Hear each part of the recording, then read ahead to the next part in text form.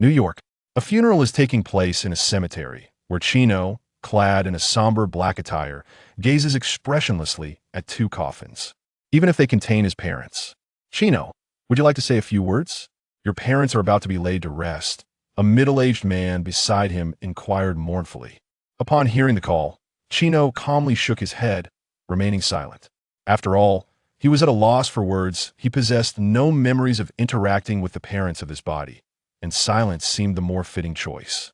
Indeed, Chino is a traveler, aged 18. His arrival in this world coincided with the tragic demise of his parents, leaving behind a substantial inheritance scenario that should herald the onset of a life of enjoyment. However, there is some bad news. This is the Marvel Universe. Yet, there is a silver lining. He possesses a unique ability that allows him to traverse to other worlds. But then, the situation worsens. Across the divide lies DC. The irony is palpable. Neither side offers much solace, as both are rife with the potential for world-ending calamities and human extinction. Moreover, it remains uncertain whether these two realms are part of the main universe. It is well known that the parallel worlds of Marvel and DC are as numerous as the stars, which indicates that his precognitive abilities are rendered somewhat ineffective, providing only glimpses of secret knowledge. Contemplating this, despair washed over Chino's visage. The middle-aged man, noticing the desolation in his eyes, felt an even deeper sorrow.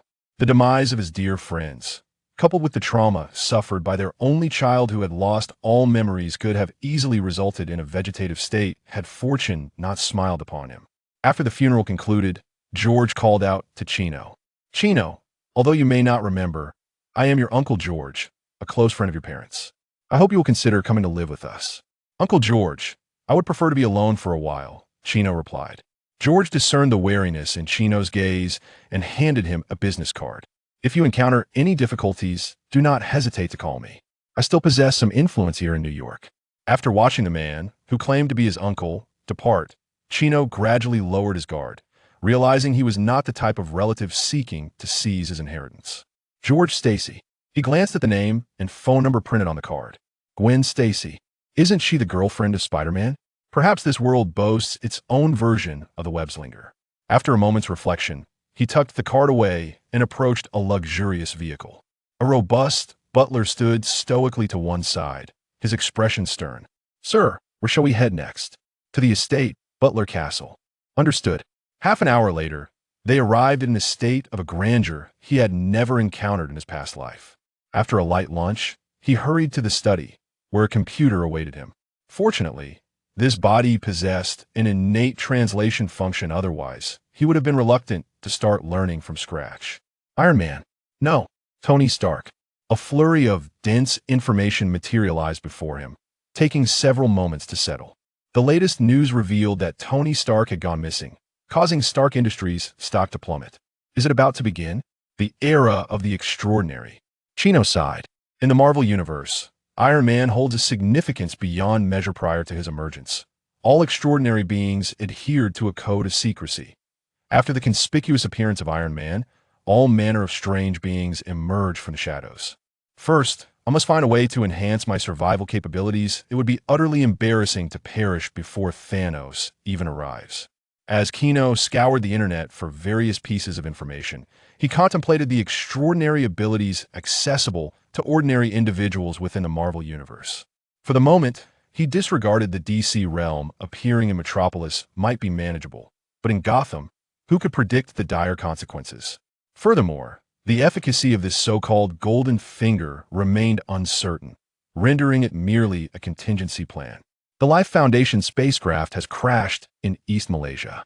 Kino's eyes brightened as he perused the data on his computer. Venom, how could he have overlooked him? With immense strength, rapid healing, and the ability to replicate superpowers. Despite the drawbacks of a phobia of noise and fire, he remained a formidable entity. As long as he avoided antagonizing any powerful figures in this world, he could certainly thrive. But how do I infiltrate? In the films, a mere journalist could effortlessly access such a highly secure laboratory. It was absurd. How could such an important facility be guarded by so few? As for purchasing entry, not every orphan bears the surname Wayne. Alfred, the butler? Young master, how may I assist you? Alfred opened the door and inquired. How much liquid capital can I mobilize? Approximately around 50 million. Goodness, that's quite a sum.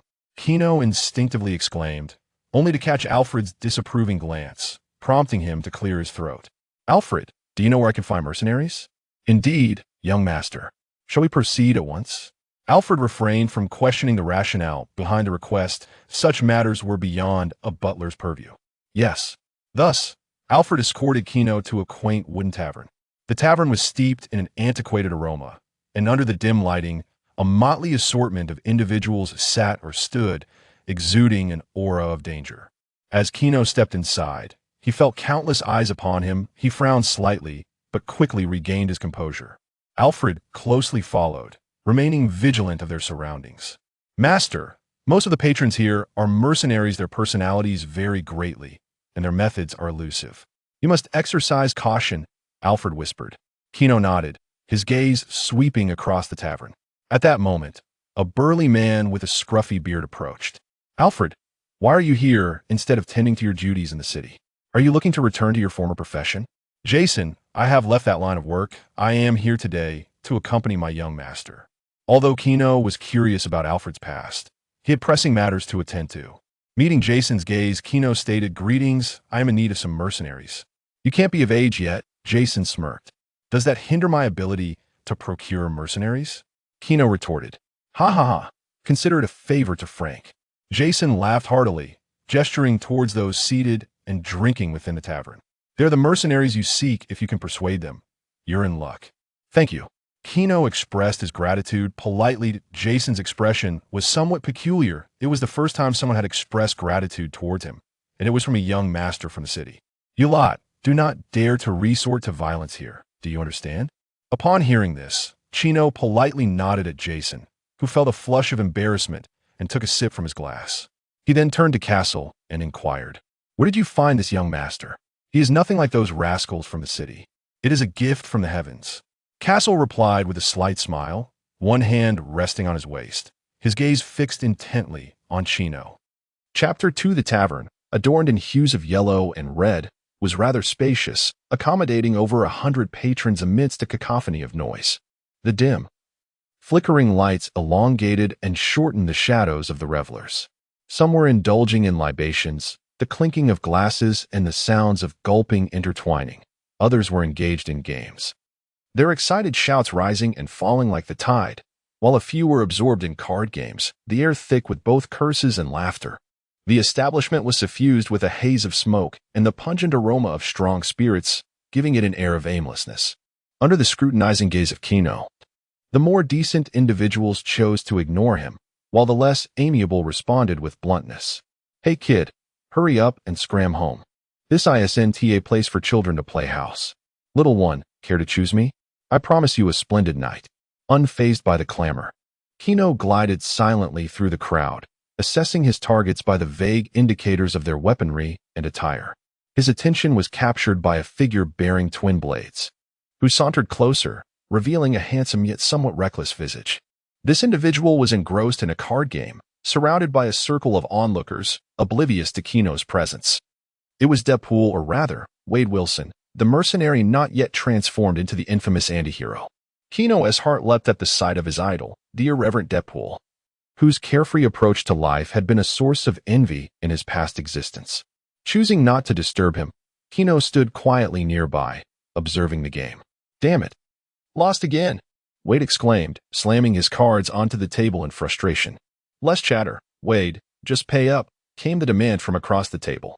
In a huff, Wade produced a handful of loose change, clearly his last remaining funds. Hello, Wade. May I have a moment of your time? Kino ventured softly. All right, kid. Seeing as you didn't interrupt the great Wade Wilson, I'll grant you a minute. If this is a game of house you're after, I'll shave your head. Wade retorted, his tongue as sharp as ever, remnants of his pre-Deadpool persona still intact. Take me to infiltrate a laboratory. Kino cut straight to the chase. And then what? You plan to steal a mysterious serum, drink it, and become a hero? Kid, you need to read fewer comics. Wade scoffed, laughter erupting from the tavern's patrons. $1 million, Kino declared, raising a finger, his voice soft yet resonant enough to reach every ear in the room. A hush fell over the tavern as if time itself had paused. Kino remained composed, observing the stunned expressions around him. I can pay half as a deposit. The tavern owner, Jason, erupted in a spray of his drink, the liquid catching the light and forming a mist. Does this kid even know how much a million is? It's only a few thousand to take someone out. Castle sighed. I haven't had the chance to enlighten the young master on this matter. Kino regarded Wade, his expression unreadable. Do you disagree? As I began to speak, Wade abruptly lunged forward, seizing my outstretched finger. No problem, boss. Not only can I infiltrate the laboratory, but I could also eliminate someone if necessary. So, you are in agreement then? Kino offered a faint smile. Indeed, boss. So when will half of the deposit be transferred? Castle. Wade beamed at the notification on his phone. $1 million. He could comfortably enjoy 2 years of leisure with Vanessa and even upgrade his gear. Those around him gazed enviously at Wade, astonished that one could earn $100,000 merely by playing house with children. This was the first time they had heard of such a thing. By the way, boss, what were you about to say? Oh, nothing. Just that if you didn't agree, I would add another $50,000. Wade's smile faltered, a feeling of regret washing over him for his quick reaction. If only he had hesitated a moment longer, he could have secured an additional $50,000. Regaining his composure, Wade noticed Kino was still searching for someone, scanning the surroundings. The mercenaries visible were all flaunting their muscular physiques and weapons, clearly unashamed of their lucrative pursuits. Boss, are you still looking for someone to play with? Or rather, to infiltrate the laboratory? Yes, you shall be the primary operative. But I require a few individuals to ensure my safety. Wade realized that this young boss appeared to be quite serious. After a moment of contemplation, he remarked, Boss, I know someone. I lost to him in a boxing match, but he should have no trouble safeguarding you. Oh, where is he? Take me to see him. Kino's eyes lit up. Anyone deemed strong by Wade piqued his interest. But he is a mutant, boss. I hope you don't mind. Wade had discovered the other's mutant identity during their altercation. A punch to the jaw had felt as solid as steel, and had he not been wearing protective gear, his hand might have fractured. As long as he is sufficiently strong, I have no objections, Kino replied without hesitation, following Wade's lead. They arrived at a table where a burly man was consuming whiskey as if it were water. Logan, still drinking, I have a job opportunity. Would you care to join? Wade clapped the robust man on the back, causing him to sputter on his drink. The man turned, revealing a wild glint in his eyes. If you place your hand on my backside again, I will sever it. I cannot be blamed. It's simply that your rear is too enticing. I have a significant job and specifically recommended you to the boss. Wolverine, Logan, why was he here? And how did he know Wade? According to the timeline, Wade should have been slain by Logan. This is your boss? Playing house with a little brat? Logan scoffed as he regarded Kino, having overheard their previous conversation in the tavern. Please don't say that. This boss appears to be quite earnest, Wade interjected hastily. Get lost, or I will pound you. Logan raised his fist. Oh, do you wish to extend those little claws of yours? Allow me to assist you. Wade provocatively drew 2 knives. Logan slowly extended his claws, revealing a sharp tip. Kino interjected, Wade, stop. Wolverine, Logan, can we have a discussion? Wolverine, such a striking appellation, though it seems unworthy of you. Wade obediently sheathed his weapon, yet his tongue remained incessantly active. Logan narrowed his eyes. This moniker was inscribed upon his nameplate. Do you recognize me?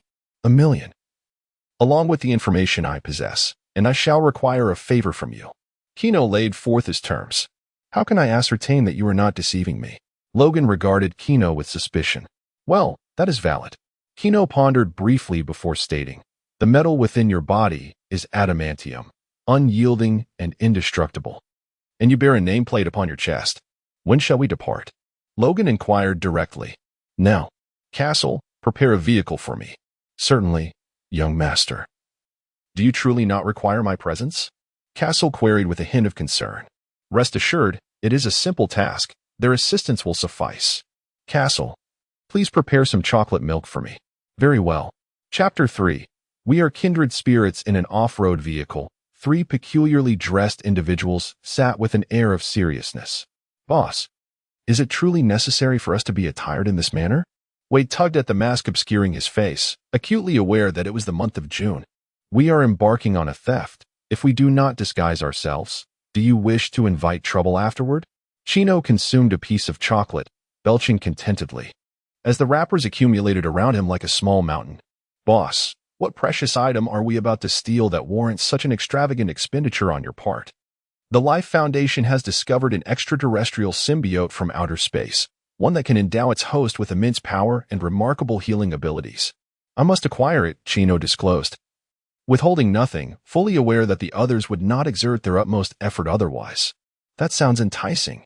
If it weren't for your generous funding, I might have considered partaking myself. Wade jested, appreciating the rarity of such a magnanimous benefactor. Indeed, there is more than one symbiote inside, but each possesses its own consciousness and desires. If you cannot control it, you may end up being dominated instead. Well then, I certainly do not wish to find another presence while sharing a bed with Vanessa. But aren't you concerned about being controlled, boss? That is why I am accompanying you. To select one that is manageable, Logan interjected from the driver's seat, glancing at TNT in the passenger seat.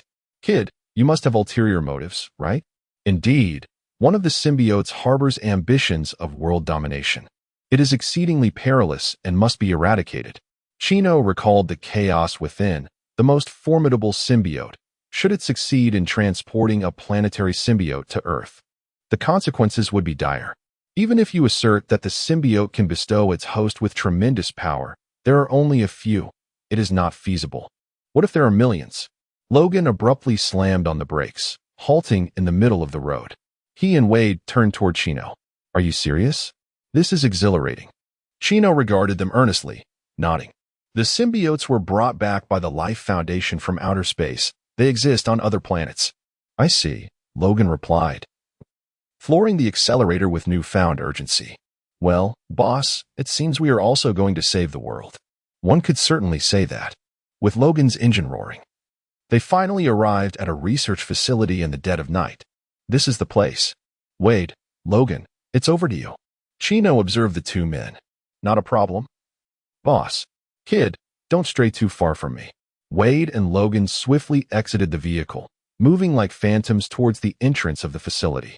Chino anxiously followed, gripping a handgun tightly, fully aware that it might prove ineffective in a critical moment. Wade adeptly navigated the shadows, quickly locating a guard. He drew a dagger and plunged it into the guard's heart from behind. The guard attempted to cry out, but blood obstructed his airway, and soon he ceased to breathe. Wade even took the liberty of propping him against the wall, making it appear as though he were merely dozing off. As they proceeded, Wade led the way, deftly evading various cameras and neutralizing guards without attracting attention. Remarkable indeed. Chino's eyes sparkled with admiration for such fluid and seamless assassination techniques. Soon, they arrived at a laboratory, where Wade faced a password lock, feeling somewhat overwhelmed. Fingerprints, passwords, dual authentication, quite the hassle. Logan pushed Wade aside, unsheathed his claws, and made swift slashes across the steel door before delivering a powerful kick, creating a triangular gap. Thanks, Logan. Chino showed no hesitation and slipped inside. Hey, are your claws for sale? I'll offer 10,000 per piece. I wish to forge 2 steel blades. Unless you sew your mouth shut, I might consider it. Impossible. Do you have any idea how much joy my mouth brings to Vanessa? If it were gone. Shut it, Wade. While the two bickered behind him, Chino had found the symbiote. The laboratory housed 4 containers, each filled with symbiotes of varying colors. However, the others remained still, while only the black one exuded vitality. Approaching the black symbiote, Chino fired his weapon, shattering the outer container, and watched as Venom emerged. Come forth, Venom. From this day forth, we're one. Chino extended his hand, allowing Venom to invade his body. The notion that Venom was the weakest among the symbiotes was merely a rumor. It had been established in Venom vs. Carnage that Venom was the 998th generation of symbiotes.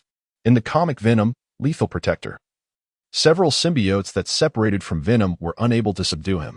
The film's dialogue suggests that Venom is a loser on his home planet. Yet the term loser implies failure and does not correlate directly to combat prowess. As a member of the Riot's vanguard, any lack of combat strength would certainly disqualify one from executing missions alongside the Riot. Chino assessed his body and felt no discomfort. It seemed that the copious amounts of chocolate he had consumed had been somewhat beneficial. "Boss, are you all right?" Wade inquired, his concern more for his $500,000 than for Kino. "I'm fine. We should leave." Kino affixed TNT to the exterior container of the silver symbiote, anxious that it might not be destroyed. "Let us go?" The trio retraced their steps. Once they had distanced themselves in the vehicle, Kino pressed a button. An explosion resonated, and Kino turned to observe the rising black smoke towards the base. Venom was in hand. The riot had been neutralized, and they had successfully departed. Yet, something felt amiss. As if he were trapped in a dream. Dreaming? Bang! Kino drew his handgun and fired a shot at Logan, who was driving. "Boss, are you insane? Why did you shoot Logan?" Wade stared at Kino in disbelief. It was indeed a ruse. Kino gazed at Wolverine, motionless over the steering wheel, then aimed the gun at Wade. "My apologies, Wade. Idle." Bang! Wade's forehead was pierced, and he slumped weakly against the sofa. Chino sat in the moving vehicle, momentarily entranced by the gun in his hand, before a faint smile graced his lips. It was not as if he had never faced death before. He was simply wagering that the venom truly coursed through his veins. Bang! Had he not perished? Chino turned his head to meet a pair of ghastly white eyes. "With your mental prowess, death in this realm would indeed be final." The head of Venom extended from behind Chino, shielding him from the bullet. "For I believe the sensation of you infiltrating my body is no mere illusion." Chino lowered his handgun. "Such confidence that I shall save you. Know that your spiritual demise does not affect the corporeal form. Rather, I shall exert complete control over the body." Venom unfurled its maw, lined with sharp teeth, as its elongated tongue caressed Chino's face, as if poised to sever his head in the next instant. "For we are both solitary beings in this world. You are the anomaly amongst symbiotes, while I am a wanderer from another realm. We are kindred spirits. Within the symbiote collective, they ought to be cold, efficient, and utterly obedient. Yet Venom possesses its own thoughts and emotions, even engaging in intricate emotional entanglements and ideological conflicts with its host." Chapter 4. Venom. Just because of the films swirling in your mind, you dare to. "Stop licking. You know I have a phobia of cleanliness." Kino swatted away the tongue that had licked his face. "Ah, my apologies. I didn't mean to." Venom instinctively offered an apology, then noticed the twinkling mirth in Kino's eyes. "You audaciously deceived me." "Ah, it tickles. I was wrong." Kino hastily begged for mercy, prompting Venom to relent. Indeed, even though the symbiote retains memories of its past, its character is undoubtedly shaped by its current host.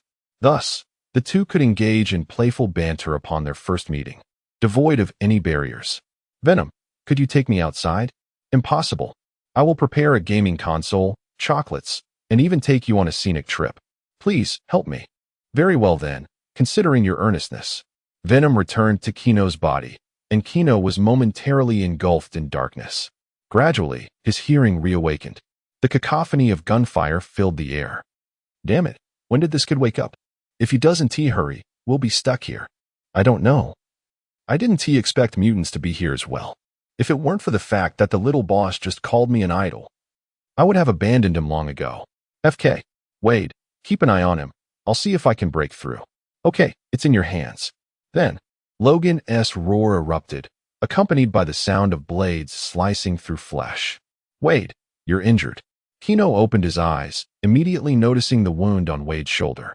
"Little boss, you've finally awakened. This time, it's a work-related injury. You must cover the medical expenses." Medical costs in New York start at quite a hefty sum. Kino rose to survey his surroundings. They were still in the laboratory, with TNT still affixed to the containers. "Wade, please explain the current situation." "All right." The moment the boss stepped outside, he fainted. "The Life Foundation has hired 3 mutants as security, along with a group of armed guards.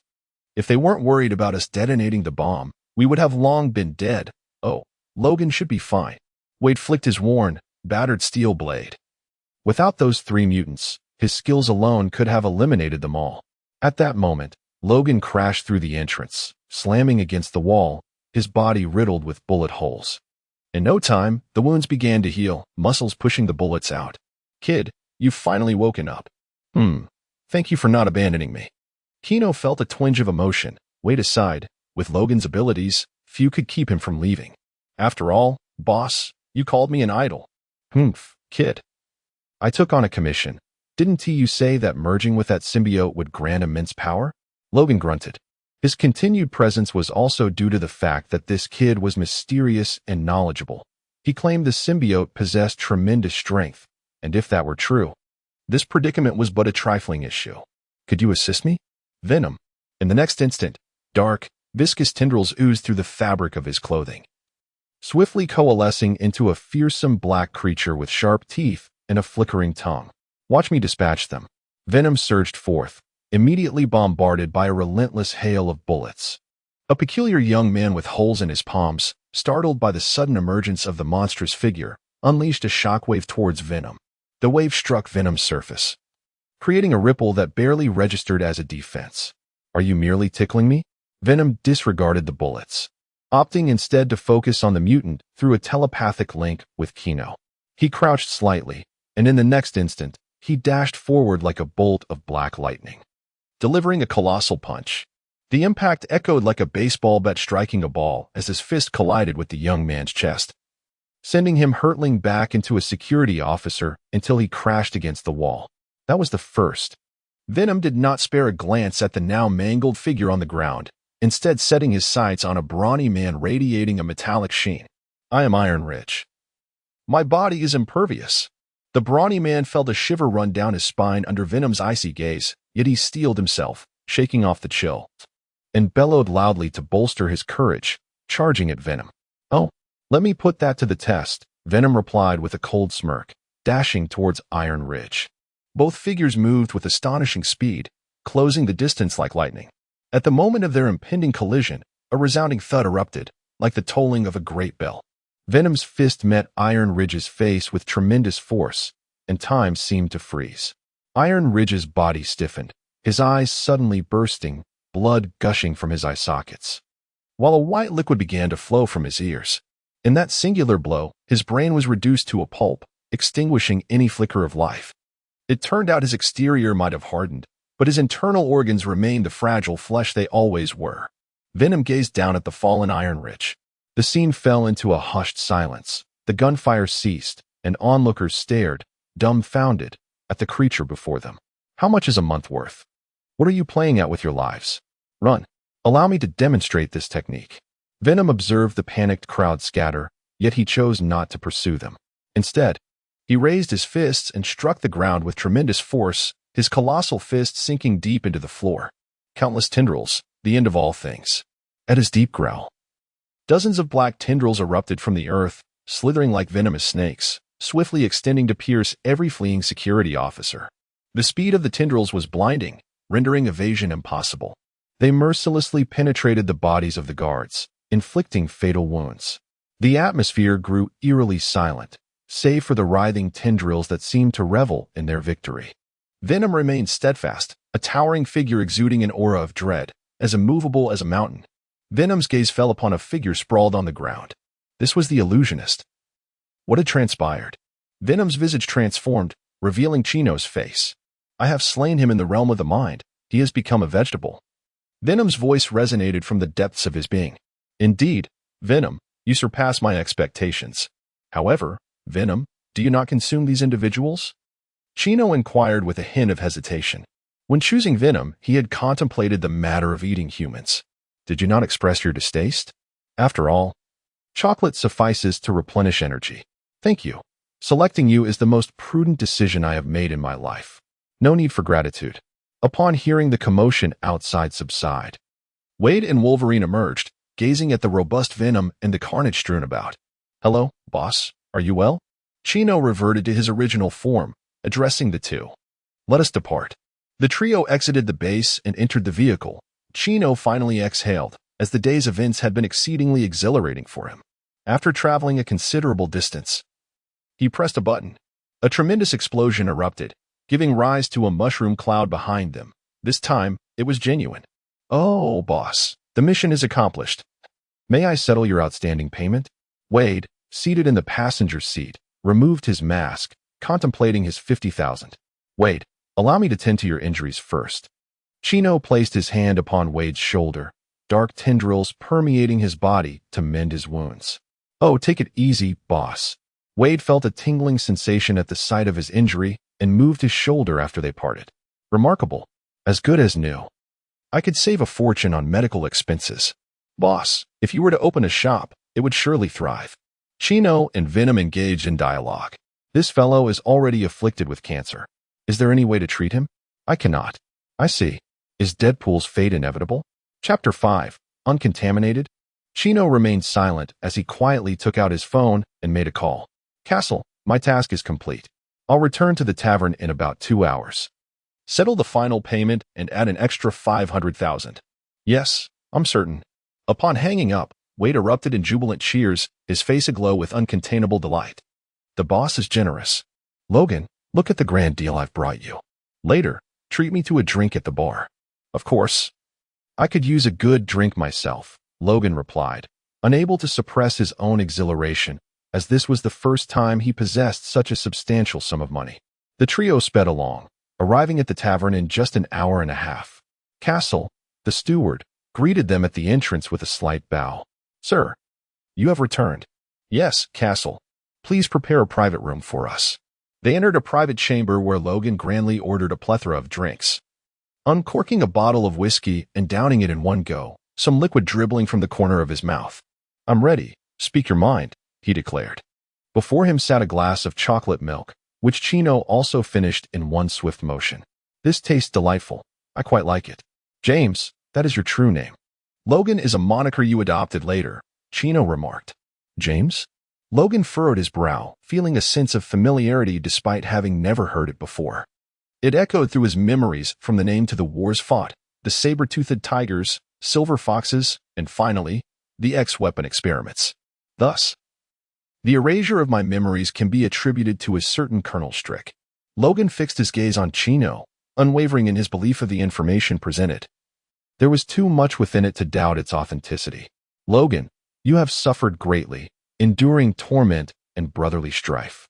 But that name, Strick, rings a bell. Oh. Years ago, a colonel invited me to join a squad, but at the time, I was deeply infatuated with Vanessa and could not leave. Wade, with a sympathetic glance towards Logan, clinked his glass with his and reminisced, a look of realization dawning on his face. Chino pondered, understanding that this was the reason for their paths never crossing. What must be done to locate Strick? Logan asked, his excitement palpable as he crushed a whiskey bottle in his grip, his eyes aflame with a fierce intent, his teeth grinding audibly. Logan, you overestimate me. While I possess some knowledge, it is merely clandestine whispers, not omniscient insight, Chino replied, observing Logan's dejection as he lowered his head. However, his objective is to annihilate all mutants. You might consider visiting the Xavier Institute for Gifted Youngsters, founded by Professor X. You could await developments there. Professor X? Chino nodded solemnly, continuing, currently, there exist two factions among mutants, the pacifists and the warriors. Professor X leads the pacifists, while I do not recommend you approach the warriors. Why not? Logan inquired. The leader of the warriors is Magneto, who possesses the power to manipulate metal. At this revelation, Logan fell silent, opting to down another bottle of whiskey. Boss, do you have any intel that might lead me to significant fortune? Wade discovered that this enigmatic boss possessed a wealth of clandestine information, including intricate military plans, as if he had witnessed them firsthand. How much can you muster now? He inquired. Including what you just provided, it amounts to nearly $2 million. Such a paltry sum, Wade's expression darkened. In the high-stakes environment of New York, managing to save $500,000 was commendable. Invest in Stark Industries stock. Buy as much as you can. Boss, are you implying that Stark is still alive? Of course. He was well aware of Tony Stark, a figure known to almost everyone across the globe. His brilliant intellect and lavish lifestyle were objects of envy.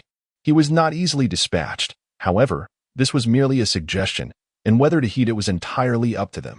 Chino sipped his chocolate milk, speaking ambiguously. Boss, I have always had faith in you.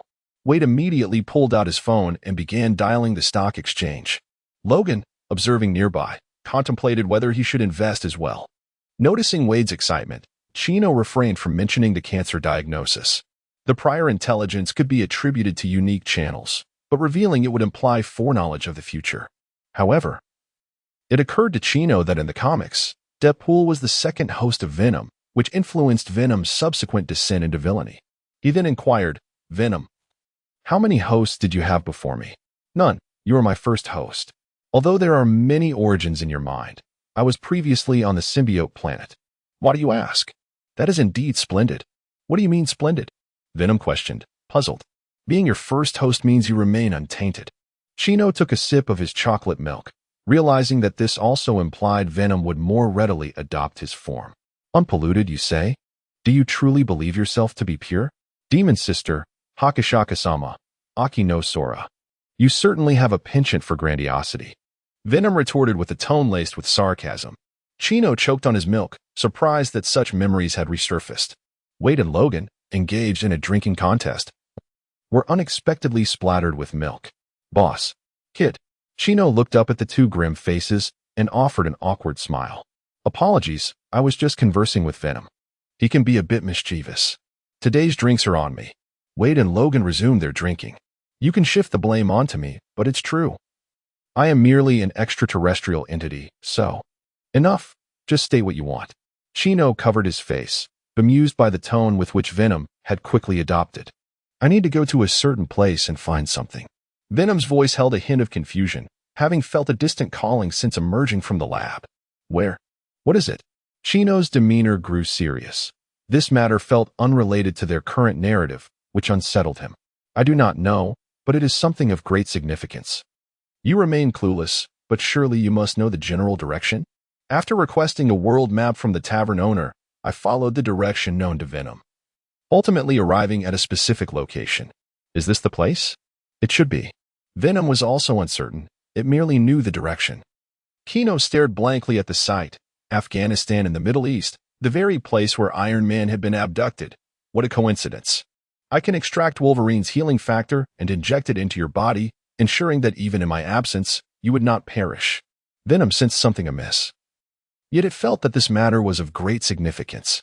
Chapter 6. Our steward, can you really do such a thing? Chino was taken aback.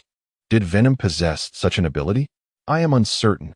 I have never attempted it, yet I feel it is within my capabilities.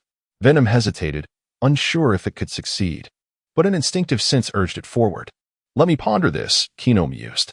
The ability to self-heal was undeniably desirable, not only for rapid recovery but also for staving off the ravages of time. Moreover, rescuing Stark carried inherent risks, yet the potential rewards were substantial. If faced with an insurmountable foe, one could always retreat to the DC universe. Let us do it then. If we must go, we shall. If worst comes to worst, we can always escape to another realm. Logan interjected, Kid, where are you planning to go? Need a hand? He had been muttering to himself, his expression shifting, and had even requested a map. Wade, already inebriated, was attempting to outdrink Logan, whose self-healing factor made it a futile endeavor. Chino shook his head. No need, Logan. I can manage this on my own, and you have your own matters to attend to. Well, if you need anything, just give me a call, Logan replied quietly. Chino stood and patted Logan on the shoulder. Rest assured, I shan't squander your goodwill. Continue your revelry. I shall take my leave. With that, he turned and departed. Logan scratched his shoulder, feeling a slight itch. Exiting the tavern, Chino gazed at the black substance in the center of his palm. Venom, have you succeeded? Absolutely. How long until completion? Approximately a few hours. Thus, there was an added layer of assurance in this world. Chino settled into the luxurious car, exhaling deeply. Indeed, he was not accustomed to the atmosphere of a tavern filled with alcohol and smoke. Indeed, master, it would be prudent for you to avoid such establishments henceforth. Castle, can I truly place my trust in you? Chino regarded the chauffeur, who had taken excellent care of him since his arrival in this world a week ago. It felt as though they had known one another for ages, even to the extent of knowing his favorite foods. Of course, my master. I swear it upon my wife and children. Castle did not turn around but met Chino's gaze through the rearview mirror. Venom, come forth and greet our steward. Greetings. Castle the steward. Venom emerged from Chino's shoulder, revealing its menacing visage, complete with sharp fangs and a lengthy tongue. Hello, Venom, sir. Castle remained unfazed, a flicker of peculiarity crossing his features. Are you not afraid of me? Venom inquired, sensing the absence of fear in the human before it. Not in the slightest, Mr. Venom. Kindly take a seat. I am driving. Castle maintained his focus on the road. You're making me lose face here. Should I express fear and crash the car into a wall instead? That would suffice. But do behave, this vehicle is quite valuable. Kino cradled Venom's head in his arms and offered it a handful of chocolate to calm it. Castle, what did you do before? Kino asked. I am a veteran of the United States Marine Corps, holding the rank of captain. After my service, I worked as an instructor for a time before becoming a steward in the young master's household. Castle did not conceal anything. With your credentials, why settle for being a steward? Chino inquired, puzzled. With such qualifications, becoming a bodyguard for the wealthy and earning a six-figure salary would not be a mere fantasy. Because the master saved my wife and child, in exchange, I became the steward for the young master, Castle replied with a smile. A Marine Corps captain. A family man. Such a familiar scenario. Fool, the Punisher. The voice of Venom echoed in his mind as Chino's eyes widened, confirming his suspicions. Castle. What is your full name? Frank Castle. Indeed, it was he, the Punisher, the pinnacle of human combatants. Frank, how long have you been a steward? 5 months and 6 days. Frank provided a precise answer. How did my parents die? The master and mistress suddenly passed away while drinking. Frank's expression remained unchanged. Yet the wine cellar in the manor is empty. At this, Frank fell silent. Chino chose not to press further. He contemplated his own abilities. For though he could only traverse the DC universe now, what if he could one day manipulate time? After all, this world resembled a sieve. And even a modest ability could toy with time. Moreover, the duration Frank had mentioned likely marked the time of their first meeting. He made a mental note of it. Creaking hay. And what of those parents who perished the day before my arrival? Though he had seen their photographs, their bodies had long since been laid to rest. Creaking, are you even listening to me? If my father is a future version of myself, then who is my mother? Can I bring others along with me? Who would that be? Are you done yet? Do you think my head is a ball to be tossed around? Ah, Venom erupted in frustration, biting down on Chino's skull. Ouch! Chino felt as though his head might explode, his previous train of thought dissipating as he begged for mercy. Yes, I'm sorry. You know me. I can't help but ponder. Well, who cares about you? You don't even acknowledge me. It's deliberate. Ah, please stop biting. I'm bleeding. Frank glanced in the rearview mirror, amusement dancing in his eyes. Though their appearances differed, this was their way of interacting. Upon arriving at the manor, Chino exited the vehicle, bloodied and battered. Venom, if you healed my wounds, could you not at least clean up the blood? I'll leave it to remind you. Fine. As night fell, Chino rushed to the bathroom to wash himself. Venom, my back itches a bit. Could you scratch it for me? Really? Am I your maid now? Despite the protest, a few black tendrils extended to assist him. After bathing, Chino donned a loose-fitting nightgown and wearily reclined on the soft bed. Venom, does merging with the self-healing factor require anything from me? There's no need. Just take a nap. It will be safe and painless, the head of Venom, extending from Kino's chest, remarked. Well then, I shall entrust this to you. Venom, Kino replied, closing his eyes. Before long, Kino fell into a deep slumber, his breathing becoming steady and profound. He truly has fallen asleep. Does he trust me so completely? Venom mused silently. It resided within Kino's body, acutely aware of his physiological state. Indeed, Kino had succumbed to sleep, and it was deep and serene. Venom recalled Kino's memories. He had always been a highly vigilant individual, particularly since arriving in this world, often jolting awake in the dead of night. Yet at this moment, he had so easily lowered his guard, placing complete trust in Venom. It couldn't help but find this somewhat amusing. What a peculiar human. Merely a few films have managed to render him so relaxed. However, for Venom, this was not an undesirable circumstance. It relished the sensation of being trusted, even if the reason behind it was rather inexplicable. Such a wicked yet foolish Kino, Venom whispered, before retreating back into Kino's body to commence the integration of the healing factors. As time passed, Kino's body began to undergo transformation. His cells started to absorb and merge with the healing factors, bestowing upon him enhanced vitality and restorative capabilities. Chapter 7. Only power is the truth of this world's Sahara Desert. In the sky, aboard an armed helicopter. Frank, you managed to acquire this? Kino expressed his surprise. The following morning, he instructed Frank to arrange a flight to the Middle East. He never expected that after a mere day out, Frank would procure an armed helicopter. His connections from his military days proved beneficial. You truly do not require my accompaniment, master? Frank, piloting the helicopter, began a gradual descent, clad in black combat attire. Surrounded by an assortment of weaponry, fully equipped. No, Frank, you shall remain here. I have Venom with me. Rest assured, Butler, I shall provide protection. Venom peered out, scanning the distant hillside, sensing an increasing intensity. Then let us set forth. Kino, donned in a brown windbreaker, descended the slope, arriving at a natural air raid shelter, where patrolling figures of terror flitted about, accompanied by various artillery and missiles. Indeed, this is the location where Stark was abducted. What are we waiting for? Let us charge in. Venom was eager to transform. Wait, you do not intend to storm in recklessly amidst the artillery, do you? Kino quickly interjected. What other course of action is there? Remember our purpose here, to locate something. Eliminating foes is secondary. If you destroy what we seek in a fit of rage, it will be in vain.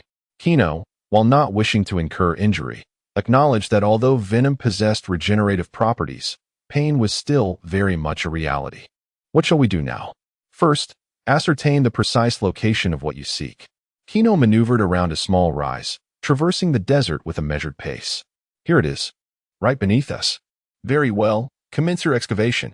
Kino gazed down at the yellow sands. Inside the cavern, you are indeed formidable, with merely a hammer. You can forge such exquisite weaponry. The leader of the 10 Rings observed the scrap metal that resembled a rusty suit of armor in the corner. You are truly the greatest genius in this world, Tony Stark. The leader's excitement grew as he glanced at the two individuals, now at gunpoint. Tony Stark wore a bitter expression, having anticipated success within a week, yet finding himself suddenly attacked and discovered today. What of the weapon schematics? The leader extended his hand eagerly. With such schematics, the 10 Rings could undoubtedly dominate the globe. Tony Stark silently regarded Ethan, who translated, he desires the weapon schematics. Do not grant them. Tony understood that surrendering the schematics would ensure his survival that day. Thus, he approached the nearby workbench, meticulously organizing the schematics, ensuring not a single detail was overlooked. The leader, breathing heavily, fixated on Tony's silhouette, anticipating the imminent acquisition of the schematics, a weapon capable of world domination. Ethan's expression darkened. Tony, holding a stack of schematics, approached the leader, while the surrounding henchmen parted, the leader remaining still. Akin to a king awaiting tribute from his subjects, Tony approached the leader and slowly extended his hand. The leader, trembling, reached out to accept it. Suddenly, with a swift motion, Tony let the blueprints fall into the nearby furnace, where the intense heat reduced the plans to ashes in less than a second. No. The leader seized Tony Stark by the collar, roaring in fury. What have you done? Ethan translated his words. Without turning back, Tony met the leader's gaze. His bloodshot eyes filled with disdain, a provocative smile gracing his lips.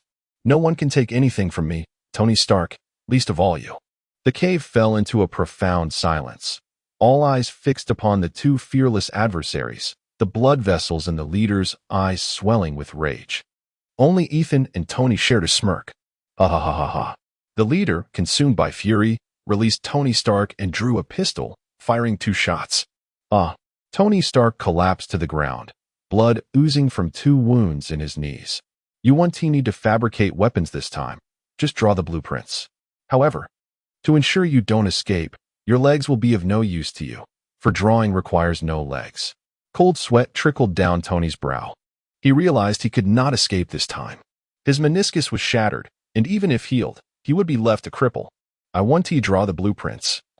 Nor will I create weapons for you. He had resolved not to aid those terrorists after witnessing them wielding his inventions. That is fine. You have a good relationship with this fellow, don't you? Willing to conspire with him to escape? Upon hearing Ethan's translation, the leader commanded his men to restrain him. Retrieving a branding iron from the furnace and pressing it against Ethan's chest, Tony's eyes widened in horror. Stop. The scent of roasting flesh filled the air. When the temperature subsided, The leader yanked the iron away, taking a chunk of flesh with it. If you refuse, I will torment him until you relent. Tony was engulfed in despair. Ethan propped himself up with his arms, the excruciating pain clouding his consciousness, yet he remained focused on the leader. Trembling, he retrieved a crystal from his pocket, placing it against his forehead in prayer. Your sins are unforgivable. The Lord Allah will send forth a messenger to punish you. The leader snatched the crystal from Ethan's grasp, examining its translucent brilliance with a satisfied smile. God does not exist. Only money and weapons are the ultimate truths of this world. Only money and weapons are the ultimate truths of this world. Ha ha ha. The cave echoed with the terrifying laughter of the terrorists, as if the very walls trembled in response. At that moment, a gaping hole appeared in the cave ceiling, and a dark figure descended, landing before the leader.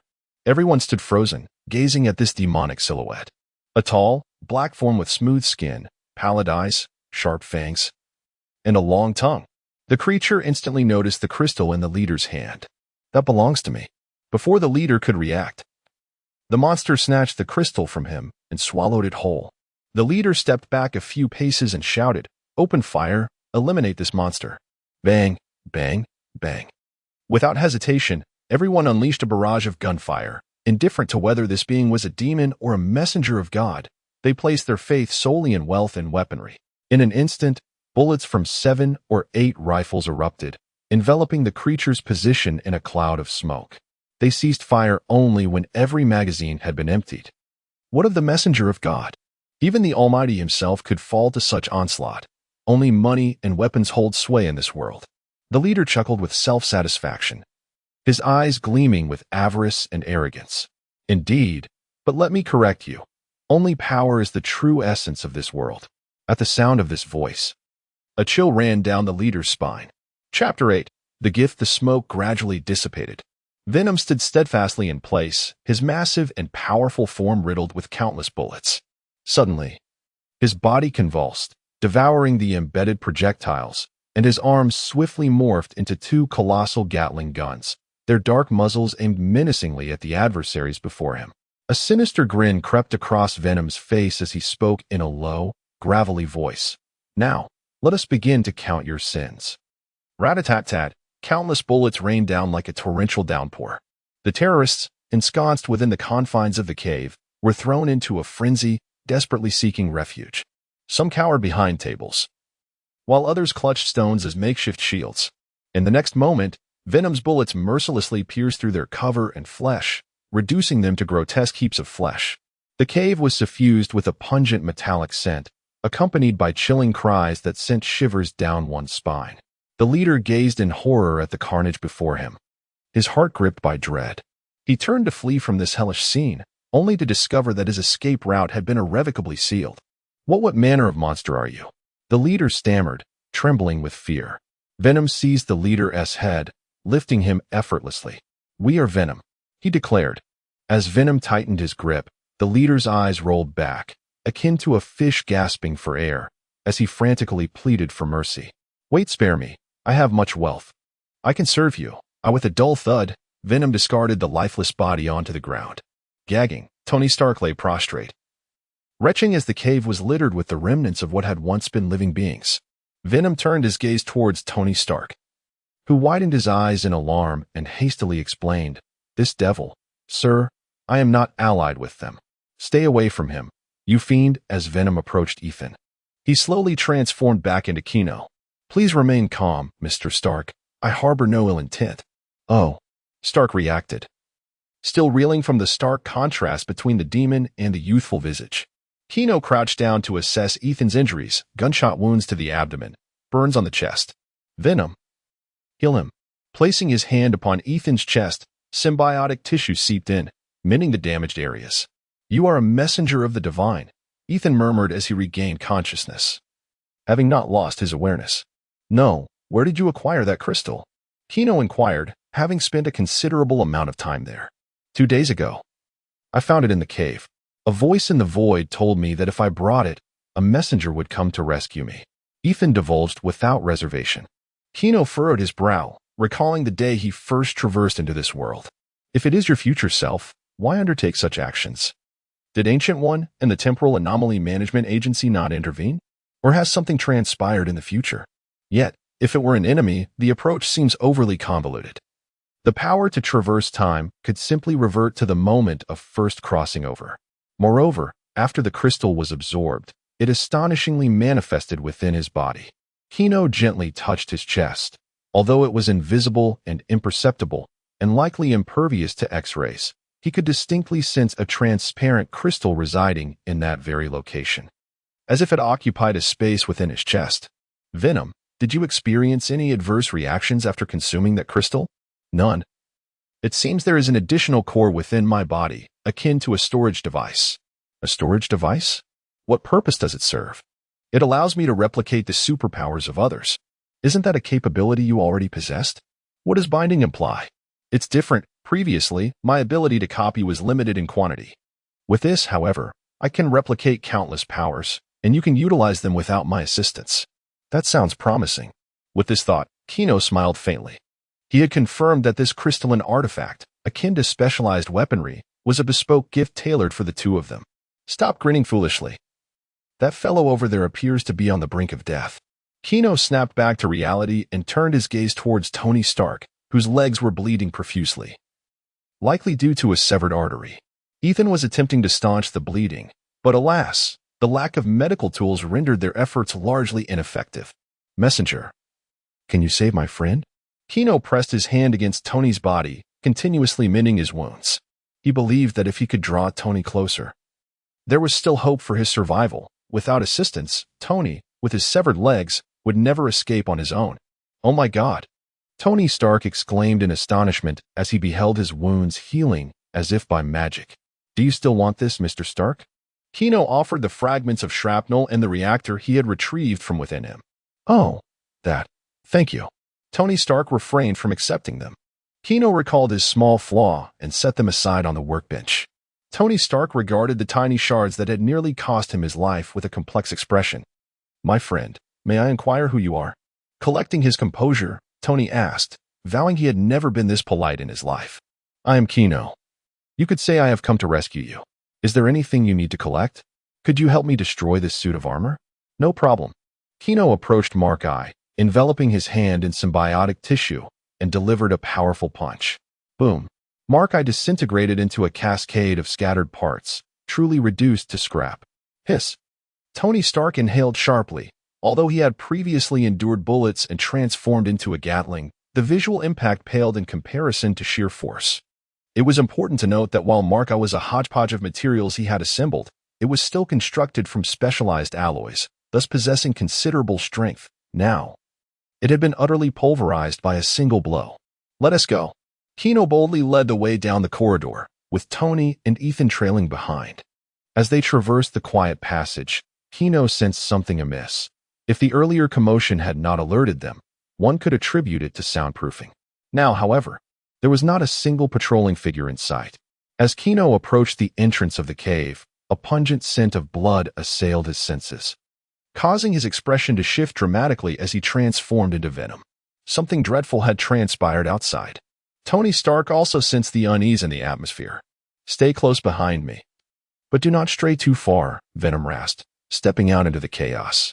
Upon exiting, a fierce wind swept through, carrying swirling clouds of yellow sand that engulfed the lifeless bodies strewn across the ground. The terrain was littered with corpses, their faces contorted in agony, their eyes reflecting despair and terror. Blood stained the earth, mingling with the sand to create a ghastly tableau. They were all dead. Not even a moment remained to relay the grim tidings. Chapter 9. Masterman. Originally, I had intended to eradicate the organization that dared to usurp my name, but unexpectedly, I encountered something intriguing. Venom gazed upon a tall man clad in an ornate golden robe, adorned with 10 resplendent gemstone rings on his fingers. The man's demeanor was one of cold indifference and arrogance, as if he regarded all of existence with disdain. Masterman. Kino's expression turned grave as he perceived through Venom's perspective, realizing that a formidable boss from the later stages of Iron Man had appeared in the novice village. Tony Stark. Alongside a demon? Even with Masterman's century of experience, he could not discern what Venom truly was. As for Ethan, he regarded him with utter disregard. What? Do you intend to seize my prey? Mistakenly labeled as a demon, Venom decided to play along, its elongated tongue lashing about in the air, revealing a mouthful of razor-sharp fangs that glimmered ominously. No, I am not interested in them. Master Man shook his head, his profound gaze filled with curiosity. Then do not obstruct my path, Venom retorted arrogantly, striding confidently with Tony Stark and Ethan in another direction. Suddenly, Venom leaped back as a blinding white light descended like lightning, erupting into a bottomless pit at the spot where it had just stood. What do you mean by that? Do you wish to be devoured? Venom roared in fury, its voice echoing across the desolate space. However, you pique my interest.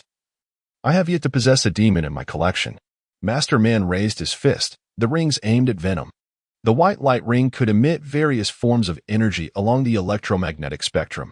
Damn it, you all go ahead, Venom cursed under its breath. Fully aware that a confrontation was inevitable today, Master Man disregarded the two mortals, his gaze fixated on Venom as if attempting to see through it. I shall display your head prominently. In that case, I shall consume you first. Venom bellowed, charging towards Master Man like a bolt of black lightning, stirring a tempest that sent sand and debris swirling into the air. Yet, Master Man remained unfazed. With a mere flick of his finger, a ring unleashed a powerful energy beam. The beam sliced through the air like a colossal lightsaber, aimed directly at Venom. Venom adeptly sidestepped, feeling the heat of the beam as it narrowly grazed its body, instantly melting the adjacent stone wall into a flow of molten rock. In an instant, Venom closed the distance to Master Man, swinging its massive fist towards him. Master Man evaded effortlessly, while another ring discharged a bolt of lightning that surged towards Venom.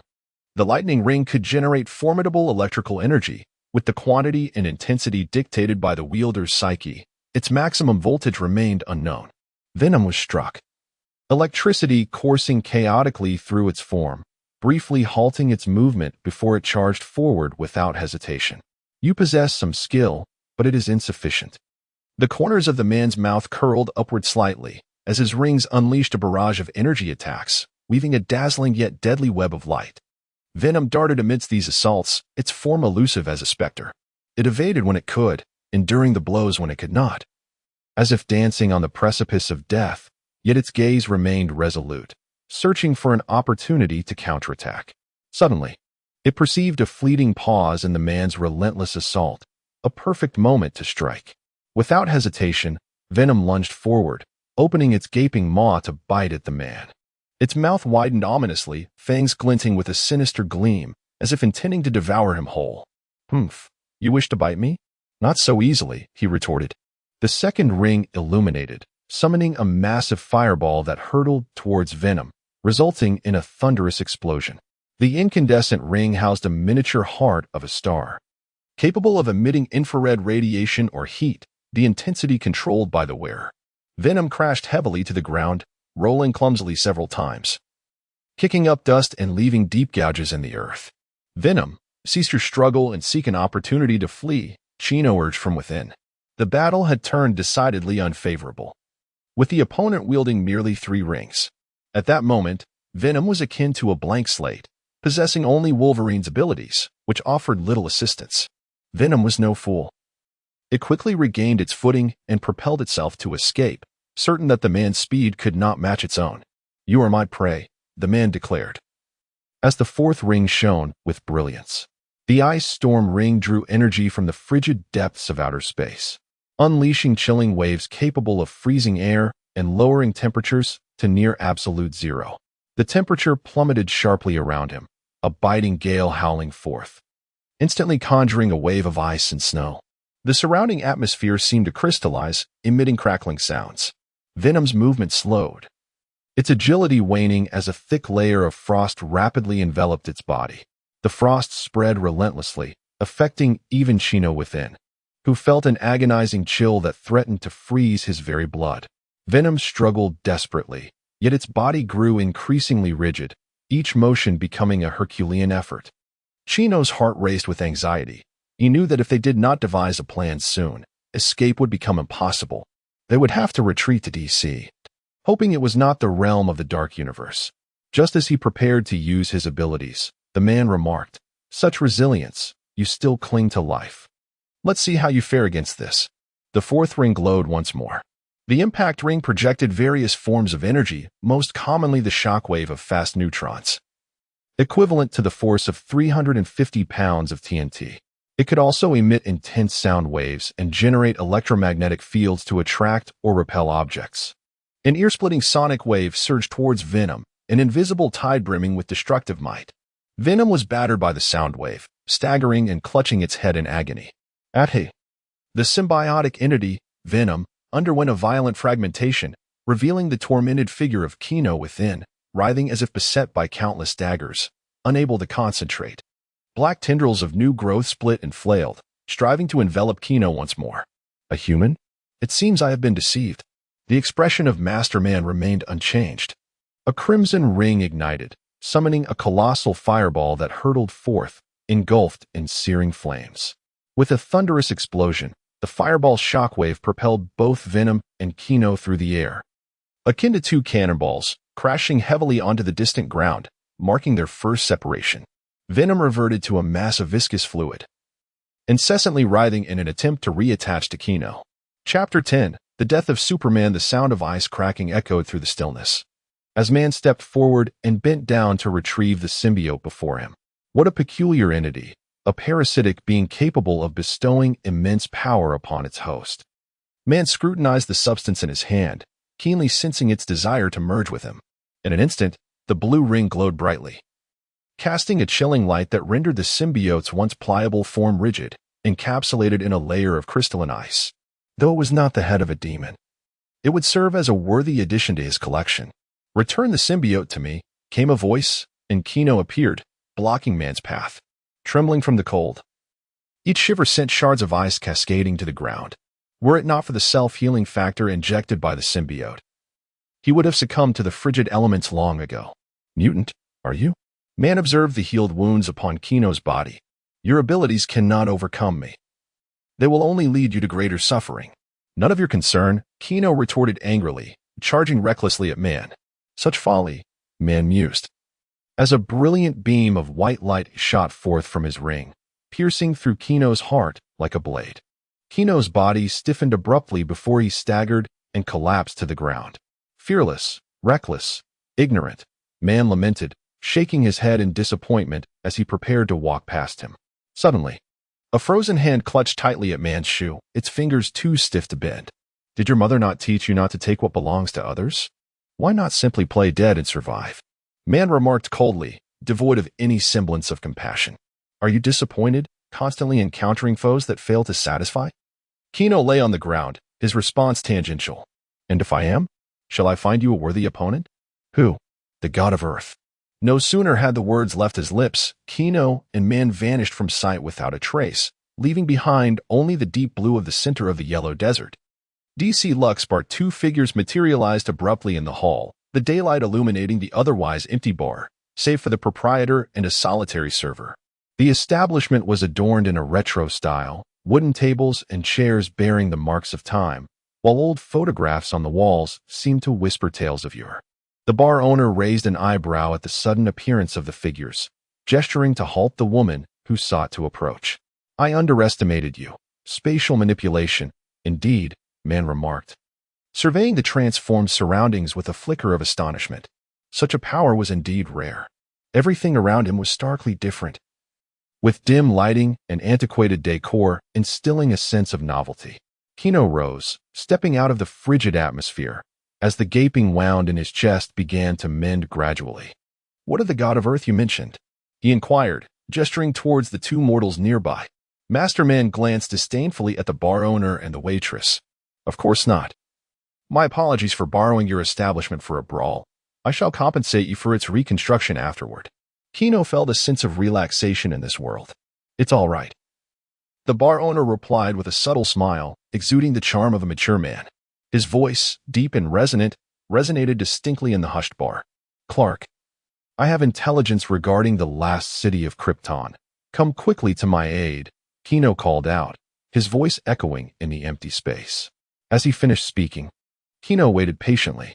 1 second passed, quite normal, as receiving information requires time. 3 seconds elapsed, He should be on his way.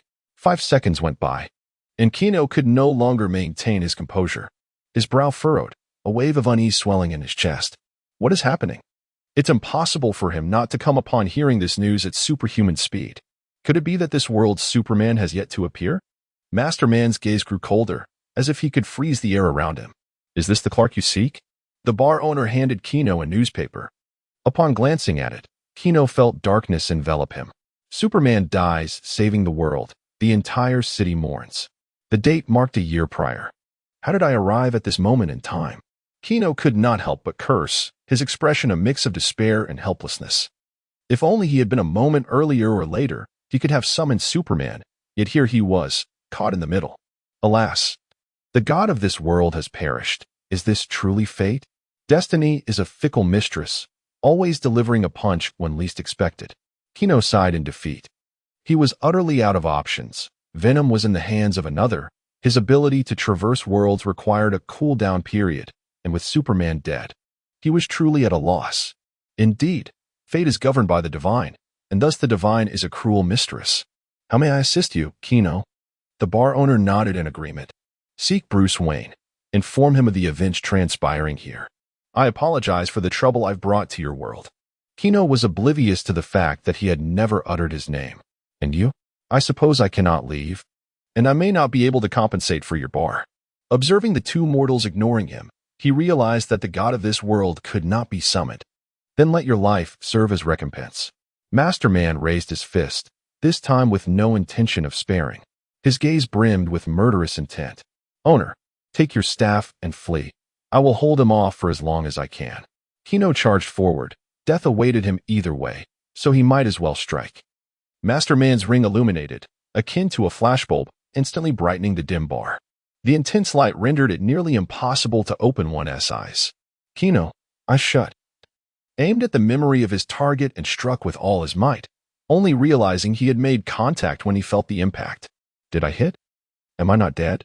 As I opened my eyes, Master Man remained utterly unresponsive, his body not even exhibiting the slightest movement. Kino's fist struck Master Man's face, contorting it in a grotesque manner, yet upon retracting her hand, there was no sign of a reaction. Had time come to a standstill? Chapter 11. Lucifer Morningstar, the deity of the mortal realm, could not be summoned, yet a demon happened to be present. A magnetic voice resonated from behind. Kino turned to see the bar owner maintaining his elegant demeanor. A demon. Kino felt a flicker of understanding and bowed respectfully. May I inquire your name? Lucifer Morningstar. But you may call me Lucifer, he replied kindly. The good news, you are unlikely to perish today. The bad news, you have encountered the Lord of Hell, Satan. Lucifer was once the most perfect angel created by God, but due to his dissatisfaction with the divine, he led a rebellion alongside other disgruntled angels. However, he failed and was subsequently cast out of heaven, condemned to eternally rule hell. Forgive my intrusion, Lord Lucifer, Kino said apologetically.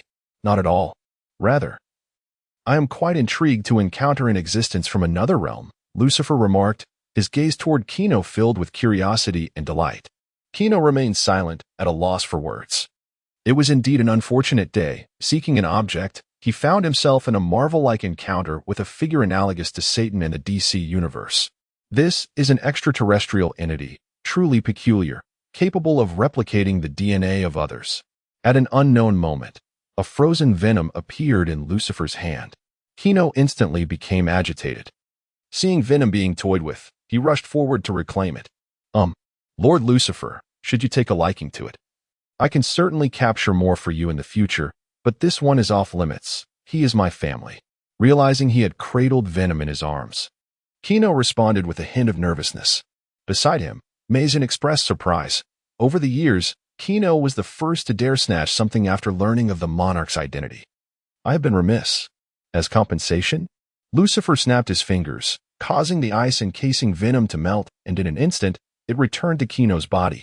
Though it mattered little whether Venom was present or not, the fusion imparted a heartfelt sense of security to Kino.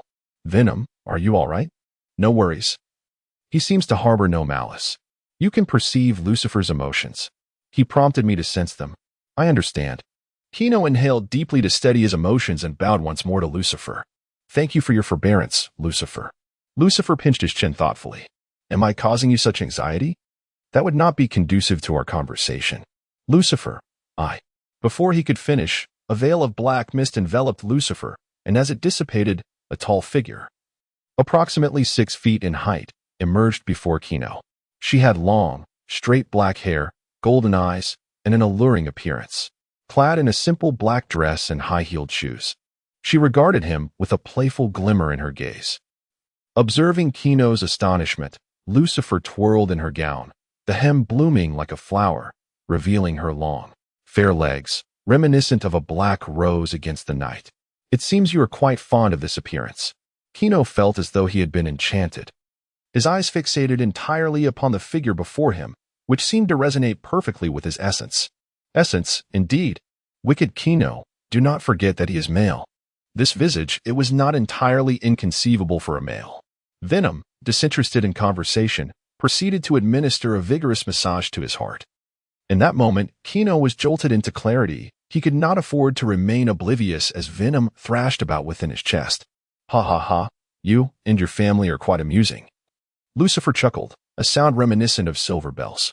My lord Lucifer, please refrain from mocking me, Kino responded with a wry smile. Lucifer teased. Do you truly believe that my appearance is mere artifice? I am a creation of God, devoid of inherent gender. My male form merely serves to deter an influx of pests. Kino nodded in agreement. Such beauty could only be a source of calamity. In ancient times, should she have instigated a war, he would not have been surprised. Then, my lord Lucifer, what is your purpose? Kino inquired directly. Aware that his intellect could not outmaneuver Lucifer's. I desire you to take me away from this world. Very well. Lucifer was momentarily taken aback. Will you not inquire as to why? Or propose some form of compensation, such as immense power or sacred artifacts? Kino shook his head, stating, there is no need. My survival thus far is owed to you. Repaying you is only fitting. As for power, I have Venom. More importantly, his ambitions were modest, rather than seek such things. He would prefer that Lucifer bestow them upon him, for such a being would not be miserly. Misogen smirked slightly, pondering whether this individual comprehended what he had just declined. You may not fully grasp my capabilities. I am aware, omniscience, omnipotence, the ability to conjure entire universes at will. Yet, how does that pertain to my desire to repay you? I have no intention of ruling the world. That would be excessively burdensome. My sole wish is to find a partner and survive. He spoke no falsehood. Lucifer appeared momentarily lost in thought. He sensed that this individual possessed desires. Yet he could control them, understanding precisely what he sought. How intriguing. If initially, he wished merely to leverage Lucifer's power to escape his predestined fate, now he found himself genuinely intrigued by him. And what if I were to share a bed with you? Please, do not jest with me, Lucifer. Upon hearing this, Kino's heart raced. This time, it was no jest. Lucifer moved closer, an unusual fragrance enveloping Kino's senses, an expanse of pristine white unfolding before him. Should you consent, I shall grant you a night of perfection, in the name of Lucifer, the morning star. Misogen gazed intently at this human. Venom remained quiet this time, equally curious about Kino's choice. Gulp. Kino swallowed hard, locking eyes with Lucifer's golden gaze. With a mere nod, he can spend a night with the most exquisite creation of God. Slowly, he raised his hand. Lucifer's lips curled into a faint smile as he watched her reach for her fullness. Just as her hand was about to make contact, Kino halted, pressing her palm against Lucifer's forehead to push him away. Lucifer, I refuse. Why? You are clearly stirred. Indeed, I am stirred, but that does not equate to desire. Kino bent down to approach man, removing all the rings from his fingers. Lucifer, may I take him with me? Do as you wish. His time will be unbound after 10 minutes. Thank you. With that, Kino grasped man and pushed the door open to leave. It was only after the chime of the tavern's door had faded that Lucifer sat at the bar and ordered a drink. Mazurkin, has my allure diminished? I cannot even tempt a child. Sir, his tent was indeed raised, yet he was not swayed. However, at the very last moment, he regained his senses. Chapter 12. Becoming strong, Lucifer downed a glass of whiskey in one swift motion. Why was he able to restrain himself? If he were unable to, would you truly spend a night with him, my lord? Mason stood nearby with a bottle in hand, curiosity etched across her face. The bar was enveloped in dim, ambiguous light, and the old photographs adorning the walls took on an air of mystery amid the interplay of shadows. Of course, if it were him, I would not mind giving it a try. With a sudden clatter, the bottle slipped from Mayskin's grasp. She was utterly taken aback, initially. She thought that Lord Lucifer was merely toying with humanity, perhaps conjuring a doppelganger or an illusion, but it turned out to be genuine. Lord Lucifer, with your stature, there is no need to go to such lengths. Lucifer delicately adjusted the strands of hair near his ear with his pinky, his perfect profile appearing even more enchanting under the faint light, causing Mayskin to gaze at him with a hint of longing. Do you know why I betrayed God?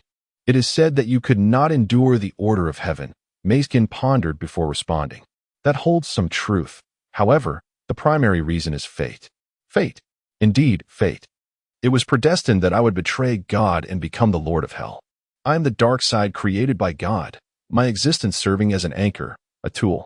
Yet, in defiance of fate, I chose to betray God and bring about the destruction of worlds. However, despite my countless attempts to annihilate worlds, God would merely recreate them. Eventually, I grew weary and came to Earth to open a humble tavern, quietly awaiting the arrival of fate. Lucifer stirred the orange liquid in his glass with a finger. Lost in thought, her gaze deepened and became distant, as if she could peer through the small glass to witness the events of the past. Are you truly certain that this human can take you away? That is God. The bar fell silent, save for the sound of breathing, making Mayskin's voice resonate with startling clarity. When he first appeared, I could sense the aura of another world, but in an instant, his essence had merged with this realm. Indistinguishable from other humans, like ink dissolving into the sea, vanishing without a trace. Then, my lord, you simply let him go, transforming him into your slave. Mayskin's throat felt constricted, rendering her speechless. She could only kneel on the ground, her knees bearing immense pressure, causing cracks to form in the floor beneath her. Those golden eyes emanated a formidable pressure, nearly suffocating Mayskin. Mayskin, this is my only chance. No mishaps must occur. Do you understand? In that moment, Lucifer truly exhibited the authority of the Lord of Hell. Yes, my lord. Upon uttering those words, Mayskin collapsed, gasping for breath. I shall return to hell. Once the tavern fell into complete silence, Mayskin lifted her head, her eyes brimming with infatuation. She approached the remnants of Lucifer's drink, eagerly savoring every drop. Lord Lucifer, Mayskin, the most trusted demon of Lucifer, who also harbored an affinity for the fairer sex. On the other side, Kino led the man in a suit to a rooftop. The city shrouded in darkness unfolded before them, Gotham, the city of sin, reeking of decay and moral degradation. Dim streetlights emitted a feeble glow through the mist, barely illuminating the ground beneath their feet.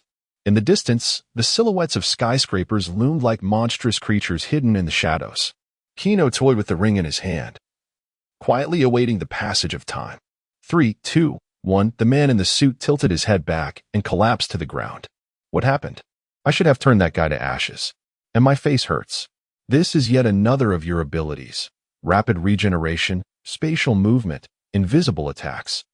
The man in the suit noticed Kino standing at the edge of the rooftop. Not this time. Kino turned around, and the man in the suit fixated on the ring in his hand. Incredulous, he reached out, discovering that the 10 rings that once belonged to him had vanished without a trace. Those were my 10 rings. When did you steal them?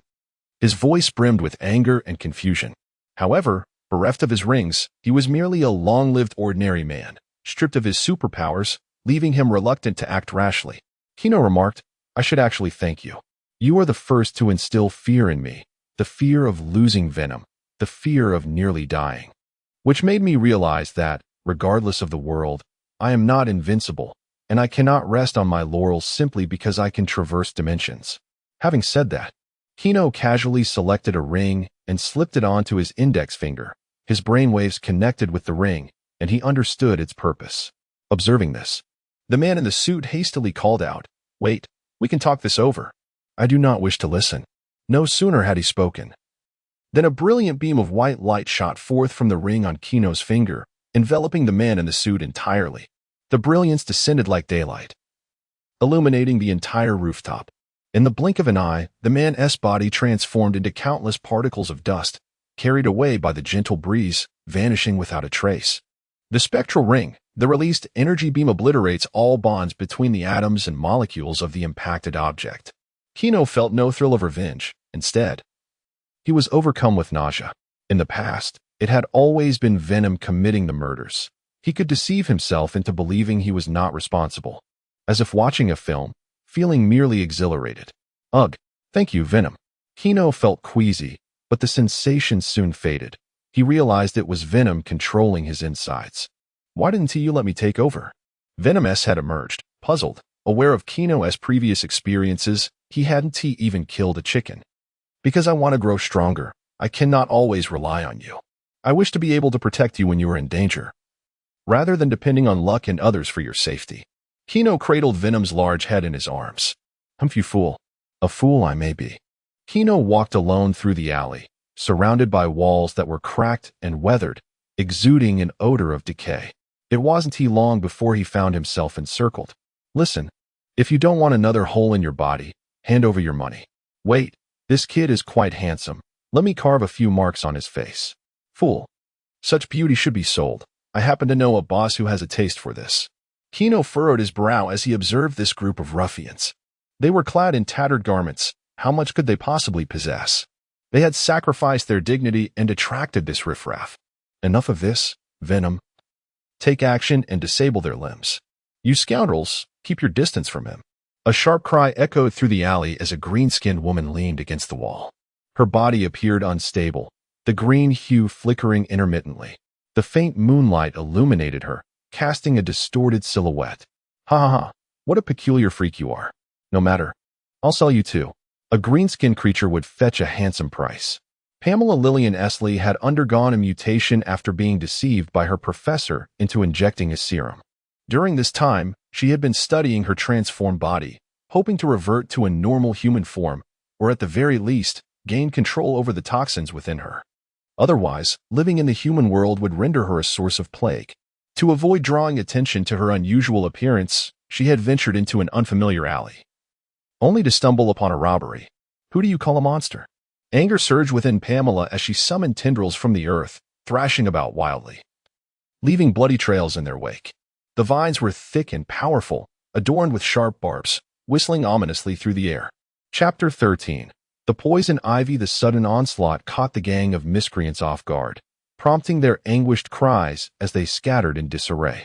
In a moment of recklessness, Dong, still in a weakened state, attempted to harness his abilities, resulting in Pamela succumbing to unconsciousness. Poison ivy. Kino knelt beside Pamela, gently caressing her smooth, supple skin. However, a streak of green began to creep along his fingers, forming a blackened, venomous tissue at his wrist, consuming the verdant encroachment. Fool, don't touch her carelessly.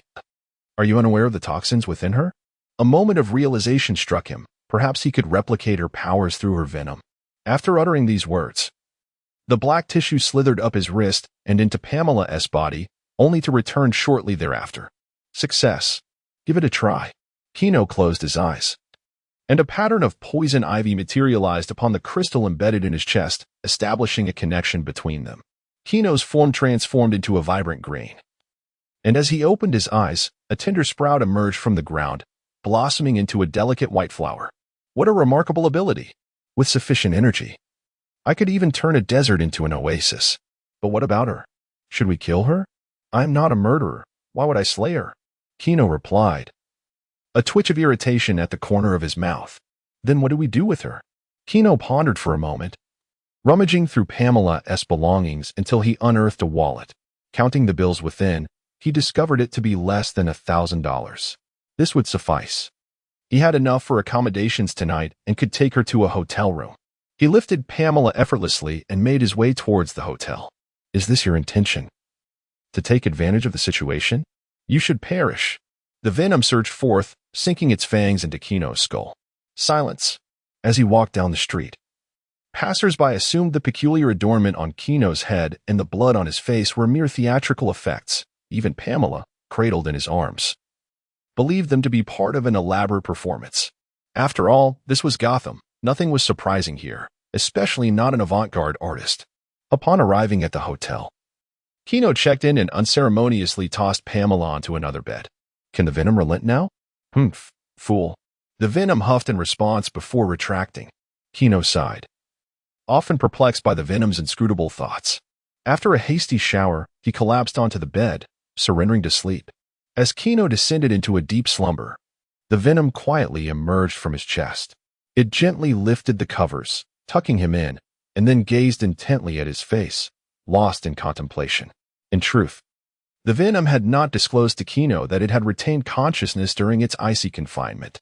It vividly recalled Kino's anxiety, fear, and concern in that moment, sentiments that stirred discomfort within the Venom itself.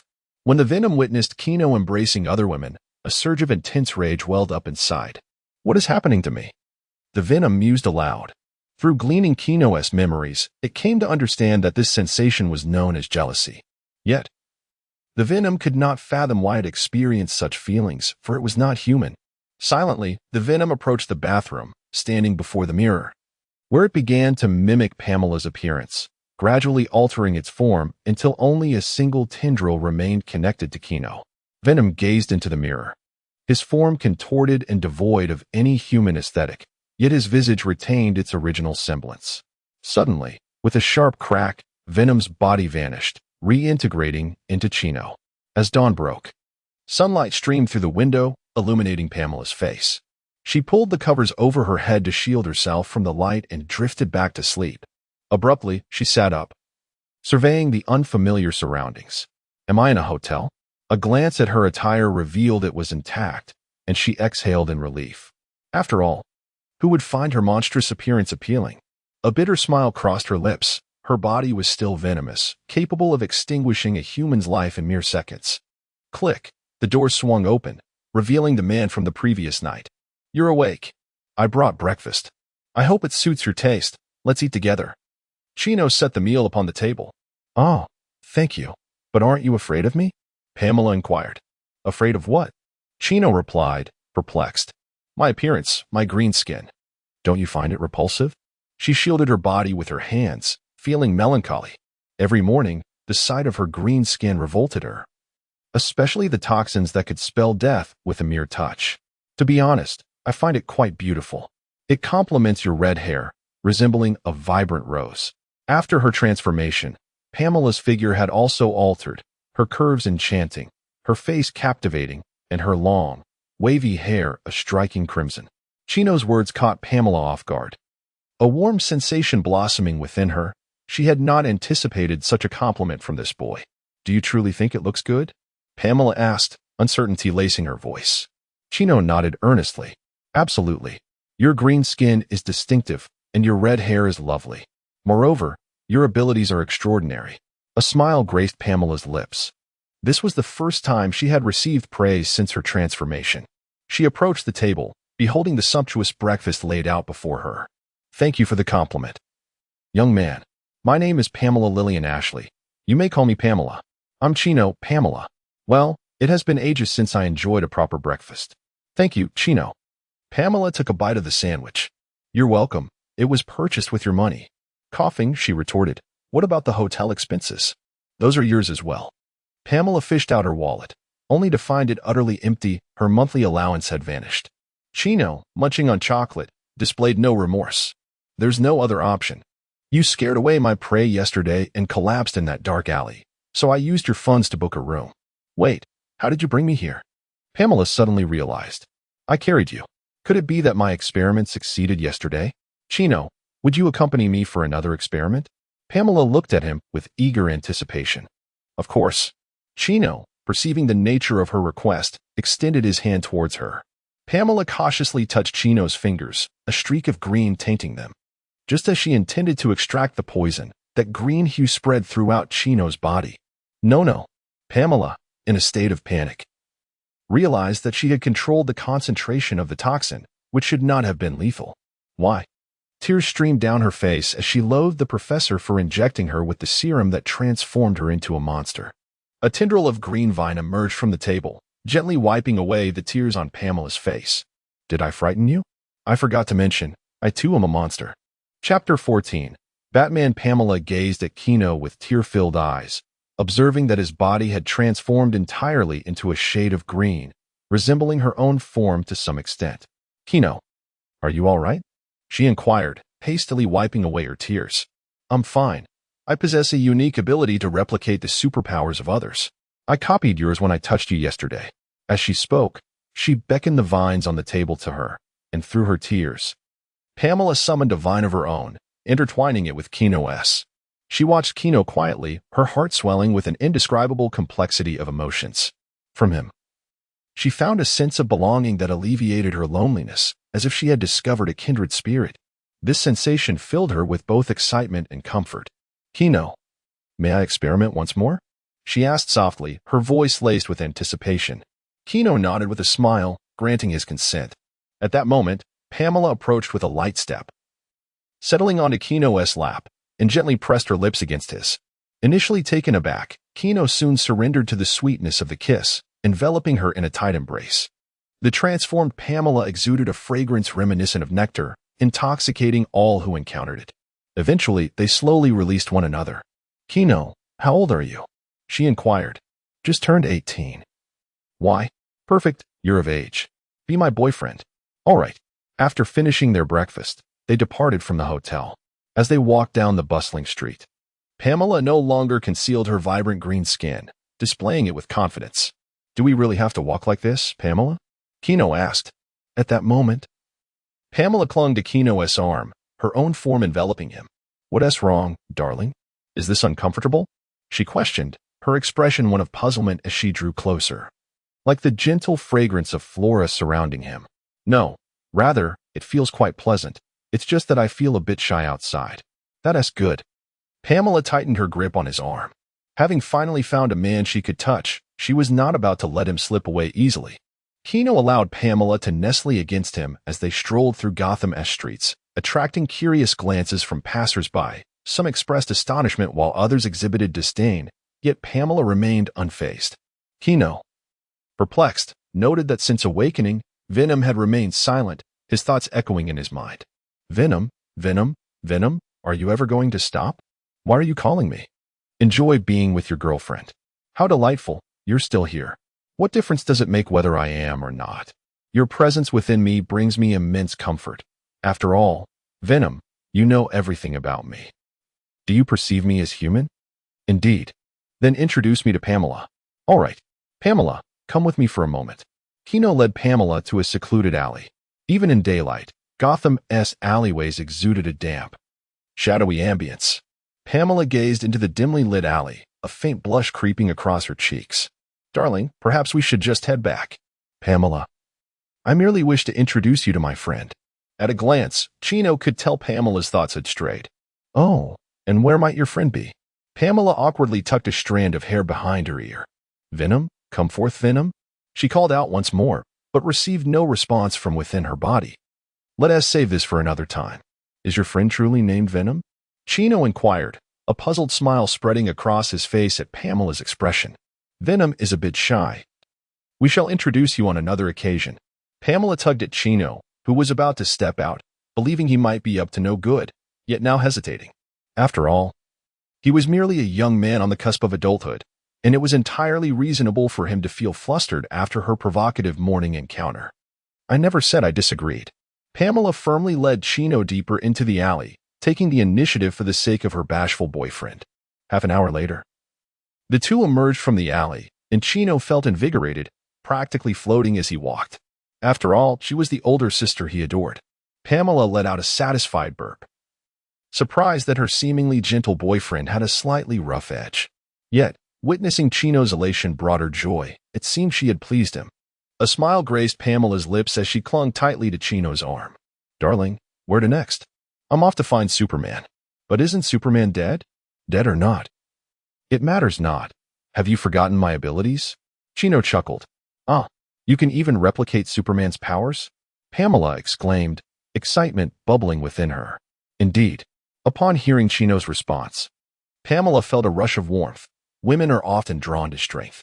The thought of her boyfriend soon wielding divine power thrilled her as they ventured further into the alley.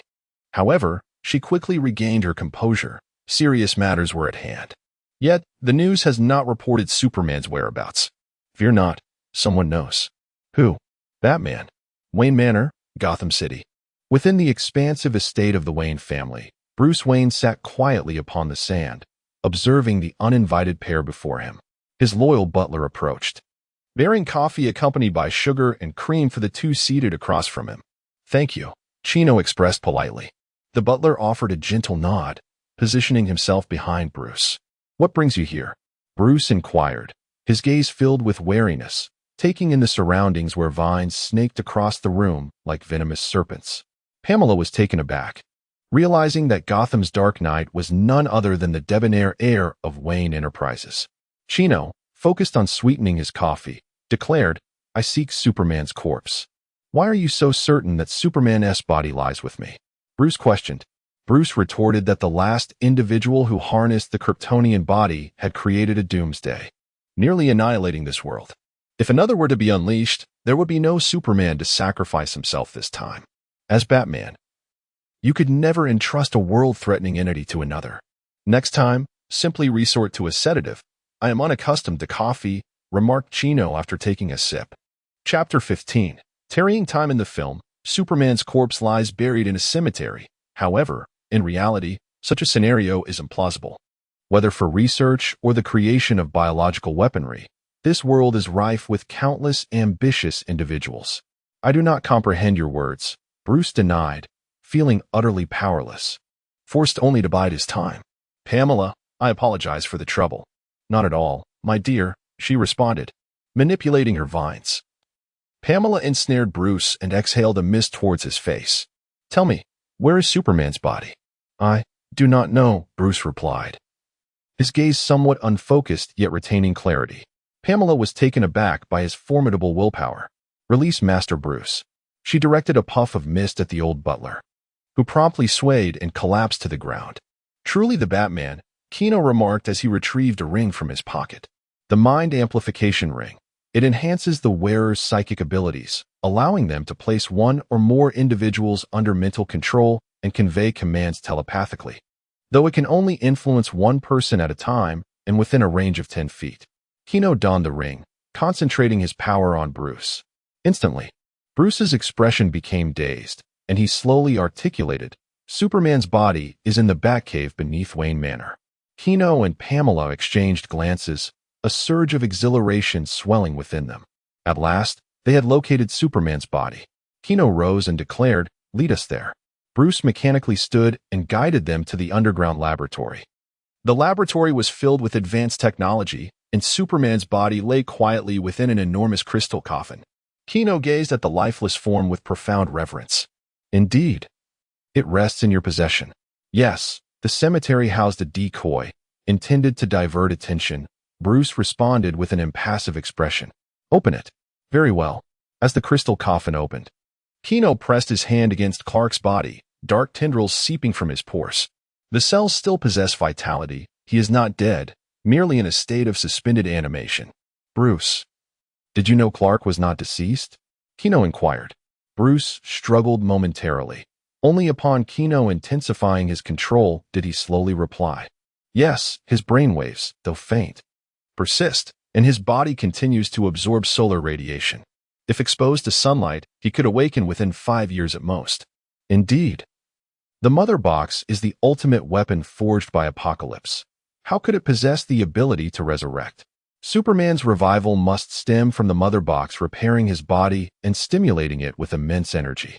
Then why not resurrect him? He cannot yet reappear in this world. He requires an opportunity.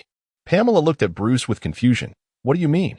Kino, however, began to comprehend that the previous invasion of Kryptonians and the current cataclysmic events, though resolved, had inflicted immense damage upon this world, simultaneously revealing Superman's formidable powers. The rulers of the world harbored a deep-seated fear of Superman's abilities. Thus, he must perish, only to rise again amidst a global crisis to save humanity. In every realm, the narrative remains unchanged. The virtuous are often threatened at gunpoint. At that moment, a golden lasso ensnared Bruce, hurling him through the air. It was none other than Wonder Woman, Diana, who caught him. Under the influence of the lasso of truth, Bruce's senses were restored. You are late. I messaged you half an hour ago. Did you think Washington was just next door? Diana shot him a disapproving glance before her gaze fell cold upon Clark's lifeless body. Moreover, you owe me an explanation. Bruce remained silent, rushing towards his armory. Regardless of your intentions, remove that thing from him. Diana brandished the God-Killer's sword, her eyes fixed intently on the dark entity enveloping Clark. Kino pondered, Venom. How much longer do you need? A little longer. We've only decoded half. I will buy some time. Wait. With that, Kino severed the connection with Venom. Bruce had spoken a truth. She had arrived too late. Kino's form instantly transformed to emerald green, and with a sweeping motion of his hands, numerous tendrils surged forth like enraged serpents towards Diana. These tendrils were robust and powerful, equipped with sharp barbs that sliced through the air with a whistling sound. You have made a grave mistake. Diana swung the God-Killer sword, its blade radiating with a scorching brilliance. Her movements mirrored a tempest, each strike precisely severing the advancing tendrils. Yet, those severed tendrils instantaneously morphed into countless smaller branches, continuing their assault upon her. An uncountable number of tendrils erupted from the earth, transforming the dimly lit Batcave into a verdant ocean. This sea roiled tumultuously, with each tendril seeming to possess a life of its own, lunging at Diana with ferocity. Despite Diana's formidable might, she gradually found herself struggling against the relentless barrage of tendrils. Do you believe such tactics can thwart me? With her arms crossed, the silver bracelets clashed together, generating a golden aura around her, which repelled the encroaching tendrils with tremendous force. The vines that were flung away crashed against the walls and equipment, producing a dull thud. Observing this, Chino swiftly altered his strategy. With Pamela controlling the vines, Chino focused on enhancing their strength. As a green light emanated from Chino, the surrounding vines grew more robust and resilient, reflecting a metallic sheen. Damn, what a hassle, Diana muttered, continuing to wield the God of Fire sword as she painstakingly approached the two. Just as the standoff reached a critical point, Bruce burst forth from the equipment room. Clad in a black bat suit, he tightly clutched a canister, which he hurled into the heart of this verdant sea. With a resounding bang, a thick mist erupted, swiftly spreading throughout the area. The surrounding vines began to wither upon contact with the mist, as if robbed of their vitality. Herbicide. They have that in the Batcave, Diana thought. At that moment, she finally drew near her target, stowing away the God of Fire sword and raising her shield, preparing to strike Chino on the head with a swift blow. Chapter 16. The Origin of Hella Deep. Resonant sound echoed within the Batcave as Diana's shield was firmly caught by a hand. Clark? Diana gazed in astonishment at the resurrected Superman before her, her eyes brimming with disbelief. Yet, Clark appeared strangely altered. His eyes were tightly shut, and a mysterious black substance enveloped his body, as if he were under the thrall of some unseen force. Suddenly, with a powerful swing, Clark unleashed a punch that struck the shield with tremendous force. The impact sent Diana hurtling backward, crashing against the cave wall and leaving behind a massive dent. Clark slowly turned to face Chino, who extended a hand to gently press against the dark substance covering Clark. If you dare abandon me again, you shall pay dearly. The voice of Venom resonated in Chino's mind. I swear this is the last time. Venom rapidly transformed on Chino, forming a black and white battle suit that enveloped him tightly. His height began to increase, his physique gradually becoming imposing and robust, as the once frail body was cloaked in solid muscle. Chino caught the falling Clark and placed him back into the crystal coffin. This is your objective. Batman approached Chino, unperturbed by the prospect of violence. Indeed, this world is perilous. I require sufficient power, and Superman possesses the greatest strength. What do you know? Chino replied with a mysterious smile. Do not allow the three mother boxes to reunite, for it will herald the world's destruction. With that, he departed. Batman hurriedly called out, Wait, clarify that for me. But Chino did not halt his stride. A piece of kryptonite materialized in Batman's hand, yet before he could react, Chino swiftly snatched it away. Bruce, you ought to know that kryptonite is only effective against true heroes, Chino remarked lightly, crushing the kryptonite into dust and scattering it on the ground. Under the protection of the Venom suit, the kryptonite posed no threat to him. Turning towards the eagerly awaiting Pamela, he gently said, Let us depart, Pamela.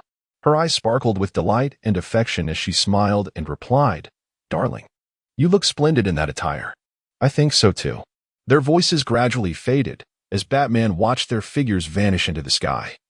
Pondering the thoughts that swirled through his mind, Diana emerged from the hole created by her earlier collision, gazing at the Superman now resting in the crystal coffin. What just transpired with those two? Why did Clark suddenly revive?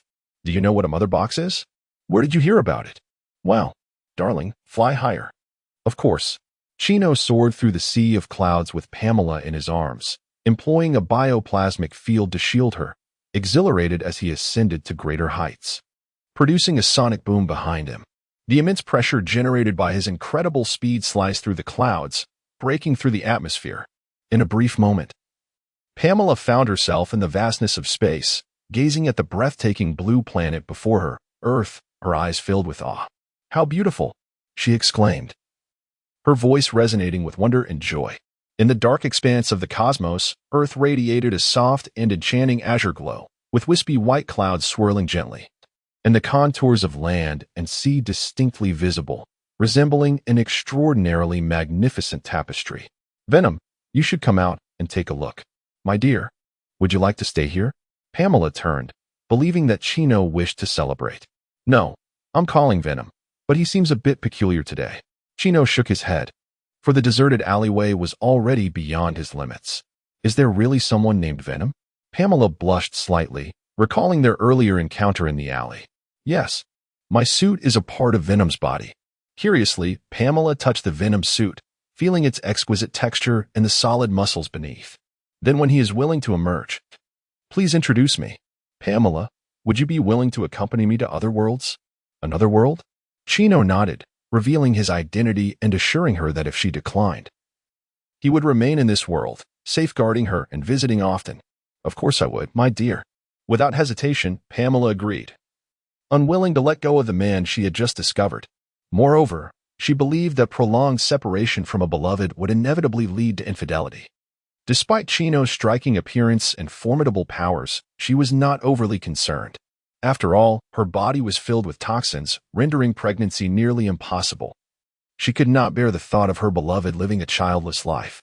"My dear, when shall we depart? I still need to fetch someone." "Who?" "Lucifer." "Lucifer? Isn't that Satan?" Hell, once akin to a molten landscape, had transformed into a scorched wasteland, with sulfurous storms now turned cool. The world echoed with the wails of demons, who sensed that hell was growing weaker. "Lucifer, if you continue, hell will be obliterated." The Sandman observed as Lucifer relentlessly drained the source of hell, a grimace forming on his lips. He had anticipated that after Lucifer entrusted him with the keys to hell, their next meeting would be eons away. To his astonishment, Lucifer returned just a few years later, claiming he needed to borrow the essence of hell. The Sandman had no objections, for it belonged to her. Yet she hadn't expected the so-called borrowing. "Really, it's just a little extraction. It's not like it can't be replenished." Finally, Lucifer ceased his actions and began to reshape the essence of hell. The Sandman watched as the fireball, now only a third of its original size, could indeed recover. Yet the world might not restore even half of its former glory. "Lucifer, what do you intend to do with this?" The Sandman inquired with curiosity. "It is a gift for a little one," Lucifer replied, shaping the essence of hell into a bracelet and inscribing runes upon it. "Who? You may bestow upon him a gift from the depths of hell itself, a foolish little wretch." Lucifer, recalling the image of his rejection, uttered a dissatisfied remark. Having completed the engraving of the bracelet, he gazed upon the ornament emanating a mysterious aura, a faint smile gracing his lips. Meanwhile, on Earth, Chino and Pamela embarked towards their designated rendezvous, with Pamela's heart brimming with curiosity and anticipation.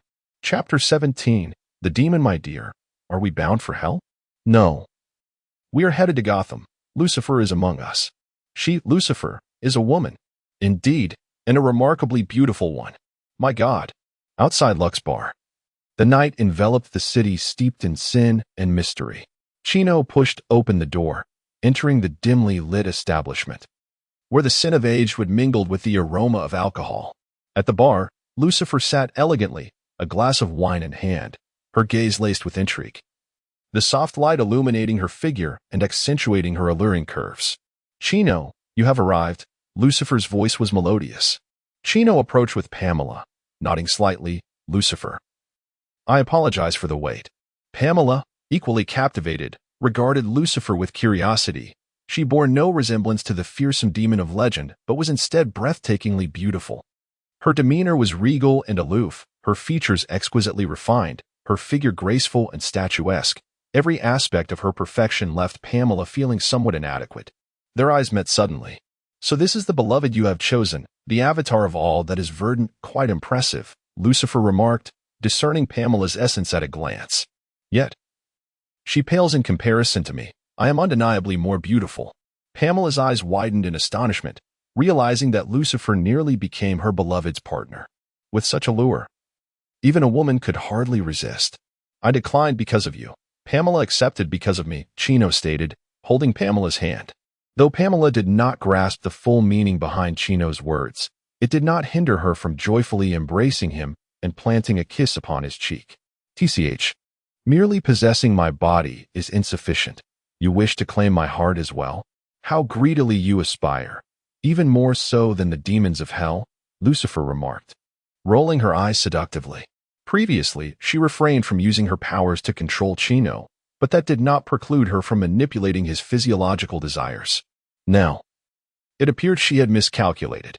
Pamela had chosen to entrust both her body and heart to Chino, unperturbed by the toxins that lingered within her, thus falling in love with him. "Am I truly that greedy, Pamela?" "Of course not, my dear." The two unwittingly indulged in their affection before Lucifer, a sweet atmosphere enveloping them. Lucifer frowned slightly, letting out a soft huff. "Enough. You too. Now, here is your reward." Chino accepted the bracelet from Lucifer, inquiring, "What is this?" "The Hell Bracelet. You shall understand once you wear it." Chino donned the bracelet, and it instantly transformed into a pattern upon his wrist. At that moment, a surge of information flooded his mind, and with a wave of his hand, a black vortex materialized. From within the swirling abyss came the chilling sounds of deep roars and piercing shrieks, heralding the emergence of demons in various forms. Flames blazed fiercely upon some, their flickering tongues seemingly eager to ignite the very air around them. Others loomed large like mountains, each step causing the ground to tremble slightly. Still others were adorned with sharp blades that glinted ominously, evoking dread. Pamela gazed in terror at the demons emerging from the vortex, instinctively inching closer to Chino. These demons knelt before him in reverence. "All hail, Your Majesty the Demon King." Chino regarded the fiends before him, acutely aware that their very existence lay within his dominion. "Lucifer, what are these?" "Demons from hell. I have recreated a realm of torment using the essence of hell itself. Each of these creatures has been meticulously selected from the depths of hell, representing nearly every breed. They require no oversight. Simply leave them in hell, and should the need arise, they may be summoned as cannon fodder. Their demise is of no consequence. They will resurrect within hell after death." Lucifer spoke with a nonchalance that suggested he was bestowing not a realm of torment, but a trivial plaything. "Thank you, Lucifer. I find this gift most delightful." Chino surveyed the assembly of demons, recognizing that this was merely a fraction, the smaller specimens among them. "I am pleased you like it. Otherwise, it would be quite embarrassing for me, Lucifer, if no one desired my offerings." Lucifer remarked with a hint of grievance. "Should you visit another world, I would not refuse a second time. Dream on. By then, it will be too late for regrets."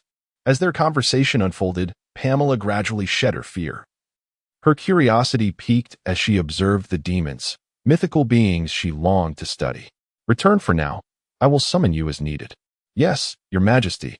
The demons rose and proceeded toward the portal. "Wait, Chino. Leave that demon behind." Venom suddenly interjected, pointing at one of the demons. Pamela's eyes widened as a dark head sprouted unexpectedly from her beloved. Under normal circumstances, she would have cried out in fright, but today, confronted with these peculiar demons, her heart seemed steadied. "That one, you stay," Chino commanded, following Venom's gesture. The demons halted, enviously watching the one that stepped forward, each hoping to showcase their abilities in the hopes of garnering the Demon King's favor. "What is your command, Your Majesty?" The chosen demon knelt before him. It was a shape-shifting entity, its form and appearance constantly shifting, lacking a fixed visage. This is a shapeshifter, one of the weakest in Hell in terms of power, yet possessing formidable transformation abilities and intelligence. In my previous dominion over Hell, I employed several shapeshifters to manage the realm. Lucifer provided an explanation from the sidelines. Venom, what do you intend to do? I am quite intrigued by her abilities. Allow me to replicate them. You are not to resist, Chino instructed the demon before him. Yes. The shapeshifter bowed its head, submitting to Venom's invasion. After a considerable time, Venom withdrew his tendrils, reverting to his original attire. Venom? Do not disturb me, I am preoccupied. Oh, Chino responded with a hint of grievance. Ever since arriving in the DC world, Venom had exhibited peculiar behavior. So amusing, indeed. Lucifer's eyes glimmered with a golden light, and an enigmatic smile graced his face. What is your name? Venom ignored him, prompting Chino to turn to the shapeshifter. I have no name, Your Majesty, the shapeshifter replied. From this day forth, you shall be known as she, tasked with overseeing the demons of hell. A red rune appeared at Chino's fingertip and was imprinted on She's forehead. Yes, thank you, Your Majesty, she exclaimed, sensing a newfound authority over hell coursing through her body, overwhelmed with joy. She had merely come to test her luck, never anticipating that she would be favored by His Majesty the Demon King. Chapter 18. The template. After banishing all the demons, Lucifer, let us depart, Chino declared. With a gentle touch, Chino placed his hands upon the shoulders of Lucifer and Pamela, and in a flash of brilliant light, the three vanished from their original location. In the next instant, an elderly man appeared in their stead. Lucifer felt a momentary blur before finding herself in an expansive desert, where fierce winds whipped up clouds of sand, enveloping the surroundings in a golden haze. She extended her hand to catch the grain swirling before her, savoring the delicate particles as they brushed against her fingertips. A brief sense of awareness revealed the absence of divine presence. Ha ha ha, a world devoid of God, she mused. With a flourish, white wings, pure as snow, unfurled from her back, grand and resplendent, each feather shimmering with sacred light. As she flapped her wings, a powerful gust swept through, stirring a sandstorm that quickly faded into the horizon, leaving behind only a trace of white luminescence. My dear, where has Lady Lucifer gone? Pamela inquired, gazing into the empty sky. She has gone in search of her freedom, Chino replied, his enhanced vision, granted by the Superman, revealing Lucifer soaring into the cosmos. Sensing his gaze, she tossed him a playful kiss. Thank you, farewell, she called. Goodbye, Sir Freely. Chino withdrew his sight only when Lucifer had vanished from view. My dear, I have captured someone, Chino announced, observing the bound figure of the Punisher, a smirk tugging at his lips. Frank the butler. Young master, it has been a while, Frank replied, hanging in the air with an impassive expression, showing no sign of resistance. Had it not been for Pamela's combat experience, he would have met his end from a distance. My apologies, Frank, Pamela said, hastily lowering him, her face flushed with embarrassment as she realized her mistake. It is quite all right, my lady. The formality made Pamela blush deeper. Frank, how long has it been since my disappearance? Chino inquired, noting the thick layer of dust upon Frank, indicating a significant passage of time. 3 days, young master, Frank responded. It is about time. You must have found it quite dull here alone, Chino remarked, brushing off the dust from Frank's attire, sending a cloud of particles into the air. Not at all, young master. Occasionally, individuals would come to keep me company, reminding me of my days in the military during missions, Frank reminisced, a glint of nostalgia crossing his eyes. Chino then noticed the surroundings were impeccably clean, devoid of any corpses, although the scent of fresh blood lingered in the air. It appeared remnants of the Ten Commandments gang had visited from time to time. Frank, let us return home. Tell me of the events that transpired during my absence. Yes. Young master, young lady, the helicopter is parked behind us. Inside the aircraft, the whirring of the propellers created a thunderous roar, while the wind howled outside the cabin. Chino absorbed the unfolding narrative of recent occurrences. As Tony Stark and Ethan located Frank, they discovered that the young master was engaged in battle. He tossed a satellite phone to them and piloted an armed helicopter himself. Unfortunately, by the time he arrived, it was already too late. The young master had vanished. He chose to remain in place until the appearance of Chino. Tony Stark contacted someone using the phone, arranging for his departure to hold a press conference. As before, Tony Stark closed the weapons division, a decision that mirrored the original narrative. Several hours later, they finally returned to the estate, nestled amidst verdant hills and flowing waters. The imposing iron gate slowly opened, revealing a cobblestone path winding towards a magnificent structure. "Wow, my dear, you truly are a wealthy man," Pamela exclaimed, her eyes sparkling with astonishment as she gazed upon the estate. "Not quite a fortune, merely a second-generation heir," Chino replied. He led Pamela and Frank into the manor, showing Pamela around the splendid surroundings. Pamela was filled with curiosity about everything within the estate, occasionally gasping in wonder. In the garden, vibrant flowers competed for attention, their fragrant aromas permeating the air. The fountain shimmered in the sunlight, casting brilliant rainbows. "Darling, this place is truly beautiful," Chino remarked with a smile. "From now on, this will be our home." Within the estate, there were few servants, only a team of chefs and Frank, with cleaning services arranged periodically.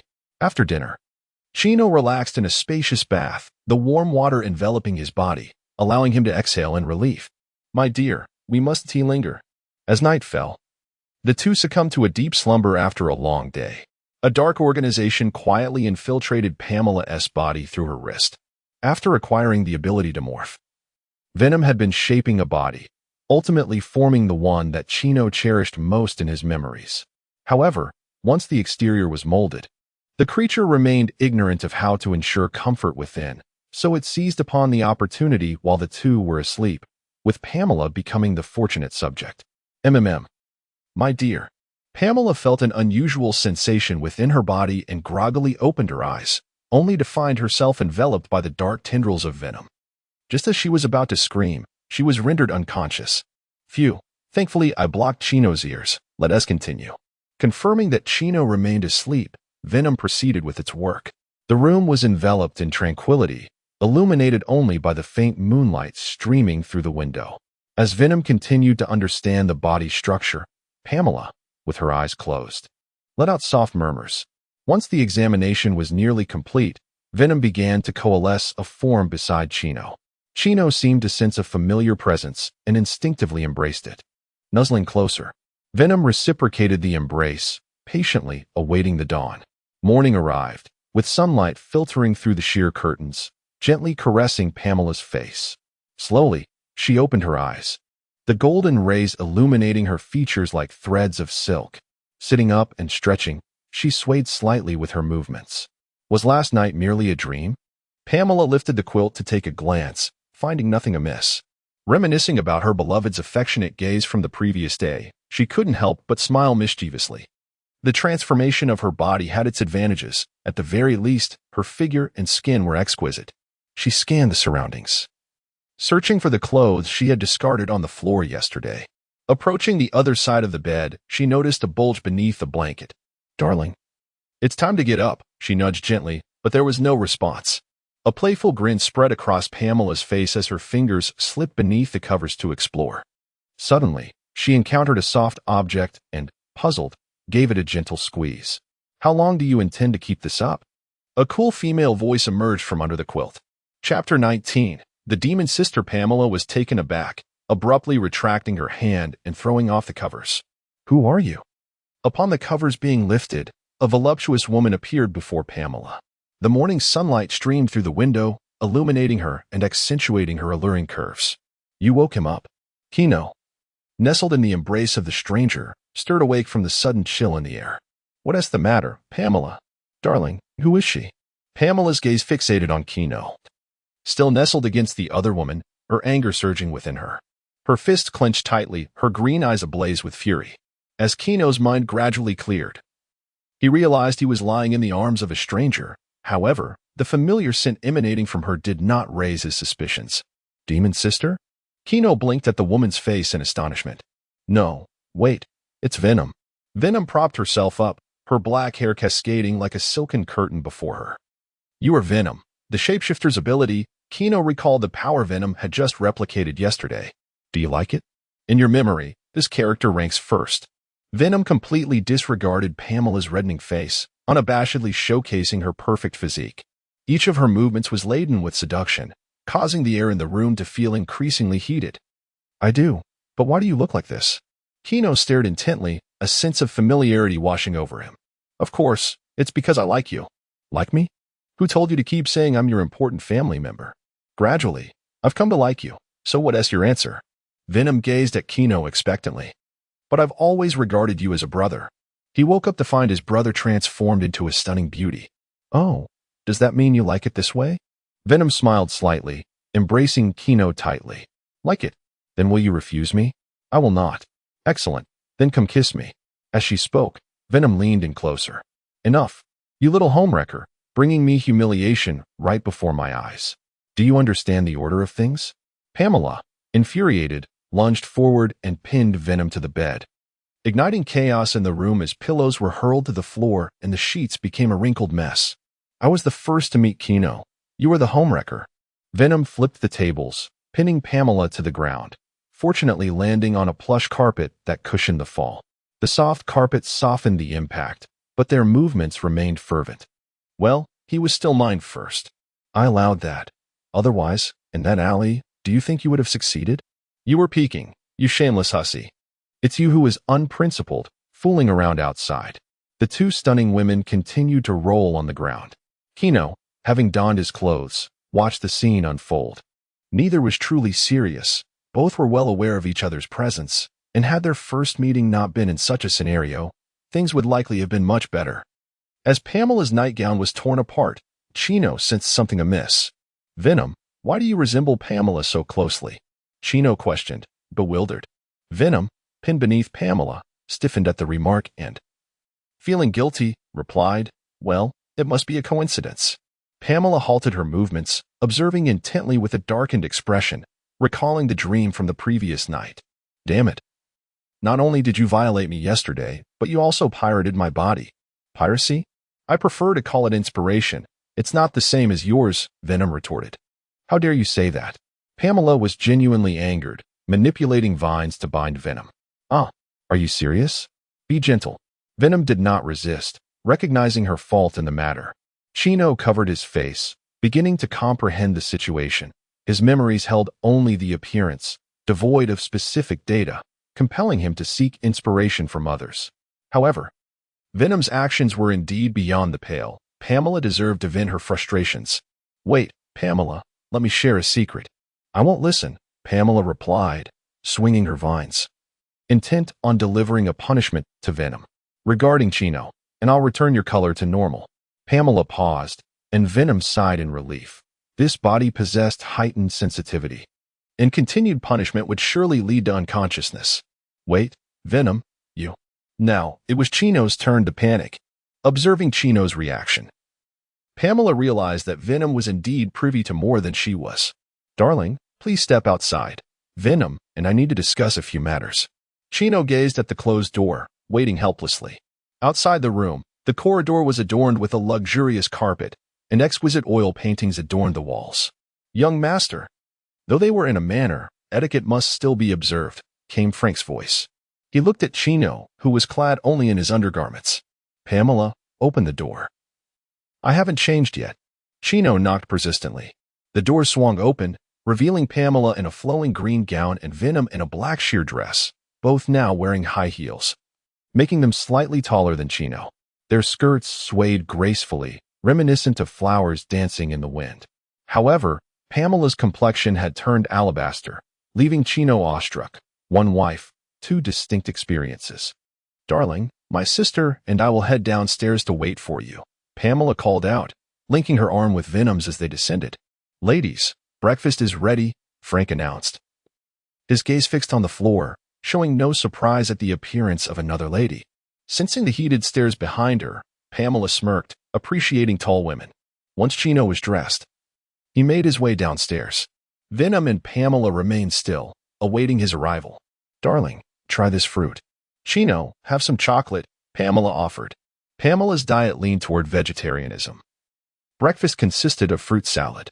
Although Venom had acquired a human body and could savor various flavors, she still favored chocolate. Chino accepted eagerly. After their meal, Venom and Pamela proceeded to watch television. Ding dong, the sound of the doorbell echoed outside. Frank opened the door to welcome a visitor. "It has been a long time, Chino. Are these two your wives?" he inquired. "Greetings, I am Tony Stark, but you may call me Tony." He introduced himself while clad in a black suit. Venom and Pamela nodded and offered their introductions, thereafter choosing to disregard him. "Oh, this is the first time I have been overlooked," Tony Stark remarked, slightly embarrassed. "Tony, what brings you here?" Chino asked. "Ah, my friend, you have saved the greatest genius of this century," Tony Stark declared dramatically, observing Chino's expressionless demeanor with a click of his tongue. "Well, in truth, I have come to present you with a token of gratitude." Chino took the contract handed to him by Tony Stark and began to peruse it. 20% of Stark Industries shares. Chapter 20. The gift of a ring. There is no need to contemplate a refusal. You saved my life once, and this is your due. Even if it meant relinquishing 1/5 of my shares, Tony maintained his proud demeanor. "Tony, why are you doing this?" Chino did not express overwhelming joy at this generous gift. Instead, he placed the documents on the table and gently pushed them back. "I told you, Tony, you are a businessman, immensely wealthy. But even the richest among us would not go to such lengths to express gratitude to a savior." Chino gazed intently at him, except for someone with the surname Lee. "Indeed, I am not suited for such matters." Tony's expression fell as he revealed the truth. "That day, I observed that the laser beam from that old man's device emanated from his ring. I wished to ascertain whether those rings were with you. Here they are." Chino produced 10 gemstone rings and set them on the table. "Precisely these. 10% of the shares as a token of gratitude." "And I wish to purchase another 10%, Tony remarked, eyeing the rings. "Acquiring them all is impossible, but one is manageable." "Tony, do you know their origin?" Chino inquired, shaking his head with a smile. "What origin?" "These rings are masterpieces of the extraterrestrial Markluans, each possessing extraordinary powers." "Tony, what do you think one would cost?" Chino lifted a ring, reflecting the sun's brilliance. "Extraterrestrial technology. Forget I said anything. I never anticipated there would be something Tony Stark could not afford." Tony's eyes ignited with fervor, only to be followed by a self-deprecating smile. "If it truly is extraterrestrial technology, its worth cannot be measured in mere currency. Deciphering its secrets could yield benefits sufficient to forge a new military empire." Then, a red ring fell into Tony's hand. "ISNT, this one not for sale?" Tony gazed at the ring in confusion. "It is not for sale, but it can be gifted to a friend." Chino smiled, harboring a favorable impression of Tony. Be it from his conduct in the cave or his audacity in past cinematic tales, both indicative of his character. Thus, gifting a ring to forge a friendship was not a loss.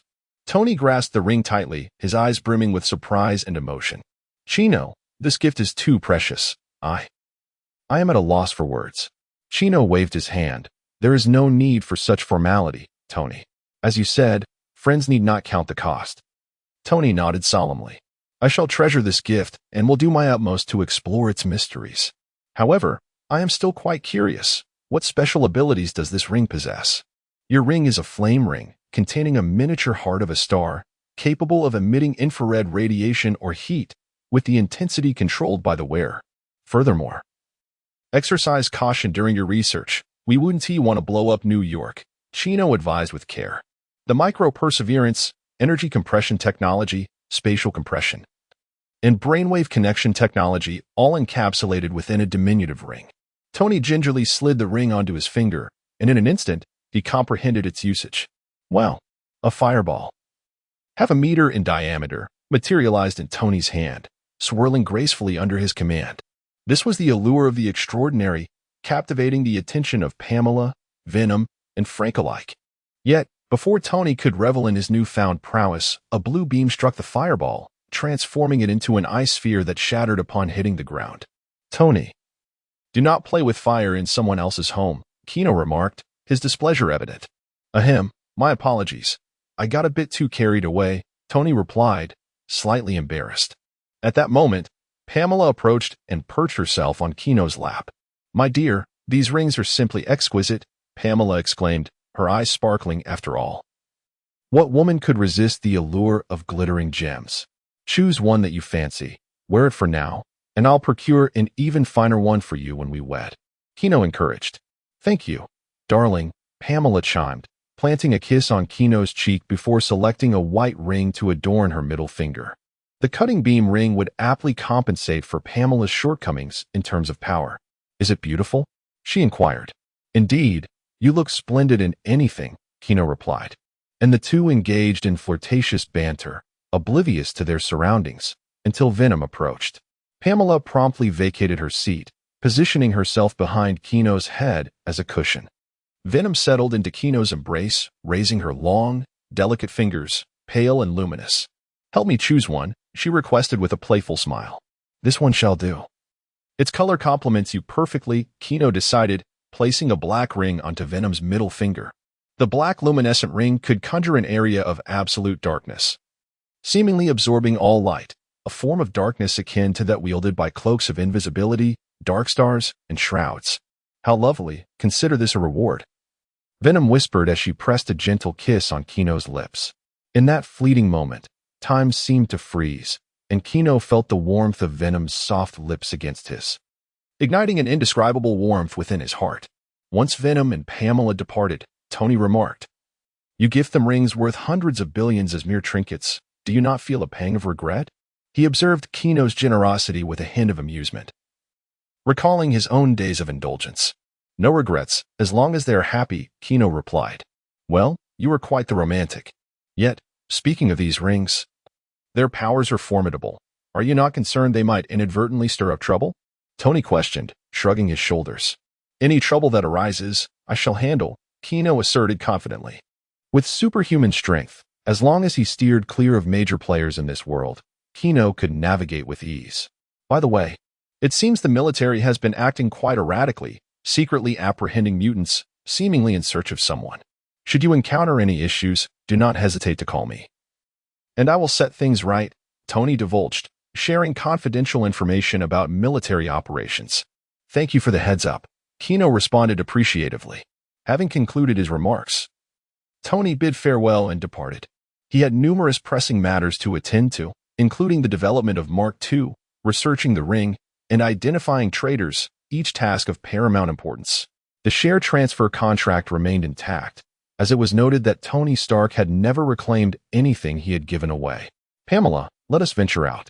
Kino suddenly felt a surge of inspiration, recalling that he had yet to explore this world thoroughly since his arrival. "Absolutely, my dear. That sounds delightful," Pamela exclaimed, elated at Kino's suggestion, as she had longed for a shopping excursion. Venom, on the other hand, was indifferent, content simply to be in Kino's company.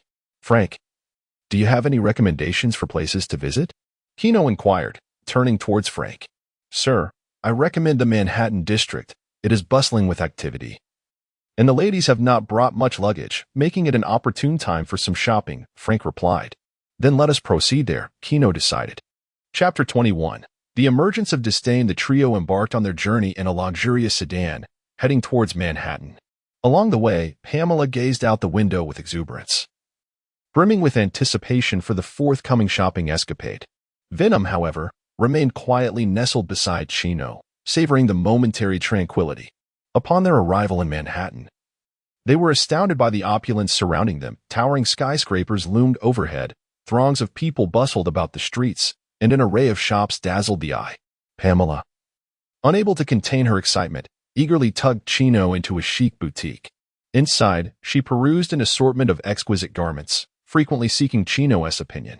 Kino patiently accompanied her, offering thoughtful suggestions.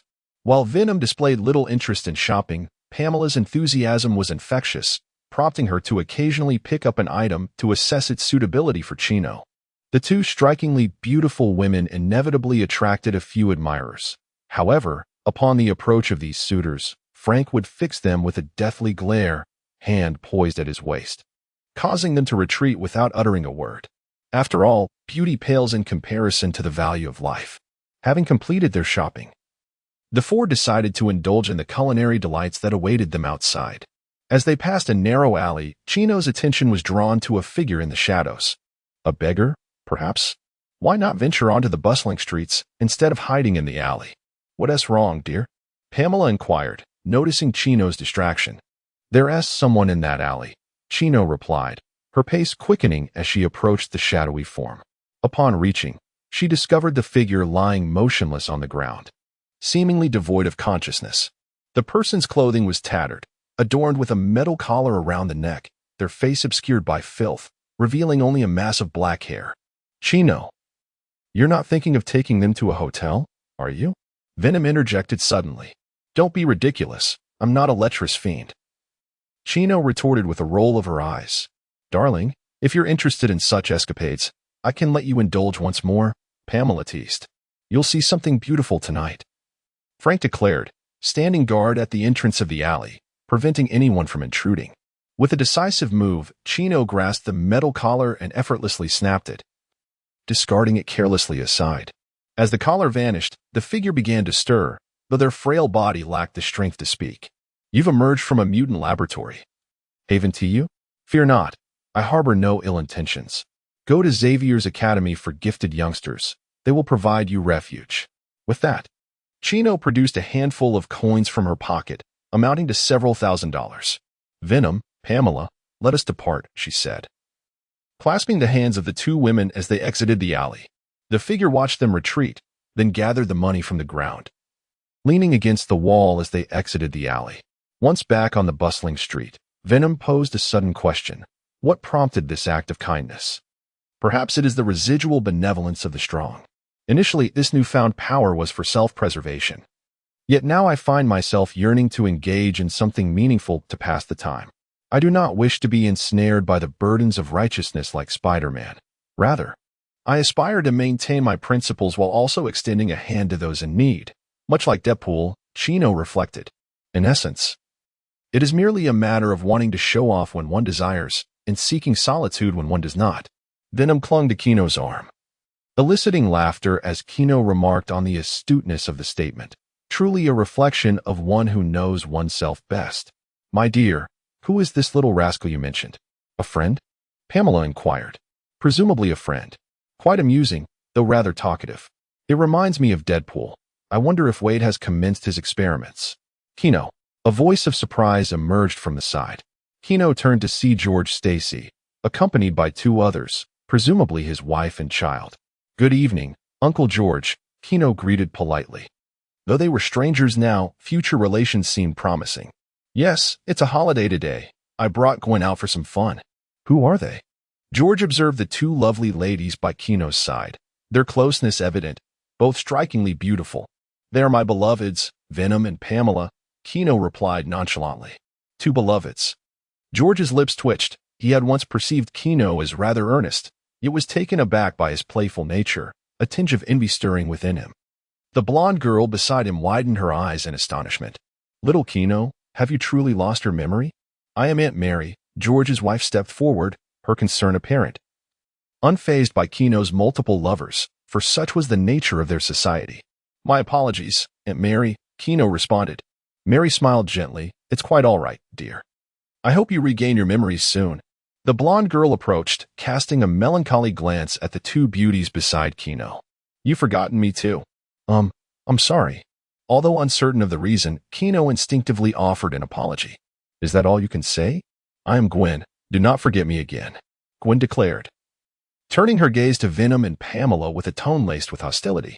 I will not give up. George's expression darkened. Was it not evident? His daughter was being courted. What have you done to my daughter? Dad, we're leaving. Little Kino, do come visit us sometime. George's family departed. It seems we are to gain another sister. Venom teased. Having another to share the burdens is welcome, Pamela mused, recalling the previous night, her body still aching. Upon arriving at an upscale restaurant, they ordered their meals.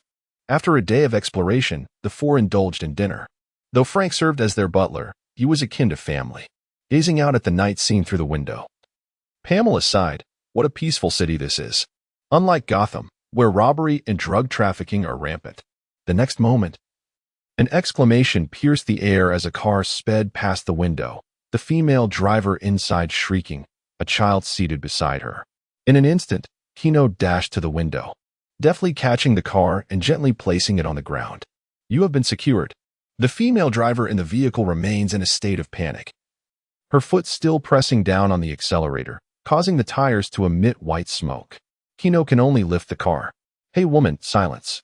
With that thunderous shout, the woman finally quiets down. Think of your child. Maintain your composure. Thank you. The woman is forcibly calmed, bringing the vehicle to a halt and departing with her daughter. They return upstairs. Kino, Venom, and Frank share a wordless gaze at Pamela. What an ominous harbinger she is. Pamela offers an awkward smile. This is merely a coincidence. Never mind, let us take a look. On the adjacent street, the Gatling gun mounted on the armored vehicle unleashes fiery tongues, a barrage of bullets striking the center with the precision of a whip. There stands a towering figure over 3 meters tall, his physique a mass of muscle akin to iron, his skin exhibiting hues of green or gray, and his body adorned with coarse textures and protruding nodules. His facial features are grotesque, with a pair of crimson eyes that exude malice and madness. His mouth, broad and wide, emits roars and howls. The manifestation of loathing is upon us. Chapter 22. The Phantom Spider. The armored vehicle's Gatling gun roared ferociously, spewing forth a torrent of fire, its dense barrage of bullets resembling a frenzied metallic whip, relentlessly targeting the behemoth known as the Abomination. Yet, upon contact, the projectiles ricocheted off, erupting into a myriad of sparks. The Abomination, impervious to the onslaught, stood firm as a mountain. The bullets merely left insignificant white marks upon his green and gray skin, vanishing as swiftly as they appeared. His heavy footsteps reverberated through the ground, each stride causing tremors, as what should have been lethal projectiles felt like mere annoying mosquito bites to him. As he advanced, the surrounding structures suffered catastrophic damage. Walls crumbled under his might, and glass shattered, scattering like confetti. Innocent civilians screamed in terror, fleeing in all directions, yet many were caught off guard, struck by collapsing debris or trampled underfoot, their blood staining the streets. He howled, swinging his massive arms to hurl a parked car into the crowd, the vehicle tumbling through the air, inciting further panic. Bring me a true adversary. Summon the Hulk. His roar was deafening, as if he intended to engulf the entire city in his fury. The scene was chaotic, filled with cries, wails, and lamentations, echoing like a hellish nightmare. Behold, nearby soldiers, realizing their firearms were ineffective, retrieved rocket launchers to fire at the Abomination. Observing the incoming projectiles with disdain, he nonchalantly grasped one mid-flight, slamming it against his skeletal chest, igniting a tremendous explosion. The flames scorched his form, yet within mere moments, he fully regenerated. The soldiers, witnessing the Abomination emerge unscathed, fell into a state of shock. He fixed them with a menacing grin, advancing toward them with an overwhelming presence. Vehicles blocking his path were effortlessly kicked aside. General Ross, seated in an armed helicopter, urgently barked into the intercom, "Soldiers, retreat." The troops, jolted into action, hastily reversed their vehicles. "Let me down. No one else can stop him." Bruce Banner gazed seriously at General Ross. Just as the general was about to acquiesce, a voice interrupted. "General, we have reinforcements on the battlefield." Ross focused intently downward. One of the armored vehicle's wheels had been damaged, and with obstacles littering the road, the Abomination quickly closed the distance. He lifted his foot and delivered a powerful kick, sending an armored vehicle soaring through the air in a parabolic arc. Nearly 30 meters away, poised to crash to the ground. In that critical moment, a white figure suddenly leaped onto the vehicle's roof. She stood gracefully, one hand gripping 2 soldiers, while the other swiftly shot out webbing, securing herself to a nearby lamppost, using the strands to safely descend. Boom! The armored vehicle crashed heavily to the ground, erupting into a colossal fireball. "Get out of here." She donned a black and white spider's suit, her gaze firmly fixed upon the colossal monster ahead. Be careful." 2 soldiers hastily scrambled to their feet, retreating backward. "Let me see, a little bug. Do you wish to challenge me?" The Abomination sneered, relishing the prospect of toying with a small opponent before the Hulk arrived. "Come on, you hideous creature." It was indeed unfortunate for a family outing, a dinner that had turned into a nightmare with the appearance of such a beast. To be honest, Gwen had no desire to engage in combat with this brute. Her attacks would hardly breach its defenses, while a single strike from the creature could leave her grievously injured. Yet, she had no choice. Her eyes darted towards the police dispersing the crowd not far away. Her father was here. If she did not intervene, he would surely perish. In the midst of the chaotic street, Gwen took a deep breath, her gaze resolute as she faced the abomination. "Come on, big guy," Gwen taunted, swiftly shooting out webbing to anchor herself to a nearby skyscraper, propelling herself into the air and circling around the abomination to harass it continuously. Incensed by Gwen's provocations, the abomination swung its massive arms, attempting to seize this agile little bug. Gwen deftly evaded its attacks, occasionally firing webbing to ensnare the beast, hindering its movements. "Too slow. You ugly brute," Gwen jeered while dodging. The abomination roared in anger, relentlessly pursuing her. Utilizing her surroundings, Gwen navigated through vehicles and buildings, leading the creature to crash into obstacles, causing further destruction. Time and again, she narrowly escaped its onslaught, sometimes leaping onto the abomination's back to swiftly shoot webbing over its eyes, then nimbly springing away as it thrashed in fury. "Come on, you big oaf," Gwen provoked, drawing the abomination towards the less crowded areas. Fueled by her taunts, the abomination charged after her with reckless abandon. Gwen weaved between towering edifices, shooting webs to cling to various objects, creating barriers to slow its pace. The abomination angrily smashed through these obstacles, relentless in its pursuit. Seizing the opportunity, Gwen soared over its head, delivering a swift kick to its skull. "Humph, that barely tickles." The abomination, now even more enraged, quickened its pace. As Gwen ran, she called out, "Come chase me, you grotesque giant." Her voice echoed through the streets, successfully luring the abomination away from the densely populated area. Yes, just like that. The farther, the better. However, as Gwen swung around a corner, she spotted familiar faces. Chino and his two partners. Why hadn't they left? Chino looked up, locking eyes with Gwen in midair. The heavy footsteps followed closely behind.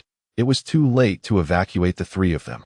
"Chino, run," Gwen shouted urgently, her gaze firm and resolute. With determination solidified, Gwen plummeted from the air, landing steadily on the ground. Her green dancing shoes scraped violently against the ground, leaving two deep imprints as she swiftly shielded Chino and the others behind her. Gwen deftly employed her webbing, adhering it to the surrounding walls. In the blink of an eye, an enormous net was woven, resembling a formidable line of defense. Yet, the abomination charged directly into the web, its massive form effortlessly tearing through the strands as it continued to advance towards Gwen. The abomination swung its fists with fierce intent, aiming to strike Gwen. Aware that evasion was futile, Gwen clenched her jaw tightly, crossing her arms over her chest, bracing herself for the impending blow. Chapter 23. A dashing entrance, fool. Kino encircled Gwen's slender waist, drawing her into his embrace. With his other hand clenched into a fist, he met the approaching punch of his adversary. The collision of the two fists produced a formidable shockwave, accompanied by the ominous sound of cracking bones. Surprisingly, it was the larger fist that was sent flying. Gwen stared, incredulous at the astonishing scene before her. "Gwen, are you foolish enough to think you can withstand a punch as large as a cooking pot with your petite frame? Do you believe you are Spider-Man?" The teasing voice reached her ears, its warm breath grazing her skin through the mask, creating a ticklish sensation. Gwen turned to see Kino's eyes sparkling with mirth. "Huh, it's only because of you that I attempted to block it. And who is this Spider-Man you speak of?" "He is another Spider-Man, though the one with the most formidable physique." "Are there other Spider-Men?" Venom observed the lively exchange between the two. "Kino, do you plan to continue this banter in such a position?" Gwen suddenly became aware of Kino's warm hand resting on her abdomen, even giving it a playful squeeze. Her face flushed a deep crimson as she struggled to free herself from his embrace. "Humph, rogue." Gwen shot Kino a glare, adjusting her somewhat disheveled battle attire. "My apologies, Gwen. I squeezed unconsciously. Your physique felt too good to resist." Kino expressed his regret, though his eyes betrayed a hint of mischief. "Ahem. I'm not Gwen. You have mistaken me. You may refer to me as Ghost Spider," she declared, her voice roughened. "Very well, Miss Spider," Kino replied, stifling his laughter. Venom rolled his eyes at their playful interaction and remarked, "Could you two refrain from flirting here? Let us not forget the substantial trouble we have yet to resolve." A furious roar echoed from afar. Two hulking figures stood in opposition. Initially, Banner had no intention of continuing the fight after the abomination had been diverted. However, it did not take long for the abomination to come barreling back towards their armed helicopter. Fortunately, the pilot's skills were exceptional, narrowly evading disaster. Nonetheless, the immense force of the abomination's presence caused the aircraft to tremble, ultimately tossing the pilot out. "Hulk, you finally emerged," the abomination exclaimed, eyes gleaming with excitement. As defeating the Hulk had become his obsession, despite having lost one hand, he charged forward without hesitation. "Hulk!" The Hulk roared in response, meeting the charge head-on. In an instant, the two titanic forms collided, sending the Hulk hurtling away. Although the abomination had suffered the loss of a hand, his body possessed remarkable regenerative capabilities, and his arm had already healed to a significant degree, not hindering his combat prowess. In contrast, the Hulk had been injected with a substantial amount of suppressants. Merely transforming was a feat, and he found himself at a disadvantage upon impact. Hearing the distant roars, Kino and Gwen immediately ceased their playful banter. Turning toward the source of the commotion, "We need to draw them away. Kino, can you assist me?" Gwen implored, knowing that even her singular display of overwhelming strength could potentially hinder their foes. "All right, Venom, let us depart." Kino elegantly bowed, raising his hand as if not to engage in battle, but rather to invite a lady to dance. Venom smiled faintly, resting upon his hand, while his body transformed into a black substance that enveloped Kino, forming a golden armored superhero suit. "Pamela, I am departing," Kino declared before soaring forward. "Let us go, Gwen." "We must assist," Pamela urged. Gwen had yet to recover from the shock of witnessing a person morph into a tire. "You will understand once you become our sister," Pamela replied with a mysterious smile, harboring an affection for Gwen, who was poised to exert every effort to save them. "Oh, wait, who wishes to be your sister?" On the streets of New York, once vibrant and bustling, devastation now reigned. The roads lay torn asunder. Asphalt heaved to reveal the grotesque earth and pipes beneath. Storefronts were shattered, glass shards littering the ground, reflecting a dim light. Vehicles lay strewn about, some crushed, others ablaze, billowing thick black smoke. Streetlights leaned precariously, wires dangled, sporadically sparking and emitting terrifying crackles. Citizens fled in chaos, their cries for help intertwining. Some lay in pools of blood, groaning in agony, yet no one could offer assistance. Children wailed, separated from their parents amidst the turmoil. The injured sprawled on the ground, their eyes filled with terror and despair. "Oh God, please save us," an elderly man, trapped beneath a collapsed building, could only gaze helplessly at the sky. At the epicenter of this chaos, Abomination and Hulk continued their fierce combat, each collision generating tremendous shockwaves that further ravaged the city. Abomination's muscular arms bulged, his severed hand having miraculously healed, as he roared and swung a fist towards Hulk. Hulk, undeterred, tensed his massive frame, veins prominent beneath his green skin, equally clenching his fist.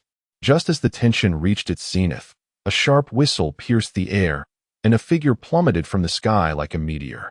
With a resounding thud, dust erupted between Abomination and Hulk as Kino spread his arms, bracing against their colossal fists, the force causing the ground beneath him to crater. "Enough!" Kino thundered, his voice resonating like thunder amidst the ruins. "This city is not your battleground. Innocent lives should not bear the brunt of your conflict." The fleeing citizens halted, their gazes fixed upon Kino, filled with astonishment and hope. The atmosphere fell silent as Kino lowered his head slightly, a smirk gracing his lips. "Venom, don't you think I look quite dashing? I've been waiting to deliver that line." "It is indeed quite dashing, but it depends on whether they grant you respect." "Get lost, Bug. Hulk is invincible." Abomination, consumed by rage, had long since lost his reason, his focus solely on Hulk as he raised another fist to strike. With a furious roar, Hulk expressed his displeasure at Chino's obstruction, swinging his other fist toward him. "How dare you disrespect me?" Chino's expression darkened as he seized Hulk's fist, propelling himself with immense force that caused the ground to cave in once more. Fueled by hatred, he soared into the sky alongside the Hulk. In midair, Chino grasped the fists of the two colossal beings, twirling them with the finesse of nunchaku, spinning rapidly around his own axis. Chino's strength was beyond imagination, rendering the massive and heavy forms of Abomination and Hulk seemingly weightless in his grasp. As Chino spun at high velocity, Abomination and Hulk became disoriented, unleashing a chorus of furious roars. Chapter 24. The Hulk's Defiance. At this moment, the citizens of New York stood transfixed, gazing skyward with mouths agape and eyes wide, their faces etched with disbelief and shock. A young lady dropped her handbag to the ground, oblivious to her surroundings, as she murmured in a daze, How is this possible? A small boy excitedly waved his tiny hands, exclaiming, Daddy, look, it's Superman. Yet, his father remained in a state of stupor, utterly speechless. Only the journalists diligently documented the unfolding spectacle. Tony, watching the scene unfold on his television, could not contain his laughter. Pepper, look. Chino is wielding those two hulking figures like nunchucks. Boss, the situation on-site doesn't appear very optimistic, Pepper remarked with a hint of exasperation. It's all right. Chino will handle it well, Tony assured, fully aware of Chino's capabilities. Although the origin of his flight ability was unknown, Tony had faith in Chino's healing powers. As long as one was not dead, revival was assured. Nonetheless, he decided to head over, for some individuals could be rather obstinate. Agent Coulson, a level 8 operative of S.H.I.E.L.D., had just arrived at the scene and gradually regained his composure. He spoke into his earpiece, Director. I have reached the location. What are the next steps? Focus on negotiation, came the directive. Understood. Coulson returned his energy gun to its secure case. If it were impossible to prevent the chaos, he would have sent the Abomination to the depths of hell with a single shot. But it appeared that would not be necessary. At S.H.I.E.L.D. headquarters, Nick Fury silently observed the live broadcast, toying with two monsters possessing immense strength. Another Captain Marvel in the making? While there was presently no destruction caused by the Abomination or the Hulk, cries for help still echoed beneath the rubble. Amidst this turmoil, Pamela showcased her unique abilities. With graceful steps, she approached a collapsed building where civilians were trapped beneath the debris, their desperate cries resonating in the air. Closing her eyes gently, Pamela raised her hands elegantly, and green luminescence flickered at her fingertips. In an instant, robust and supple vines erupted from the earth, growing and extending with a life of their own. The vines seemed to heed her command, skillfully navigating the debris, cautiously lifting heavy stones and broken beams. Pamela's demeanor was one of focus and poise as she subtly gestured, guiding the vines with precision. Thanks to their diligent efforts, the trapped civilians gradually emerged from the rubble, the vines tenderly elevating them and gently placing them on solid ground. Her long hair danced in the soft breeze, and her gaze radiated compassion and warmth. In that moment, she resembled an elegant goddess, rescuing those in distress. The rescued civilians looked upon Pamela with eyes full of gratitude and awe, as if they glimpsed the dawn of hope. Gwen, witnessing Pamela's miraculous and graceful rescue, couldn't help but feel a twinge of envy. What an incredible ability, Pamela! After completing her mission of saving the civilians from the ruins, Pamela did not pause in her efforts. She continued to search around, gently wrapping the injured individuals one by one with vines to pull them out of the danger zone. Subsequently, Pamela arranged these wounded souls in an orderly line along a relatively safe street. Turning to Gwen, she remarked, each person possesses their unique strength and value. You two are safeguarding this city in your own way. Gwen gazed anxiously at the injured on the ground, expressing her concern. Sister Pamela, what will happen to them? Hundreds are injured, and the ambulances cannot take them all. Having been thoroughly impressed by Pamela, Gwen naturally called her sister. Now, regarding Venom, Pamela shouted towards the sky, Kino. Enough playing around. We need Venom's abilities here. Upon hearing Pamela's call, Kino's voice echoed from above. Just give me 3 more minutes. With that, Kino released his grip. Both Abomination and Hulk plummeted through the air, their bodies succumbing to gravity, hurtling downwards at an astonishing speed. With a resounding crash, the ground was gouged out, sending dust swirling into the air. Boom, boom. 2 tremendous sounds reverberated through the atmosphere, akin to an earthquake. Kino gradually descended to the ground, his gaze calm as he regarded the 2 colossal figures before him. Are you convinced? However, the only response was a series of retching sounds. At the moment of impact, Abomination and Hulk began to vomit violently, their stomachs churning as they expelled a foul-smelling acidic liquid. It took them a while to recover. Ugh, I concede. No more spinning. Abomination finally regained his composure and raised his hands in surrender. Simultaneously, restraining both him and Hulk seemed to indicate that Kino had not yet exerted his full strength. Submission was inevitable. Ugh, Hulk, ugh, I will not submit. Hulk's eyes burned with fury as he wiped the acidic residue from his mouth, staggering to his feet. Beside him, Abomination gazed at him with admiration. If he refused to yield, he truly was formidable. You stay over there and don't run. Yes, I promise I won't escape. Abomination found a wall to lean against. He knew he couldn't outrun someone who could fly, and seeing no intent to kill from Kino, he decided to remain compliant. It took Thanos 12 punches to subdue you. I wonder how many I will need. Kino clenched his fists, eyeing Hulk. The latter, feeling a twinge of fear from Kino's malevolent gaze, let out a roar to bolster his courage. Roar, ugh. In an instant, Kino vanished from sight, leaving only a fleeting shadow. The next moment, his fist struck Hulk's abdomen with the force of a cannonball. The immense power drove Hulk's entire forearm inward, contorting his body into a shape reminiscent of a lobster. His initial roar was abruptly silenced, replaced by a muffled groan of agony. His eyes bulged, veins protruded from his face, and the grimace of pain twisted his features. The surrounding dust was stirred up by the tremendous impact, creating a hazy cloud. Abomination watched in horror, unable to suppress a gulp. The Hulk retched painfully, his throat emitting guttural sounds. Chino's punch was astonishingly powerful, overwhelming even the formidable Hulk. Do you yield?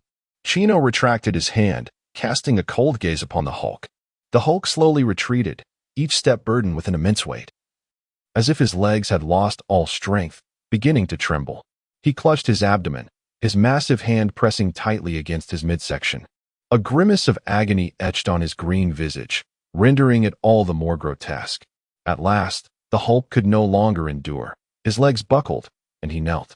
His body shook violently, beads of sweat rolling down from his forehead. A low, mournful wail escaped his throat, a sound born of conscious awareness, marking the first instance he had ever experienced such excruciating pain. The fury and frenzy that once filled his eyes were replaced by profound fear and helplessness. The Hulk had succumbed. Chapter 25, The Twilight of Battle. As the Hulk and Abomination yielded, they reverted to their human forms. Blonsky. Banner stirred awake, startled by the sight before him. Typically, he would awaken in solitude, but now he found himself amidst the remnants of battle, facing his former adversary. Ah, Banner. You're awake. No need to be alarmed. I've lost the will to fight, Blonsky remarked, draping a tattered cloth around himself from the debris. Rising from the ground, Banner felt an unfamiliar pang in his abdomen, a sensation he had never experienced before. Lost the will to fight. You were not so inclined earlier. What transpired? Banner inquired, furrowing his brow in confusion. Blonsky shrugged helplessly, offering a wry smile. What else could I do? We encountered a formidable foe who subdued us both. Banner's mouth fell agape in astonishment. What? Someone was capable of overpowering both the Hulk and you? Indeed, that individual was astonishingly powerful. The Hulk stood no chance against him, Blonsky confessed, a flicker of reverence in his eyes. After a brief silence, Banner declared, regardless, the chaos has finally come to an end. Blonsky sighed in relief. It is for the best. I no longer wish to descend into madness. Let us hope you truly have changed your perspective, Banner replied, casting a glance at him. Blonsky nodded earnestly, having gone through this ordeal. I have come to realize my errors. Power should not be wielded for wanton destruction. Banner scoffed lightly. I hope you remember the words you spoke today. Rest assured, Banner. There will be no more abomination, Blonsky affirmed with conviction. Observing his sincere remorse, Banner chose not to press further, intending to depart before the military arrived. That individual instructed us to remain here. It would be wise for you not to leave, or the next encounter may prove fatal, Blonsky cautioned. Where is he? I wish to speak with him, Banner inquired. Blonsky gestured in a direction, and Banner proceeded. Meanwhile, Chino approached Pamela. The onlookers kept a respectful distance, observing from several meters away. Pamela, what is the situation? Severely injured, 76, lightly injured, 176, Deceased. 89. Pamela reported the grim circumstances. Chino surveyed the hundreds lying on the ground, a headache brewing. Chino, can you save them? One implored from the side, her heart heavy. Allow me a moment to ponder. Chino replied inwardly. Venom, is it too taxing to heal this many individuals at once? It is somewhat taxing, but then let it be. It is not our doing. No, what I meant was, I understand your reluctance. I can transport them to the nearest hospital. Their survival depends on fate. Chino prepared to utilize his super speed to rush them to the hospital when a tentacle from his suit smacked the back of his head. Pamela and Gwen jumped, fearing a quarrel had erupted between the two. Fool, let me finish my words. Lucifer didn't bestow upon you a hell for nothing. Perhaps there exists within it a demon capable of healing. After being tapped on the back of his head, Chino paused momentarily, then quickly grasped the situation. Indeed, how could he have forgotten about hell? His eyes brightened with realization. With so many individuals present, was the burden on Sister Venom too great? Then let us transport them to the hospital. Pamela shared Chino's sentiment, prioritizing family over strangers. Gwen felt a twinge of disappointment, aware that Chino had already done enough. Yet she feared that at least half of these people would perish once they reached the hospital. No, I have another plan. Chino revealed the red tattoo on his wrist, waved his hand, and opened a portal. Just as he was about to speak, a boisterous voice emanated from within. You useless lot, hurry up. If His Majesty returns and sees the palace unfinished, I will have lost all face before him. Are you glaring at me? You bullied me before. Take this. Slap, slap, slap. Ah, if His Majesty sees my masterpiece upon his return, perhaps I shall be rewarded, maybe with a perfect night. He he he. Outside, silence reigned. Chino skeptically regarded the markings on his wrist. Had he opened the wrong door? Is why here? Demon King. Ah. A series of clinking sounds followed. And after a while, a small head appeared, brightening upon seeing Chino. A little girl with black twin tails stood before him. Her fair skin and delicate cheeks reminiscent of a character straight out of an anime. She donned a daring black leather outfit, which clung closely to her form as if it were a second skin, the neckline plunging low enough to almost reveal her gentle curves. And her slender collarbone was elegantly displayed. A belt adorned with metallic studs tightly cinched her waist, accentuating her petite figure. The hem of her leather skirt was so short it barely concealed the tops of her thighs. Her long, fair legs occasionally glimpsed with each movement, exuding an alluring charm. In this audacious attire, the little girl appeared both playful and uniquely captivating, compelling one to steal a few more glances. I greet His Majesty, the Demon King. Why? What has become of you? This is my own transformation. If His Majesty is dissatisfied, I can revert. Wise seriousness suggested that with just a nod from Chino, she would become whatever he desired. Ahem, well, that will suffice. Chino glanced around, suddenly meeting Gwen's masked gaze, though she spoke not a word. He could sense her disdainful look. Pamela scrutinized Wise's leather outfit, contemplating purchasing one for herself in a few days. Don't look at me. It's not as if I made her change like this, Chino weakly defended. Humph. Gwen turned away. Hee hee. Why stifled a giggle, confident in her choice? For His Majesty was human. She had selected the most endearing image from among 100 human souls, and His Majesty was quite pleased. The elements of lowly, leather jackets, and twin tails are most prevalent, and it is upon these foundations that the current image has emerged. Hey, control your impulses. If it weren't for my restraint, you would be raising a flag in front of hundreds of people, Venom remarked, somewhat exasperated. She had come to understand that this individual, whether it be a grand vehicle or a modest one, had an affinity for all things beautiful. 1,000 thanks. If he were to raise a flag in front of so many, he would surely have to seek refuge on another planet. Shiyu. Are there demons in hell skilled in healing? Healing? Your Majesty, do you wish to save them? Shiyu had long taken note of the humans sprawled on the ground. Under normal circumstances, she would have summoned them to hell as sustenance. Well, if there aren't any, then so be it. There are. Hell possesses every kind of capability. Your Majesty, please wait a moment. Shiyu dashed into the portal. This was the first task entrusted to her by His Majesty. She could not let him down. Regardless of whether there were any, she would create one on the spot if necessary. Chino, you are the Demon King of Hell. Gwen suddenly realized that the boy she admired was a Demon King, Such a plot would be deemed too audacious for a film. Chapter 26, Healing the Demon. Are you afraid? When gazed at Chino's handsome face, her cheeks flushing. With such striking looks, even a demon lord could be appealing. Not afraid at all. The wounded on the ground thought to themselves, while they felt fear, as it was not angels who would save them, but the demon lord. Would they demand their souls as payment for healing? Banner and Bronsky approached. Hell truly exists. This is a portal. Banner's attention was captivated by the dark portal. As a holder of 7 doctoral degrees, he was irresistibly drawn to it, entirely disregarding Chino's presence as he scrutinized the portal, mumbling professional jargon under his breath. What's his deal? Chino glanced at Bronsky beside him. I was going to let you know I was leaving, but I've forgotten now. Bronsky shrugged. What are your plans for the future? Chino inquired. I should be facing a military tribunal, and I might end up as experimental material in some lab. Bronsky replied with a wry smile, gazing at the dilapidated streets in confusion, reflecting on the absurdity of attacking civilians as a soldier. Would you consider joining me? This world will face numerous crises ahead, and your strength will be needed. I can help you become stronger, truly defeating Hulk. You must have sensed it with each battle. Hulk's power continues to grow. Even without me, you would lose to him. Chino began to recruit allies. Although he had many demonic subordinates, they could not appear openly in this world without causing chaos. However, he had other ideas that might yet come to fruition. At his words, Bronsky's eyes flickered with desire. The reason had returned. His obsession was not easily extinguished. Bronsky fixed his gaze on Chino and asked, Can you really make me stronger? Truly defeat Hulk? Chino slightly raised his chin and replied confidently, Of course, I possess that ability. As long as you follow me, I will grant you greater power.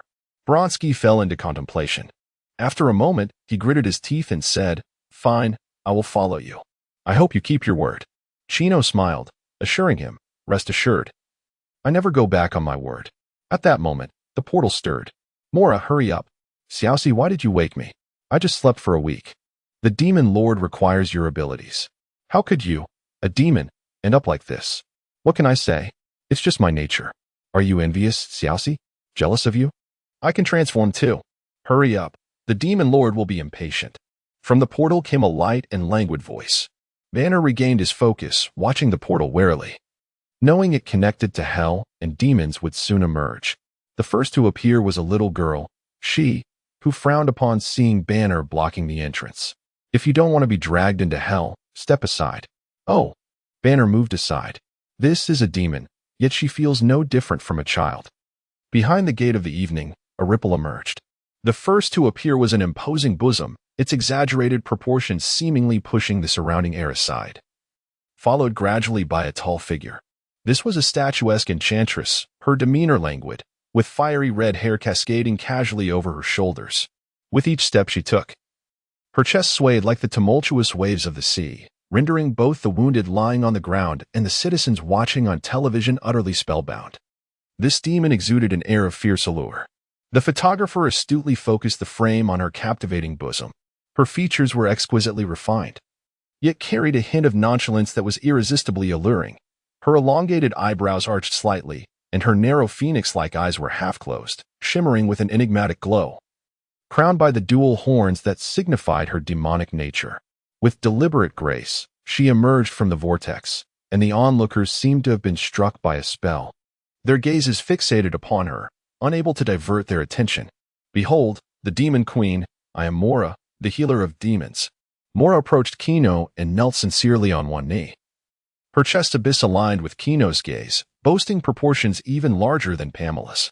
Ah, please rise, Kino gasped, feeling a palpable aura of menace from nearby. Snapping back to reality, Pamela gazed at Mora in astonishment. Yes, Mora replied, standing up.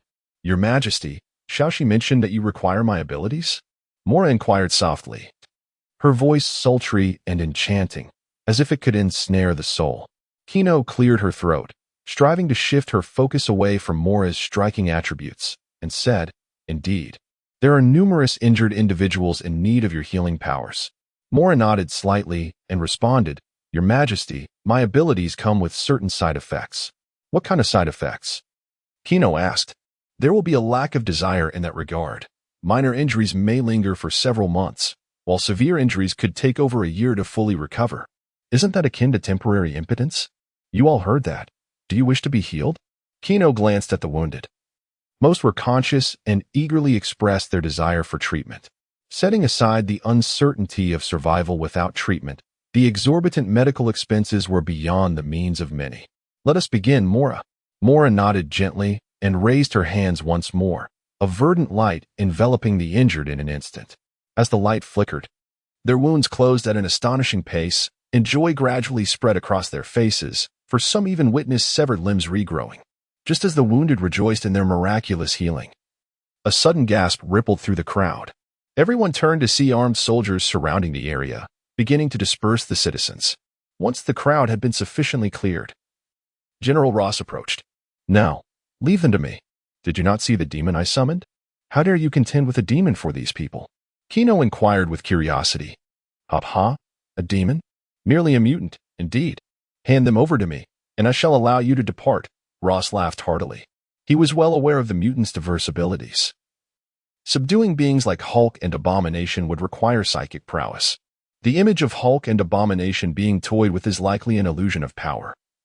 He does not truly believe that there exists a force capable of simultaneously subduing both Hulk and Abomination. Upon hearing this, Chino inquired, "You appear here so brazenly. Do you not fear that I might take your life? Did you see that?" General Ross pointed towards a nearby camera. "It's a nationwide broadcast. If you dare to kill me, it would amount to mutants challenging this nation, and there would be no place left for you to hide. You can either leave now, and nothing will happen, or you can kill me and implicate the entire mutant community." Meanwhile, Chino's superhuman hearing picked up the voices of the nation.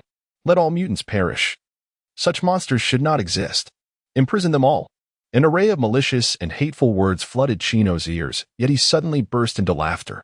General Ross furrowed his brow and shouted, "What is so amusing?" "I actually have another option," Chino declared, arms crossed and voice raised.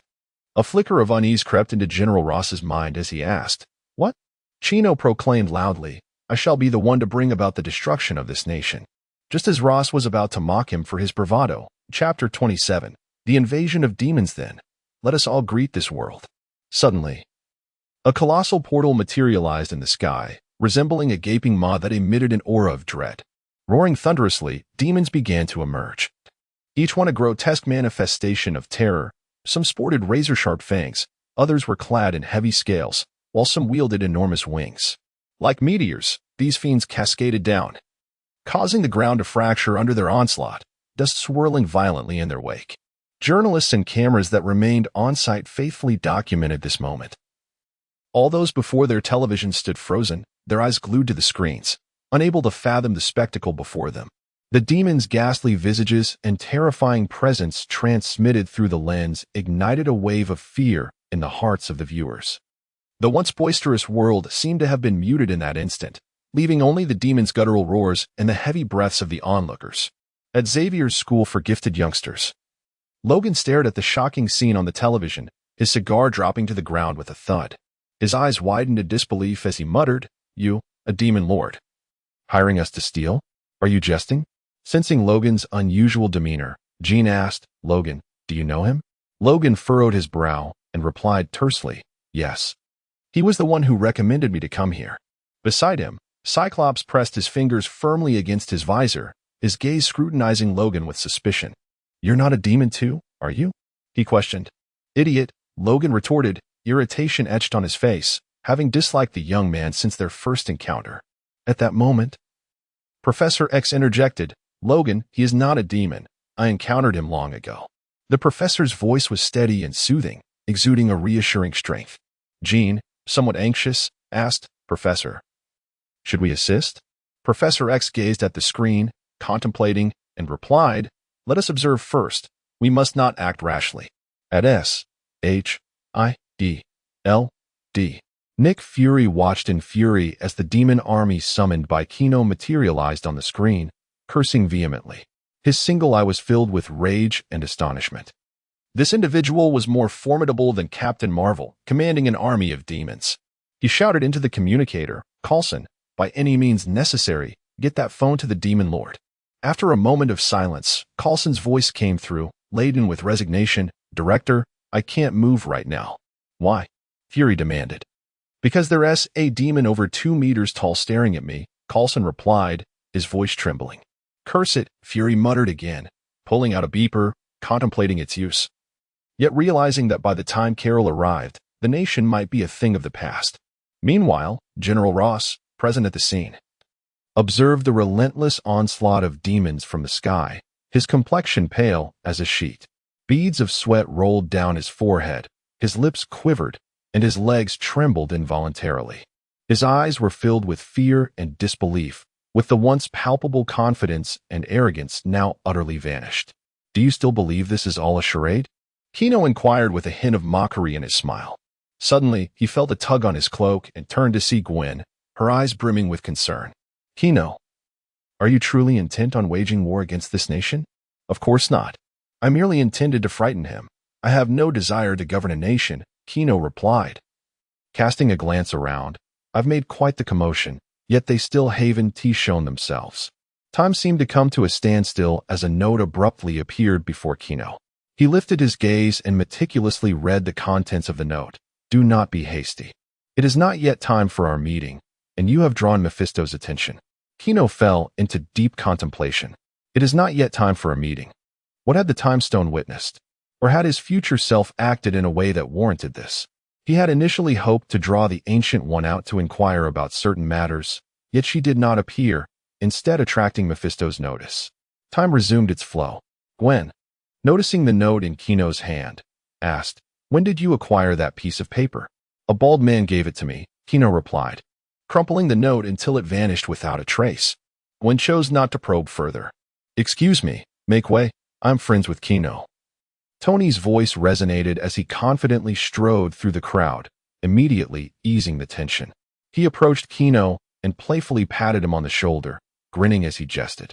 I didn't realize you were still the Demon King. Make sure to take good care of me when I inevitably end up in hell.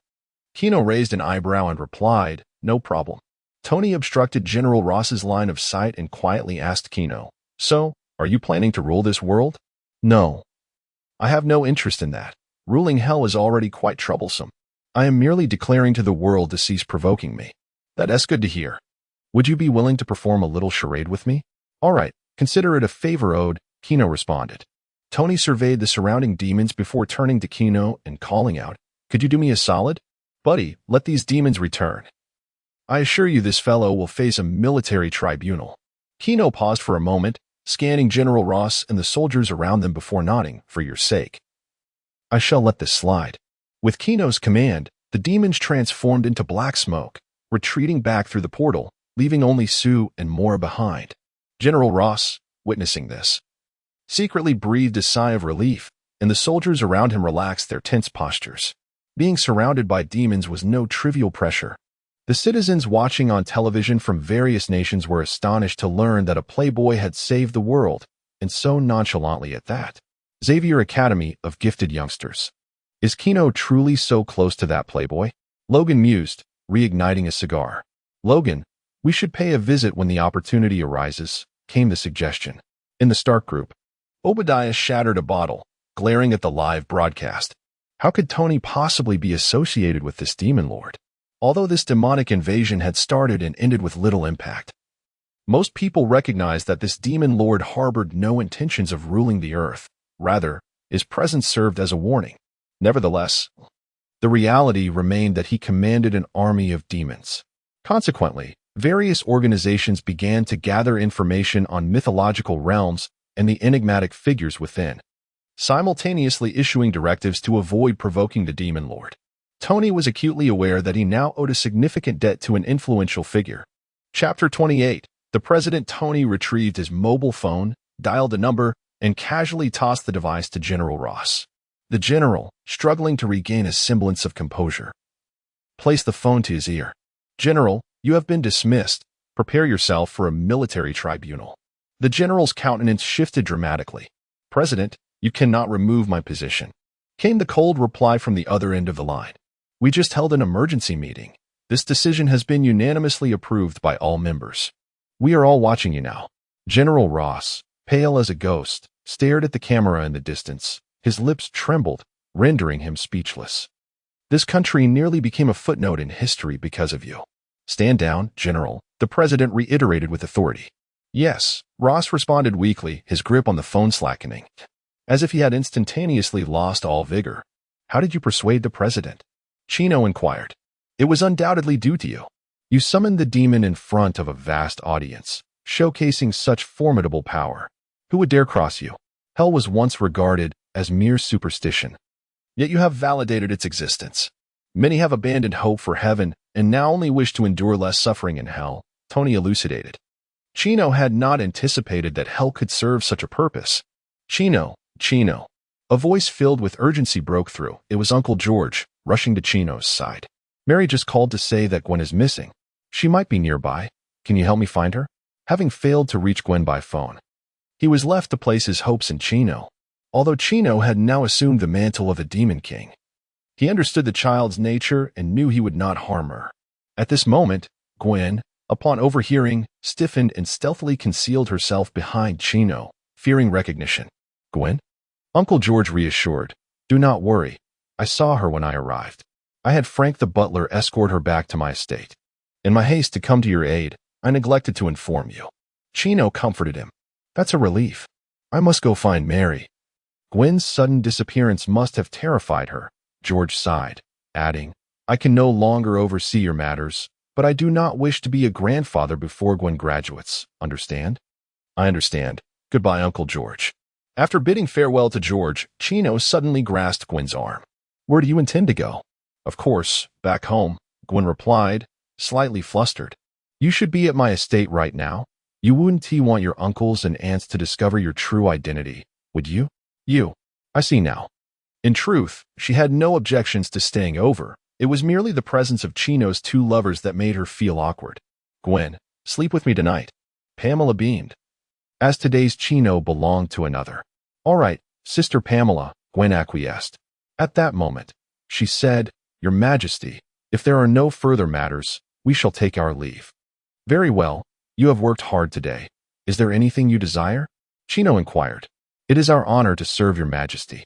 Xia is acutely aware that her current standing is a gift from His Majesty. May I indulge in a sip of wine? Mo is quite forthright. Very well. I shall procure it for you tomorrow. After sending Xia and Mo away, Tony leaned in. Kino, are the female demons in hell truly this fierce? I find myself rather anticipating a descent into hell. Kino replied, exasperated, You must be famished. Not even demons are spared your appetite. Do not cast stones. For I heard your earlier remarks. Besides that, with the two I already know, that makes three. Tony raised an eyebrow, a mischievous grin on his face. He speaks truthfully. You are rather indiscriminate yourself. Kino shot Tony a glare, stating, Refrain from such idle chatter. The situation is not as you presume. Tony chuckled. Oh, spare me the explanations.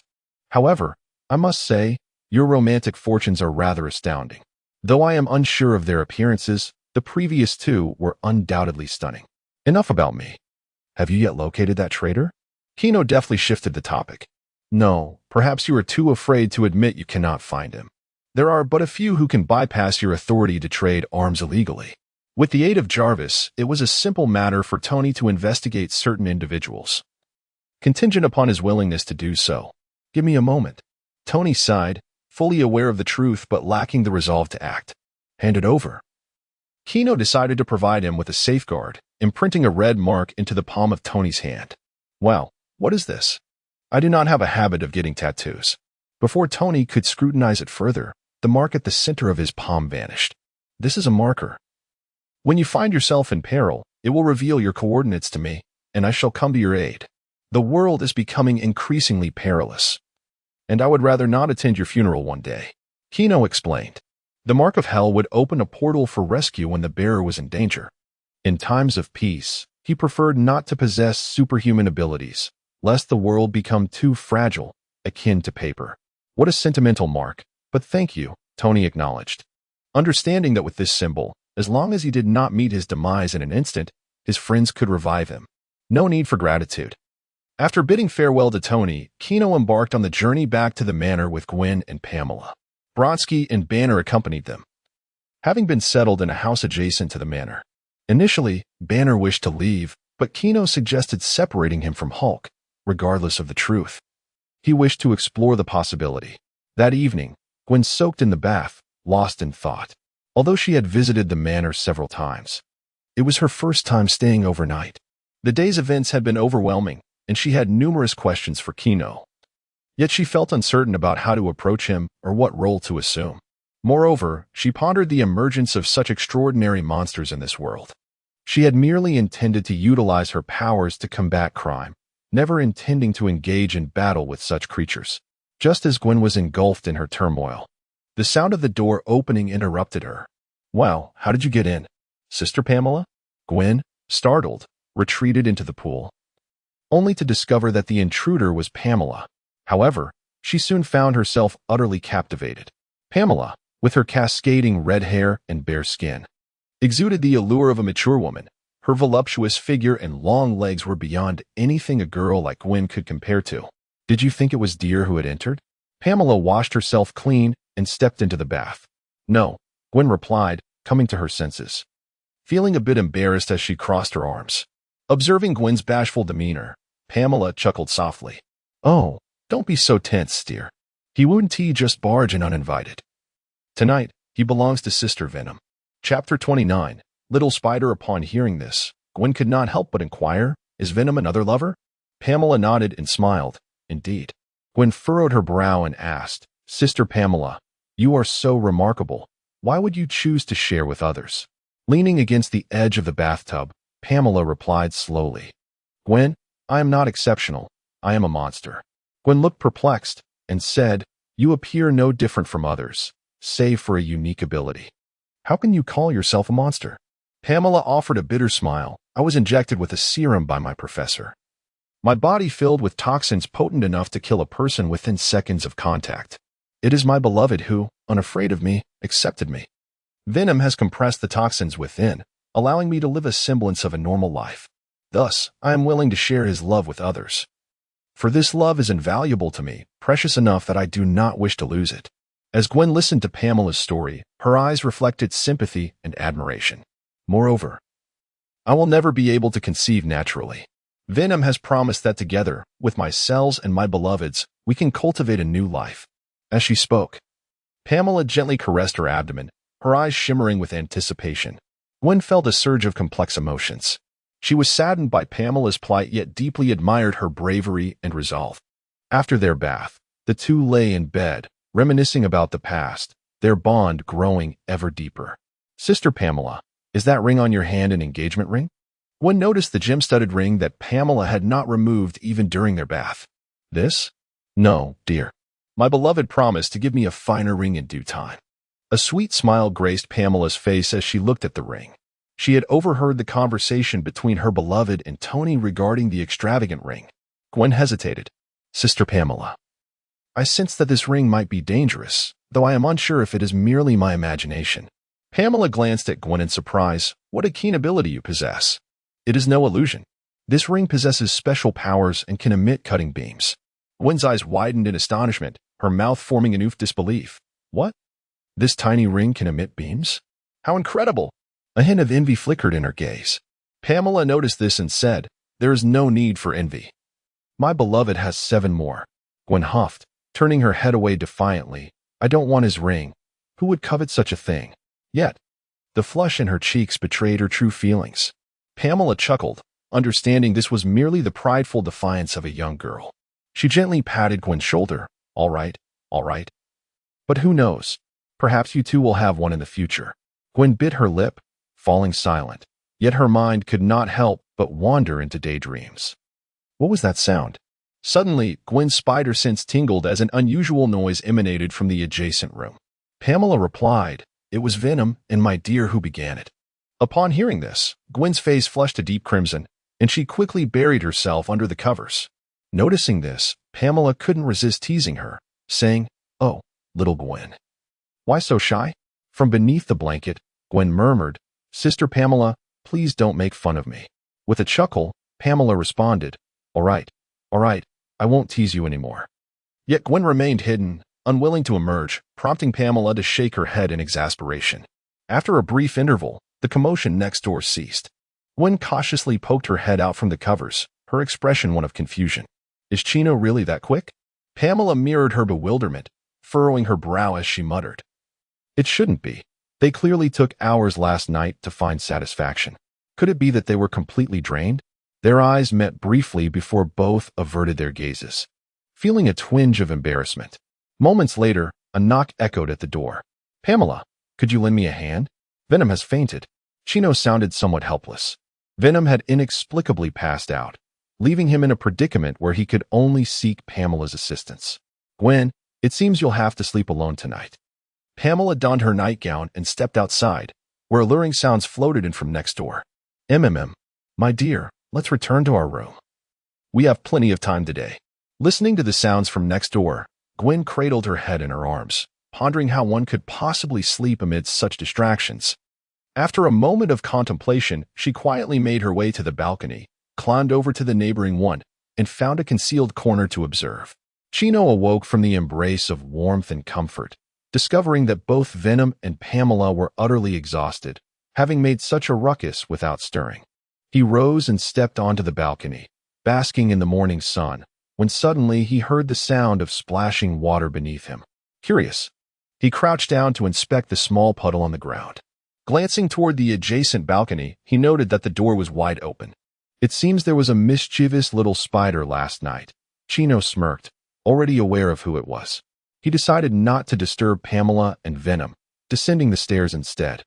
Gwen was already at the table, having begun her breakfast. Upon noticing Chino's arrival, she momentarily halted her actions and then resumed her meal in silence. Chino took his seat and greeted her. Good morning, Gwen. Instinctively, Gwen replied, Good morning, Chino, but immediately felt a wave of embarrassment wash over her. Her cheeks flushing slightly as her gaze wandered, avoiding direct eye contact with him. Finding her flustered demeanor amusing, Chino feigned curiosity, asking, Did you sleep well last night? Gwen nearly choked on her food, stammering, I suppose. Chino chuckled, shaking his head, and ceased his teasing, turning his attention to his breakfast.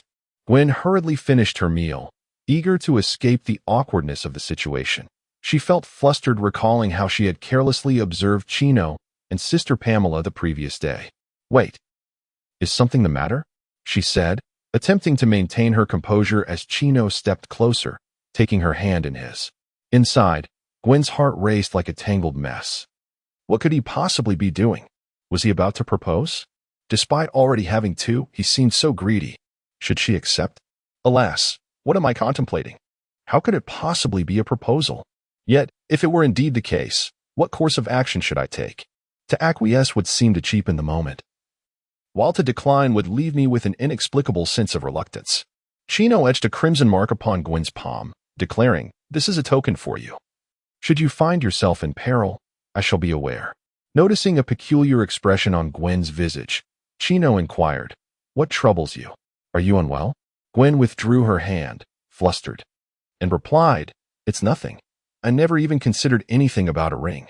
At that moment, Gwen's heart was engulfed in regret for having inadvertently voiced her innermost thoughts. Chapter 30. Not coincidence, but inevitability. Chino fell into contemplation, and Gwen, noticing his momentary hesitation, felt a pang of disappointment, her gaze dimming slightly. Just as Gwen was engulfed in her thoughts, Chino unexpectedly withdrew a turquoise ring from his pocket, saying, The whirlwind ring. I believe this ability suits you best. Gwen stared at the ring in Chino's hand, momentarily stunned and unresponsive. Observing her bewildered expression, Chino's lips curled into a teasing smile as he remarked, Shall I put it on for you? Regaining her senses, Gwen snatched the ring from him, exclaiming, No way, humph. With that, she dashed toward the door. Just as she was about to leave, uncertainty gripped her, causing her to halt in her tracks. She then ran back, planted a quick kiss on Chino's lips, and blushingly declared, Don't think too much. This is just a token of gratitude. Without another word, she fled, leaving Chino standing there with a smile. One ring in exchange for a phantom spider, a splendid deal. Once outside the manor, Gwen leaned against the door, slowly crouching down, her face alight with an uncontrollable smile. Carefully, she slipped the ring onto her middle finger, marveling at it as if it were the most cherished toy. I really have a ring now. She whispered to herself, her eyes glued to the ring.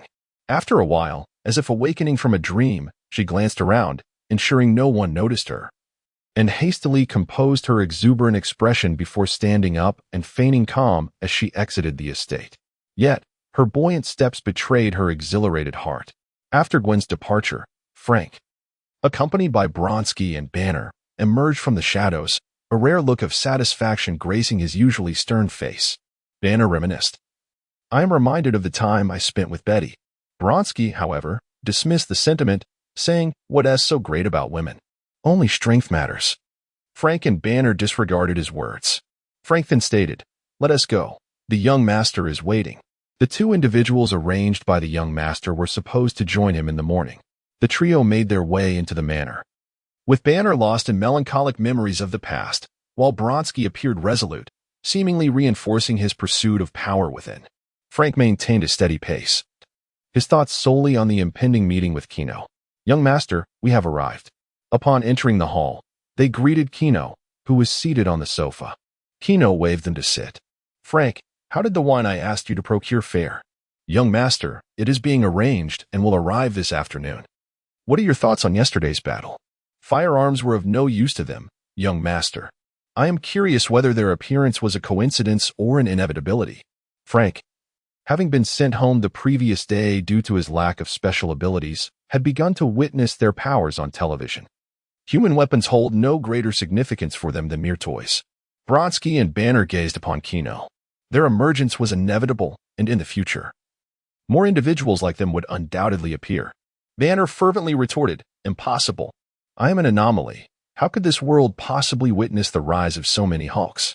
His voice sharpened with agitation, his eyes wide with disbelief, his face a canvas of incredulity.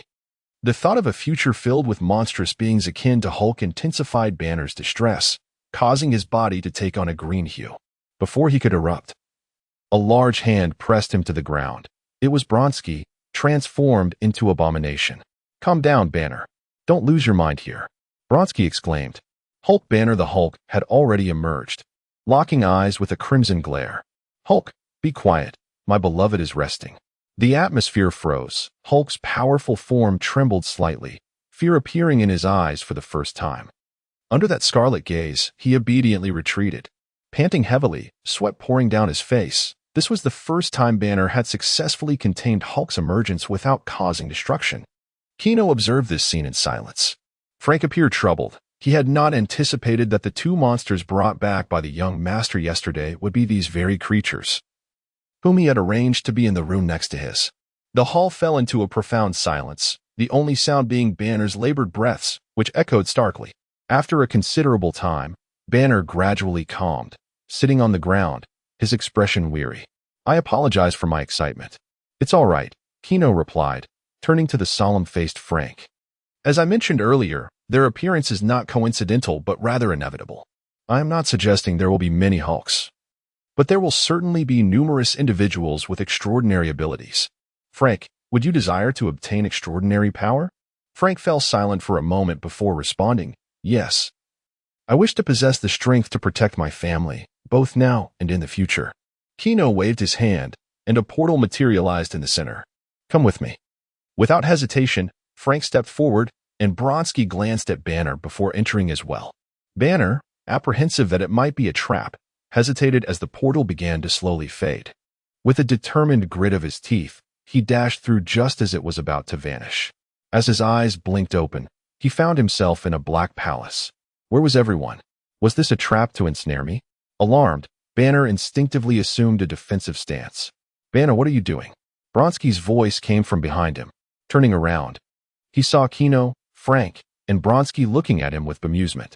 "I was just performing Chinese martial arts," Banner stammered, attempting to strike a grand pose. "Your Majesty, you have brought a fool with you," remarked she, unable to look on without discomfort, pondering which unfortunate demon would be bound by a contract with him. "She. Have the demons you arranged arrived?" "They have, Your Majesty," she replied, growing serious at the mention. Under the guidance of she, we arrived at a lofty platform, where a metallic throne was prominently displayed. Below lay an expansive plaza, densely populated with an array of demons, each exhibiting unique and varied forms.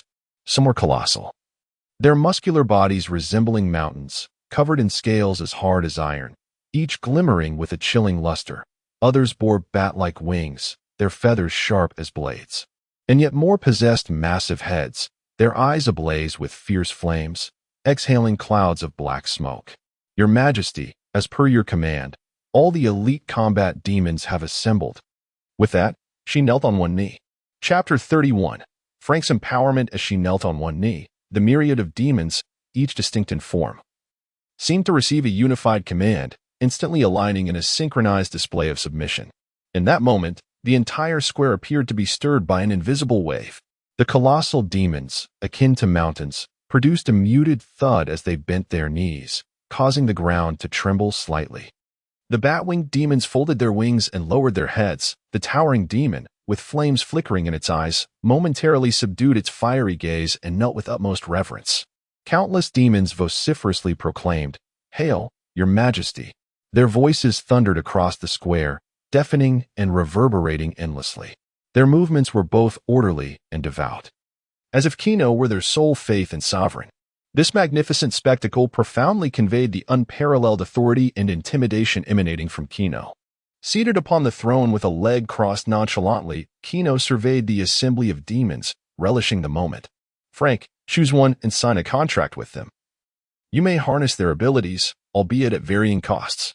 Regaining his composure, Frank approached, observing the multitude of demons gazing back at him. Each was formidable, each uniquely powerful. Suddenly, Frank's attention was drawn to a demon wielding a fiery greatsword. "Young master, what manner of demon is that?" She replied after a brief glance. "That is an enchantment demon, whose ability lies in imbuing various weapons with magical enhancements. Its strength is not particularly formidable among demons." "That one," Frank declared, his eyes gleaming. Weapon enchantment seemed perfectly suited to him. Kino waved a hand, summoning the enchantment demon before Frank. "Desire my power? You have discerning taste. My price is 10 souls daily." "Ah." Before the demon could finish, it was met with several lashes from behind. "Ah." The enchantment demon let out a harrowing scream, its body trembling uncontrollably. She coldly remarked, "You have an opportunity to rephrase your request." Terror-stricken, the enchantment demon gazed at the whip poised again in Shi's hand and hastily corrected itself. 1 soul daily. No, 1 soul every 10 days. Its voice quivered with fear, eyes filled with trepidation towards Shi. Finally satisfied, she lowered the whip. Noticing Kino's curious gaze, she explained, "Your Majesty, despite its cries, he is unharmed. The whip merely strikes at his essence." Kino nodded, refraining from comment. Having entrusted her with the management of demons, he chose not to pry further. Nonetheless, he found Shi's demeanor towards the demons somewhat peculiar. Kino turned his attention to Frank and the enchantment demon, stating, "Now that the terms are agreed upon, let us commence the contract." Frank nodded. Souls were merely trifles, plentiful in the alleys. The enchantment demon produced a parchment, inscribed with the previously agreed terms. Frank pressed his hand upon it, and an enigmatic force enveloped both him and the enchantment demon in an instant. As the light flickered, Frank felt an unusual energy surging into his body, and a faint rune mark emerged upon his arm. After sealing the pact, the enchanted demon returned to its original form. Frank drew a pistol from his waist, and a crimson flame materialized instantaneously, dancing like a nimble serpent, caressing the gun's body. Enveloped in flames, the pistol began to contort, its once sleek contours twisting into a grotesque form. The barrel thickened, intricate patterns resembling demonic motifs surfaced, and the muzzle expanded, akin to a roaring abyss, emanating a chilling aura. Frank grasped this transformed firearm, this hand cannon, feeling the immense power it harbored, a blend of excitement and a sinister smile gracing his face. Why? Find a demon with formidable defenses. Kino, intrigued by the weapon's capabilities, noted its resemblance to that of the Ghost Rider. The mountain demon emerged. As Y selected, a towering demon, measuring several dozen meters, stepped forth, its body resembling black rock. Were it not for its eyes, one might mistake it for a mere rock formation. Y introduced, this is the mountain demon, unparalleled in strength and defense, though somewhat lacking in speed. The mountain demon thumped its chest and disdainfully declared, "Foolish humans, come forth." Its deep voice echoed like thunder across the square. Frank was all too familiar with the enchanted demon. It often took advantage of his slumber to hew stones from his body to forge weapons, taking an eternity to chip off even a small piece. What could such a diminutive object in that human's hand accomplish? Without hesitation, Frank pulled the trigger of the mountain demon. In the next instant, a deafening explosion reverberated through the square. A searing flash of fire erupted from the muzzle of the hand cannon, rocketing towards the mountain demon with unparalleled force. Before the mountain demon could react, it was struck by this overwhelming power, and with a thunderous crash, its colossal form trembled and then collapsed. The surrounding demons were stunned by this abrupt turn of events, and the once quiet square was plunged into an eerie silence. Amidst the swirling dust, Frank held the still smoking hand cannon, his excitement intensifying. The mountain demon quickly rose, having only shed a few stones from its chest, completely unscathed. Despite the absence of defense, its sheer weight was formidable enough to topple it. Was the enchanted demon's power truly so potent?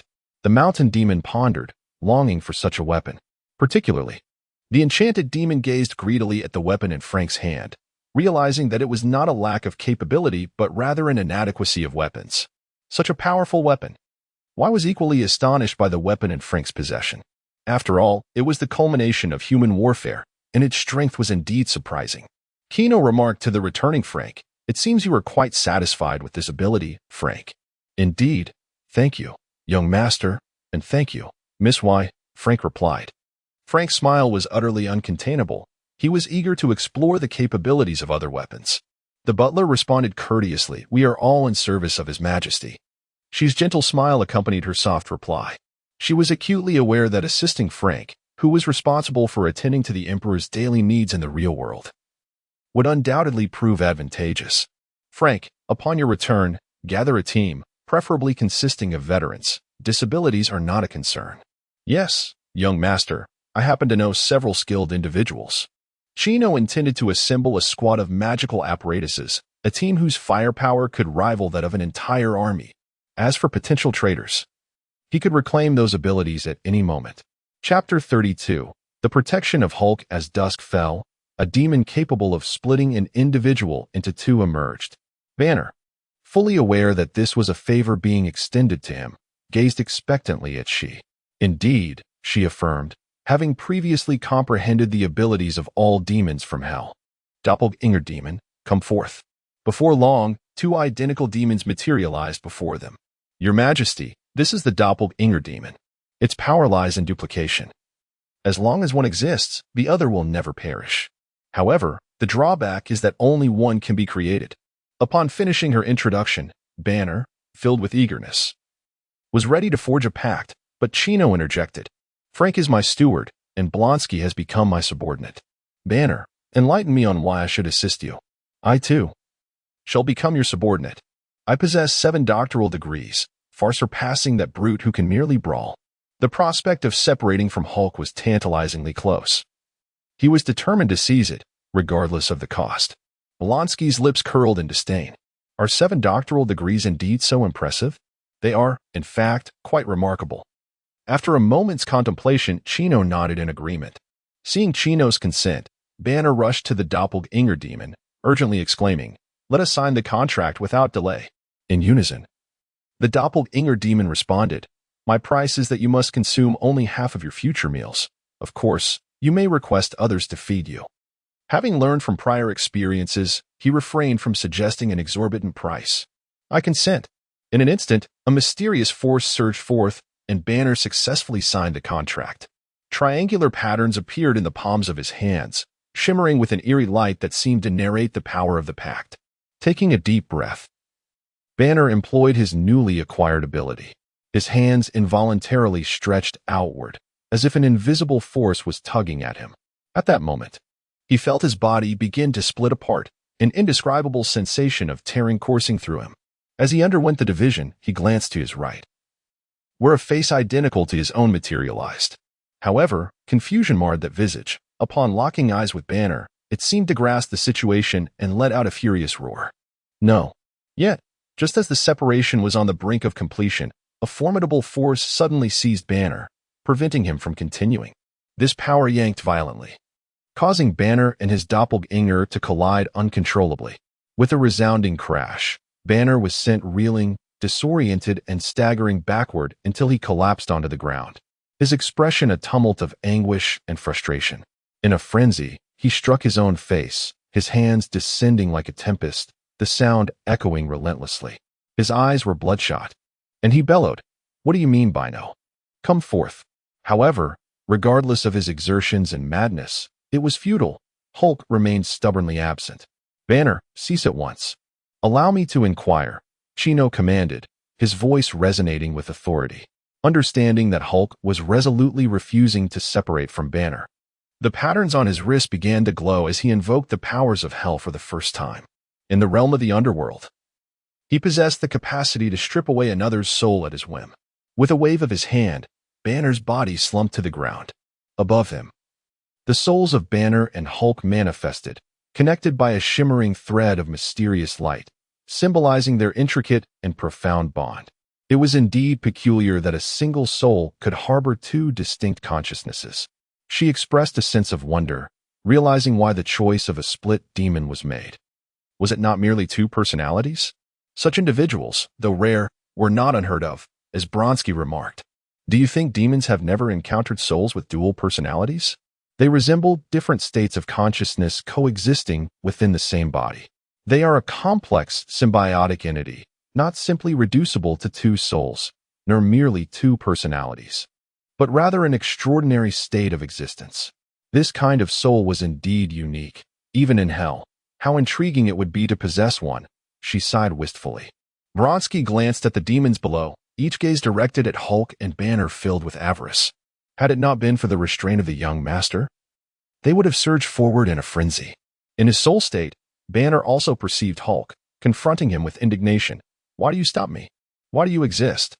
Why do you shatter my life?" With 7 doctoral degrees, he had once enjoyed privileges wherever he went, yet due to Hulk's emergence, his girlfriend departed. He lost his job. His assets dwindled, leaving him utterly destitute. Banner, weak, death; Hulk, strong, protection, separation, inability, safeguard. Hulk expressed no fury, merely articulating these fragmented words. Banner was taken aback, his eyes widening in disbelief. He had never considered this reason. All along, he had viewed Hulk as the root of his misfortunes, never contemplating Hulk's original intent. At this moment, his anger extinguished like a suddenly doused flame, replaced by profound contemplation and confusion. "Hulk, do you not wish to emerge? To savor delicacies, forge friendships, experience the world?" "I wish to, but Banner is important." Upon hearing Kino's words, Hulk exhibited a longing demeanor. "It is indeed possible.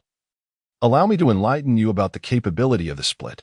Kino began to elucidate to Hulk, while Banner observed Hulk's earnest attention, his expression a blend of complexity, as if he had long misunderstood Hulk. "This way, you can better protect Banner." "No. Deceive Hulk?" "No. Hulk, consent to separate." Upon Hulk's agreement, Kino waved his hands, reintegrating the souls of Banner and Hulk into their body. Banner gradually rose, inhaling deeply. He was about to utilize the split ability once more, this time without the previous impediments, everything proceeding smoothly. An invisible force re-emerged within Banner's body, this time devoid of unexpected pulls or obstructions. His body began to slowly divide. Though the process still bore the agony of tearing, Banner gritted his teeth and persevered. At last, Banner and Hulk successfully became two distinct entities. Banner stood still, his complexion slightly pale, yet unable to conceal his elation. Hulk, on the other hand, flexed his formidable physique, displaying an expression of sheer excitement. "Hulk, I sincerely apologize for the misunderstandings in the past," Banner expressed. He had not anticipated that this encounter would proceed so seamlessly. All it took was a heartfelt conversation with Hulk. Hulk gazed at Banner, beaming widely. "It's quite all right, Banner. Our relationship is not as dire as it may become in the future." Chino, observing the two, shared in their joy, remarking, "Buy one, get one free." Turning to Blonsky, Chino inquired, "Have you made your selection after all this time?" Blonsky met Chino's gaze with unwavering resolve, stating, "Sir, I seek only the most powerful demon.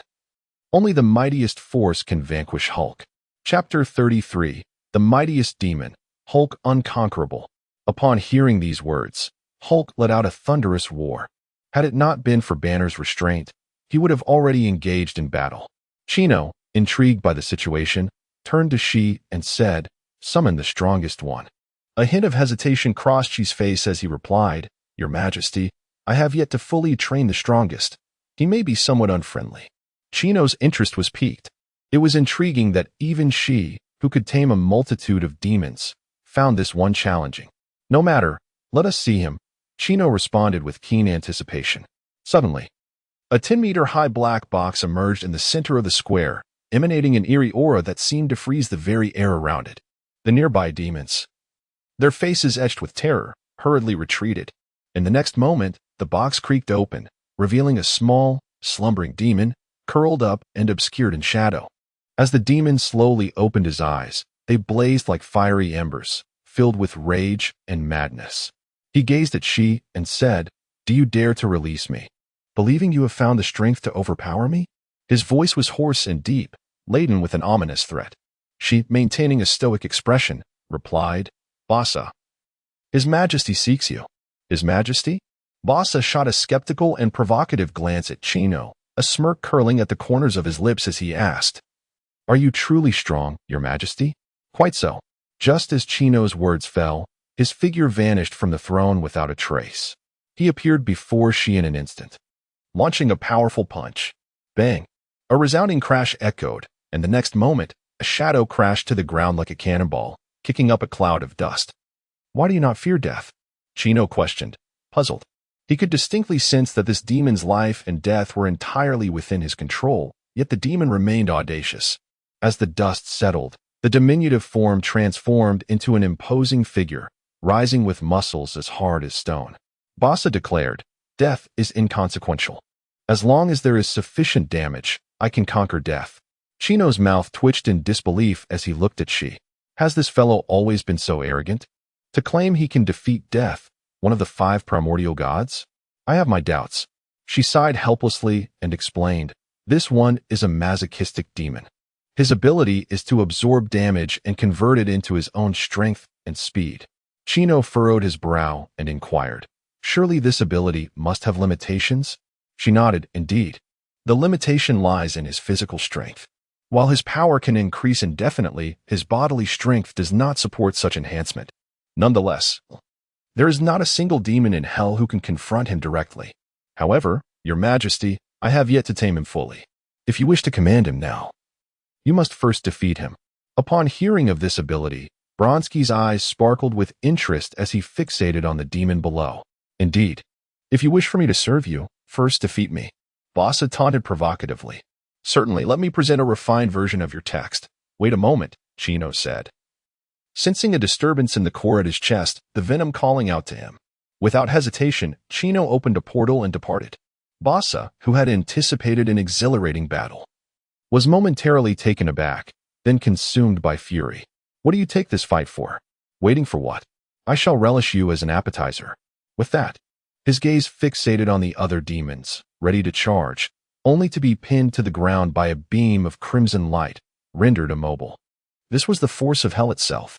"My lord, if I have kept you waiting, then you shall continue to wait," Wai remarked coldly, observing Bassa who lay beneath. "How dare you, you feeble demon?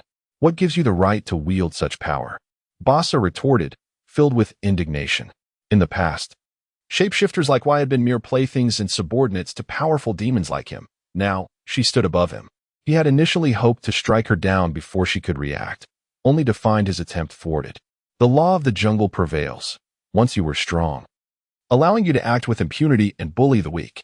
But now, I am strong, and the tables have turned. Is this not the rule you established, mighty demons? Wai's gaze was icy and sharp, akin to 2 piercing beams that scanned the surrounding demons. In that moment, she truly embodied a demon. The other demons averted their eyes, unable to meet her fierce stare, overwhelmed by a profound fear. Frank, Bronski, and the others looked on in astonishment at Wai. The girl who was docile before Chino now appeared as a terrifying specter to the demons. Wherever her gaze fell, they trembled in silence, paralyzed by dread. Unbeknownst to Chino, events in hell were unfolding differently. He found himself in the parlor of the estate. In the parlor, Venom and Pamela stood before a genial man with a warm smile. Chino regarded them and asked, Venom, what is going on? The one with the lengthy title has arrived, Venom replied. Greetings, Mr. Chino. I am Agent Phil Coulson from the Strategic Homeland Intervention, Enforcement, and Logistics Division, Coulson said with his characteristic warm smile, his eyes radiating sincerity and friendliness. He exuded an irresistible charm, as though he were not an agent on a mission but an old friend come to visit. Chino observed Coulson and couldn't help but admire his social finesse, truly, the village chief of Marvel's novice village, with impeccable social skills. Coulson, I'm currently a bit occupied. Could we discuss this later once I've settled my affairs? Chino inquired. Of course. Should you require assistance? We possess considerable experience in managing intricate matters, Coulson replied, his gaze laced with subtle probing. There is a rebellious demon subordinate in need of some discipline. Would you care to join me? Chino extended an invitation to descend into hell. Coulson's smile faltered momentarily, beads of perspiration forming on his brow as his mind raced. Weighing the consequences of accepting this invitation, all the while seeking to unravel the purpose of the Demon King's presence in the mortal realm. He took a deep breath, feigning composure as he spoke. Very well, I shall accompany you. Despite his efforts to maintain an air of tranquility, his slightly trembling lips betrayed the turmoil and unease within. Venom, Pamela, will you be joining us? Chino inquired, glancing at the two women. Let us go and see, replied Pamela. Dearest, I shall join as well. One by one. Chino and the others inexplicably vanished. Coulson inhaled deeply, adjusting the concealed camera on his chest, and made the sign of the cross. For the sake of world peace, may you bless me, he uttered, before stepping through the portal. Chapter 34. Unrestrained Nick Fury of S.H.I.E.L.D. gazed at the darkening screen, enveloped in silence for an extended period. Meanwhile, Coulson had already appeared in the square, blinking into the dim sky. In the distance, a volcano erupted, spewing forth torrents of lava that radiated an intense heat, as if it sought to consume everything in its path. Beneath him lay a throng of demons, their grotesque visages causing Coulson's breath to falter. Pamela sensed the lifeless world around her. As the host of nature's verger, she instinctively felt a twinge of revulsion, but managed to suppress it. Chino observed Bassa, who lay prostrate on the ground, and, showing no surprise, calmly stated, Let us proceed. Upon hearing this, she released his grip on Bassa. The latter sprang to his feet, his eyes still brimming with defiance. You want to flee this time, Your Majesty. Chino smiled faintly, replying, I hope you can maintain that attitude for a while longer. Just as he prepared to act, Venom suddenly enveloped him, transforming his form into a golden suit of armor. Venom, what is this? Chino inquired, astonished. As Your Majesty, you must appear more dignified, and besides, I wish to remain with you. After all, we are. Venom's voice echoed in Chino's mind. The golden armor gleamed resplendently under the crimson sky, enhancing his majesty and strength. The surrounding demons could not help but cast sidelong glances, and a flicker of surprise crossed Boss's gaze, soon overshadowed by arrogance. Pamela sat down on the throne, ready to observe, while she hesitated briefly but ultimately chose silence. Allow me to charge you up. His eyes glowed crimson as searing heat vision erupted forth, directing a powerful laser beam straight at Bassa, instantly warping the air around them. Unfazed, Bassa spread his arms wide, choosing to embrace the mighty laser. However, the intensity of the heat vision proved overwhelming, and he was swiftly pinned to the ground, the surface beneath him transforming into flowing magma under the extreme temperature. Coulson anxiously recorded the unfolding events with a hidden camera in his chest. Suddenly, she turned to glance at him, and in that instant, Coulson felt as though his heart might cease to beat. Yet, she quickly averted his gaze, allowing Coulson to exhale in relief, silently grateful that he had not been discovered. While documenting, he swiftly analyzed in his mind. The Demon King possessed abilities akin to Superman, super strength, flight, heat vision.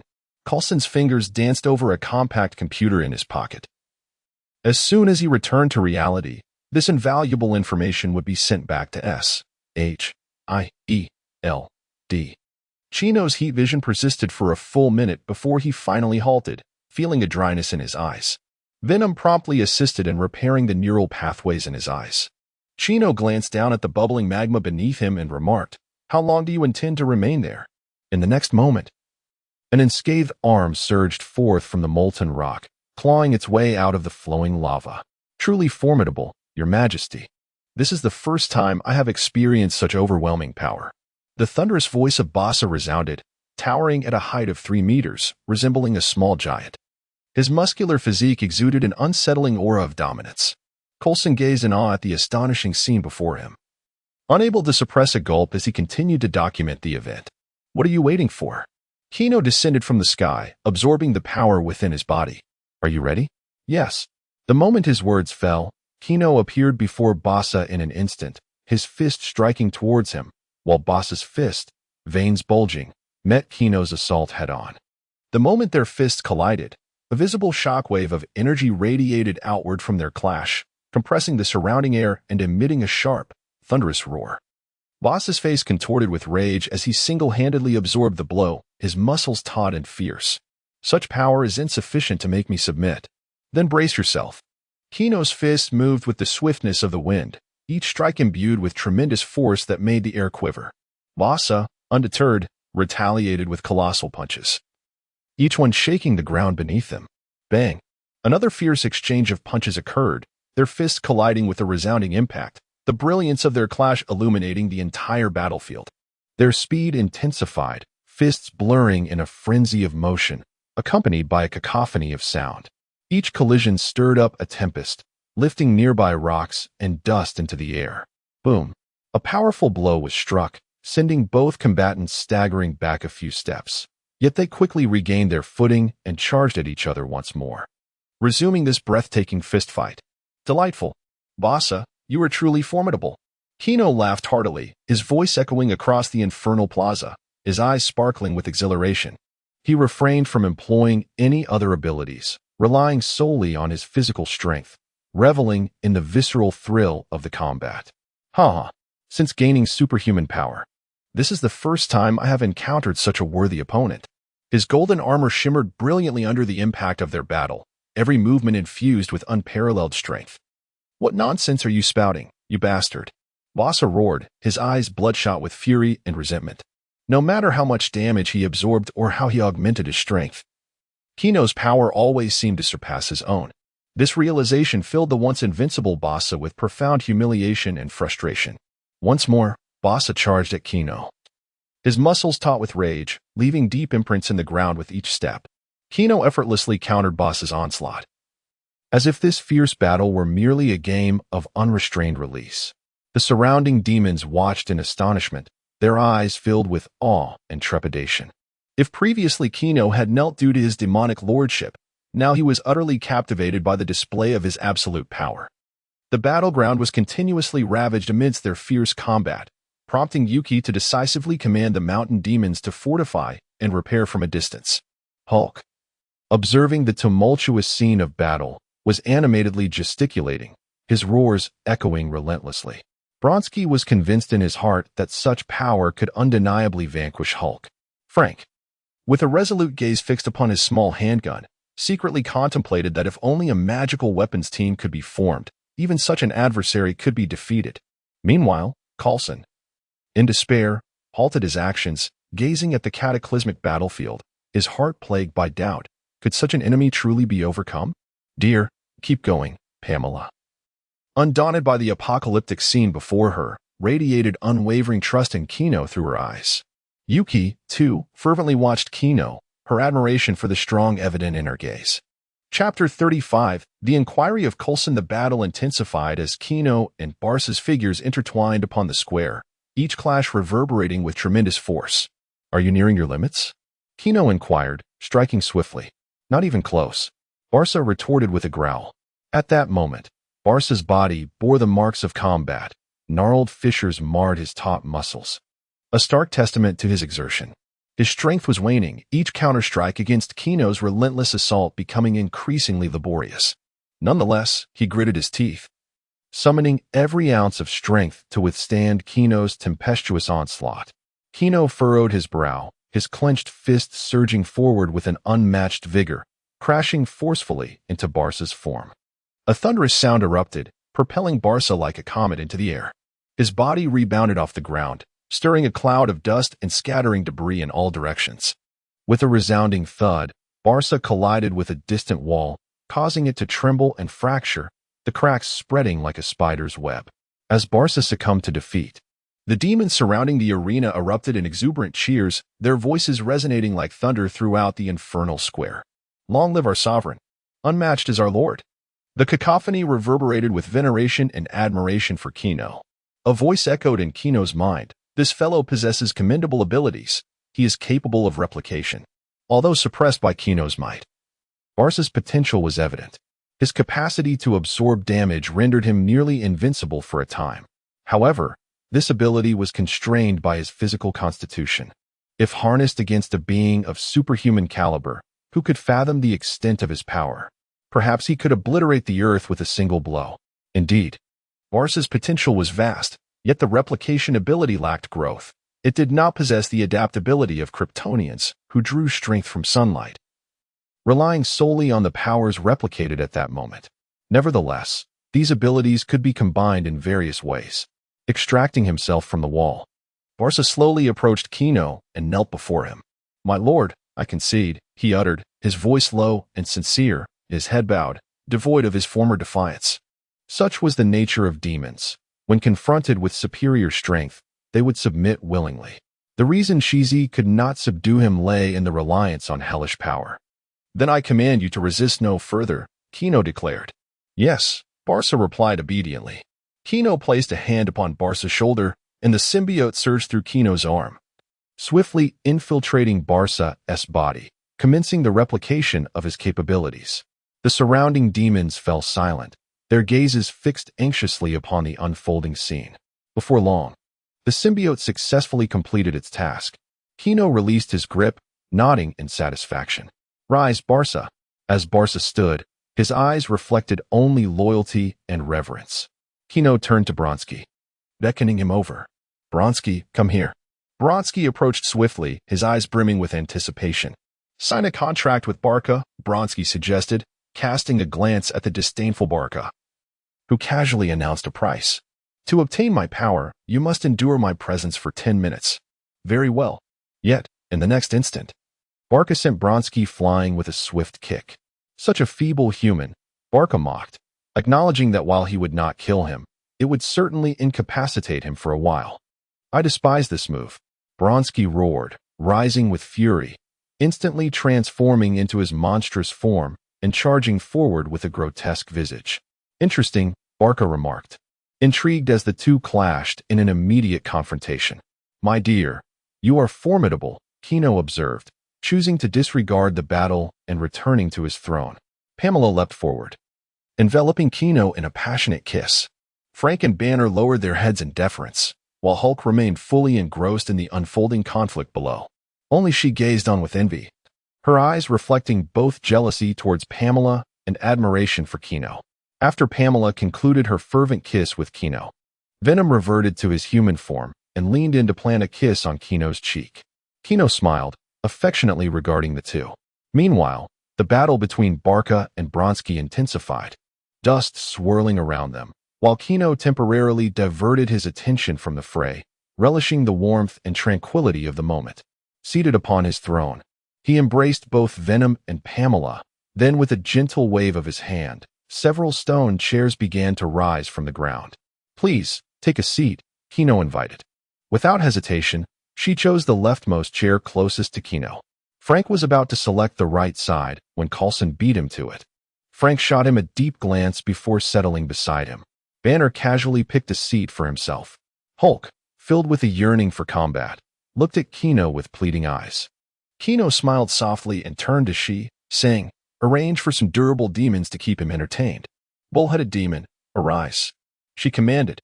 At her summons, a burly demon with a bull's head emerged, its imposing figure nearly matching Hulk's. Kino indeed wished to cultivate she into the steward of hell, as he could not remain there indefinitely. "Hulk, engage in battle," Hulk shouted with excitement, leaping down to confront the bull-headed demon.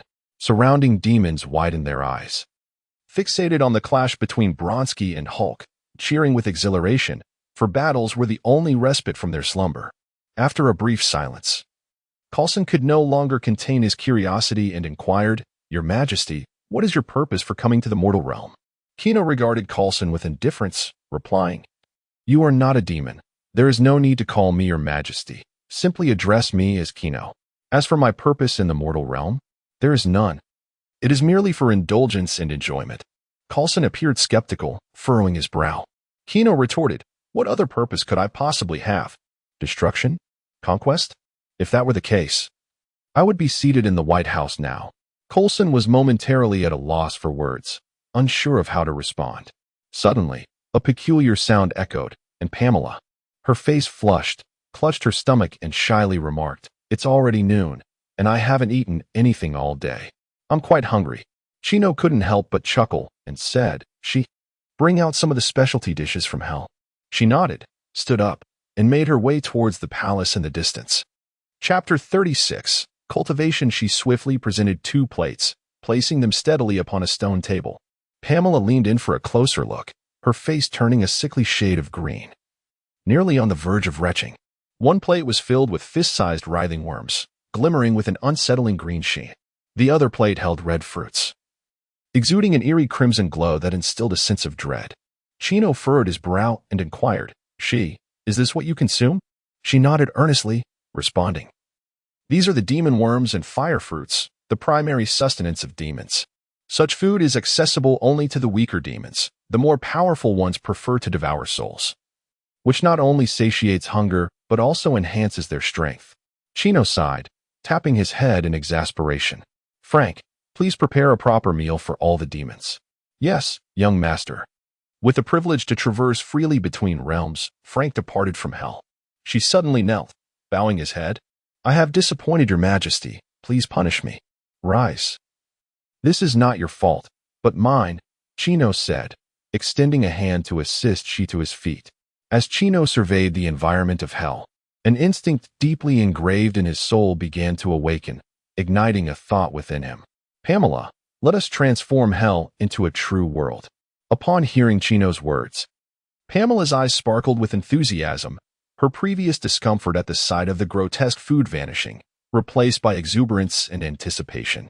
"Absolutely," she exclaimed joyfully, her hands instinctively forming fists, brimming with boundless energy. Initially, she had contemplated secluding herself and establishing a botanical kingdom upon her transformation into a monster. But she had forsaken that idea upon encountering her beloved. Transforming hell? Coulson's expression was one of disbelief as he slowly turned to gaze at the billowing smoke from the clusters of volcanoes outside the square, with magma flowing freely across the land. How is that even possible? Coulson's brow furrowed tightly, shaking his head in disbelief, considering it utter nonsense. "Young master, if it were merely an oasis, it might be feasible. The growth of plants relies on 4 essential elements: sunlight, oxygen, water, and soil. There is oxygen here. Sunlight can be artificially produced, and the geological demon can facilitate modifications. Water can be transported from Earth, and plants can be cultivated." Among Banner's 7 doctoral degrees, geology and meteorology were included, and Chino had greatly assisted him. At this moment, he began to earnestly contemplate solutions. "Banner, I desire an entire world, not just a mere oasis." Banner stroked his chin, his gaze intently observing the environment of hell, then shook his head. "Young master, this is exceedingly difficult. To create an entire world is an immense undertaking, requiring a self-sustaining cycle. It is imperative to transform the very geological and environmental fabric of hell. Establishing a fertile soil layer, regulating the weather to encompass all 4 seasons, and nurturing the growth of flora amidst the humidity, these are formidable challenges." As Banner spoke, he sketched rudimentary diagrams upon the ground, his demeanor grave and focused. There was no need to fret over the botanical conundrum. Pamela would showcase her prowess. Rising from Chino's embrace, Pamela's hands radiated a verdant luminescence, reminiscent of the gentle dawn of spring, warm and teeming with vitality. Before long, vibrant green patches emerged within the obsidian expanse of the plaza, followed by tender sprouts breaking through the earth at a visibly rapid pace, striving to unfurl their delicate green leaves. In the blink of an eye, blossoms erupted in a riot of colors, resplendent and breathtaking. Lush grasses spread forth, enveloping the plaza like a verdant tapestry. A gentle breeze wafted through, carrying the fragrance of flowers as the grass swayed, breathing life into the once somber square. Starkly contrasting its previous dark and oppressive visage, the demons stood transfixed, gazing at the verdant ground beneath them, their eyes filled with disbelief and wonder. As if ensnared by the marvel they beheld, an extraordinary sight they had never witnessed.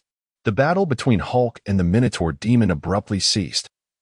Hulk's massive hand gently caressed a nearby flower, curiosity etched upon his face. The Minotaur demon, witnessing Hulk's waning combat spirit, exhaled a sigh of relief, pondering the terrifying strength that seemed to only grow with each encounter. He inhaled deeply, savoring the delightful aroma wafting through the air. And couldn't he resist plucking a handful of grass to taste? Delicious, he exclaimed, promptly sitting down to indulge heartily. Observing his enthusiasm, Hulk hesitated before sampling a flower himself, only to furrow his brow and mutter, "Not tasty." The surrounding demons, intrigued by the Minotaur's enjoyment, began to experiment with the newfound delicacies. Some were met with expressions of sheer delight, stuffing their mouths relentlessly, while others spat out their morsels in disgust, deeming them utterly vile. The plaza resonated with a cacophony of reactions, the demons' responses as varied as the colors of the flowers. Barca, having knocked out a loathsome foe with a punch, discarded a parchment as he strolled over to the grassy area, reclining and gazing at the crimson sky. No creature could detest the scent of nature, not even demons. A hint of nostalgia flickered in his eyes, as if his thoughts drifted back to a past visit to the human realm, where he had wandered through forests and savored exquisite cuisine, memories that lingered vividly. At this moment, Coulson and Banner remained in stunned silence, their eyes fixed upon the grass beneath them. Coulson, unable to contain himself, reached out to touch it, incredulously exclaiming, "Is this an illusion?" Banner knelt down, examining the blades of grass closely, shaking his head in affirmation. "No, this is no illusion. This is genuine life." Eve knelt beside them, her fingers brushing against the tender green blades, her expression somewhat dazed as she murmured, "Life in hell has manifested in a manner never before seen." Her eyes shimmered with a blend of surprise and a hint of confusion at the unforeseen transformation. Pamela paused her actions, which emanated a green glow, and, slightly out of breath, remarked, "Darling, this patch of grass will only thrive for about a week before it begins to wither." "No matter, this is merely the beginning." Banner adjusted his glasses and replied earnestly, "Sir, even with such abilities and the assistance of demons, this is at least a century-long endeavor. Therefore, I intend to establish a company to recruit personnel. I believe those mutants would be excellent candidates. They clearly possess agricultural skills." A glint of mischief flickered in Chino's eyes as he recalled Storm's power to control the weather. "No, you cannot recruit those mutants," Coulson instinctively intervened, his face etched with concern. With an army of demons already in play, the addition of hordes of mutants would yield catastrophic consequences. "Why not? Isn't humanity quite disdainful of mutants? They would wish for their descent into hell." "I am merely assisting you." Chino raised an eyebrow, his tone laced with sarcasm. Coulson let out a bitter laugh and replied helplessly, "Not that kind of descent into hell." "Coulson, why not join me?" Chino offered an earnest invitation, placing great value on Coulson's abilities. "Mr. Chino, I am destined to descend to hell eventually. There is no need for haste." Coulson gently declined Chino's invitation. Chapter 37, The Collapse of Lucifer's Mind. Chino solemnly stated, "No. You will sacrifice yourself to save humanity and ascend to heaven." Coulson, taken aback by the revelation of his impending demise, responded, "Well, that is indeed an honor." A complex emotion flickered across his gaze, a mix of awe at the unknown fate that awaited him and a sense of comfort derived from Kino's unexpected appraisal. Kino smiled slightly and proposed, "Thus, I wish to intercept your fate. Would you consider making a deal with me, the Demon King?" "What sort of deal?" Coulson inquired with curiosity etched on his face. "Upon your first death, your soul will belong to me, and you shall serve me, in exchange for the answer to a single question." "First death? Am I destined to experience many deaths?" Coulson pondered, lamenting the tribulations that seemed to plague his life. "Any question you desire. Indeed, there are few things in this world that I remain ignorant of. Allow me to grant you a piece of information free of charge. Captain America is still alive." as Kino spoke. A piece of parchment materialized in his hand and was placed on the table. Captain America. The revelation that his idol had not perished filled Coulson's face with a blend of disbelief and elation. His heart raced uncontrollably. The news of Captain America's survival was nothing short of staggering. His gaze fixated on the parchment, grappling with the decision of whether to sell his soul. As Coulson wrestled with his thoughts, Frank emerged from the vortex with 3 heavy trucks, accompanied by the manor's chefs. Taking a deep breath, Coulson consented to the transaction and decisively placed his hand upon the parchment. It ignited into fierce flames, leaving behind a mysterious black mark on his palm. What would you like to inquire about? The whereabouts of Captain America, the fate of Nick Fury's eye, or perhaps your own death? The impending crises facing Earth? Kino teased. I wish to ask how you acquired this hell. Coulson had already discerned that Kino was unfamiliar with hell, as if he had only recently assumed the mantle of the Demon King. Seeking death, a fierce killing intent glimmered in the eyes of she, as if poised to strike at any moment. Vines commanded by Pamela erupted suddenly from Coulson's side, their sharp tips aimed directly at his heart, ready to unleash their lethal potential. Though Venom appeared somewhat surprised, he remained composed, seated comfortably on Kino's lap. Banner observed the unfolding scene, contemplating whether to distance himself to avoid being drawn into the fray. Coulson fixed his unwavering gaze upon Kino, devoid of any hint of retreat or fear. Kino gently squeezed Pamela's soft waist, instructing, All right, everyone relax. This is hardly a secret. He turned to Coulson and revealed, this hell was a gift from Lucifer Morningstar.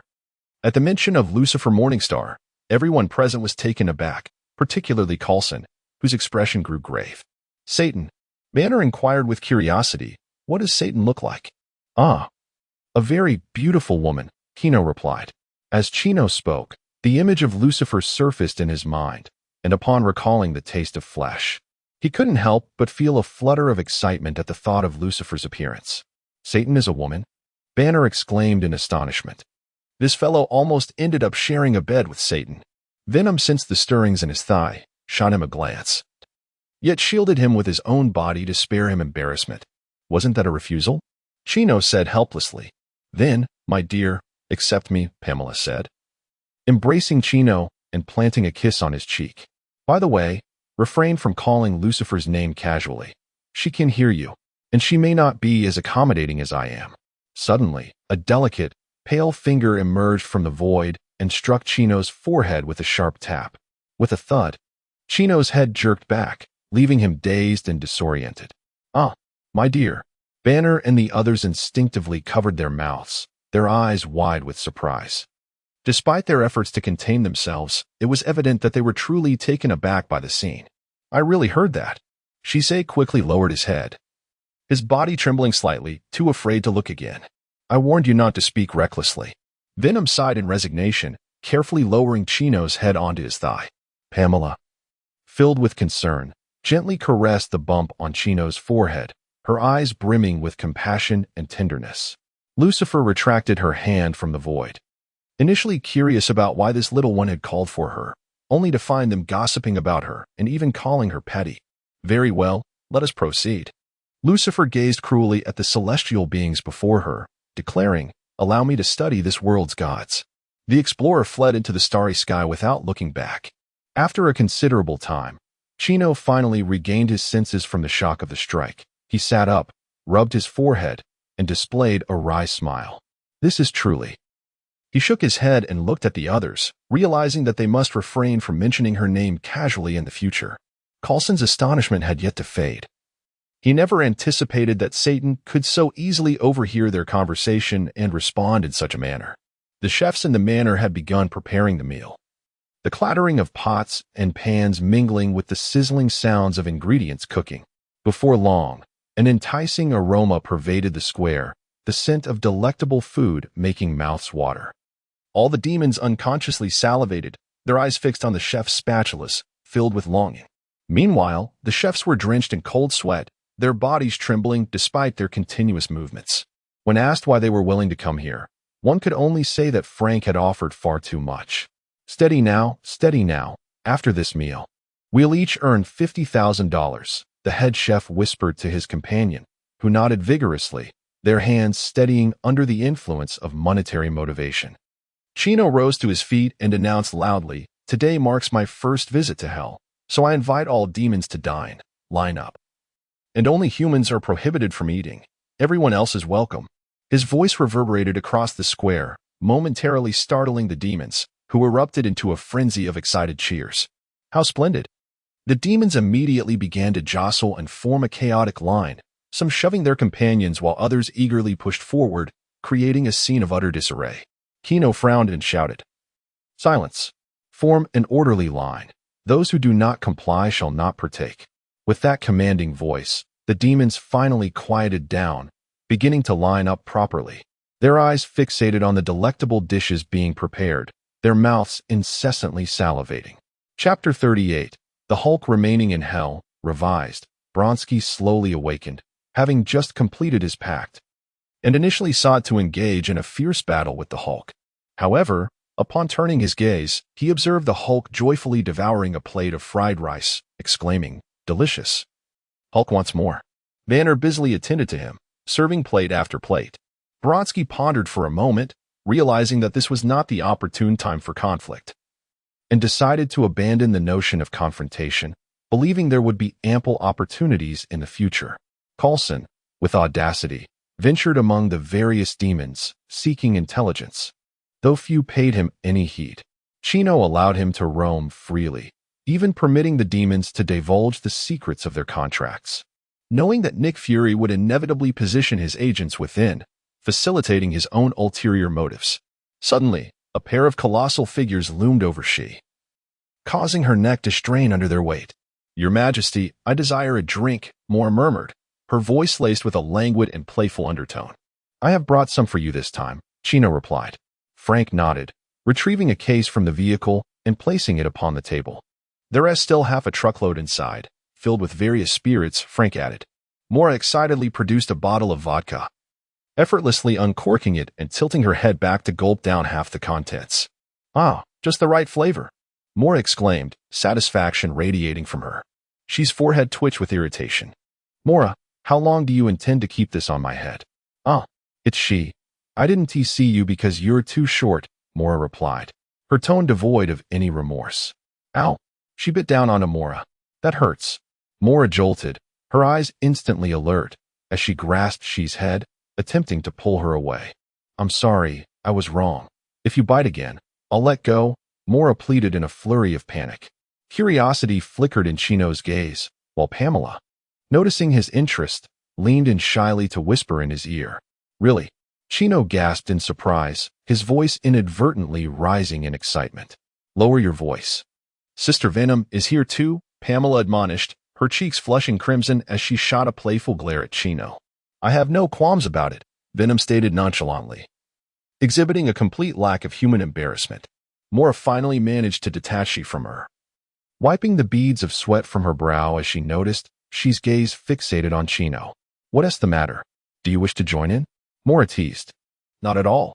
She's eyes, however, betrayed a hint of evasion. We're demons. We seize what we desire, just as the Demon King does," Mora stated with earnestness. She's expression turned complex, her inner turmoil apparent as she wrestled with her thoughts. Venom glanced over, appraising she, commenting, "Lowly type, she can join in." She was not averse to Chino establishing a harem, influenced by Chino's memories, as she too held an affinity for women. As the banquet concluded, the once boisterous square gradually fell into a tranquil silence. Chino and the others prepared to depart from hell, returning to reality. However, the Hulk exhibited an intense sense of attachment, clamoring to remain in this place where there was sustenance, companionship, and opportunities for brawls. Banner, with a sense of resignation, urged, "Hulk, please stop." Yet, ultimately, he could not prevail against the Hulk's determination. Seeing Hulk's resolute stance, Banner acquiesced, allowing himself the privilege of occasionally visiting. Thanks to the hellish permissions granted by the young master, Blonsky also unhesitatingly opted to stay, his gaze fixed on the Hulk as he declared, "I still have battles to fight alongside Hulk." Chino nodded and instructed, "Sia, keep an eye on them. If they become unruly, command Barca to teach them a lesson." Chapter 39. The Assassin Alliance. "Yes, Your Majesty." Chino contemplated for a moment, bestowing upon she the authority to freely exit hell. From now on, refer to me as young master. Should any matters arise, inform me. Yes, young master. A subtle smile curved she's lips, and her previously tranquil gaze sparkled with surprise. Deep down, she understood that Kino granting her such privileges signified his genuine acceptance of her as one of his own. Upon returning to the real world, the sunlight outside had softened, indicating that afternoon had arrived. Coulson had long departed, presumably hurrying back to report the astonishing discoveries of the day. Frank, too, was unceasingly busy, hastily preparing for the recruitment of personnel and the transportation of supplies to Hell. With so many tasks at hand, he had even enlisted Banner's help. Kino regarded Venom and Pamela with a knowing smile, remarking, "It is getting late. We should rest." Pamela and Venom exchanged glances, playfully rolling their eyes at Kino, fully aware of his underlying intentions. "Director, I have returned." Coulson strode into the office, placing a tablet on Nick Fury's desk while handing over a document. Fury, with a grim expression, fixed his gaze on the tablet screen, displaying swarms of demons in hell, the formidable power exhibited by the Demon Kings, and intelligence regarding the contracts with these demons, all of which deepened his furrowed brow. "Wait, what is this about?" Nick Fury inquired abruptly. On the screen, Kino was narrating the origins of hell, yet the language being spoken was entirely incomprehensible. Coulson sensed something amiss, recognizing that it mirrored what he had heard previously. After a moment's thought, he picked up the document, cross-referencing it with prior notes, and pointed to a line, saying, "Director, what do you see?" "Nothing at all. It's blank." "Coulson, what is going on?" Fury's brow knitted in confusion. He was well aware of Coulson's reliability and deemed it improbable for him to make such a fundamental error. Coulson, harboring suspicions, replied, "Director, I can only assert that the myths are true." Fury's pupils dilated as realization dawned upon him. Hell was a gift from the deities, and the identity of the one capable of such a deed was self-evident. Fury remained silent for a prolonged moment, pulling out a beeper, yet hesitated and set it down again. This device could summon Captain Marvel, but in light of the current circumstances, even her presence might prove insufficient. "Coulson, do you believe what he said is credible? A demon king who does not wish to conquer the world, but instead seeks to reform hell?" Nick Fury's gaze grew profound, laced with skepticism. "I believe it is plausible. He was once human," Coulson replied. Setting aside Kino's status as a demon king, he projects the demeanor of a very courteous individual. Moreover, we can only trust that there exists no force on Earth capable of thwarting him, Coulson added, his expression grave. Nick Fury pondered, rhythmically tapping his fingers on the desk. "Coulson, you may continue to engage with him openly. I shall discreetly send individuals to join him. If we could acquire the power of the demon." "Yes, Director." After reporting his duties, Coulson turned and made his way toward the door. As he reached it, Nick Fury's voice echoed, "For humanity's sake, I appreciate your efforts, Coulson." "It's no trouble, Director," Coulson replied with a slight turn of his body, before resolutely departing the office. In the DC universe, Kino ambled through the vast, snow-laden mountains. One might inquire about the reason for his arrival in this realm. The answer is quite simple. He was out of funds. In the Marvel universe, he indulged daily in games with Pamela and Venom, occasionally teasing Gwen when she approached. He reveled in a plethora of culinary delights, maneuvered sleek sports cars, and traveled extensively. Such a lifestyle was once beyond the realm of his imagination in his previous life. However, he was soon faced with grim news. His $50 million had dwindled to a mere $5 million. Desperate to realize his paradise plan, he enlisted help, procured various supplies and machinery, and even purchased land to establish a company. This amount was grossly insufficient. Although he still held a 20% stake in Stark Industries to sustain him, the transformation of Hell demanded an exorbitant amount of resources and labor. Hell boasted no lucrative specialties. He needed to generate income. Whose wealth was most abundant? The affluent. And what did they cherish most? Life. Thus, he set his sights on the Lazarus Pit, the renowned resurrection pool of DC, capable of staving off aging and restoring youth. There were minor side effects, but that posed little concern. There were plenty of brilliant scientists in both Marvel and DC who could refine the process. If that failed, they could always dilute it. Kino arrived in DC accompanied solely by Venom, while Pamela busied herself cultivating plants with heightened vitality to adapt to Hell's environment. Upon reaching the summit, Kino beheld the fortress that housed the Assassin's Guild. He surveyed the snowy expanse before him and inquired, "Could you notify your leader on my behalf?" Silence ensued. "Let me take over. I haven't had a workout in ages." Venom's voice resonated in Kino's mind. "Isn't my current activity sufficient for you?" Kino jested lightly. "Do you doubt I could join you at this very moment?" Venom threatened. "Never mind, we have pressing matters," Kino quickly retorted, fully aware of Venom's audacity. As he pressed onward, a flurry of dark figures suddenly erupted from the snow. Assassins clad in white ninja garb swiftly encircled Kino, and without hesitation, a barrage of throwing knives was unleashed. "I offered you a chance," Kino declared as the last word escaped his lips, black tendrils of venom enveloping him instantly. Deflecting the daggers, realizing their projectiles were ineffective, the assassins unsheathed their katanas, charging forward like a white whirlwind, their eyes devoid of fear. Venom, observing the impending assault, let out a cold chuckle. Her fists, infused with a fierce gust, surged forward with remarkable speed. A series of muffled thuds resounded as the assailants at the forefront were instantly sent sprawling.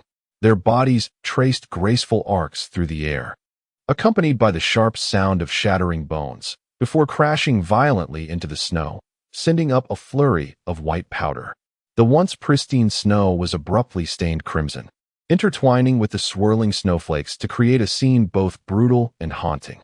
As Venom effortlessly dealt with the attackers, he remarked with disdain, "I fail to comprehend why. In this day and age, one would resort to melee weaponry." Kino replied, "It must be essential to the plot, otherwise, how would Batman contend against a league of assailants armed solely with rifles?"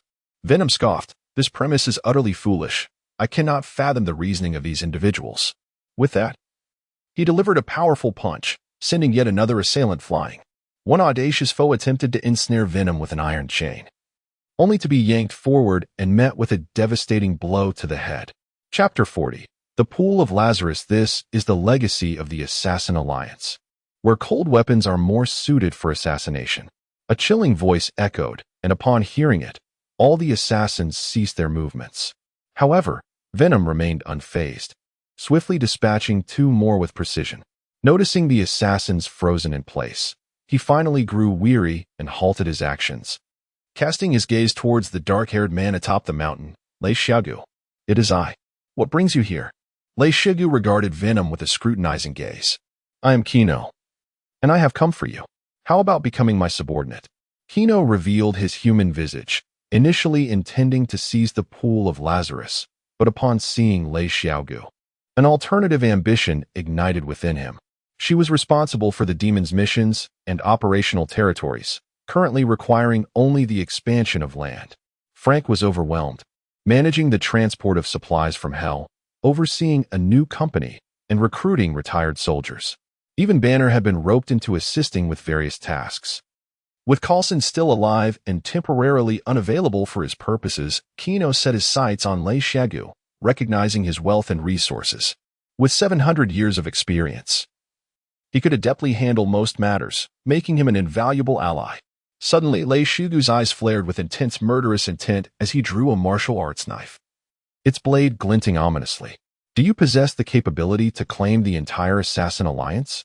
As Kino observed the charging Lei Xiaogu, he lamented internally, "Has this man lost his mind?" Nevertheless, the martial arts prowess Lei Xiaogu had honed over 7 centuries proved ineffective against Kino, who swiftly brought him down, raising a cloud of snow dust. The surrounding ninjas, witnessing Lei Xiaogu's fall, rushed forward without hesitation, each wielding sharp blades and exuding icy glares. This time, Kino took matters into his own hands, refraining from taking any lives. Instead, he expertly incapacitated them all with precise control over his strength. "Let us strike a deal. Do you have any wishes? I shall help you fulfill them, and in return, I desire the entire Assassin Alliance," Kino proposed, his gaze fixed intently on Lei Xiaogu. "A wish?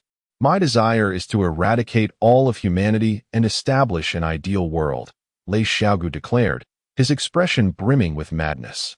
"I can interpret that as me offering you a world devoid of humanity, allowing you to create a paradise from scratch."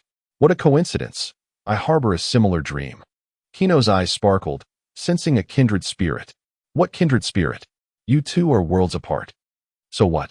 Do you possess the means to realize it? Lei Xiaogu retorted. Though the latter part of his statement was flawed, the essence remained aligned. Then let us finalize the terms. I shall grant you a world devoid of humanity, enabling you to recreate a fragrant paradise while you surrender the Assassin Alliance to me. As Kino's words faded, a rune materialized in the palm of Lei Xiaogu's hand. What is this? Do not mind the little trinket. Let us journey to the new world, Kino declared, and at that moment, a door emanating an eerie glow suddenly appeared beneath Lei Xiaogu's feet. Before Lei Xiaogu could react, he instantly plunged into the abyss, with Chino following closely behind. In the blink of an eye, they vanished from sight.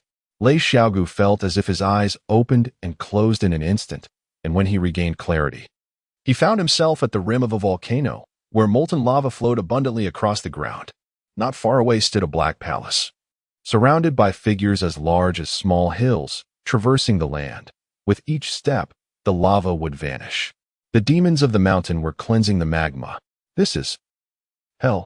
Lei Xiaogu could not help but exclaim, his gaze vacant.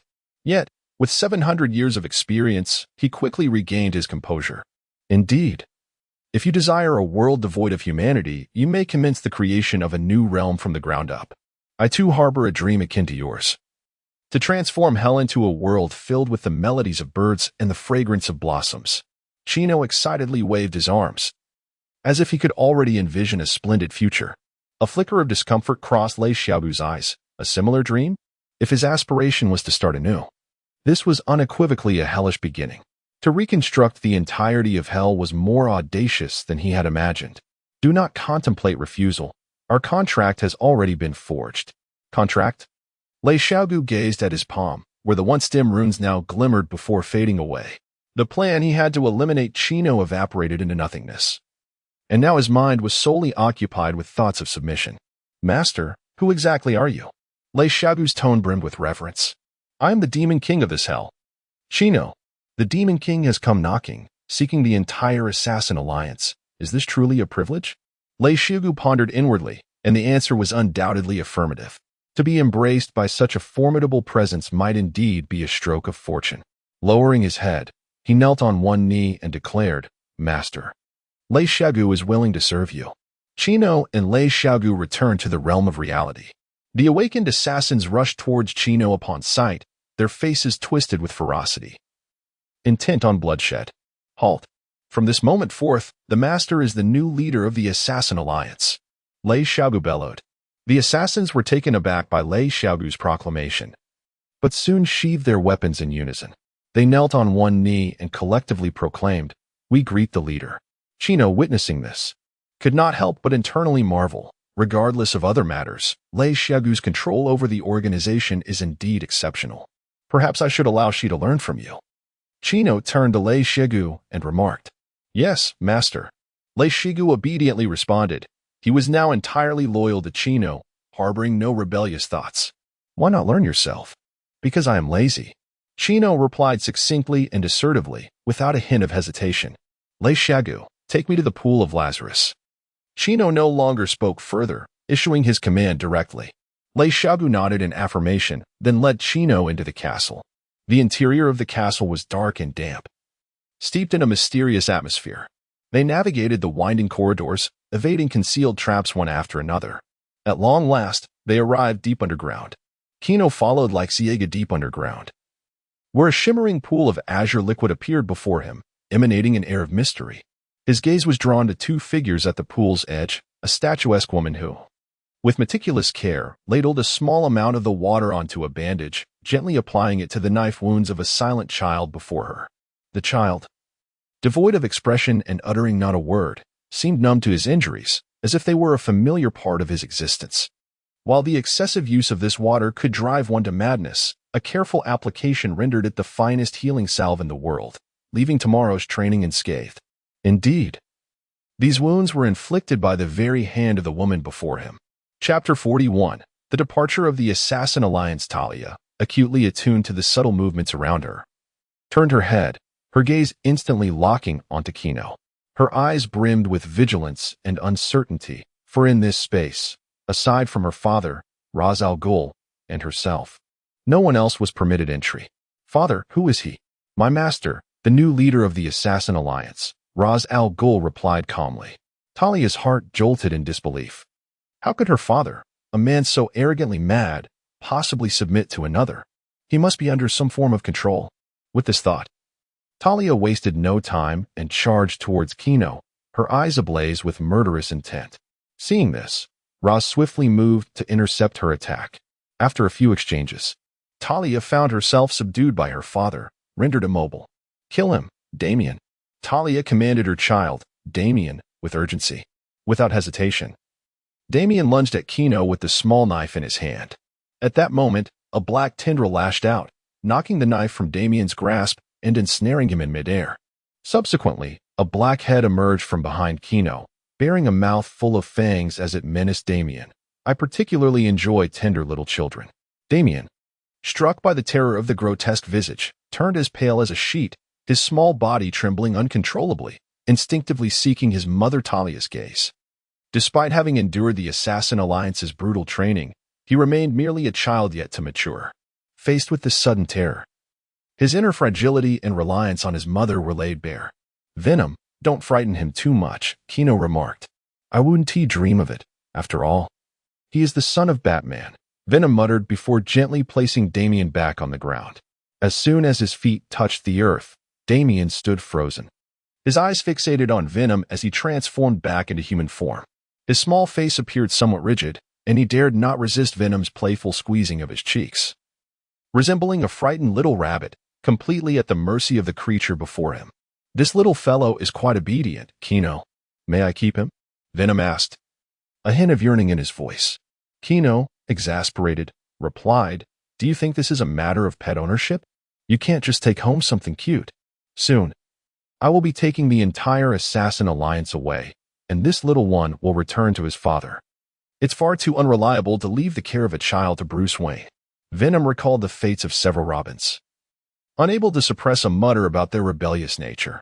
"Isn't either Alfred? We could send his mother along too, a family reunion of sorts." Kino was not keen on the burden of looking after someone else's child. "Poor child, neither parent is normal," Venom lamented, gently patting Damien's small head. Perhaps it was the transformation back into human form, but Venom found himself unexpectedly sentimental. Damien's eyes widened, utterly bewildered by their conversation, wishing fervently for the peculiar creature before him to depart. "If you truly like him, we could always have one of our own," Kino suggested. "At present, it is not feasible. I lack the ability to manipulate genes. If I am to bear a child, it must be one of impeccable perfection." Venom resolutely shook her head. Although her body was capable of childbirth, she aspired to conceive a child that would embody the combined genes of Pamela and Chino, a promise she had made in advance. Talia found herself firmly pinned to the ground, utterly immobilized. "Who are you people?" she exclaimed vehemently. Chino disregarded her inquiries, striding purposefully towards the pool of Lazarus. With superhuman vision activated, his sight was nonetheless obscured by the deep azure, rendering the source of the water unclear. "Lei Xiao, command all assassins to return to the castle and remain on standby. They are not to act under any circumstances," Chino stated without glancing back. "Yes, master," Lei Xiao replied respectfully. Once all the assassins had returned to the castle, Chino demonstrated astonishing strength, lifting both Lei Xiao and Talia with one hand while cradling Damien in the other. With a powerful push, he soared into the heavens. "Superman? But isn't he dead?" Talia pondered, her gaze fixed on Chino in midair. Damien remained still, prompting Chino to steal a few more glances. The little fellow was indeed well-behaved and had inherited his parents' striking features, compelling Chino to consider raising him. Upon reaching the foot of the mountain, Chino gently set down the individuals in his grasp. He gazed up at the towering snow-capped peaks and charged forward, colliding with the mountain and leaving behind a colossal crater. "What is the purpose of this?" Talia asked, bewildered, as she looked to Lei Xiao. At that moment, she chose not to flee, instead driven by a desire to comprehend the intentions of this enigmatic figure. With a thunderous rumble, the ground shook violently, and the snow mountain began to ascend slowly. Talia stared in shock, her eyes wide with disbelief as she beheld the tiny figure beneath the mountain. Lei Xiao's lips twitched involuntarily. He mused to himself, the master truly delivers on his promises, transporting the entire assassin alliance. Damien's mouth fell agape. In his understanding, such power was beyond human capability, leaving his young mind profoundly shaken as he stared vacantly at the astonishing scene. Chino, cradling the massive snow mountain, took deliberate steps into the abyss. Upon entering, he found Xian succinctly instructed, "She, keep this snow mountain here and arrange accordingly." She nodded in acknowledgement, and Chino turned to depart. Chino swiftly returned to Lei Xiao. "I grant you 5 days to attend to your affairs. After that, you will accompany me." Lei Xiao nodded respectfully in agreement. Subsequently, Chino seized Talia and Damien, his form flickering as he soared towards Gotham. As they journeyed, Chino contemplated the necessity of acquiring a spatial teleportation ability, which would greatly facilitate future endeavors. Suddenly, he felt his leg ensnared, presuming Talia was merely fearful of heights. He chose to ignore her, gently stroking his chest with one hand while glancing down to investigate. Her ruby lips curled upwards, tracing an enchanting smile, while her fair fingers gently rested upon Chino's chest. Gradually exploring. "What are you doing? Can't you tell? Perhaps we should find a hotel for a more intimate exchange." Talia's lips parted slightly, her voice soft and alluring. Her gaze unabashedly locked onto Chino's, brimming with unrestrained desire. She yearned for a child with extraordinary powers, as long as her offspring inherited even half of his strength. Conquering the world would be effortless. "Your child is still here." Chino's eyes darkened slightly. "Do not concern yourself with him, or if you find it thrilling, you may allow him to observe." Talia assumed Chino was merely being considerate of the child, maintaining her seductive smile as she pressed herself closer to him. She understood men all too well. If it seemed exhilarating, they were willing to try anything. However, she had not anticipated that Chino was unlike any ordinary man she had encountered before. Chapter 42. Young Damien. Still engulfed in anxiety about flying and bewildered by the unknown destination, turned his gaze toward the commotion nearby. His cherubic face was etched with confusion, struggling to comprehend his mother's actions. "You are the first to provoke my ire since my arrival here," Chino suddenly declared, his voice laced with suppressed fury. Talia felt a surge of dread. She realized too late that her haste had led her to act without understanding this man's temperament, and now she feared the consequences. Without hesitation, Chino thrust his hand forward, sending Talia's body plummeting from the heights like a kite severed from its string. "Mom!" Damien cried out in terror, his voice brimming with fear and helplessness. He watched in horror as his mother descended rapidly, his small frame trembling uncontrollably. Suddenly, a black tendril emerged from Chino's back, swiftly reaching out to ensnare Talia, suspending her in midair. "Chino, you cannot kill his mother in front of a child," came a voice of caution. "I apologize, Damien." Chino sincerely expressed, acknowledging that his earlier rage had clouded his judgment. "Your mother is safe." As Damien gazed at his mother hanging in the air, relief washed over him. Although fear for Chino still lingered in his heart, knowing that this man had nearly taken his mother's life. Why such fury? Having read so many scripts, this scenario is hardly unprecedented, Chino mused, struggling to comprehend the depths of his own anger. After all, devoid of human essence, even with all of Chino's memories, he could not grasp human ethics and morality. "Those are mere fictions. I can view them as such. I am indeed lewd, yet I maintain decorum," Chino patiently explained. "I don't understand. You seem to enjoy exploring various scenarios in those stories," she countered. "Perhaps you will understand when you become a mother. I could overlook her enticing me anywhere else, and even in the right ambience, it wouldn't be impossible to indulge, but she cannot do so in front of her child." Chino's gaze fell upon the downcast Damien, and he offered a wry smile, realizing that this child was genuinely frightened. He hastened their flight toward Gotham. Damien, still fixated on his mother suspended in the air, found Chino's words perplexing. Though the meaning eluded him, they etched themselves deeply into his memory. The sky over Gotham was shrouded in gloom, thick clouds pressing down upon the city, creating an atmosphere of heaviness and oppression. Despite it being daytime, Bruce Wayne remained indoors, diligently poring over documents in his study. Suddenly, a piercing alarm rang out without warning, shattering the tranquility. His brow furrowed as he swiftly accessed the surveillance feed. On the screen, the enigmatic figure who had once replicated Superman's powers reappeared, this time cradling a child in his arms and binding Talia behind him. He has been with the League of Assassins all this time? Bruce mused to himself, having spent considerable time tracking the elusive presence. To his surprise, the individual had now chosen to reveal himself. His gaze grew increasingly solemn, his mind racing as he pondered the visitor's intentions and potential actions. Chino lifted his eyes toward the surveillance camera and said, "Bruce, I have matters to discuss with you. May we meet?" After a moment of silence, Bruce responded from the other side of the monitor, "I will be waiting for you in the reception room." Chino grasped Talia's hand and strode into the estate. Making his way to the reception room, where he found Bruce already seated, awaiting his arrival. Alfred was nearby, preparing tea. Without hesitation, Chino thrust Damien into Bruce's arms, saying, "Here, your son, Damien."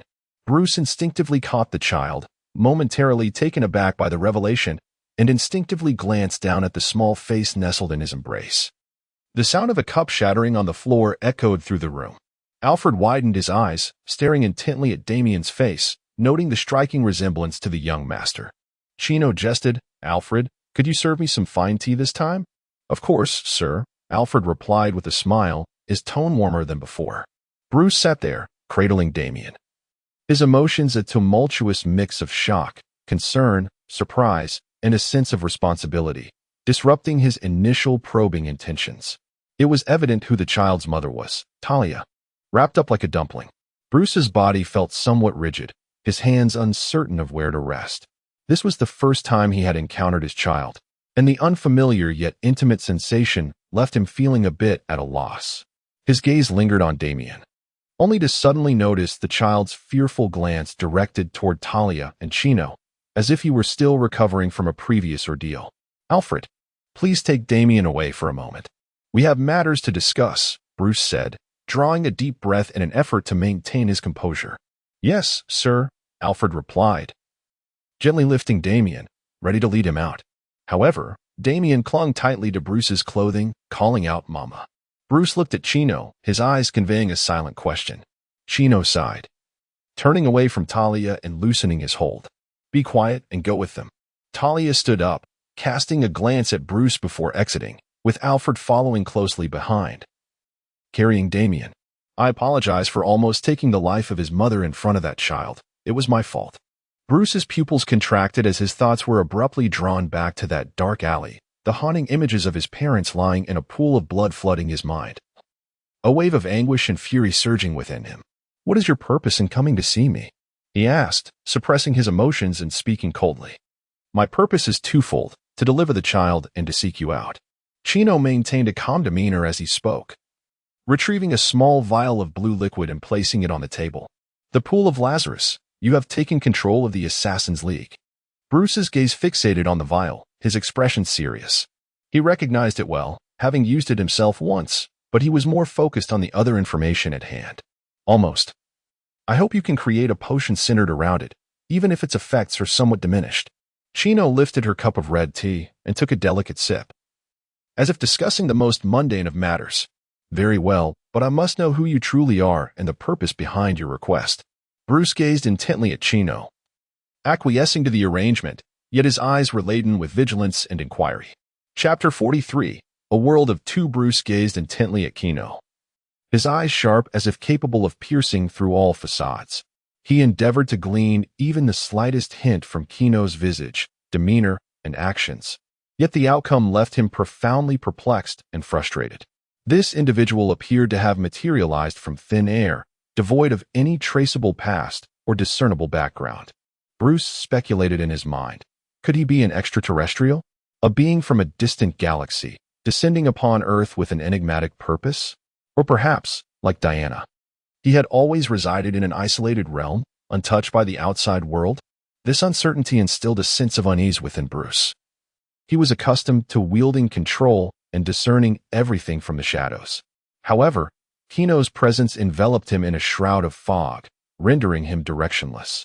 Chino met Bruce's gaze unwaveringly, a faint smile gracing his lips. "Do I make you uneasy? Aside from replicating Superman's powers, I have never committed any wrongdoing in this world. Moreover, I assisted you in locating your son. Bruce's eyes sharpened further. This world? You are from another world.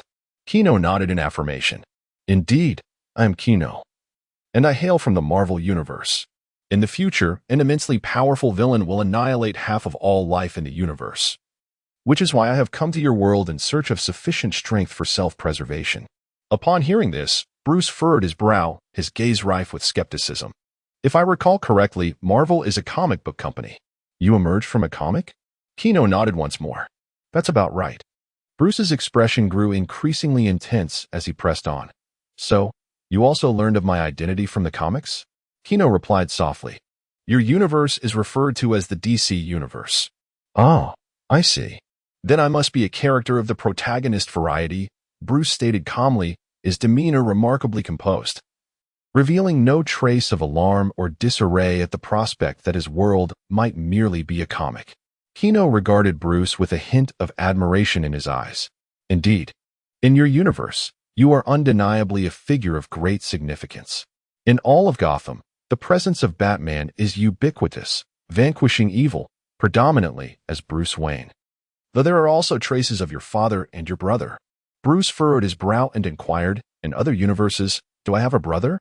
Kino nodded solemnly. Yes. In that universe, young Thomas Wayne killed you and your parents, becoming the Night Owl of Gotham, known as Owlman. Bruce's expression grew complex as he contemplated this entirely different version of himself and his family. It was truly unfathomable that such events could transpire in another universe. May I journey to your universe? Kino declined. Everyone in this universe may depart, but you cannot. Why not? You share a profound connection with a certain individual, one whom I cannot presently contend with. Moreover, once you depart from this world, Gotham may very well face annihilation. Chino remarked that Barbados perceives Bruce Wayne as the linchpin to unlocking the portal to the realm of substantive matter. Should he vanish, the repercussions remain a mystery. I understand. Chino stated, rising with the intent to leave. I have addressed your concerns. I shall return in 5 days. After Chino's departure, Bruce remained seated upon the sofa, resembling a statue, his brow furrowed, ensnared in deep contemplation. A significant connection to an influential figure, one that indirectly endangers Gotham. The multitude of evils plaguing Gotham is intricately linked to this individual. What could their intentions be? These queries incessantly swirled in his mind, yet elusive answers evaded him. At that moment, a knock echoed through the room. Master Bruce. Startled from his reverie, Bruce realized night had silently descended. Alfred, do come in. His voice bore a hint of fatigue. Alfred entered, accompanied by a changed Damien, the young lad's face etched with lingering anxiety and confusion. Approaching Bruce, Alfred spoke gravely. Miss Talia has departed, and you ought to see this. With gentle care, Alfred rolled up Damien's sleeve, revealing a multitude of scars, some deep, others faint. A harrowing tapestry of past wounds. As Bruce's gaze fell upon those scars, a flicker of anguish crossed his features. Does it hurt? Bruce's voice was low and tender as he delicately traced the marks, as if wishing to soothe the pain of bygone days. Damien looked up at the man before him, his expression vulnerable. His mother had told him that this man was the strongest, and as his child, he must grow ever stronger to conquer him. Yet, this man bore so many flaws. The emotions in his eyes felt foreign, yet not repulsive. This sensation left Damien in a state of bewilderment, shaking the very foundations of his young heart. It no longer hurts, Alfred interjected, while bathing Damien just now. Bruce listened intently, casting a curious glance at Damien. What do you think of that man from earlier? Powerful, intimidating. Do you despise him? No, I do not. I see, Bruce pondered, formulating a plan in his mind. Meanwhile, Chino had randomly descended upon a bustling city. No sooner had he landed than the familiar figure of Venom swiftly approached, affectionately leaning against him. Venom. For the next 3 days, we shall indulge in our exclusive world. Chino beamed, his eyes brimming with anticipation. Chino, why come here? Is Gotham not suitable? Gotham is stifling and perilous. It is hardly the ideal locale for relaxation.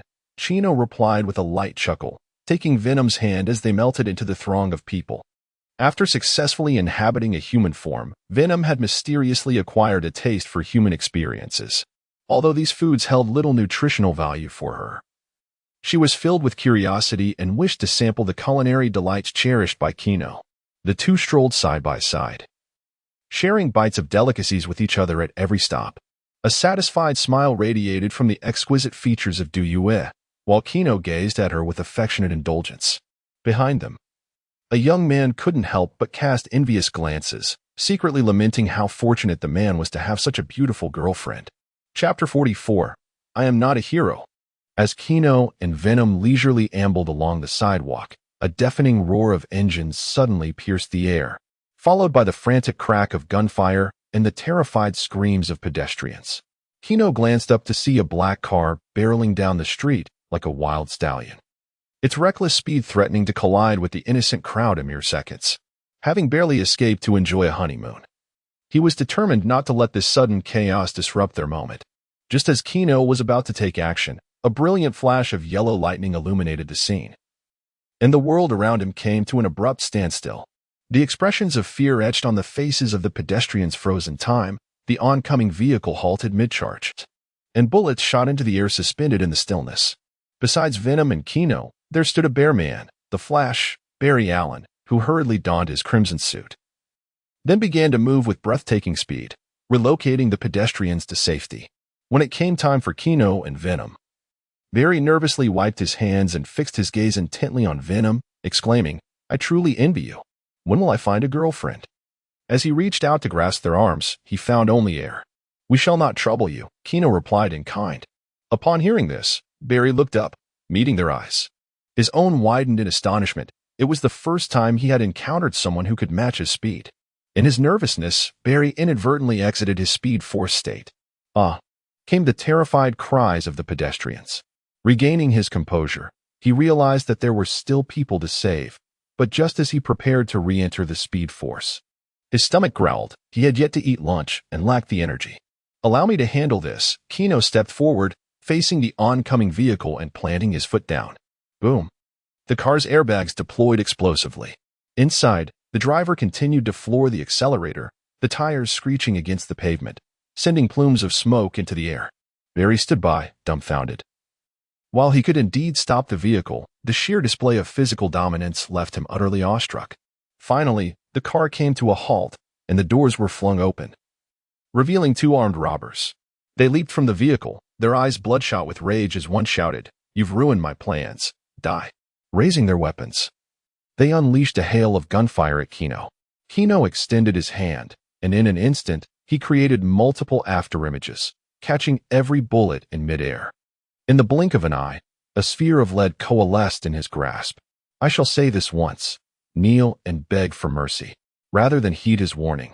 The robbers grew even bolder, sneering, "Humph! What can you do to us? Come at us if you dare." They switched out their magazines, preparing to unleash a barrage upon the pedestrians. In a flash, Kino appeared beside them, his speed leaving only an afterimage. Effortlessly, he bent the barrels of their guns and seized them by the necks, lifting them off the ground. "Are you not afraid of death?" Kino's gaze was icy. The robbers merely scoffed, disdain etched on their faces as one retorted, "You heroes never kill. Go on, show us what you've got." The robber gazed at Kino, motionless, a triumphant smile spreading across his face. Although many superheroes emerged after Superman's demise, each possessing unique abilities, they adhered to the same principle as their predecessor. They would not kill, merely spending a few days in prison. Upon hearing this, a smile graced Kino's face. "I never claimed to be a hero. Are you not a hero?" The robber finally sensed something amiss, his voice trembling. "I assure you, I won't kill today." Kino spoke slowly. Before the robber could breathe a sigh of relief, Kino coldly continued, "But whether you survive in hell depends on your own capabilities." The robber's expression shifted dramatically. "Wait, let's talk." Before he could finish, Kino relaxed his grip, and the robber plummeted into a suddenly materialized portal, vanishing along with the nearby vehicle in the blink of an eye. When the robber landed on the ground, the pain jolted him back to reality. "Ha! I knew I wouldn't die." He laughed, but the mirth abruptly ceased, his gaze becoming vacant. For they found themselves in a vast coliseum, surrounded by a circle of grotesque demons, who regarded their sudden appearance with curiosity as though appraising intriguing prey. "Boss, we are in hell," a trembling companion uttered. "Is this an illusion?" The robber pondered. Before he could validate his thoughts, a green figure swooped down, instantly reducing them to a mist of blood. The Hulk is angry. Hulk roared, rising to his feet. Spotting the vehicle that had appeared beside him, he cleaved it in two with a powerful swipe. Grasping the front and rear halves in each hand as if donning colossal gauntlets, crashing them together with a deafening noise. Hulk, come at me. Is that all you've got? Venom taunted. He noticed the two robbers' arrival but paid them no heed. Hulk, unstoppable. Hulk bellowed, his muscular legs propelling him forward like a moving mountain towards Venom. Venom did not evade, absorbing Hulk's barrage of punches, retreating yet sporting a wicked grin. His ribcage visibly exposed, his muscles swelled rapidly, becoming extraordinarily firm and robust.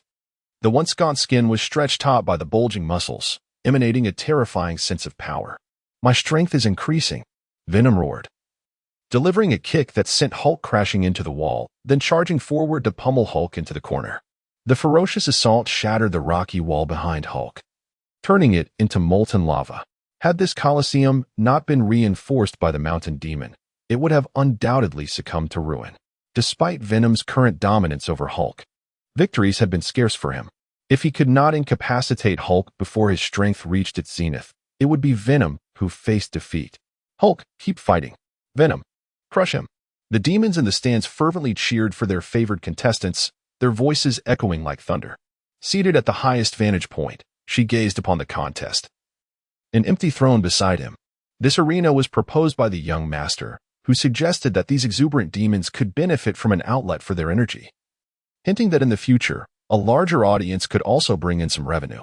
Thus far, the results have been promising, and the demons have shown considerable compliance during this period. Before long, Hulk's massive hand, resembling a vice, firmly grasped the arm of the abomination. In that moment of capture, the abomination felt an irresistible force envelop him, rendering his arm immobile as if it were ensnared by iron chains. He understood that he had missed his chance. Hulk delivered a sudden headbutt, causing the abomination to collapse to the ground, dazed. The crowd erupted in jubilant cheers, the name Hulk resounding throughout the arena. Hulk raised his arms in triumph, his face radiant with satisfaction. He relished this place.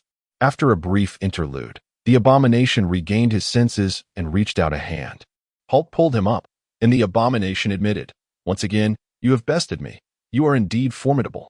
Hulk, invincible, though they began as mortal enemies. Their prolonged encounters had fostered an unexpected camaraderie.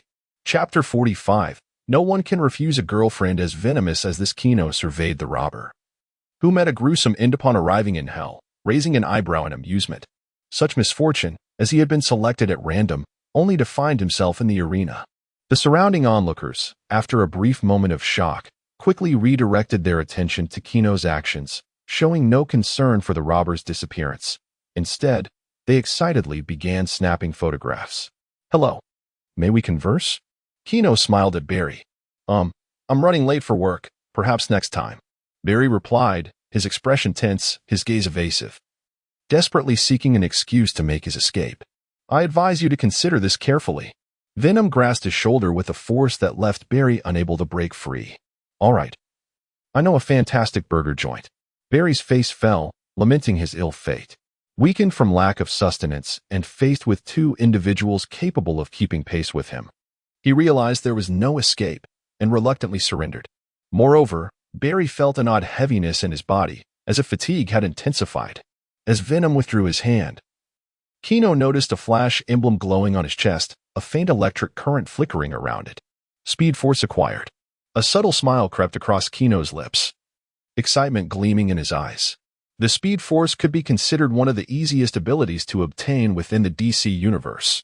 Although he had gained the Speed Force, it was limited in the Marvel realm since Barry Allen was its origin. He needed to return to the DC universe to replenish it after each use. But that was a trivial issue. Upon arriving at the burger establishment Barry mentioned, which was empty at this hour, Kino graciously offered to treat. Barry, without hesitation, ordered an impressive stack of burgers, resembling a small mountain, while Venom opted for a chocolate sundae. As Barry voraciously devoured the burgers, Kino joined him, taking a bite and exclaiming, "The flavor is delightful, the meat is succulent." After consuming a feast fit for five, Barry finally exhaled contentedly, leaning back in his chair, his hand resting on his stomach. Kino observed Barry with a teasing smile and remarked, "Barry, Don't you feel an overwhelming sense of security now? As if you no longer need to worry about being too weak to escape? Feeling slightly embarrassed, Barry scratched his head and replied, "How did you know?" Kino smiled softly, his gaze deepening as he spoke slowly. "Because I have been in your position before, under the control of someone whose strength I could not fathom. Even if the individual harbors no ill intent, one may feel akin to a marionette, stripped of control over their own fate. That sensation is rather disconcerting." At that moment, the light within the establishment illuminated Kino's face, revealing a bittersweet expression reminiscent of his memories. Venom discreetly rolled his eyes, thinking to himself, it's that time again when Kino begins to showcase his dramatic flair. I didn't mean to. Barry started to apologize, clearly feeling subservient despite being the one held captive. Kino felt a pang of conscience, contemplating, it seems a bit inappropriate to bully the future member of the Justice League. It's nothing, quite natural really. I merely wish to converse with you, for your abilities are remarkable, Kino remarked earnestly. Barry, believing in his good intentions, unreservedly shared the details of his own abilities, recounting them from a rainy night. Venom blinked, inwardly scoffing, this fellow is utterly guileless, revealing even the shortcomings of his powers with unfiltered candor. Kino engaged him in conversation about names, the development of their abilities, the state of the world, and their preferred vehicles. Barry was delighted. For the first time, someone matched his rhythm, allowing him to lower his defenses. By the way, what exactly are your abilities? Barry inquired with curiosity, his gaze flitting between Kino and Venom. Kino smiled subtly, then slowly extended his hand towards Venom. Understanding Kino's intent, Venom swiftly reached out, clasping Kino's hand firmly, their fingers entwined. An astonishing spectacle unfolded. Venom's form appeared to possess a life of its own, morphing into tendrils of black matter that glided up Kino's arm. Oh my goodness! Barry gasped, startled by the sudden transformation, leaping to his feet, his eyes wide with disbelief. Yet, in mere moments, his attention was completely captivated by the armor gradually forming on Kino's body. Wow, that is so cool, he exclaimed, his gaze fixated on the resplendent golden armor. However, he paused, realization dawning. Wait, does that mean your girlfriend isn't human? And what about that emblem on your chest? Kino smiled gently, explaining, Venom is not human. She is a symbiote from another planet. As for my abilities, you should infer from the emblem on my chest. An alien? But having an alien for a girlfriend? Barry pondered, somewhat conflicted by his friend's unique taste. Kino wrapped an arm around Barry, a mischievous grin on his face. Venom can assume any form. Whether it be innocent and charming, alluring and seductive, or elegant and regal, she can perfectly embody whatever you desire, fulfilling every fantasy a man could hold. Moreover, she will eternally retain the beauty of youth at 18. These words struck Barry like a bolt of lightning, stirring his heart. After all, which man could resist the allure of such an enticing and perpetually youthful girlfriend? Leaning towards Kino, he jested, Venom, do you have any sisters you could introduce me to? None, now be gone, Venom replied curtly, as those who sought symbiotes typically pursued power. This was the first encounter of someone searching for romance. Oh, Barry murmured, his head drooping in disappointment. Ha ha ha, don't fret, Barry. I'll help you find someone in the future, Kino reassured him. Thank you, Kino, Barry replied gratefully. Venom quietly lingered upon Kino, finding solace in the symbiotic bond they shared. Though capable of existing independently, nothing compared to the comfort of residing with Kino. Here, there was a familiar warmth, a harmonious synergy, and an ineffable sense of belonging. Kino, are you a fellow of Superman? Barry inquired with curiosity. The recent invasion by the Kryptonians had revealed to the world that Superman was not the sole extraordinary being. No, but my abilities are derived from Superman, Kino replied with a calm demeanor. Then, Kino, do you aspire to become the new Superman? Barry asked, his eyes glimmering with anticipation. No, I am not a hero. Nor will I become Superman, Kino responded. Chapter 46. This is not foolishness, it is sincerity. Barry, puzzled, inquired why not. With such abilities, shouldn't one strive to save the world? Kino withdrew his gaze, turned to Barry, and replied slowly, each individual has their own choice regarding the use of power. I merely wish to live according to my own principles and protect what I deem significant. Barry nodded, half understanding, lost in contemplation.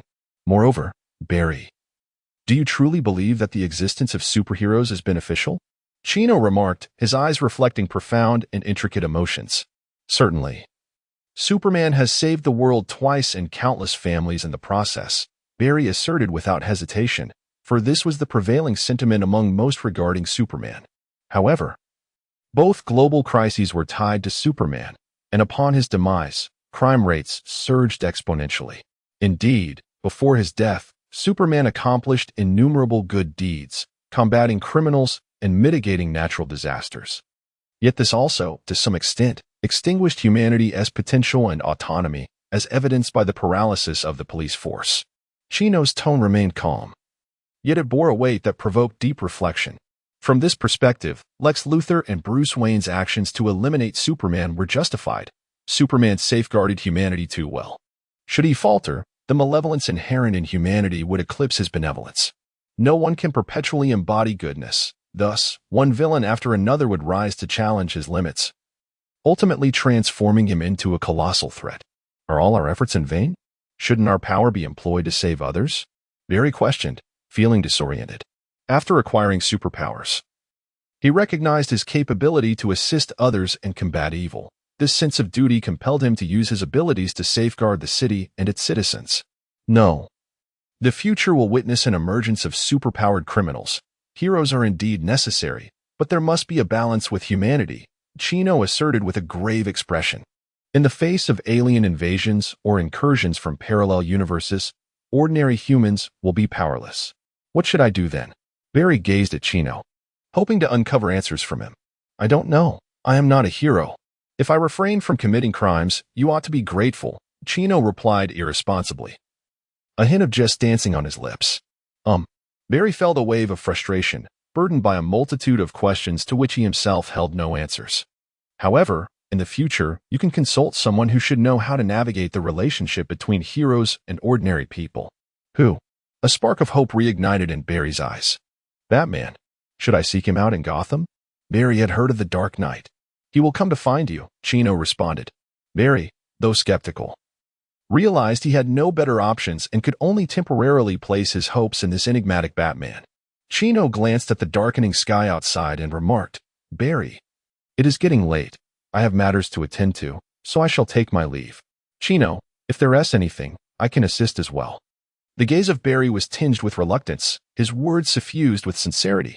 Naturally, it was to engage in some adult activities with you, Sister Venom. Chino's lips curled into a mischievous smile as he playfully jabbed at Barry's heart. All right, Brother Chino, will we meet again?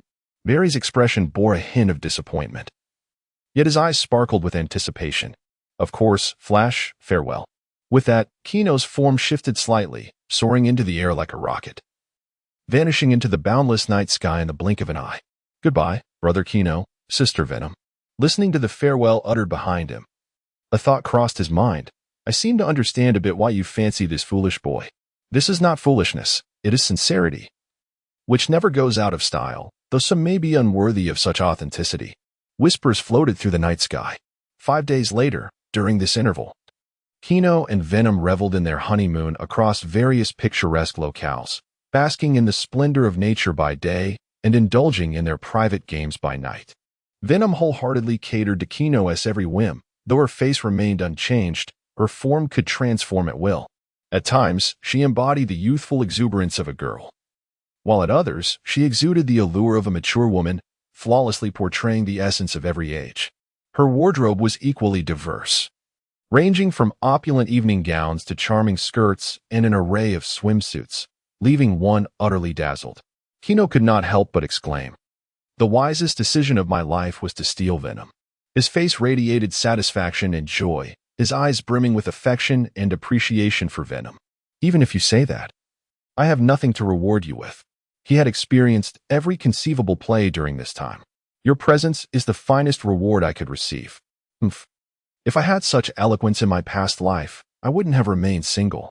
That was because I had not encountered you. Chino, clad in a hoodie, flirted with Venom while soaring through the skies.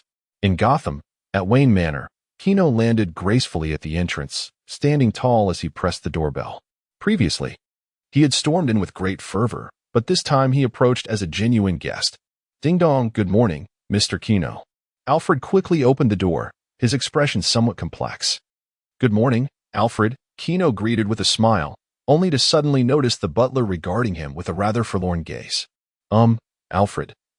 I realize I may have been somewhat rude during my last visit, but I assure you, I am not here to stir trouble." "So there is no need for that look?" Kino remarked, somewhat perplexed. "No, I am merely surprised to see you here so early," Alfred sighed, turning to lead the way. His steps were steady yet tinged with urgency, as if he wished to complete this task swiftly. "Isn't it a good thing to arrive early? As a butler, you should be quite punctual," Kino inquired, recalling how Bruce had once stayed out too late, prompting Alfred to pour his breakfast down the sink. "However, this time I hope you can delay a bit. Even postponing it for a few days would not displease me." A hint of helplessness and reluctance colored Afu's tone. Afu led Chino into a room. Upon arrival, he announced, "The master is inside." Chino, filled with suspicion, could not comprehend the situation at hand. Yet he pushed the door open and then abruptly closed it behind him. "What happened, Mr. Chino? Am I experiencing an illusion?" Chapter 47, Daughter? Kino pushed open the door once more, and the sight that greeted him left him momentarily speechless. Before him lay a spacious kitchen, where Bruce Wayne, impeccably attired in a tailored suit and donning an apron, was skillfully engaged in preparing breakfast at the stove. "You've arrived. Would you care for some breakfast?" Bruce remarked without turning, his voice imbued with a calm and natural demeanor. "Yes, I would love some, thank you," Kino replied. Gathering his composure as he approached the dining table and took a seat, his gaze fixed on Bruce's industrious figure. Observing the faint smile lingering on Bruce's lips, Kino felt a wave of disbelief wash over him. "Have I traversed into an alternate universe?" Kino murmured to himself, incredulity evident on his face. "Clearly not."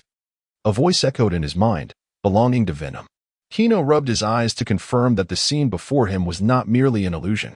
He could scarcely fathom that Gotham's Dark Knight, the illustrious Batman Bruce Wayne, could possess such a domestic side. Soon, Bruce presented a plate of exquisite Western breakfast, with sandwiches arranged meticulously and the egg yolks glistening with an enticing hue. Kino took a bite, satisfaction blooming on his face as he couldn't help but exclaim, "Impressive, Bruce. You possess quite the culinary skills." "I studied at Le Cordon Bleu," Bruce replied, still focused on tidying the kitchen. "You are the third person to sample my culinary creations." "Who were the first and second?" Kino inquired curiously, chewing his food. "Alfred and my daughter, Damien," Bruce stated with a steady and composed tone. "Oh, daughter," Kino exclaimed in surprise, nearly choking on his food, his eyes widening in disbelief. Just then, Alfred entered with Damien, who was clad in a casual suit, her petite frame exuding an air of vitality, a stark contrast to the earlier coldness. Upon seeing Kino, she walked over and sat beside him. "Did you not think to check what you sent?" Bruce queried, placing a plate of breakfast gently before Damien, accompanied by a glass of milk for her convenience. "How do I check?" "Strip her down, that Talia. If only she had left some hair, I would have taken notice," Kino replied, feeling exasperated as he recalled the moment when Damien had approached him bare-chested. Who would have guessed she was a girl? That detail was not conveyed in the comics. "My mother says long hair is impractical for assassination," Damien stated flatly, her youthful face betraying an unsettling maturity and coldness. The adults present all exchanged glances, their expressions darkening as they looked towards the door. Kino shook his head and resumed his breakfast. After all, she was not his child, and gender was inconsequential. "I would like to ask a favor of you," Bruce said, removing his apron and taking a seat opposite Kino, his expression serious. "What is it?" "Speak freely," Kino replied casually. "Become Damien's godfather and take her away." Chino's movements paused, and the kitchen fell into an abrupt silence, the only audible sound being the clash of Damien's cutlery against his plate. "It's too troublesome. I refuse," Chino declared without hesitation. "Take a look at this." Bruce handed over a folder he had received from Alfred. Upon opening it, Chino discovered a potion formula, a healing elixir. The myriad of technical jargon was incomprehensible, yet a thoughtful summary lay beneath. It detailed the elimination of the mad effects of the Lazarus pit, while the healing properties were not as potent as the original. It could mend most external injuries except for fatal ones. This is the content of our previous transaction, Chino remarked. Proceed, Bruce prompted. As Chino flipped to the subsequent document, his gaze was immediately drawn to a striking headline: an agreement for the transfer of 20% equity in Wayne Enterprises. Wayne Enterprises, a pivotal commercial giant in Gotham City and across the globe, had an extensive and profound influence in various sectors of society. The 20% stake represented an immense fortune. Chino's lips twitched. The scene felt all too familiar. Do you affluent prodigies enjoy gifting stocks? Like Iron Man, Tony Stark? Bruce raised an eyebrow. Having recently delved into Marvel Comics.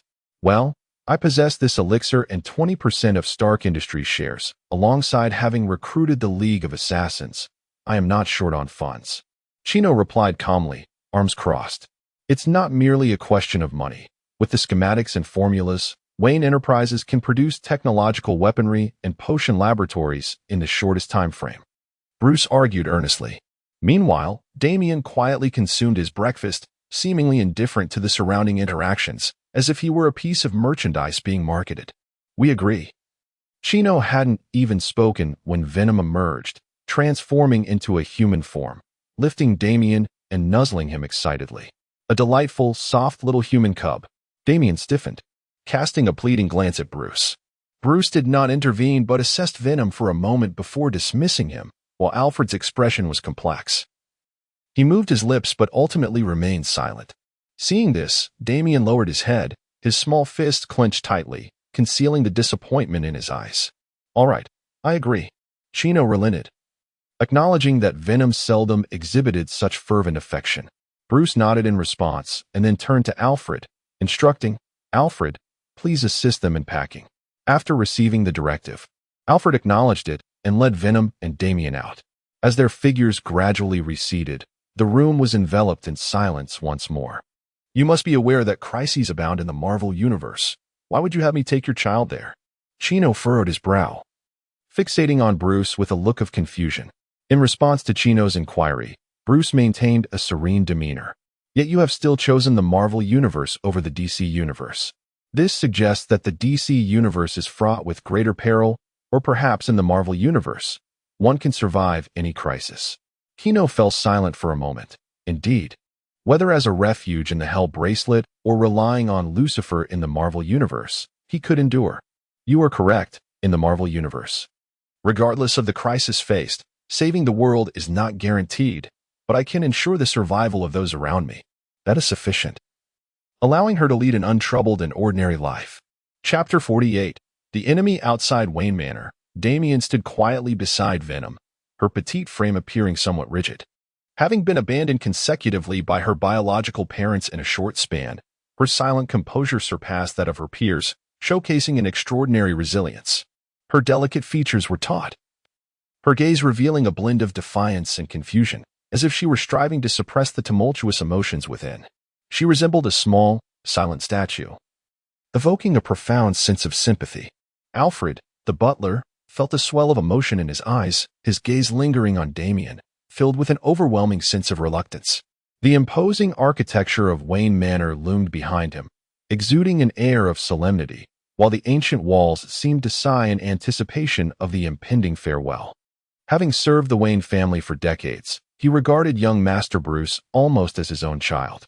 Now, after finally welcoming an adorable granddaughter, he was faced with the heart-wrenching reality of her departure at such a tender age.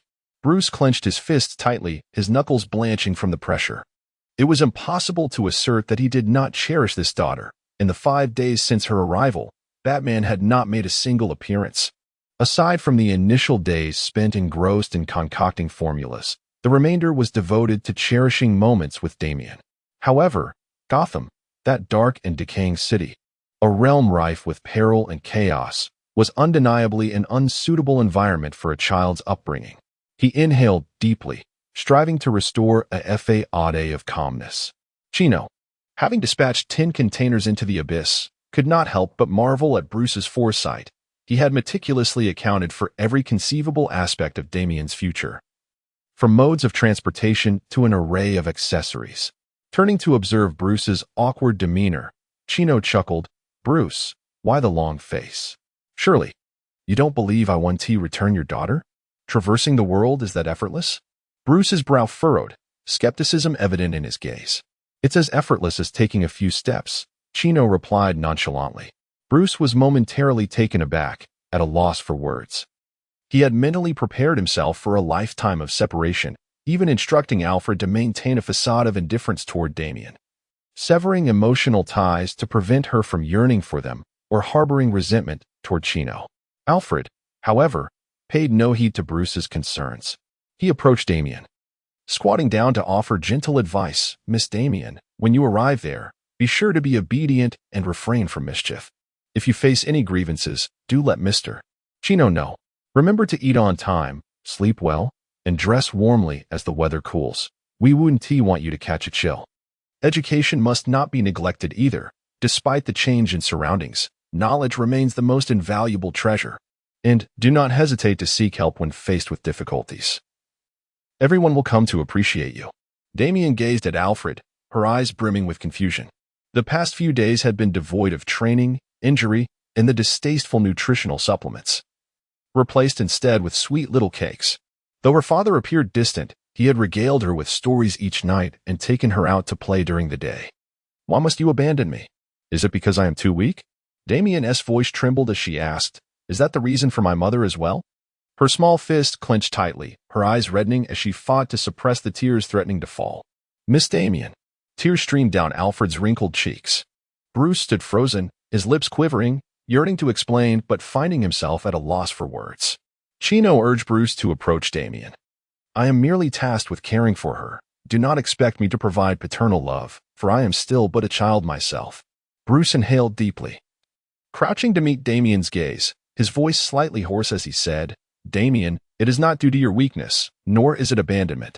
Your father loves you dearly, profoundly. Yet this world is fraught with peril, and I cannot shield you from every danger.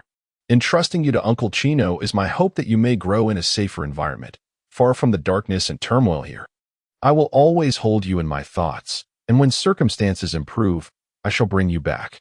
Observing this, Chino quickly retrieved his phone to capture the moment, a sly smile gracing his features. This was one of the rare instances of vulnerability from Batman, deserving of remembrance. Venom rolled his eyes, retreating back into his form. The human child would eventually belong to her, and there was no need to rush. Father, Damien, upon hearing Bruce's words, paused momentarily before extending his arms to embrace Bruce, burying his small head tightly in his father's embrace. Once Damien's emotions settled, Chino remarked, All right, let us depart, as he cradled Damien in his arms. Chino, who is the enemy? Bruce fixed a steadfast gaze upon Chino, his determination unwavering. Are you certain you wish to know? This knowledge may lead you to despair. Chino furrowed his brow. The enigmatic Batman had yet to experience the various incursions, and none could predict the form Barbados would take. I am Batman. Bruce's declaration resonated with undeniable resolve. Chino sighed, producing the mind ring, stating, Release your resistance. This cannot be spoken of directly. Bruce immediately recognized the ring that had once controlled him, a flicker of caution in his eyes, yet he relaxed his mind. In an instant, a torrent of information surged into Bruce's consciousness. The malevolent visage of the Bat family, the mysterious and formidable X-Metal, the hidden depths of the Court of Owls, and the source of Gotham's corruption, Barbados. Chino transmitted the entirety of the metallic incident. After a considerable pause, Bruce slowly opened his eyes, his complexion pale, accepting the handkerchief offered by Alfred to wipe away the blood flowing from his nose. This is my enemy. How do you feel? I am enraged to the point of wanting to kill him. Bruce's gaze was icy and furious.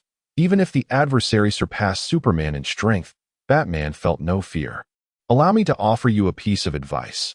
This information should be regarded as intelligence, not as the future, lest you meet a grim fate. I am well aware. Indeed, for you are Batman. After Chino soared into the skies and vanished, Bruce lifted his gaze towards the direction of his departure, his expression momentarily lost in thought. After some time, he turned and made his way into the Batcave. Upon arriving at the cluttered desk in the Batcave, laden with documents and equipment, Bruce activated his computer and commenced the formulation of a series of intricate plans. The Justice League Initiative. His fingers danced swiftly across the keyboard, each keystroke spawning new content on the illuminated screen. The Court of Owls disassembly plan. Each word resonated with an icy precision. The anti-Batman strategy. A contingency for the Bat Legion's emergence. And the anti-Kino. The mere thought of Kino's replicative abilities deepened the gravity of Bruce's gaze. In the enveloping darkness, Bruce's shadow loomed on the wall, cast by the computer's glow, resembling a colossal bat poised to swoop down upon him. Chapter 49. The Professional Demon King in the Sky. Damien gazed down below, his eyes filled with vigilance. "What is the matter, Damien?" Kino inquired. "Lately, I sometimes feel as if someone is watching me from behind." Having inherited Bruce's talents, coupled with a year of grueling training, underestimating Damien would undoubtedly lead to dire consequences. That would be Talia. She has always been at Wayne Manor. Kino found it perplexing how that woman thought, claiming to love her child while simultaneously enticing him in front of her offspring. Professing not to love, yet her presence today suggested otherwise. "My mother has not abandoned me," Damien said with a smile. "Godfather, where shall we go next?" he asked, his demeanor brightening upon realizing that his parents had not forsaken him. "We are to seek out Ras Al Ghul, your grandfather. He is my most significant ally in this world." Kino contemplated the necessity of his expertise in business, training, and organization building. "Godfather, can I become stronger?" Damien's eyes sparkled with yearning. "Haven't we already discussed this matter?" Bruce explained it. "Didn't he?" Kino chuckled softly, exasperated. He encountered formidable foes. "And I wish to aid my father," Damien declared. Observing the earnest expression on Damien's face, Kino couldn't help but feel a pang of emotion. Indeed, little girls could be far more considerate than boys. Damien had not spared his father from betrayal. "Of course, it's not a problem to surpass your father, provided that you grow up joyously, as that will enable you to assist him," Kino replied with a smile. "Yes, I will train daily, drink milk, and study." Damien's youthful voice resonated through the air. "What a good child," Kino expressed, affection glimmering in his eyes. "Right. Then perhaps we should have a daughter in the future." "All right, let us have another boy. We could have 2 privileged heirs to cultivate." "Certainly, let us have 2. As they approached the original site of the Snowy Mountains, they beheld a throng of members from the Assassin's Guild, resembling a swarm of black ants. Venom swiftly fashioned a superhuman suit, bestowing Kino with an even more imposing presence. Descending gracefully from the sky, the golden cloak billowed fiercely in the wind, and the armor shimmered with a chilling brilliance under the sun's embrace. "Greetings, Master." Ras Al Ghul knelt on one knee, his voice resonant and respectful. The assassins behind him uniformly knelt, creating a sea of bowed heads. "Hail the leader!" The thunderous chorus echoed through the skies, causing the surrounding snow to cascade down. Damien, nestled in Kino's embrace, widened his eyes in awe at the breathtaking spectacle before him. The sight of countless assassins kneeling in unison filled his small heart with exhilaration. He gasped, eyes sparkling with wonder at the grandeur of the scene. "Rise," Kino commanded. "Ras Al Ghul, what is the situation?" His tone was grave, shattering Damien's moment of reverie. "All combat personnel from the Assassin's Guild are in position, and we have sufficient resources to sustain operations for a century. Additionally, we have gathered a portion of our business personnel and undercover agents. The remainder remains unchanged." Ras Al Ghul reported respectfully. "Let us proceed." Kino spoke as he opened the vast portal, stepping out first. Behind him lay Xiaogu, accompanied by members of the Assassin Alliance and their supplies, surged forth like a mighty tidal wave. Damien swayed in Kino's embrace, moving in rhythm with his strides. As the world before her dimmed momentarily, she was soon met with the sight of an utterly unfamiliar realm, shrouded in an eerie atmosphere. The roaring flames, the billowing black smoke, and the grotesque terrain compelled her to gasp in surprise. "Father, where are we?" Damien's voice trembled. "I forgot to mention, my name is Kino, and I am the Demon King of Hell." Kino's voice resonated with clarity amidst the chaos. At that moment, a volcano behind him erupted suddenly, spewing forth molten lava like a dragon unleashing its fury into the sky. In any world, the Demon King was not a figure to be trifled with. Damien's complexion went pale with fear, but she quickly bit her lip, striving to regain her composure, her curiosity about her surroundings growing. "Damien, are you not afraid? After all, I'm a demon king, Kino observed her with keen interest. At first, I was a bit frightened, but you are my father. Damien's voice still trembled. Yet her gaze was resolute. Indeed, you are remarkably astute, Kino replied, momentarily taken aback, before a smile of appreciation graced his face as he ruffled Damien's hair. The assassins behind them were in a state of panic, many displaying fear, their whispers echoing through the air. However, under Lei Xiaogu's stern admonishment, they quickly regained their composure, though a hint of trepidation lingered in their eyes. Soon, a flurry of dark shadows descended from the sky, stirring a fierce wind that lifted clouds of dust. Greetings, young master. The newcomers, she and the Hulk, along with the abomination, kneeled on one knee, their voices resonating like thunder. Hail, your majesty, the demons behind them echoed in unison. Some with sharp fangs and others sporting massive wings, their appearances fearsome and grotesque. This is Lei Xiaogu, who will henceforth lead the assassin division, handling various matters in the mortal realm. He has been a leader for 7 centuries, and you may learn from him, Kino introduced. Lei Xiaogu, this is she, the leader of the demons. You may consult her later to understand some of the demons' abilities and how to forge contracts with them, Kino continued. Understood, they replied in unison. Kino then turned to the Hulk and the abomination, both of whom were covered in dust from a recent skirmish. You two seem to have been quite comfortable during this time, Kino remarked with a half-smile. Hee, Hulk-like sit here, the Hulk grinned broadly, revealing a mouthful of gleaming white teeth. Young master, is this your daughter? The abomination inquired, noticing the small figure behind Kino. She also cast a furtive glance, though the pressing matters at hand restrained her from asking directly. Upon hearing the question, she perked up, eager for the answer, feeling the abomination's gaze upon her. Damien timidly shuffled behind Kino, peeking out to assess the 2 colossal beings before her. No, she is my goddaughter, Kino stated, gently patting Damien's little head. Even hatred is aware of how terrifying its transformation appears. When reverting to human form, it dons a specially designed combat suit, possessing remarkable elasticity. There remains a hint of embarrassment within. Bronsky retrieved a black pendant from his pocket and presented it to Damien. This was a gift from Uncle Bronsky. Damien cast a glance at Kino, who nodded in affirmation, prompting her to reach out and accept it. Thank you, Uncle Bronsky. The Hulk, wishing to emulate the gesture, glanced down at his own attire, which consisted solely of a large pair of shorts. With a resigned scratch of his head, he redirected his gaze toward the devils striking red wings nearby. Chapter 50, Banner on the brink of sudden death. The avian demon let out a piercing cry, turning its head with malice to discern which audacious individual dared to stir mischief before the sovereign. However, upon recognizing the Hulk, its furious gaze swiftly transformed into one of clarity, and it silently averted its eyes, acknowledging the sheer power that rendered it powerless. Hulk, a gift, Hulk grinned, extending a handful of feathers towards the small figure before him. Thank you, Uncle Hulk, Damien replied quietly, grasping the feathers tightly in his small hands, his expression a mixture of emotions. Chino, observing the exchange, couldn't help but find it amusing.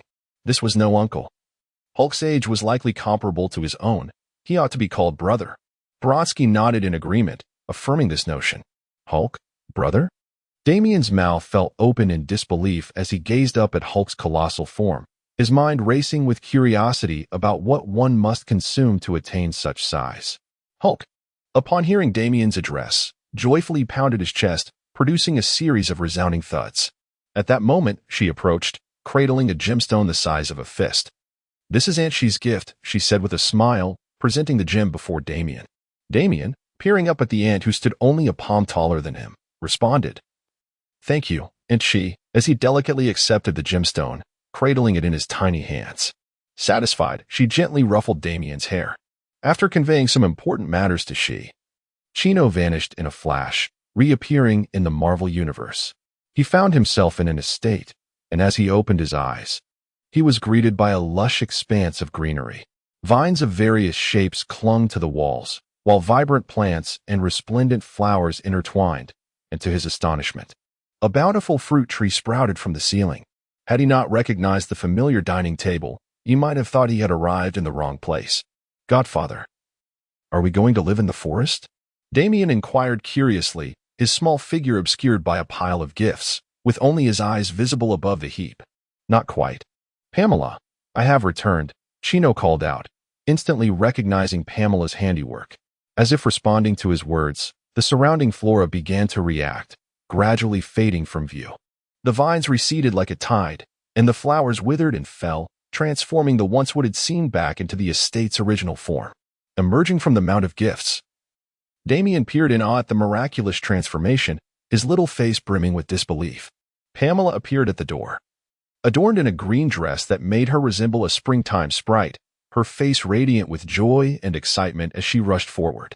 "My dear, I have missed you so much," she exclaimed, enveloping Chino in a tight embrace, as if wishing to meld her being with his. "I have missed you too, Pamela. Speaking of which, how did you transform the estate like that? The plants alert me to impending danger, prompting me to summon some flora to safeguard the estate." "Danger?" "This time, I must admit, it was my oversight, my apologies." A cold light flickered in Chino's eyes, despite having demonstrated her power. There were still those who chose to act dishonestly. "No worries, my dear, this little one," Pamela remarked, noticing the small figure beside her. Her eyes sparkling with excitement as she eagerly pushed Chino aside to approach Damien. "Is this the child that Sister Venom promised me? Born so soon? With eyes like mine and hair like yours?" Pamela exclaimed, her face blooming with a radiant smile akin to that of a flower. Cradled in Pamela's embrace, Damien felt the warmth enveloping him and gazed into her eyes, which shone with unreserved affection, choosing not to pull away. If Aunt Venom's gaze towards him resembled that of one observing a mere toy, the present aunt regarded him with a heart full of adoration, as if he were the most treasured gem in existence. Chino observed Pamela's demeanor, feeling a pang of compassion. He was unaware of the depth of her desire for a child. Venom then rushed forth, exclaiming, "Pamela, this is Batman's child. Our own has yet to be conceived." Pamela looked at Chino in confusion, her eyes reflecting her bewilderment. "Dear, why have you brought Batman's child here?" she inquired. "The world Batman inhabits is perilous. He entrusted the child to me, and I am now his godfather," Chino hurriedly explained. Pamela's expression dimmed slightly, the momentary disappointment evident. Yet she continued to gaze tenderly at Damien. "Child, what is your name?" Pamela's voice was imbued with endless warmth. "Damien Wayne," he answered obediently, touched by her gentleness, which eased his own demeanor. "My name is Pamela, and you may call me Pamela Mama," she said, her tone as soft as a breeze, her gaze filled with hope, seemingly capable of melting all ice. Damien hesitated as he absorbed the anticipation in Pamela's eyes, but ultimately spoke, "Pamela Mama." "What a good child," Pamela beamed, her face radiating a brilliance reminiscent of spring blossoms. She leaned down, pressing her red lips gently against Damien's cheek, bestowing a soft kiss. At that moment, Venom also approached, eagerly declaring, "Damien, call me Venom Mama." "Venom Mama," Damien responded obediently. Chino observed their warm and harmonious interaction, a smile creeping across his face as he stepped out of the room. Just then, Frank and Banner appeared slowly. Frank strode in with steady, powerful steps, his expression still stern and austere, yet a hint of softness flickered in his eyes. "Welcome back, young master." "Young master, you have finally returned. I am utterly exhausted." "This fellow Frank is insufferable, sleeping merely 3 hours a day and dragging me along," Banner lamented, his face contorted with fatigue, dark circles evident beneath his eyes. Ever since being pulled away by Frank, he had been burdened with various tasks, scarcely finding time to sleep. He wished to request a break from Frank. Yet seeing him working harder than himself, he found it difficult to voice his request. Every day, he teeters on the brink of sudden death, without the Hulk. He is merely an ordinary man, unlike Frank, who can endure sleepless nights for 5 consecutive days. Kino observed Banner's expression and couldn't help but chuckle. "Banner, you've worked hard. Take some time to rest. This time, I have found an assistant." Both Banner and Frank sighed in relief. One, deprived of the Hulk, is the exhausted Banner, while the other, despite being capable of mayhem and training soldiers with ease, struggles with running a company, conducting interviews, and managing complex data reports. Otherwise, he wouldn't have insisted on dragging Dr. Banner into this. "Young master, who is it?" Banner inquired eagerly, anticipating the arrival of the individual. Kino raised his hand and waved gently in the air, and a portal materialized before them. Like Xiegu, step forth. As the portal shimmered with light, a figure gradually became discernible. Like Xiegu emerged with steady strides from the radiant glow, his demeanor serious and respectful, his gaze unwaveringly fixed on Kino. Young Master. Chapter 51. Banner is deceased Rei Xiaogu. The immortal, with 7 centuries of experience, possessed the capability to manage any situation and commanded a substantial number of subordinates. Henceforth, the affairs of the company would be entrusted to him, as Qi Nua solemnly introduced. Frank furrowed his brow, his eyes brimming with suspicion, and inquired, Young Master. Can he be trusted? Certainly. I have him bound by a demonic contract, Qi Nua replied with an air of composure. Upon hearing this, Frank's tense demeanor instantly relaxed. He set aside his wariness and began to methodically hand over the company's responsibilities. Banner, appearing utterly fatigued, greeted Qi Nua, stating, Young Master, I must retire for the night. If I do not rest, I truly cannot endure any longer. With that, he hurried towards the adjacent house of the manor. Banner, wait. Qi Nua called out to the departing Dr. Banner, producing a formula and a vial of Lazarus pit water, presenting them to him. Banner, I may need you to assist me in experimenting with this formula for a while longer. You can attend to it once you have rested. Qi Nua stated, feeling the need to verify Bruce's work. With a sigh, Banner reluctantly accepted the items and cast a fleeting glance at them, contemplating addressing them after a good rest. Suddenly, his form halted, and his expression shifted to one of intense focus, his gaze fixed upon the formula. The paper detailed various data and effects of the water, as well as the research direction of the potion. Young Master, is this genuine? Banner's voice quivered with excitement. His eyes locked onto the blue liquid in his hand, as if it were the most precious treasure in existence. The water is authentic. Yet I still wish for you to examine the formula for any discrepancies. This will be our company's primary product moving forward, Qi Nua stated, his expression earnest and solemn. The formula should be sound, but one can discern that its creator was rushed. Based on his research direction, 5 distinct potions could yet be produced. Banner observed the materials with keen focus, his mind racing. After all, I only afforded him 5 days, Qi Nua noted, though in reality, it had taken merely a day. The remaining time had been spent accompanying Damien and reading comics. Young Master, may I apply for a certificate in my name for the subsequent formulas? Banner's eyes burned with fervor, his intense gaze seemingly capable of igniting the materials in his grasp. Such recognition is a coveted aspiration for every scientist. Certainly, I have no need for such accolades, Qi Nua readily acquiesced, without the slightest hesitation. Thank you, Young Master. Banner's initial elation swiftly morphed into agony as he clutched his heart. He carefully placed the vial and documents down before collapsing onto the ground. Banner, you are too excitable. Qi Nua began to call for Venom to assist, yet Dr. Banner dissipated into black smoke, leaving only his clothing behind. Banner is deceased. Frank and Rei Xiaogu also took note of the unfolding situation. Frank, how long have you been exploiting Banner? Qi Nua gazed at Frank, exasperated. Not long, merely a month. Frank replied. Frank felt a touch of embarrassment as he scratched the back of his head. Rei Xiaogu gazed at the man with trepidation, pondering the formidable methods of Frank, which could drive a person to such extremes. Even his assassin alliance had never met a fate as laboriously fatal. Moments later, a portal appeared before Kino, and Banner emerged, shrouded in tattered cloth. Young Master, I am heading to the laboratory. Banner cast a forlorn glance at Frank. The look sent a shiver down Frank's spine.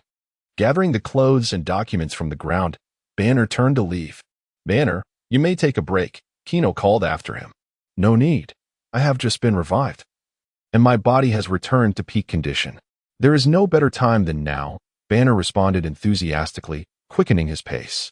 As he hurried away from the estate, he murmured, Nobel Prize, Scientific and Technological Innovation Award, Medical Contribution Award, Outstanding Invention Award. His voice gradually faded, leaving Kino with an expression of helplessness, an awkward Frank, and a still apprehensive Rei Xiaogu. Kino turned to Frank and said, Leave the company matters to Rei Xiaogu. You should hasten the formation of the magical apparatus team. Frank slightly bowed his head and replied, Yes, young master. A fleeting expression of relief crossed his face. He knew he was not cut out for such responsibilities, and managing the estate was already his limit. Suddenly, Frank's phone rang, and he swiftly answered it, subsequently opening his portable computer to receive a video file. The screen displayed a video of a group of robots chasing each other in the city sky, a breathtaking scene. "Is this Tony's call, Frank?" Kino inquired curiously. "I do not recognize the caller. It is a woman's voice asking me to inform the young master to save Tony." Frank shook his head, his brow furrowed. "A woman? We shall see." Kino stretched leisurely, showing no urgency, reasoning that since Tony bore a mark and had shown no reaction, it indicated he was not in immediate danger. After a moment's thought, Kino called out, "Venom, Pamela, Damien, shall we witness the robot battle?" Voices of agreement echoed back, and in an instant, Venom merged with Kino. Embracing Pamela, who in turn held on to Damien, they vanished into the night sky. Frank and Lei Xiaogu exchanged glances, shrugged, and resumed their respective tasks. In the skies above the city, Tony Stark donned his dazzling Iron Man armor, standing out amidst the brilliant lights in the night. He deftly maneuvered through a swarm of robots, each turn and dash infused with resolute fervor. The robots, dense as locusts, gleamed with a harsh metallic luster, relentlessly assaulting Tony. He unleashed powerful energy beams from his hands, sending several robots flying, yet more quickly took their place, their bullets raining down like a torrential storm. Sparks erupted from the armor as Tony maintained a serious and focused expression, executing continuous rolls and evasive maneuvers in midair. "Come on, you iron monstrosities," Tony bellowed, amplifying his energy output once more as another wave of robots disintegrated under his relentless assault. Yet, before long, another formidable horde of machines surged forth from the factory below. Resembling a tumultuous tide of darkness that swiftly filled the void left by their predecessors. "Damn it, Obadiah, where are all these reactors coming from? Has there been a technological breach?" Tony cursed in frustration, beads of sweat forming on his brow, his face within the armor flushed with rage. As he deftly evaded the onslaught of robotic attacks, he fervently pondered his strategy, feeling a profound sense of helplessness against the seemingly endless tide of adversaries before him. Chapter 52, The Death of Black Widow. At the behest of Kino, Tony had been diligently gathering evidence to incarcerate Obadiah. However, recently, Obadiah relinquished his power, pleading for a peaceful retirement. Ultimately, Tony's heart softened, for Obadiah had long assumed a paternal role in his life. He restored Obadiah's position, granting him a leisurely role that would allow him to truly relax in his twilight years. Little did he know that, in his moment of complacency, the employees of Stark Industries, including Pepper, had been abducted. Upon learning of this alarming news, he hastily donned his armor and soared into action, only to be met with a relentless horde of robots. Each machine was armed with weaponry and reactors, and no matter how many he dispatched, new ones continuously emerged from the factory below. He contemplated annihilating the factory, yet the presence of innocent lives within left him in a moral quandary. Sweat trickled down his forehead as anxiety and fury filled his gaze, compelling him to endure and continue his dance with the machines, seeking a solution that would resolve the crisis while safeguarding the innocents. Within the factory, a lithe red-haired woman clad in black combat attire stealthily infiltrated through the ventilation ducts. She was Natasha Romanoff, the Black Widow, an agent of SHIELD. Natasha focused intently on the robotic components being produced below, her expression grave. "Fury. This has transformed into a munitions factory. They can produce a combat robot in 10 minutes, she whispered into her communicator. On the other end, Nick Fury's irate voice responded. "Damn it, is Obadiah planning to wage war? Locate the hostages first. If that fails, destroy the base." "Understood," Natasha replied, then sought a concealed corner before cautiously emerging from the vents. "Fury, was that call you had me make truly effective?" "We remain uncertain whether that demon has returned from the depths of hell," she inquired quietly, ever watchful of her surroundings. Just days prior, various flora had sprouted around the demon's manor, a likely creation of poison ivy to protect the estate, but it had now vanished entirely, signaling the demon's return. Given his connection with Stark, he was bound to come, Nick Fury asserted decisively, since Kino's appearance, SHIELD, has been tirelessly gathering intelligence on him. His abilities and appearance mirror those of a comic book superhero, coupled with Pamela's powers, the name, and the void of his past. Our operatives suspect that this demon can traverse comic worlds and even abduct individuals. Let us hope so, for my gadgets are ineffective against these metal monstrosities, Natasha replied. Her expression one of resignation. What began as a mission to infiltrate Tony Stark's circle had swiftly morphed into a rescue operation for hostages. Thankfully, her role was solely to locate the hostages, as a special forces team would undertake their extraction. Natasha navigated through the dim and intricate passages of the factory. And after a series of tense and arduous searches, she finally located the whereabouts of the hostage. Fury, I have found the hostage. We can proceed. Natasha whispered into her earpiece. Nah, Shah, hurry. The only response was the crackling static of the earpiece. A chill ran down Natasha's spine, as years of combat experience alerted her to imminent danger. Without hesitation, she vacated her position. In the next moment, a whip of dazzling electricity lashed out at the spot where she had just stood, leaving a deep mark on the ground and the acrid scent of charred earth lingering in the air. Look what I've discovered, a lost little kitten, a mocking voice echoed, revealing a suit of armor that starkly contrasted with the mass-produced mechanical soldiers.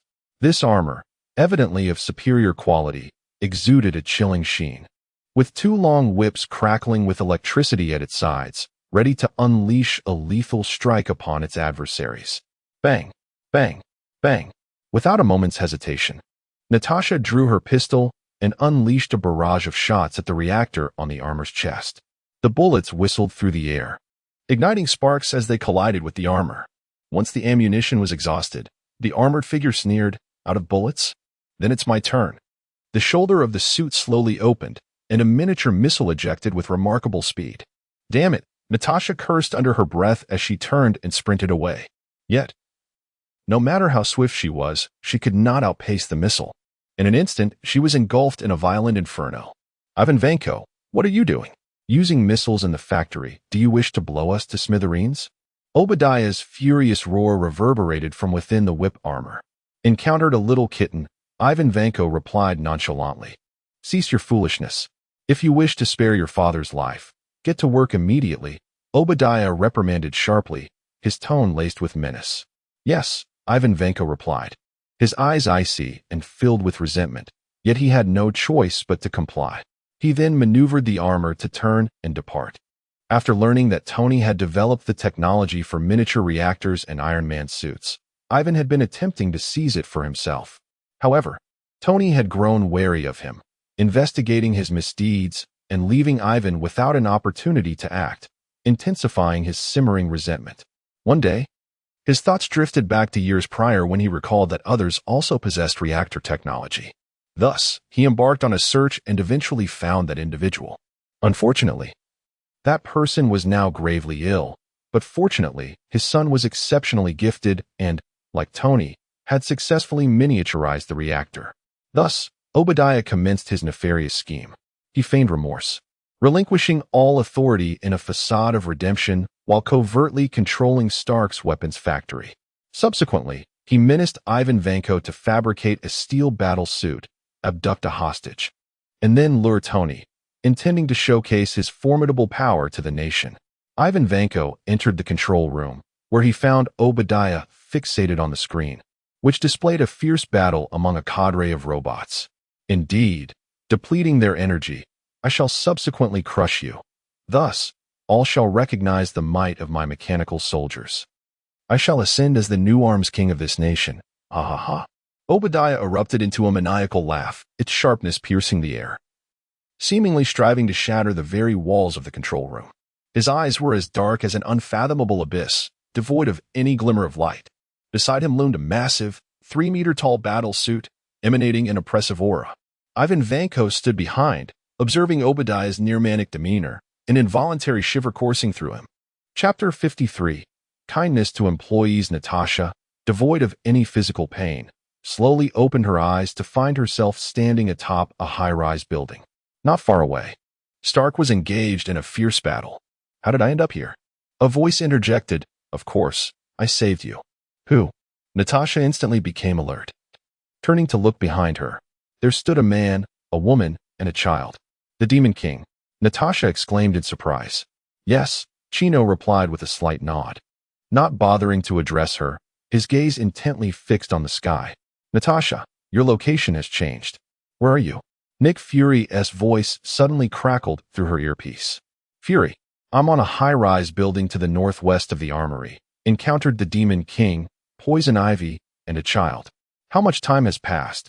Natasha moved to a corner, signaling in code, her eyes scanning Chino and the others.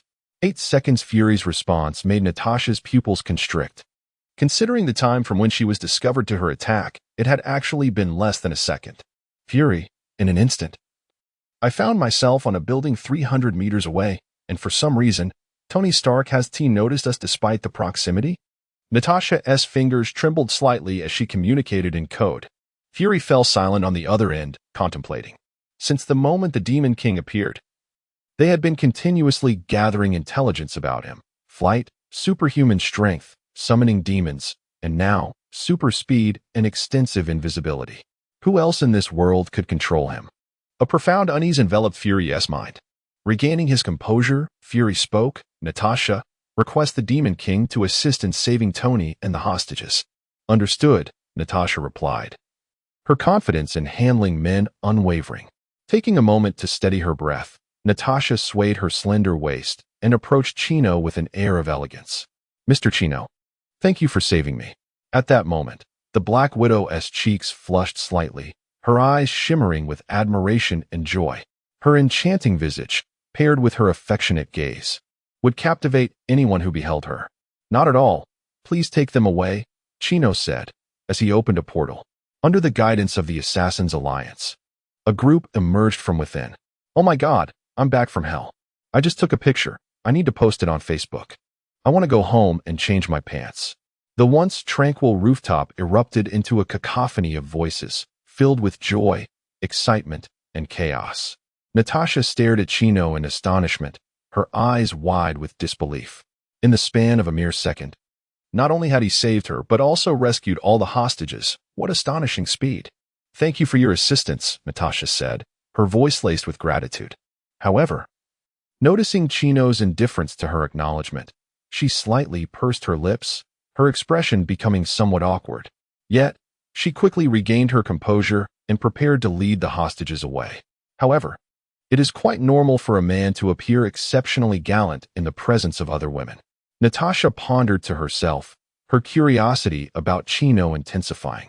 At that moment, a frantic blonde rushed over. Is this Mr. Chino? Please, save Tony. Pepper's voice was laced with urgency and anxiety, her eyes filled with a plea. She was acutely aware of the identity of the robotic adversaries engaged in battle nearby. Now, with Tony under siege, the only one who could potentially rescue him was the formidable figure before her. Tony had mentioned that their relationship was rather amicable. Tony's beloved, Pepper Potts. Chino recognized the woman before him. Not quite. I am merely his employee, Pepper stammered, her cheeks flushing and her gaze evasive, as if eager to clarify. Very well. I shall consider it so, Chino replied with a cryptic smile that was difficult to interpret. Mr. Chino, could you please save Tony first? Pepper implored once more, her voice tinged with a hint of tears. Certainly.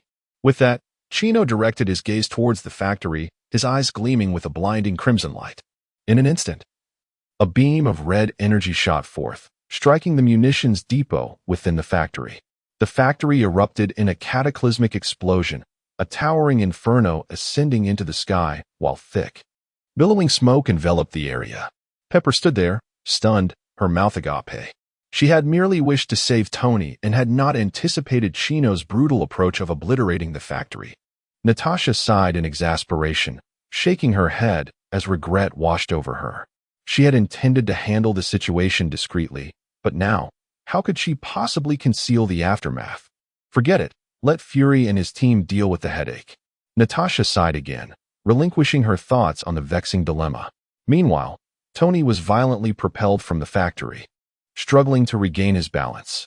No, he shouted in despair, helplessly watching the explosion unfold below. His heart raced with urgency, yearning to rush down. But the relentless mechanical soldiers barred his path. In that moment, he cast aside concerns for energy consumption, channeling every ounce of power into his chest. Converging cannon. A torrent of energy beams erupted from his chest, wielding unparalleled might. Wherever the beams struck, the surrounding mechanical soldiers were pierced with gaping holes, metallic shards scattering in all directions. Once the mechanical foes were vanquished, Tony dove toward the ground. His thrusters sputtered erratically, teetering on the brink of failure. Yet he ultimately landed on the ground unscathed. Gazing at the factory, now reduced to ruins and engulfed in flames, Tony's resolve remained unyielding. He maneuvered his energy-depleted suit, painstakingly sifting through the debris. Each rise of his heavy mechanical arm was accompanied by the creaking of armor and the flickering of energy warning lights. Jarvis, initiate life scan. Sir, under these conditions, survival is highly improbable. Silence. I command you to initiate. As the scanning commenced, Tony anxiously observed the projection. The absence of any flesh and blood indicated that it could only be charred remains. In the distance, Kino, wearing a teasing expression, mimicked Tony's tone to provide a voiceover from afar. Be quiet. I told you to initiate. Following his words, he could not help but erupt into laughter. What do you think he is searching for? His employees? Kino asked mockingly. Pepper's cheeks flushed as she put on a brave front. Certainly, after all, despite his usual aloofness, infidelity, and arrogance, he treats his staff reasonably well. Yet, despite her words, her gaze remained fixated on the iron armor amidst the ruins, a smile unconsciously gracing her lips. Do you all share the same sentiment? Pepper suddenly recalled the group of Stark Industries employees behind her, akin to her own situation. Of course not. Our boss has never bothered with us. He doesn't even know our names. The employees exchanged banter, their faces adorned with playful smiles. Chapter 54. The eerie Obadiah Chino wore a knowing smile, reminiscent of an auntess. Let me share a piece of wisdom with you. When dealing with someone so prideful, it is best to be straightforward. Otherwise, you might as well wait until you've met your demise, just like now. Pepper gazed at Tony, who was still rummaging through the ruins in the distance, her eyes shimmering with a complex array of emotions: concern, anticipation, and a subtle hint of resolve.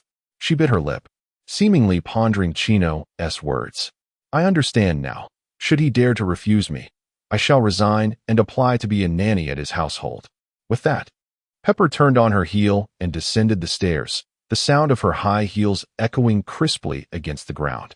The Stark employees exchanged glances, subsequently trailing behind her. Natasha chuckled and shook her head, amused by how this devilish figure seemed intent on usurping Cupid's role, her perception of him forever altered. She chose to observe the Chino family huddled together without intruding. Chino sat at the edge of the rooftop, holding Pamela and Damien tightly in his embrace. Tony must treat me to a sumptuous feast to express his gratitude. I've truly been of great assistance to him, Chino declared with pride. I dare say, if he were to discover you orchestrated this explosion, he would be inclined to devour you, Pamela retorted with a sidelong glance. You know my physique is rather resilient, Chino replied with a mischievous grin. How distasteful to flirt in front of children. Despite her words, Pamela leaned in to kiss him, while Venom settled on the other side, nestling against Chino's arm. Whom were you referring to with your earlier comments about pride? Venom inquired. No one in particular. I merely desire a kiss, Chino playfully insisted. Humph. Venom did not refuse, and they shared a kiss. Damien, perched on Chino's lap, suddenly belched, bewildered by the sensation of fullness despite not having eaten much. She rolled her eyes, observing the chaotic yet sweet scene before her, internally lamenting. Adults are truly incomprehensible. Amidst the ruins, detecting weak life signs. Jarvis's voice resonated in Tony's ear. Upon hearing this, Tony's spirit lifted, as if he had glimpsed a glimmer of hope amidst the shadows. He hurried towards the location indicated by Jarvis, the debris creaking beneath his feet. He unearthed a massive steel plate, revealing a battered suit of armor, wires protruding haphazardly and sparks flickering dangerously. The armor's exterior was grievously deformed and damaged, although the model differed from the previous mechanical soldiers. Its distinctive design unmistakably bore the hallmark of the same creator. Upon catching sight of Tony Stark, the dilapidated helmet illuminated and gradually opened, unveiling a haggard face adorned with stubble. Blood poured from his mouth, mingling with fragments of internal organs, even with the armor as protection. The tremendous shockwave was enough to overwhelm an ordinary individual. Tony. Stark. The feeble voice emerged from the man's lips. Bang. Tony abruptly dropped the steel plate, a cloud of dust swirling around him. Whiplash. Ivan Vanko is deceased, without even a decent line to utter. Under normal circumstances, he might have been intrigued to interrogate the source of the other's technology. However, at this moment, the mechanical soldiers, abductions, and explosions are all interrelated, igniting a profound fury within him, compelling him to seek an immediate end to this turmoil. Tony kneels in anguish, his fists clenched tightly as he pounds the ground with palpable force. The once nonchalant visage is now etched with torment and despair, his gaze betraying a deep sense of helplessness. Even the indomitable steel armor cannot shield him from this latest onslaught. How could Pepper's fragile flesh withstand such devastation? Contemplating this, Tony feels as though an invisible hand has tightly grasped his heart, rendering him breathless with pain. A low groan escapes his throat, tears welling in his eyes, yet stubbornly refusing to fall. His figure exudes an overwhelming sense of desolation and solitude. The ruins behind him seem to heave as if manipulated by some mysterious force. Yet Tony, engulfed in profound sorrow, remains oblivious. His advanced armor automatically shifts into a low-energy mode, quietly guarding him. Its myriad sensors and alert systems fall into a semi-slumber, failing to detect the imminent peril. Suddenly, a hoarse cry, akin to a lament from the depths of hell, shatters the oppressive silence. Tony, the voice is laden with insatiable resentment and rage, chilling to the bone. Tony involuntarily shudders, instinctively turning his head. But before he can discern the source of that terrifying sound, a colossal steel arm lunges toward him. With a thunderous crash, immense force collides with Tony's form.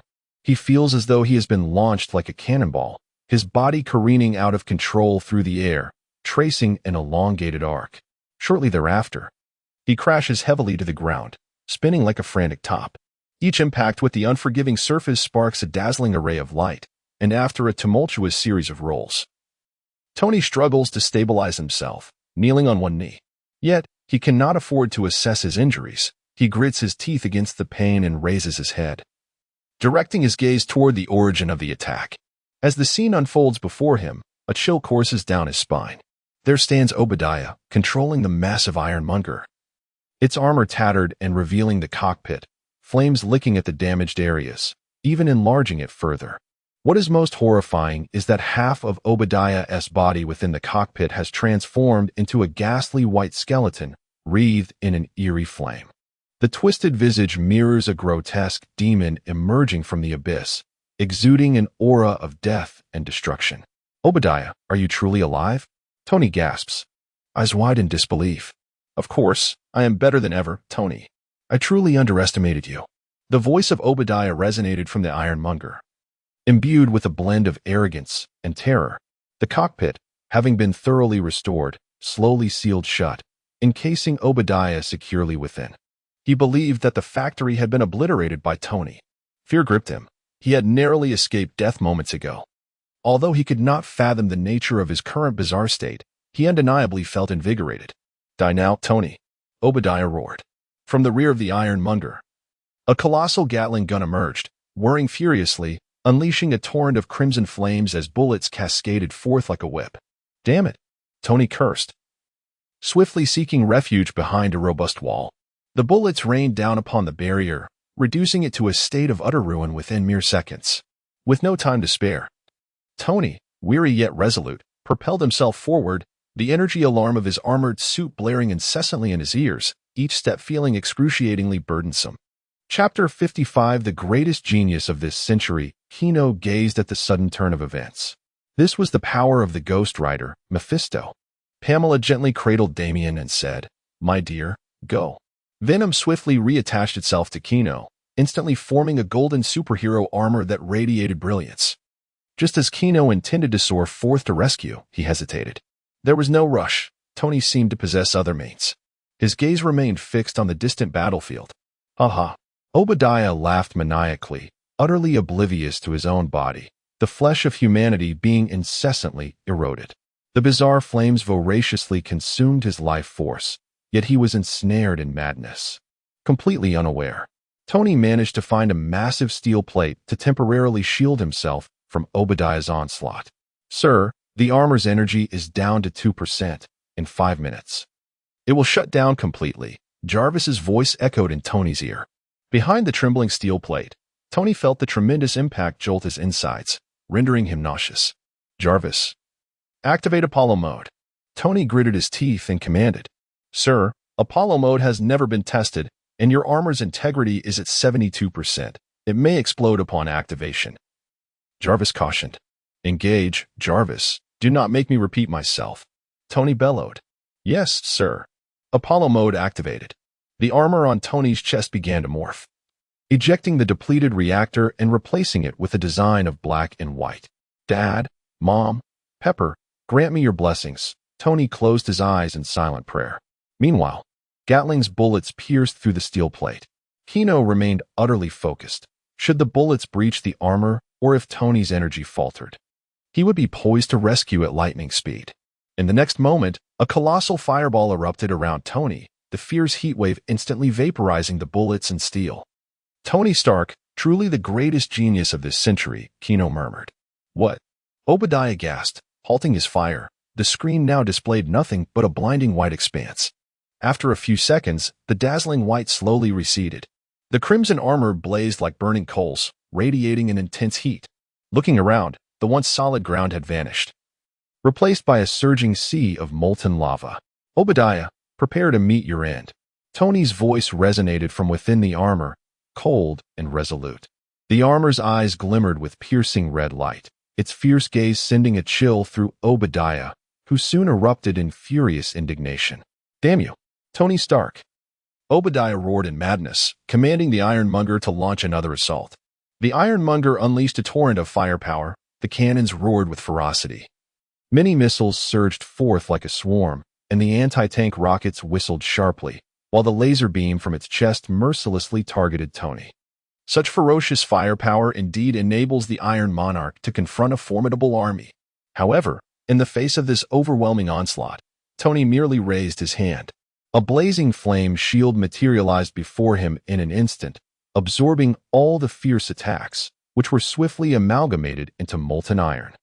Even the powerful laser beams vanished the moment they touched the shield. Tony advanced towards Obadiah, his step steady and resolute. The projection before him displayed astonishing data, energy at 200, 250, 300. The Apollo mode, centered around the flame ring, unleashed the solar energy to its fullest potential. Yet, Tony had failed. He lacked materials capable of withstanding such energy and a device to regulate its output. Once activated, it could not be halted. The most favorable outcome would be to transform into a colossal bomb, powerful enough to obliterate the city beneath the waves. "I am indeed the world's largest arms dealer," Tony bitterly remarked. "Jarvis, assist me in drafting my will upon my demise. Stark Industries shall be bequeathed to Kinko, and all my assets donated to the Children's Foundation." "Yes, sir." At this moment, he had reached Obadiah. Why won't you die?" It was the same in the desert, and now again. "Why do you refuse to perish?" Obadiah screamed hysterically, utterly deranged, as the laser beam from his chest continued to emit a dazzling light. "This is it, Obadiah." Gritting his teeth, Tony braved the immense laser beam, gradually reaching out to crush the reactor. With a sizzling sound, the reactor sparked several times before losing all functionality. Under the control of Hellfire, the Iron Monarch struggled to swing its iron fist at Tony, instantly melting into molten iron, subsequently losing all power. Tony could already feel an intense heat surging, and the energy shield could only endure for mere seconds under this overwhelming force. "We must leave, Obadiah." Tony tightly embraced the abdomen of the Iron Monarch, as the thrusters beneath his feet and behind him erupted in tremendous flames, gradually lifting the two into the air. "Tony!" Suddenly, a voice sliced through the air, piercing Tony's ears like a sharp whistle. A jolt of shock coursed through him as he glanced downward. Not far below, a graceful blonde woman was sprinting towards him. Her golden hair danced wildly in the wind, resembling a brilliant ray of light. Pepper. She is unharmed. An indescribable joy and relief surged within Tony. However, before he could fully savor this delightful surprise, another voice reached his ears. Wait, Tony, I was wrong this time, truly wrong. Please, spare me. I am willing to give up everything. Obadiah's voice trembled, fear and panic intertwining. In that moment, Obadiah was utterly disoriented. He had never anticipated that matters would spiral so irretrievably out of control. He was acutely aware of Tony's character. Once he made up his mind, he would never waver easily. At this moment, he finally discerned Tony's next move, for no one in this world understood Tony better than he did. It was already too late. At this point, Tony had ascended hundreds of meters into the sky, and the numbers on the projection screen before him, representing energy levels, were continuously surging. 700, 750. Each fluctuation felt like a countdown of fate, causing one's heart to race. From the moment you began to abduct Pepper, everything had become irrevocable. Tony's words struck like a sharp blade, piercing directly into Obadiah's heart. Faced with Tony's resolute determination, Obadiah was plunged into utter despair. He let out a furious roar of frustration. Damn it. This cry was laden with boundless anger and regret. Chapter 56. The proposal scene. Tony slowly closed his eyes, and the world around him seemed to fade into silence. Memories surged forth like an overwhelming tide, prompting him to reflect upon the tapestry of his life. In his youth, Tony shone like a brilliant star, rapidly emerging with his extraordinary gifts and talents. His name echoed through the realms of academia and innovation, inspiring awe and anticipation among those who beheld this young prodigy. However, as time unfurled, the once promising Tony found himself ensnared in a vortex of rebellion and decline. The spirited boy, once filled with dreams, had devolved into a figure of indulgence and aimlessness. Losing his sense of self, he strayed from the righteous path, chasing fleeting thrills and superficial accolades, squandering his remarkable abilities on trivial pursuits. Now, standing on the precipice of life's end, Tony was overwhelmed by a profound sense of regret and resignation. He recalled the unspoken words and emotions that lay buried within his heart, as well as the aspirations he had longed to pursue, yet had faltered in action due to fear and hesitation. What a mundane existence it had been. Words left unsaid, dreams unrealized. It was a lamentable fate. How he wished time could be rewound to rectify all his missteps. Is this the beginning of a carousel ride, Tony? A voice, filled with mirth, broke through his reverie. Startled, Tony opened his eyes to see a figure clad in golden armor beside him. Chino. Suddenly, a colossal fireball erupted in the sky, illuminating the inky darkness of night as if it were day. No, Tony. Pepper collapsed to the ground, tears streaming down her face. Pepper, are you shedding tears for your boss? A voice that sounded almost like an echo reached her ears. She looked up. Disbelief etched across her tear-streaked face as she beheld the disheveled Tony. Rising unsteadily, she approached him, and he opened his arms, ready to embrace her. Give me a reunion kiss, Tony jested with a playful grin. A sharp sound echoed, a resounding slap. Tony felt his face twist to the side, nearly losing his balance, the sting of pain coursing through him. Yet, in the next moment, a kiss, marked by tear-stained lips, graced his mouth. Tony's pupils dilated, and he mused, could I perhaps have a few more slaps? After a prolonged moment, they finally parted. The surrounding staff observed the scene with bated breath. I love you. Tony Stark. What is your answer? Pepper's gaze was unwavering, her fierce expression conveying a warning. Dare to refuse, and you shall face another slap.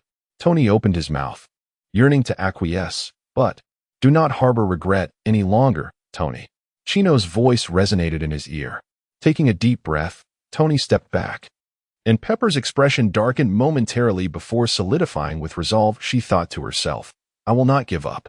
Yet, in the next heartbeat, Tony knelt on one knee, presenting a small box that revealed a resplendent gem ring within. This is my answer. Marry me, Pepper.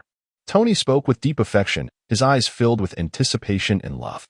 Pepper, in disbelief, covered her mouth, tears welling in her eyes once more. She had envisioned such a scene countless times, yet never expected it to unfold so suddenly.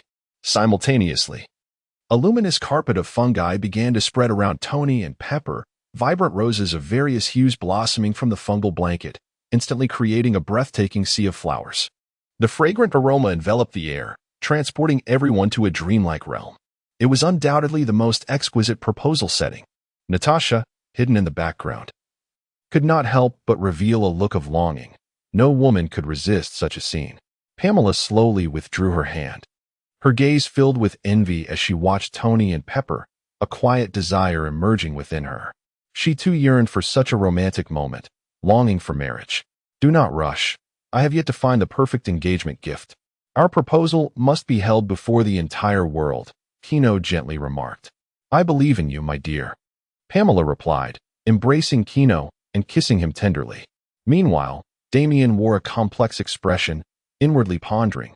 Haven't they kissed enough today? Isn't it tiring? I do. Pepper's voice trembled slightly, brimming with joy and excitement as she extended her delicate hand. Tony carefully slipped the ring onto her ring finger. They then embraced and kissed, their affection deep and fervent. The surrounding crowd was likewise swept up in the atmosphere of happiness, erupting into enthusiastic cheers and applause. The announcement of a 50% salary increase for all employees brought genuine smiles to their faces, showering the newly engaged couple with heartfelt blessings. Tony led Pepper to Kino, his face radiant with gratitude and joy. Kino, this is your third time saving me. I truly do not know how to express my thanks, Tony said earnestly. No need for thanks. After all, I just witnessed a moving spectacle this evening, Kino replied with a playful smile, his gaze shifting between Tony and Pepper. Pepper, slightly embarrassed, dabbed at her eyes, her cheeks flushed as she softly said, I apologize for making you witness this. Yet, she held on to Tony's hand tightly, a blissful smile permanently gracing her face. Pepper turned to Damien, smiling as she inquired, Is this your child? Hello, Uncle and Aunt. I am Damien Wayne, Damien politely responded. Kino shook his head, explaining, This is a friend's child. I am now her godfather. Godfather, Pepper softly echoed the term. Tony and Pepper exchanged glances, silently confirming their thoughts within each other's eyes. In the future, we would like you to be the godfather to our children, Tony stated earnestly. You're serious? Do you really see me as a kindergarten principal? Kino replied with a bemused expression, unable to suppress a chuckle. Tony raised an eyebrow, a smirk playing on his lips as he quipped, Hey, buddy, don't be so reluctant. Being my child's godfather is indeed an honor. Besides, with your skills, taking care of a few children should be a piece of cake, right?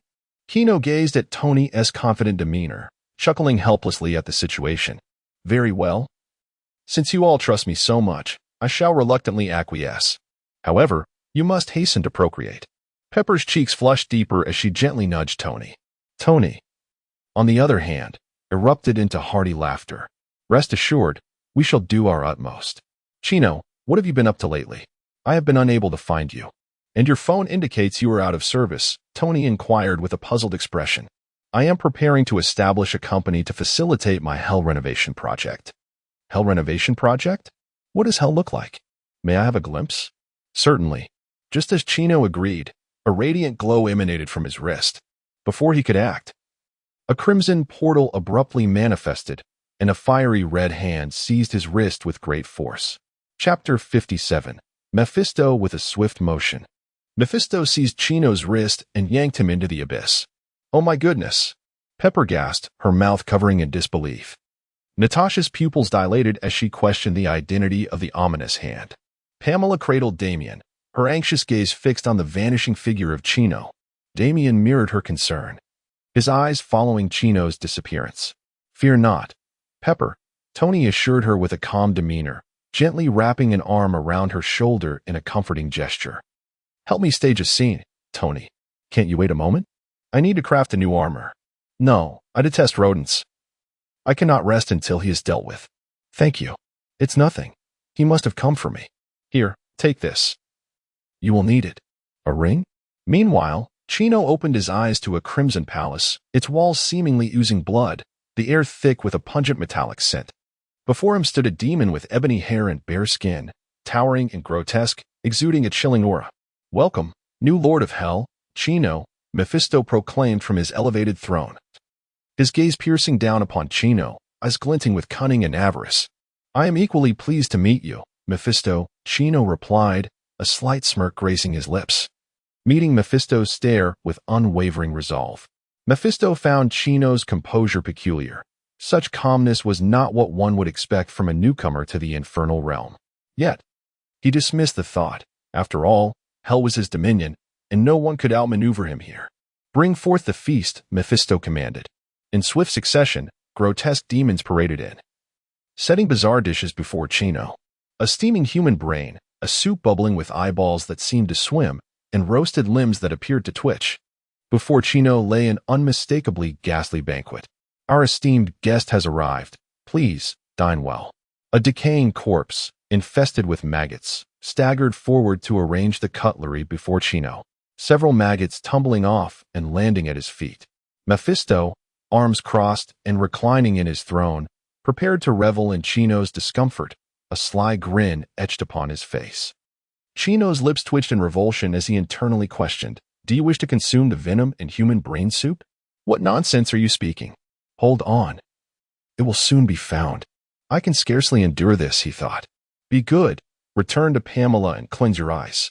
"Very well. I shall endure a bit longer. Speak plainly, Mephisto." Chino's gaze remained fixed on Mephisto, disregarding the repugnant spread before him, his tone tinged with impatience. "Hand over your core of hell, and it shall grant passage to the mortal realm," Mephisto greedily proposed, his crimson eyes locked onto Chino with a predatory gleam. As if Chino were already ensnared within his grasp. In the realm of mortals, a faint yet discernible aura of demonic energy bypassed the three great magical arrays of Earth, capturing his immediate attention. Consequently, he dispatched a clone to the human world to seek out the source of this presence. A human capable of summoning demons many years ago. Hell had been shattered by a calamity, and from its remnants, Mephisto had acquired a fragment, ascending to the status of Lord of Hell. Now, with the emergence of a new fragment in the hands of a human, the potential to summon demons that will pose a grave threat. If he could connect his domain to this new fragment, he could launch an assault on the human realm, harvesting souls indiscriminately. His power would remain unscathed, and even a force as formidable as the Ancient One would find it difficult to contend with him. However, after an exhaustive search, he had failed to detect the presence of this human. Even the estate he resided in was shielded by an extraordinarily unique force, rendering him unable to breach its defenses. Reluctantly, he opted for a secondary strategy, selecting Obadiah. "It was for this reason that you manipulated Obadiah to draw me out," Chino remarked. Indeed, his resentment lured me in. However, he proved to be utterly inept, barely harnessing even a fraction of the power of the spirit of vengeance, Mephisto retorted, a sneer gracing his features. If he could wield even half of his potential, Tony's Apollo mode might not stand a chance against him. The seemingly immortal Ghost Rider, comparable to Wolverine, is reduced to a mere disposable token of resurrection, which is quite the downgrade. A glimmer of regret flickered in Chino's eyes. "Grant me your dominion over hell, and once I reign over Earth, we can share in its spoils." Mephisto's words dripped with deceit, his expression feigned sincerity, concealing his cunning nature. "Truly, shall we not formalize our agreement with a contract?" Chino inquired, a playful smirk dancing on his lips. Mephisto found himself momentarily speechless. He was accustomed to initiating contracts with humans, yet today the roles had reversed, leaving him caught off guard. His countenance darkened ominously, his crimson eyes glinting with malice as he growled, "Chino, you must contemplate your position carefully. You find yourself in my domain. Your life and death lie firmly within my grasp. With but a mere flick of my finger, you shall endure ceaseless torment, forever ensnared." He spread his arms wide, emanating a formidable and malevolent aura, as if the very essence of hell responded to his call. "I have found you. Let us destroy him." Chino could no longer restrain himself, overturning a table and smashing a nearby corpse into oblivion. In a flash, he propelled himself like a released arrow, recklessly charging toward Mephisto. "Foolhardy," Mephisto scoffed, his expression one of derision as he raised his hand to seize Chino, his grasp imbued with boundless arcane power, intent on capturing him effortlessly. Yet, at the moment of contact, a thunderous explosion erupted. A crimson figure surged forth, shattering the throne and soaring into the sky. igniting a tempestuous wind that sent debris and dust spiraling in all directions. The demons in hell stared in astonishment as their lord soared into the sky like a bouncing ball, their expressions frozen in sheer disbelief. It was inconceivable. How could he possess such formidable power? After a tumultuous flight, Mephisto finally came to a halt, his garments tattered, hair disheveled, and his countenance marked by incredulity. Typically, the power of a lord of hell is intrinsically tied to the realm itself. The longer one is away from hell, the weaker they become. Yet, before him, Chino defied this norm. Suspended in midair, Chino regarded Mephisto with an icy gaze, taunting, "Do you think I am like you, a lord imprisoned by hell? I am the Demon King. How audacious! This is Mephisto's domain." As Mephisto's furious roar echoed, a crimson beam of light descended from the heavens, crashing down upon Chino with the weight of a mountain, forcing him back to the ground. This was the weight of hell, as if countless mountains bore down upon him. It was unbearable. The ground beneath Chino erupted, debris flying in all directions, his form contorted as he seemed to struggle under an unimaginable burden. Chapter 58. The Battle in Hell. I shall confine you to the deepest abyss of hell, a realm devoid of space and time, until you are willing to relinquish your claim to this inferno, Mephisto declared with a chilling authority, his voice reverberating throughout the underworld with an air of relentless majesty and cruelty. How absurd for a mere mortal to presume that possessing a fragment of hell could allow him to challenge me. Such delusions are utterly laughable. Mere superhuman strength is insufficient. He should attempt to combine his abilities. Chino found himself immobilized under an overwhelming force. In the face of a world's weight, even superhuman power proved woefully inadequate. Within the core of his chest, alongside the emblem of the god of humanity, another symbol began to illuminate.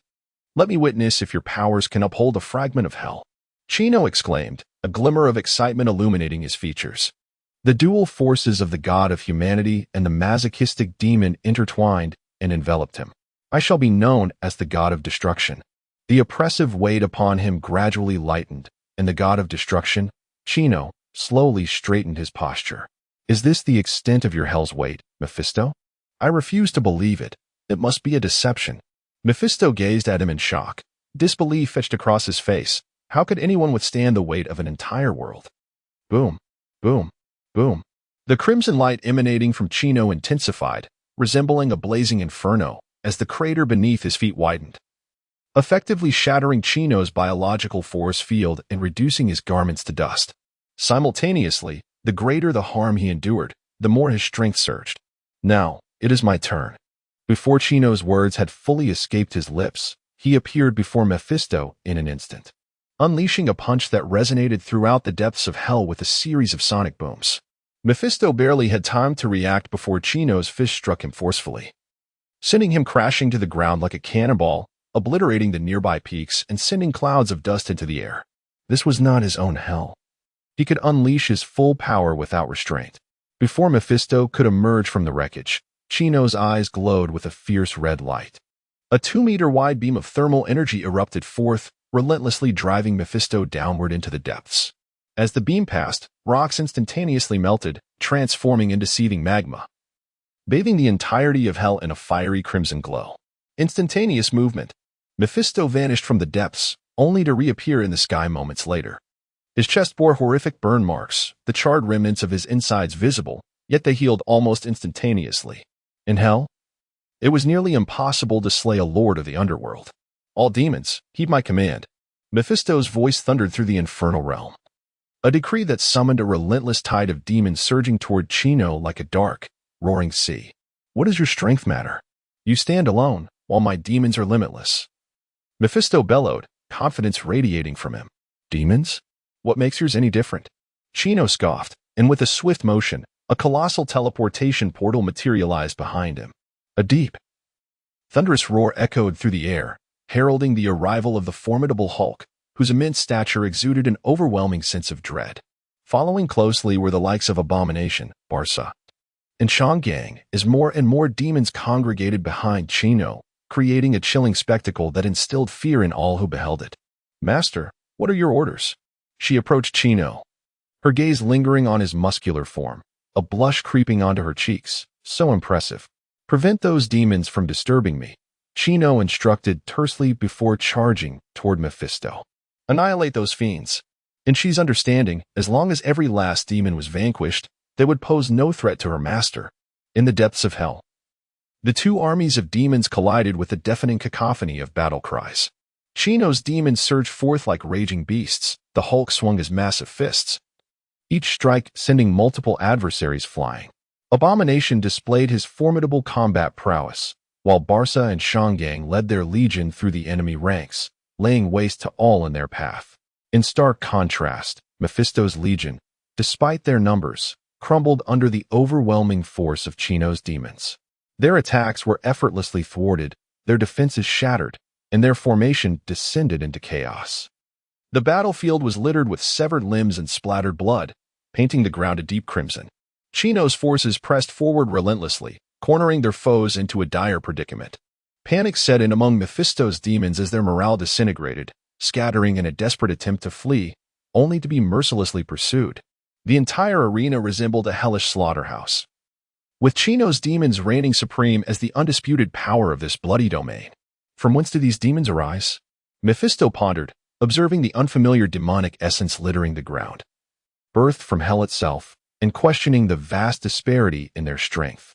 Furthermore, in this realm governed by humans, do you dare to fight me and become distracted?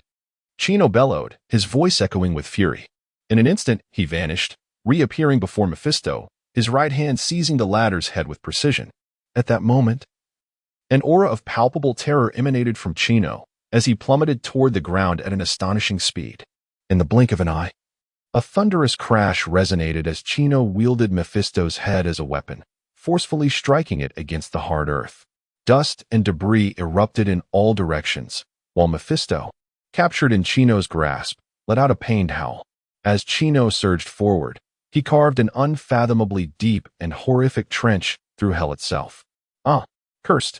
Mephisto roared in agony, enduring the excruciating pain as he hastily began to summon the infernal flames around him. The raging fire enveloped him, transforming him into a ferocious beast. Claws bared as he lunged menacingly at Chino. However, for Chino, the damage wrought by these infernal flames did not deter him in the slightest. Rather, it served as a formidable catalyst, causing the power within him to surge with even greater intensity. As Mephisto charged towards him, a slight smirk of disdain curled at the corners of Chino's mouth, and without hesitation, his already formidable fists rained down mercilessly upon Mephisto's form. Each strike was accompanied by a deafening roar and a dazzling brilliance. Those fists, imbued with a terrifying force capable of annihilating worlds, fell upon Mephisto like a torrential downpour, with the residual energy resonating deep within the earth, gradually conjuring an immense void. The very fabric of hell trembled beneath the ferocity of this battle, as if it were on the verge of fracturing and collapsing. The demons upon the surface felt the tremors and lamentations emanating from the depths of hell. Consumed by a profound sense of dread, was hell destined for annihilation? Yushi, accompanied by several demons, approached the palace and declared, "Your Majesty intends to reshape hell. We lack many resources. The demon lords here appear quite affluent. Go forth and seek out their treasures. Bring them all to me." Chapter 59. The slave contract. Under the leadership of Shi, a faction of demons rampaged through the castle with great ferocity. This fortress, under the command of Mephisto, was scarcely guarded by demons, rendering it particularly desolate and forlorn. "Where are you from?" Wait, Aya." Without mercy, she commanded the slaughter of every demon encountered along their path, decisively carving their way to the treasury. The grand doors of the treasury stood resolutely shut. Yet this posed no impediment to their advance. With a mere wave of her hand, she unleashed tremendous power, shattering the doors to smithereens. Within lay a staggering accumulation of treasures and rare artifacts, shimmering enticingly in the light. A flicker of excitement crossed Shi's eyes as she led her demon entourage into the vault. Mountains of wealth and magical implements were swiftly claimed by the space demons and devouring demons at Shi's command. The space demon, with its human-like form, opened a gaping maw in its abdomen, unleashing a powerful suction that seemed capable of drawing everything into its depths. The gold, silver, jewels, and precious artifacts within the treasury were uncontrollably drawn towards that portal, consumed utterly. The devouring demon, resembling a colossal serpent, gaped its cavernous mouth wide, voraciously devouring everything in sight. Its throat appeared to be an endless abyss, swallowing precious gems and mysterious scrolls without hesitation. However, the immense wealth amassed by Mephisto over countless ages was simply too vast. Even the combined efforts of the two demons could not swiftly transport it all away. Wait, stop. I concede. Your hell, puff. Before Mephisto could finish his plea, he was sent flying by a mighty punch from Kino. In that moment, he truly recognized his defeat. Considering Kino's formidable strength, he realized that if the beating continued, his hell would be obliterated. You wish to concede? I refuse to accept it. Kino vanished from sight, pursuing Mephisto with relentless vigor, unleashing a tempest of furious blows. Each strike carried unfathomable force, rendering Mephisto defenseless as he writhed in agony beneath the onslaught. Do not presume I am powerless against you. Mephisto's eyes widened in fury as he attempted to wield the dominion of hell to expel Kino. What have you done to my hell? Suddenly, Mephisto's expression shifted dramatically, terror coursing through him as he sensed hell itself resisting his control. Clearly, someone was meddling at the core of hell. Yes, Kino replied, understanding from Mephisto's reaction that Venom's plan had succeeded. In a dimly lit underground chamber, a blood-red crystal emanated an eerie glow, tightly enveloped by a shadowy organization. Have we been discovered? Venom's hoarse voice echoed, and realizing their exposure, they commenced a full-scale invasion. Concurrently, the oppressive weight that had been placed upon Kino was instantly lifted. From the moment they discerned Mephisto's malevolence towards Pamela, they had plotted his demise. However, to slay the Lord of Hell, he first needed to be unseated. Thus, from the instant they were drawn into hell, they had been covertly seeking the location of its core. Upon locating their target, the two swiftly divided their paths. Kino took on the responsibility of diverting Mephisto's attention, engaging him in a fierce battle in the open, while Venom stealthily infiltrated the hidden underground to seize the dominion of the Lord of Hell. Get away from me. Mephisto, frantic and desperate, sought to abandon all caution and rush back to the castle, yet he was firmly obstructed by Kino. In that moment, he resembled a helpless punching bag, enduring blow after blow from Kino. Freed from the constraints of hell, Kino finally unleashed his full power, each strike imbued with cataclysmic force. The surrounding demons, paralyzed by fear, ceased their assault as the very foundations of hell trembled violently, with enormous fissures splitting the ground, as if the apocalypse were imminent. Hulk and his companions had already fled back to the castle, which was only able to withstand the turmoil due to the relentless fortification efforts of the mountain demons. Such terrifying power, this is the full extent of His Majesty's might. Barca marveled at the distant figures embroiled in battle. I must say, Hulk, your ability to withstand a punch from the young master without perishing is truly remarkable, Venom remarked, casting a glance at Hulk. Hulk, it hurts. Hulk, still haunted by memories, gingerly touched his abdomen, recalling that fateful blow, which still elicited phantom pains. Wait, whatever you desire, I will provide. Pure souls, spell books, riches. I can offer you all. Just cease your assault. Mephisto, stripped of his earlier arrogance, pleaded with palpable desperation and fear. Regret flooded Mephisto. The lamb he had lured was, in truth, a Tyrannosaurus. Now, he could only hope this dragon would relent, for if this relentless onslaught continued, his dominion would be irrevocably lost, reducing him to merely a powerful demon rather than the Lord of Hell. At that point, even if the demon king before him refrained from striking, countless other demons would covet his soul, for the longer one lives, the more one cherishes life. Then sign this, Kino declared, halting midair to produce a piece of black parchment and toss it over. A demon contract? Mephisto examined the document, his expression darkening to one of utter dismay. This was no mere demon contract. It was a slave contract. Setting aside the loss of autonomy that came with servitude, which he could endure since Kino was human and, despite longevity, could eventually be outlasted, the contract stipulated that upon his death, the contract would automatically transfer to his descendants. Should they perish, he would follow suit. Not only was he to become a slave, but a caretaker and bodyguard as well. I am the Lord of Hell. You dare to humiliate me thus? Impossible. You might as well kill me. Mephisto shrieked in a frenzy, his face contorted with resolve. Then perish. Chino raised his fist, preparing to strike once more. Wait. Let's talk this out. Mephisto urgently interjected, filled with terror. You refuse to sign the contract and yet also refuse to die, which puts me in quite the predicament. Chino lamented with a weary expression. Who is truly in a predicament? Mephisto seethed inwardly, consumed by a sorrowful rage, feeling utterly bereft of tears. Feeling the erosion of his power by 5%, he gritted his teeth. I agree. Ultimately, Mephisto seemed to expend all his strength to utter those 3 words with great difficulty. After a moment of waiting, he sensed the erosion continuing, now diminished by 6%. You must cease at once. Mephisto cried in desperation, his voice laced with urgency and panic. First, sign the contract. Chino remained unmoved, coldly fixing his gaze upon him, his expression resolute and unyielding. Realizing he had no other option, Mephisto trembled as he grasped the pen and inscribed his name upon the infernal contract. No sooner had he completed the signing than he transformed into a blazing inferno, vanishing without a trace. Yet, the power of the contract lingered like a brand, indelibly etched deep within his soul, binding him inescapably forever. Recently, I find myself with considerable free time at work, allowing me to clandestinely compose during office hours. Coupled with some existing drafts, I shall henceforth present 3 updates daily. However, I must forewarn you that this is somewhat unstable.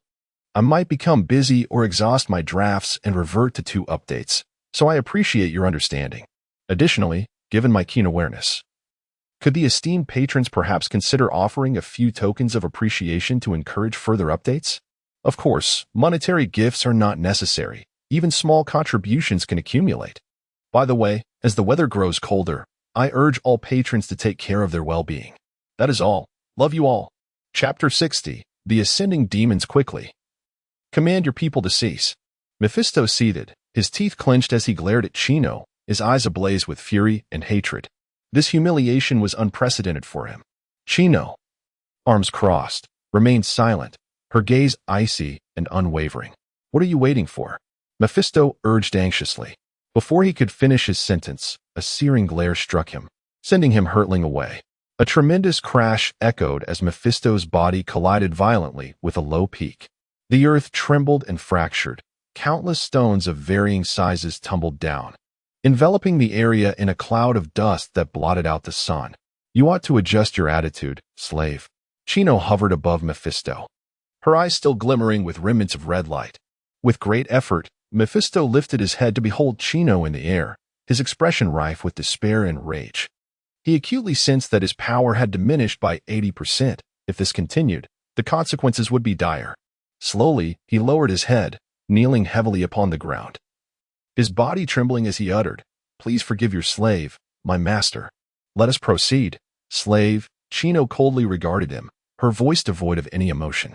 "Yes," Mephisto murmured, rising with an overwhelming sense of despondency, as if his very soul had been stripped away, obediently trailing behind Chino.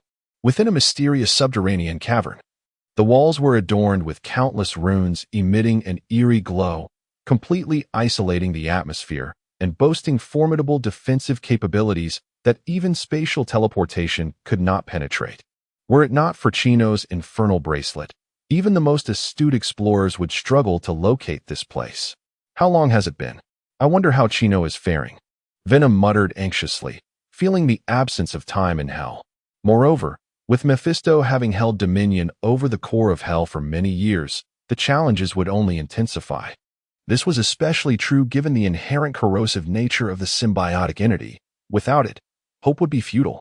Suddenly, with a thunderous rumble, the tightly sealed rock wall began to part, and a crimson demon entered with heavy steps. Mephisto, has Chino truly been defeated?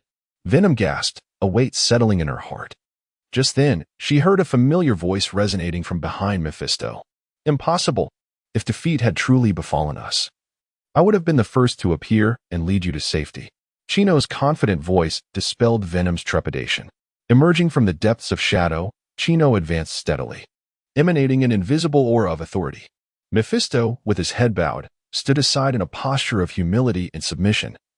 Utterly devoid of the arrogance and swagger he once possessed, as the Lord of Hell. As Chino approached, the very air around them grew heavy. Her resolute visage partially illuminated in the dim light, with her deep-set eyes glimmering with triumph. "Are you merely parading about in your bare form? You startled me. Now, enlighten me on the situation." Venom ruthlessly pierced through, revealing a dark head atop the crimson crystal. At this moment, Chino remained utterly bare. Yet he exhibited no trace of embarrassment. Not only was his physique nothing short of perfection, but he was also surrounded by demons, sharing an intimate rapport with Venom that transcended superficial understanding. "Couldn't I at least feign modesty? After all, I have fought valiantly." Chino momentarily faltered, grumbling in displeasure. "Once we return, Pamela and I shall indulge you sufficiently, so be swift." Upon hearing Venom's words, Chino's expression brightened. He sensed that Venom had devised a new approach. In simple terms, this fellow feared for his life. Chino animatedly chattered on, while Venom occasionally nodded in acknowledgement.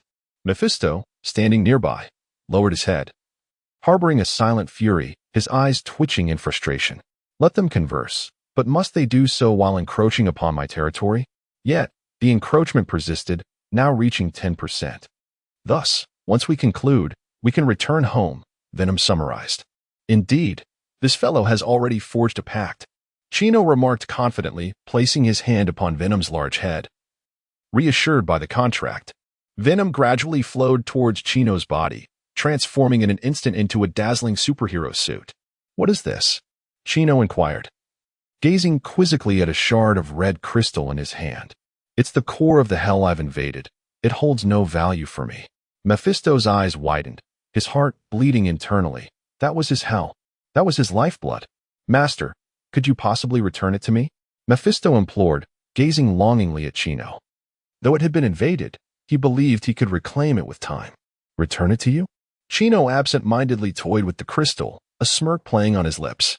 "Yes, Master, should I lose this core, my power will diminish by 10%, rendering me vulnerable to attacks from other Hell Lords." Mephisto hastily interjected, his tone laced with urgency and desperation. "Just 10%? That is sufficient for your survival. Consider it a gift for our meeting." Chino replied indifferently, placing the crystal upon his wrist. From the moment it was set down, he felt his hell yearning for this object. Before long, the crystal was swiftly absorbed, expanding the boundaries of his hell and seemingly unlocking new functions to be explored later. Such formidable power! The sovereign has triumphed. Meanwhile, in the treasury, she suddenly sensed a surge of immense strength within her. As the overseer of hell, she reaped the greatest benefits and could detect the shifts within hell. "You worthless wretches! Upon receiving the sovereign's reward, should you not hasten?" With a crack of the whip, 2 lashes fell. The already weary spatial and devouring demons jolted, their speed in devouring treasures increasing manifold. How exhausting! Just when the horde was nearly full, the capacity for power has expanded once again. "Master, why are you glowing?" In the vicinity of the castle, remnants of loathsome demons were sought after as the tortured demon, aglow with a crimson light, was questioned. "Unsure?" Barca expressed his confusion, acknowledging that despite his newfound strength, he was certain that all of this was intricately linked to his majesty. With a sudden spurt of blood, Mephisto, overwhelmed with rage, sensed the relentless drain of his own power, acutely aware that the very boundaries of hell were beginning to collapse. "Do you have an objection?" Chino cast a cold glance in his direction, a look so piercing it seemed capable of freezing his very soul. "None, my lord, merely the remnants of previous wounds." Mephisto hastily lowered his gaze, his body trembling slightly, daring not to exhibit any form of defiance. "That is well." Chino averted his gaze, glancing once more at the crimson crystal, though he could easily command Mephisto to relinquish the entirety of the Hell Core. He understood that such a move would leave the weakened Mephisto vulnerable to attacks from other demon lords and even the demons under his command. In that moment, he realized that a living Mephisto was far more advantageous than a dead one. Chapter 61. A weak deity. Chino departed the subterranean cavern with Mephisto, making their way back to the castle, while Mephisto remained silent throughout the journey. Upon returning to Mephisto's fortress, Chino began to summon his demons in preparation for their departure. Before long, a diverse assembly of menacing demons gathered, aligning themselves before Chino with precision. "Master, may we take this one with us?" Hulk inquired, his fondness for pets evident as he gestured towards a 3-meter-tall demon wolf, which whimpered fearfully like a small dog. Yes, but you must keep a close watch on them and ensure no harm comes to anyone, Chino replied. After Hulk and the Abomination escorted their new companions through the portal, Chino turned to Barca and asked, "Where is she?" "I do not know, Your Majesty." "She vanished shortly after the battle commenced," Barca replied, shaking his head, a look of bewilderment on his face. "Master, I'm back," she's voice chimed as she swiftly emerged from the castle, accompanied by a throng of opulently adorned demons who cautiously bore 2 rotund objects. The once svelte figures of the demons now appeared comically stuffed with treasures, threatening to overflow at any moment. She approached Chino, who was already dressed, and a flicker of disappointment crossed her eyes. "What is this on you all?"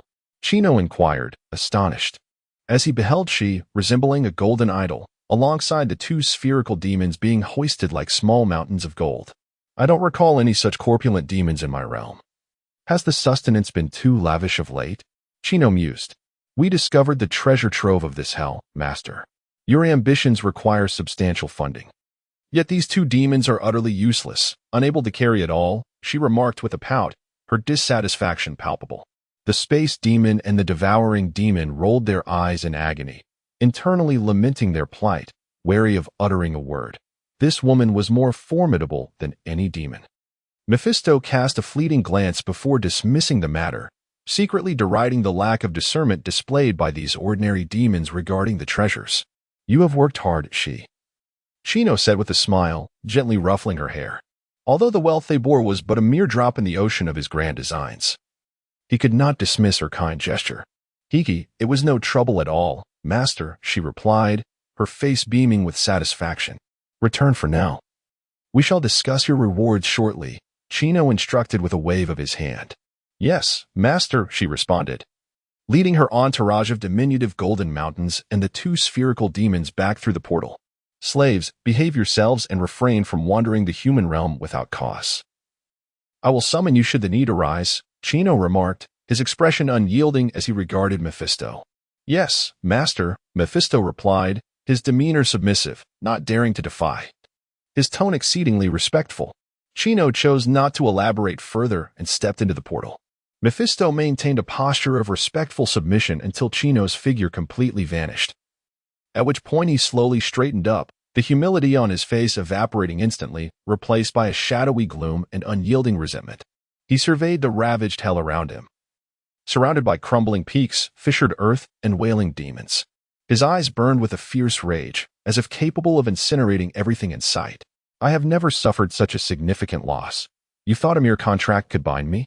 How naive you are, human," Mephisto sneered through clenched teeth, his voice saturated with fury and bitterness. Approaching the entrance to the treasury, he pushed the door open and was immediately so enraged that he spat blood. Countless treasures amassed over the years had been swept clean, leaving only a few worthless mountains of gold.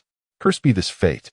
Mephisto yearned to storm out and annihilate that human, yet the contract forced him to relent, not out of inability to fight back. In a corner of the treasury, he lifted a stone slab and retrieved a tome bound in black chains, a grimoire of dark magic. Thankfully, the contract book remained. Mephisto exhaled a sigh of relief. It was the foundation of his former existence. He opened the book, reciting the obscure and arcane incantations of black magic, the deep and sinister tone echoing through the vast emptiness of the treasury. All contracts in this world require demons and deities to stand behind them to take effect. Human, await your dire reckoning. As the ominous incantations flowed from his lips, a swirling mass of black smoke enveloped him, his power surging like an invisible tide, tracing the roots of the soul-bound contract back to its mysterious origin. A savage grin spread across his face, his eyes gleaming with a frenzied bloodlust. "If the opponent is weak, I shall kill them. If they are strong, I will extract a price that compels them to relinquish this contract. Human, you shall face my wrath, with hell bridging our worlds. All demons and lords will desire your demise and covet your inferno."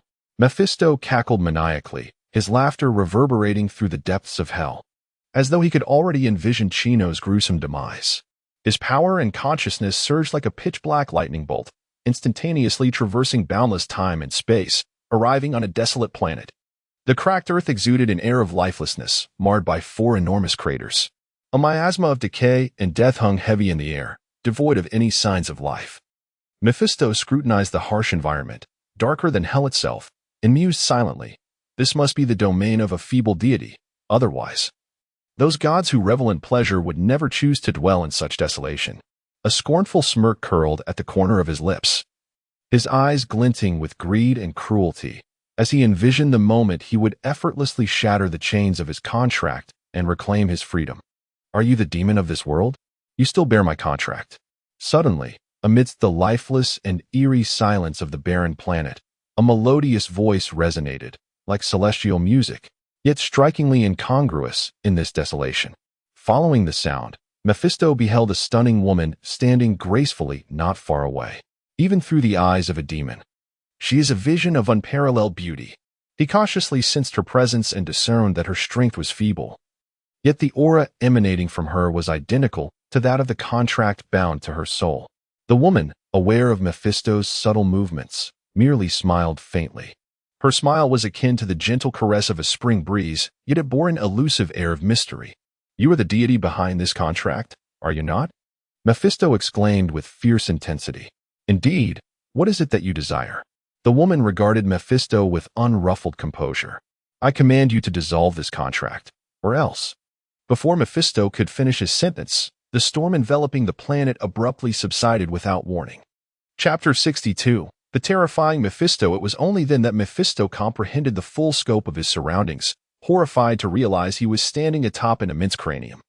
As he cast his gaze around, he beheld the internal splendor of this titanic form. Indeed, its interior, laid bare, a body larger than a planet dissected before him. Organs, greater than mountains, were exposed to the void. Moreover, the ground beneath his feet was not the edge of a hollow cavity, but rather the eye socket of that colossal head. For abyssal voids remained, silently narrating the immense suffering and torment once endured. Heavens, the celestial assembly. Mephisto's voice trembled with disbelief and profound terror. In this vast cosmos, the celestial assembly represented the pinnacle of individual power, rumored to possess the terrifying strength to rival the 5 great deities.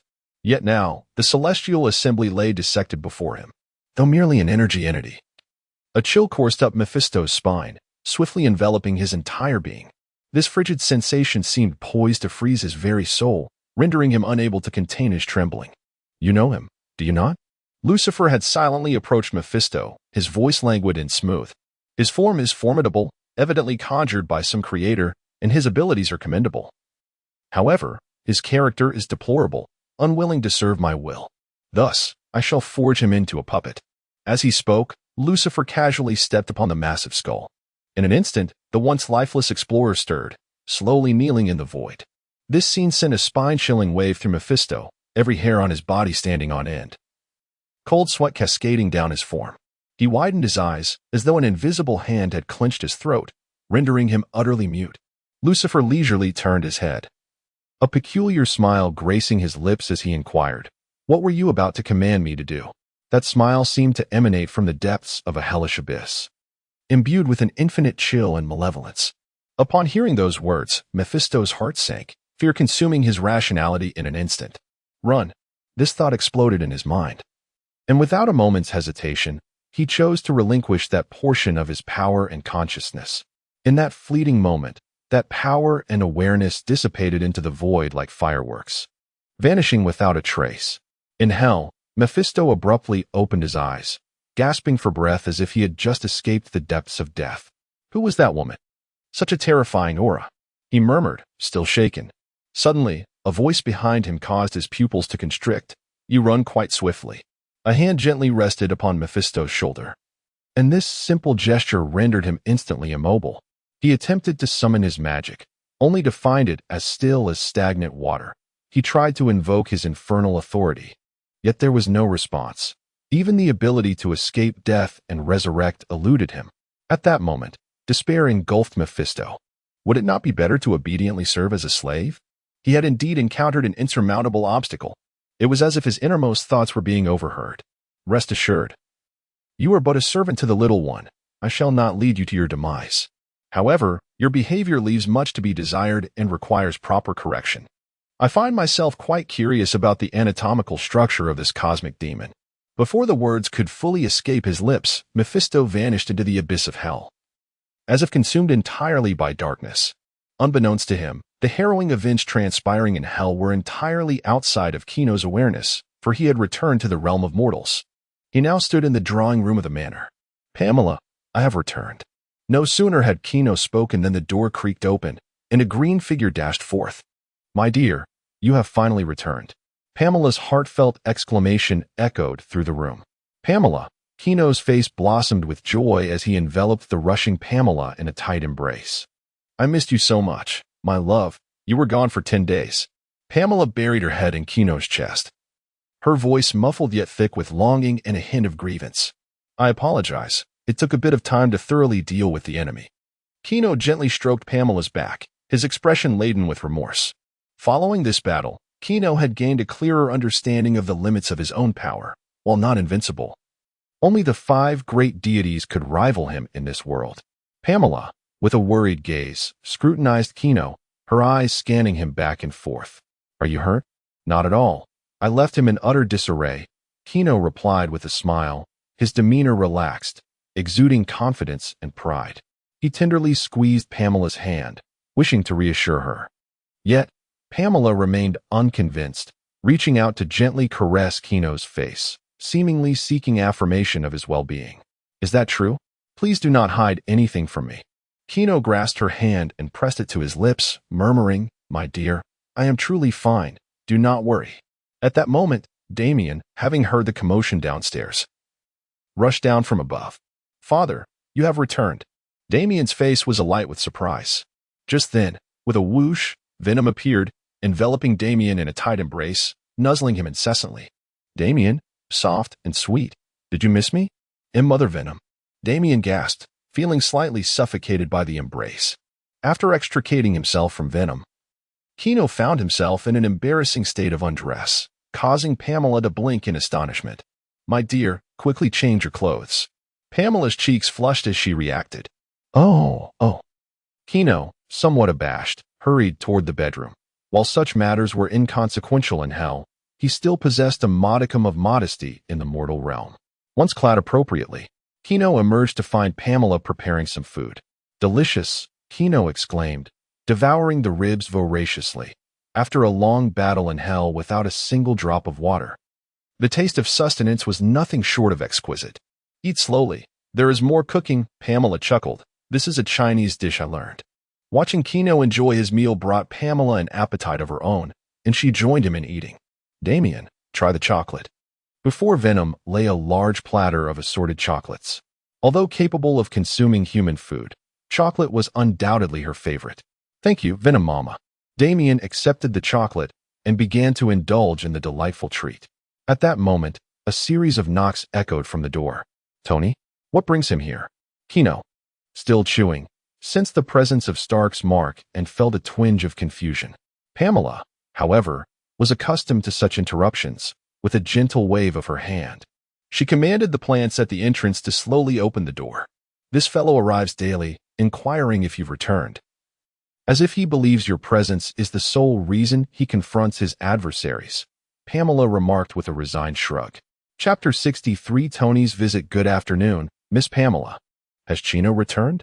Tony inquired instinctively as he pushed the door open with Pepper by his side. This was a question he had posed daily over the past few days, and today, he held little hope for an affirmative answer. "Tony, it's been a while. Have you eaten?" came Chino's voice. "Chino, you're back," Tony exclaimed, his surprise evident as he hastened toward the source of the voice, making his way to the dining table. "Yes, I just returned. Come, let us eat together," Chino replied with a smile. "Sorry for the interruption, Mr. Chino," Pepper politely acknowledged before taking a seat next to Pamela, having grown quite close to her over the past few days. "Great. I rarely indulge in Chinese cuisine," Tony said, taking a seat without hesitation. Pamela smiled softly, using her powers to conjure 2 sets of chopsticks and bowls. "Indeed, Chinese food is best enjoyed with white rice. This is delightful. Perhaps I should invent a robot for preparing Chinese dishes," Tony mused aloud as he savored the flavors. When you do, be sure to make one for me as well. A cooking robot would be quite beneficial, Chino remarked, recalling the chefs from the underworld. Had it not been for their generous salaries, they would have gone on strike. For the demons, there had insatiable appetites. That's a minor issue, Tony replied confidently, continuing to relish the delectable meal. The atmosphere in the dining room was filled with ease and joy. Pepper, glancing at the towering pile of chocolates in Venom's bowl, quietly asked Pamela, "Is it truly all right for her to consume so much chocolate?" "Not to worry, Sister Venom is not from Earth. Chocolate is her staple," Pamela explained with a smile. "An alien?" Pepper exclaimed in surprise, but soon recollected that Mr. Chino was a demon king, allowing her expression to gradually regain its composure. Venom then offered her a piece of chocolate. "Try this. It's the finest chocolate you'll ever taste." "Thank you." Pepper graciously accepted the treat and placed it in her mouth. "Have you been resting well lately?" Venom observed Pepper's slightly haggard appearance and inquired with concern. "Not really.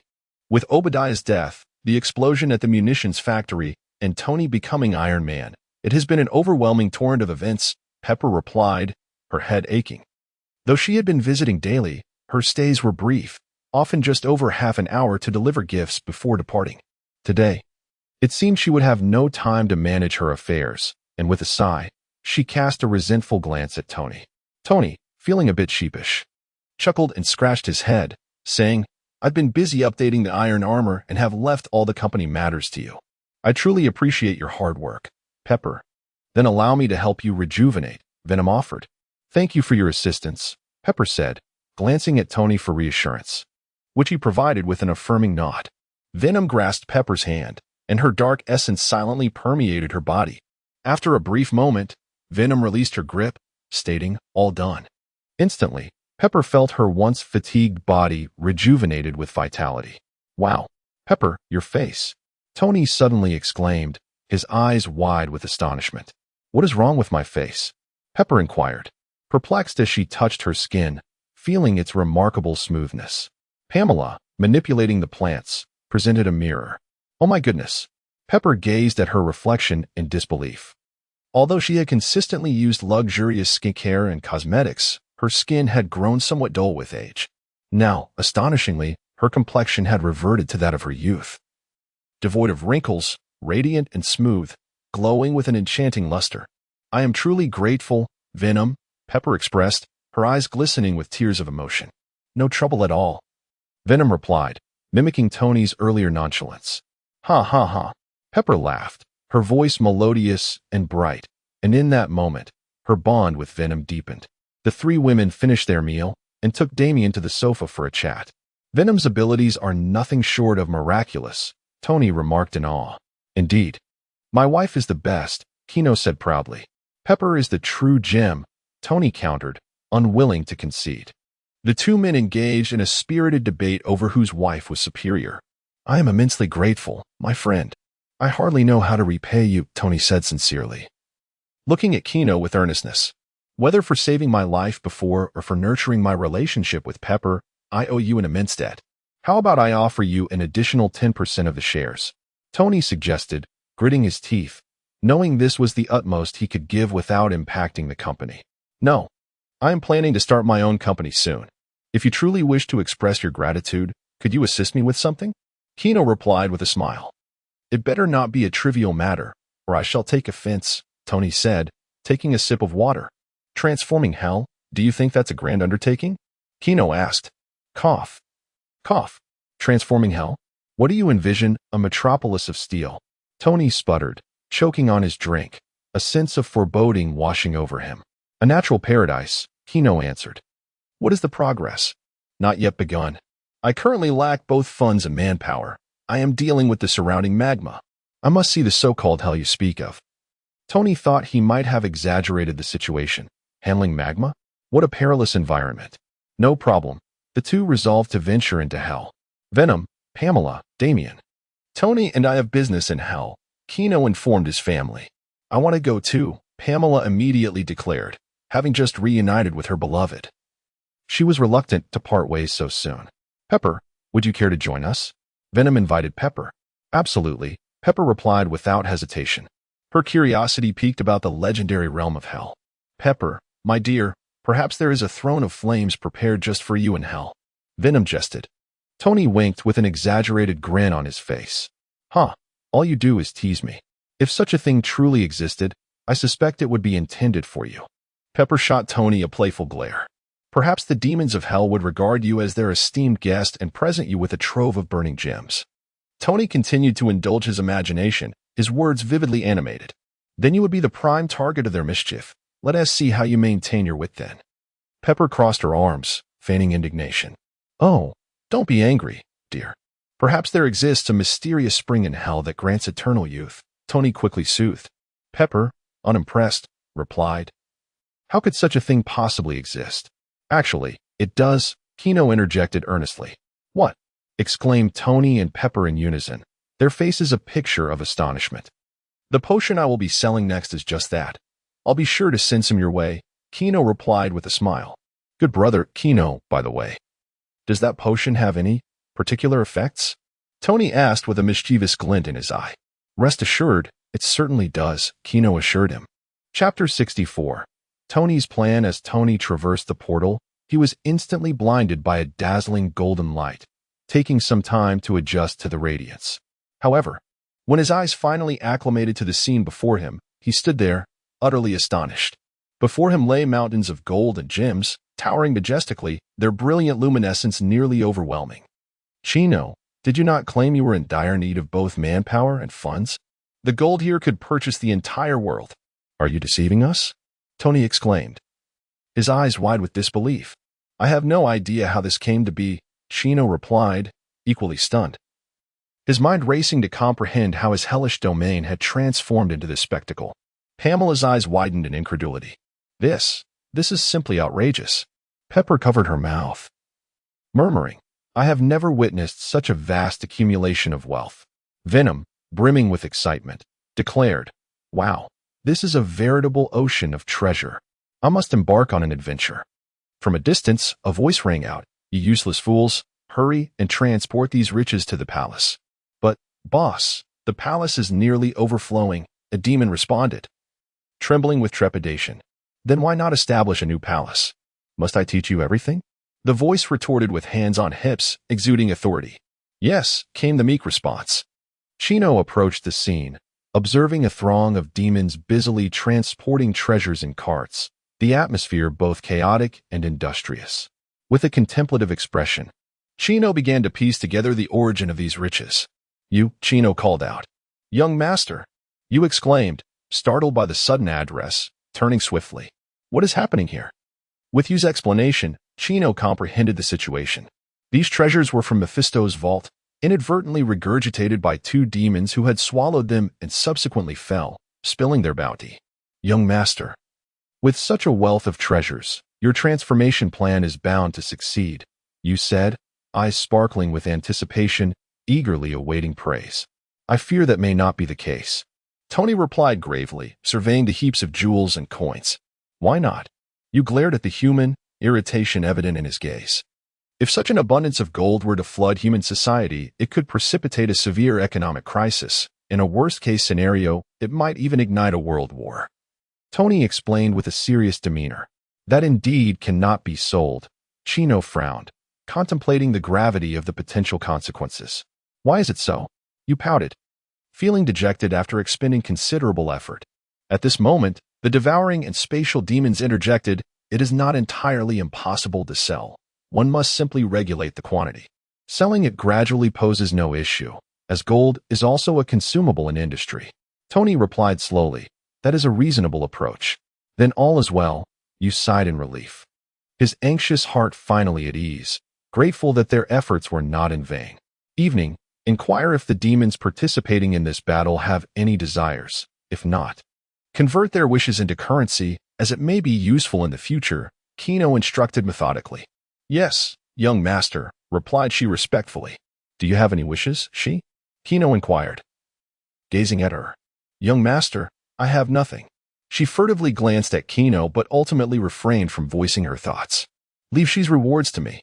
Venom exclaimed with a grin, leading she toward a corner. Madam Venom. She dared not resist and followed obediently.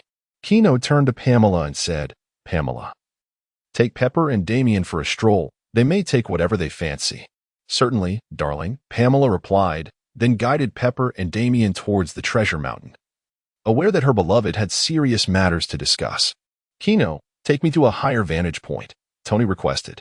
All right, Kino responded, effortlessly lifting Tony by his attire and soaring to the palace's heights. What a dreadful flying experience, Tony exclaimed, hastily adjusting his clothes upon landing. You are hardly a beauty. Do you expect me to give you a princess, Carrie? Kino teased. I would rather perish, Tony retorted, rolling his eyes in exasperation. After their banner, Tony surveyed the hellish landscape, devoid of warm sunlight and fertile soil, marred by a chaotic array of volcanoes and the ever-present dust in the sky.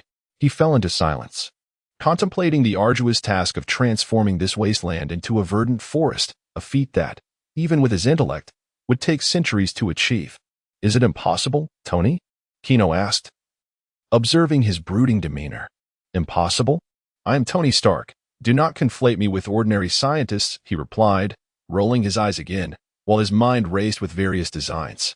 First, tell me about your original plan, he said, regaining focus.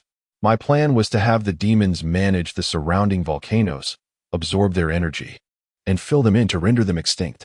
Then, we would transport soil from the outside to cover the land, and finally, Pamela would cultivate new flora for planting. Kino explained. Upon hearing this rudimentary scheme, which could scarcely be deemed a plan, Tony sighed, facepalming in disbelief. Surely, this idea sprang from a moment of impulsiveness. Well, initially, I had Dr. Banner on board, but he has been preoccupied with company and potion matters, so I decided to try on my own. And here I am, seeking your assistance, the greatest genius of this century, Tony Stark, Kino admitted, scratching his head, aware of his limitations in research, yet confident in Tony's abilities. Ahem, very well. Who am I to deny my friend? Tony said with a smug smile, then added more seriously, now let us discuss my plan. From the magma energy generation apparatus to the grand air purification tower, every function was elucidated clearly to Chino. The preliminary plan is thus. I will send over the blueprints and production lines in a few days, and you may utilize them directly. Tony spoke incessantly for quite some time, and at this moment, he could no longer suppress his thirst. He licked his lips, seized the glass of water that Chino had offered, and drank it in one swift motion. Chapter 65. The spell of magic. Kino patted Tony's shoulder and sincerely expressed, Thank you, Tony. Your assistance has been invaluable. And I believe that hell will undergo a remarkable transformation. Tony pressed his lips together, his gaze filled with confusion as he inquired, Kino, why would you engage in such a thankless task? Do not attempt to deceive me with the ideals of S-H-I-E-L-D. If your intention is merely to improve the quality of life, you could easily create an iron city. Why go through such elaborate efforts to transform hell? Simply to enhance its appearance? I cannot accept such reasoning. After a moment of silence, Kino retorted, What do you think motivates me to act in this manner? The Ark of Noah. Tony fixed his gaze intently on Kino. Memories of Obadiah, the Lord of Hell, and the mountains of treasure flashed through his mind. He instinctively sensed that the human world was becoming increasingly perilous. Kino, can you enlighten me? You possess such formidable power. Why is this endeavor necessary? Tony's eyes brimmed with curiosity and perplexity, as if he awaited a convincing explanation from Kino. I have glimpsed the future, alien invasions, the return of deities. The devastation wrought by demonic beings, supervillains, and temporal rifts. Kino spoke slowly, his voice grave and resonant. As Kino recounted his visions, Tony's expression darkened, as if he were ensconced in a veil of gloom. He did not doubt Kino's words. The grand and resolute plan for the transformation of hell spoke volumes. So, this is your sanctuary, a means to protect yourself when crisis descends, Tony remarked, his tone subdued. Impossible. Hell is my home now. I genuinely wish to make it more aesthetically pleasing. Moreover, it serves as a base of operations and a stronghold.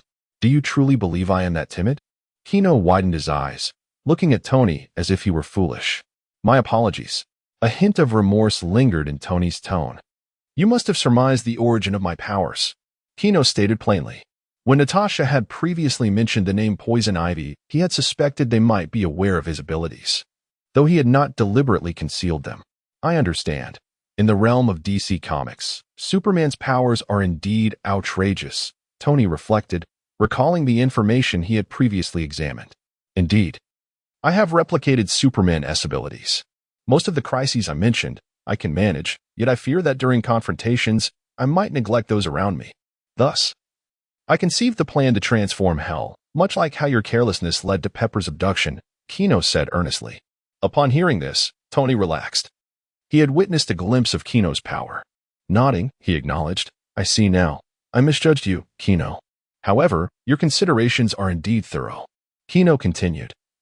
In the face of such monumental crises, even the slightest oversight can lead to irreparable consequences. I refuse to allow those I care about to fall into peril. Tony wholeheartedly agreed. I understand your perspective. Having experienced the situation with Pepper, I too have come to appreciate the importance of safeguarding those close to me. Kino smiled, remarking. Thus, the transformation of this inferno serves not only as a refuge, but also as a means to provide everyone with a stable rearguard. Therefore, Tony, I require your assistance. The sooner we expedite the construction of this hell, the better. Tony, invigorated by the notion, replied, rest assured. We shall collaborate to perfect this inferno and confront the impending crises. Kino then presented him with 2 stone tokens, saying, this one is for you, a pass to the underworld, and the other is for Pepper, allowing her to seek refuge in hell during perilous moments. A subtle smirk flickered across Kino's lips. A hint of satisfaction coursing through him as he mused internally, the Minister of Infernal Construction is now in position. Suddenly, a sharp cry pierced the air, disrupting Kino's elation. Pepper, Tony exclaimed, turning in astonishment toward the approaching figure. Pepper, riding a broomstick, joyfully soared to Tony's side and halted. Following her, Pamela, Venom, she, and Damien also arrived, though they were not mounted on broomsticks. Tony, this is exhilarating, Pepper exclaimed, her cheeks flushed with excitement as she waved her broom. Pepper, how did you manage this? Tony inquired, furrowing his brow as he took the broom from her to examine it closely, muttering, it's remarkably light, wooden, and devoid of any energy source. It's merely a cleaning broom. No, it's not the broom that's the issue. It's the power of magic, Kino interjected, sensing the heightened magical essence emanating from them. My dear, we have discovered this. Pamela then handed Kino a book. An introduction to magic spells? Does Mephisto's treasury truly contain this? Kino took the book from Pamela and swiftly perused its contents, his gaze intense and fingers flipping through the pages with such rapidity that they nearly blurred. However, whose demonic power are you borrowing? Kino's expression turned grave as he scanned the group, questioning them. In the Marvel Universe, all magic is borrowed from demons, such as the likes of Dormammu and others. Yet, such borrowing comes at a cost. The toll on one's body is trivial compared to the responsibility of repaying the borrowed power. Should one fail to adhere to the terms of the agreement with the magical entities, they may face dire consequences. Master, this is my borrowing, she timidly confessed. I possess ample magical energy, so I lend a bit to your friend for some fun. My dear, do not blame she. We simply could not resist the allure of legendary magic, Pamela quickly defended her. Kino, I will keep an eye on them. There is nothing to worry about, Venom assured. Undeterred by the situation, aware of Kino's concern for them. Godfather, I apologize, Damien lowered his head, witnessing Kino's displeasure for the first time. I am truly sorry, Mr. Kino, Pepper echoed, joining in the apologies. Tony did not plead. He understood that in this world, no one lends you anything without reason. Such relationships must be either exceptionally close or burdened with the obligation of repayment. Was the interest of a demon so easily settled? Kino furrowed his brow and, after a moment of silence, remarked, let this be a lesson. Fortunately, nothing disastrous has transpired this time. The borrowed magic belongs to she. And dealing with those demons is no trifling matter. It could easily lead to grave troubles. Upon hearing this, the others nodded fervently, expressing their newfound caution, while casting reluctant glances at the brooms in their hands, for the allure of magical power was truly captivating. Kino contemplated for a moment before declaring, from now on, your magical energy will be drawn from hell, but it shall only be utilized within its confines. As he spoke, a blinding red light emanated from his wrist. Resembling a vibrant thread, instantaneously connecting the power of hell to them. Hell was now tethered to him, should they venture into other realms one day. The consequences of falling from the sky would be no jest. The group immediately felt a surge of magic flowing ceaselessly within them, their eyes sparkling with excitement as they cheered joyfully, eagerly taking to the skies to frolic. You should join them and keep an eye on them, Kaino instructed, turning to Shi, who was standing nearby. Yes, young master, she replied, her voice cheerful as she soared into the sky. Chapter 66. The soaring Pepper. Tony gazed up at Pepper, who danced in the sky, his eyes filled with tenderness and nostalgia. I have never seen Pepper smile so joyfully. She always seemed preoccupied, either busy or tidying up after me. Chino patted Tony on the shoulder and remarked, perhaps the pressures of daily life have made her cherish this rare moment of relaxation. And you should not linger in contemplation here. Let us join in the merriment. With that, Tony suddenly felt an unfamiliar surge of energy within him as a book was thrust into his hands. I shall go ahead, Chino declared, leaving behind a broom as he swiftly ascended towards Venom and Pamela. Tony looked at the broom Chino left behind, shaking his head in disdain. I am Tony Stark. How could I possibly need such a contraption for flight? Muttering to himself, he opened the book and found the page on flying. This incantation is rather awkward, he mused, as he stumbled through the words, feeling his body gradually lift from the ground. The sensation of flight was entirely different from donning his Iron Man armor. Here, he was reliant solely on himself, swaying unsteadily in the high winds, and it felt rather precarious. Taking a deep breath, he reminded himself that he had soared at 8,000 meters before. After this self-affirmation, Tony made an effort to stabilize himself, floating steadily towards Pepper. Having executed several intricate maneuvers, Pepper glided effortlessly, having thoroughly mastered the art of flight. Humanity's yearning for the skies has never waned, and in this moment, Pepper reveled in the exquisite sensation of freedom, joyfully calling out, Pamela, Venom, I adore hell. Her beaming smile blossomed like a vibrant flower, radiant and captivating. Hell shall always welcome your presence, Miss Pepper. Chino, the Demon King, replied with a smile. He even began to ponder whether to develop hell into a tourist attraction, perhaps incorporating flight as a unique feature, albeit with certain restrictions to prevent chaos. Pepper, I'm coming. Tony's rigid form slowly drifted closer, his expression tense, utterly unaccustomed to the lack of solid ground beneath him. Tony, what an amusing sight you are. Ha ha ha. Pepper laughed heartily at Tony's awkwardness. Even the typically confident and suave Tony Stark encountered challenges. Her laughter echoed in the air, filled with joy and warmth. Initially, Tony felt a twinge of embarrassment, but upon witnessing Pepper's youthful, radiant demeanor, he found himself momentarily entranced. Just as he stood there, lost in admiration, his already shaky flying skills faltered, and he was abruptly pulled downward by gravity. Tony. Pepper's expression shifted dramatically as she deftly maneuvered the broom, diving down to catch Tony perfectly, allowing him to sit upon the broom. Are you all right, Tony? Pepper, her face etched with concern, clung tightly to Tony's waist, fearful that he might plummet once more. Initially, Tony felt a twinge of embarrassment, but the sensation of her golden hair brushing against his face and the softness behind him stirred something within. Pepper, hold on a bit tighter. I'm feeling a tad frightened, he confessed. Then let us descend, Pepper replied, preparing to steer the broom downwards. No, I meant, just allow me a moment to acclimate to the altitude, Tony hastily offered, beads of sweat forming on his brow, realizing she was no longer a mere teenager. Pepper smiled faintly, tightening her embrace around Tony. Is this sufficient? She inquired. Yes, that pressure is just right, Tony responded, a slight smile gracing his lips as he relished the warmth of the moment. Unexpectedly, he found himself partaking in another's romantic bliss. Venom soared through the air, observing the sweet exchange between Tony and Pepper, unable to suppress a murmur of envy. It's quite normal. I've been witnessing their affection daily, ever since they solidified their relationship. They've been inseparable, Pamela remarked, waving her hand dismissively, her expression one of familiarity. Meanwhile, Damien was intensely focused on experimenting with other spells, while she kept a watchful eye on the group, particularly on the little one who required supervision. Chino, what are you up to? Venom inquired, noticing a red screen materializing before Chino. High-altitude falls pose no injury risks. Instructions for flight magic. Restricted areas, Chino responded. Are you coding a game? Venom asked, his face a mask of confusion. Something along those lines. This hell will soon be populated with many humans. I aim to introduce some unique features and limitations, Chino explained, his fingers dancing swiftly across the screen.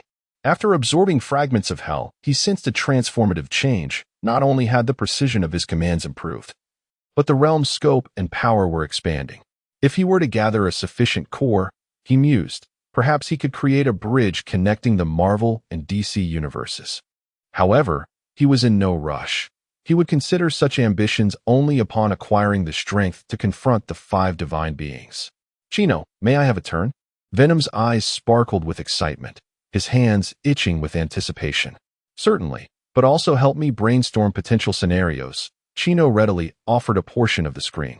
All right, Venom exclaimed, giving a thumbs up as he embraced the screen and soared over to Pamela, exuberantly declaring, Pamela, let us play together.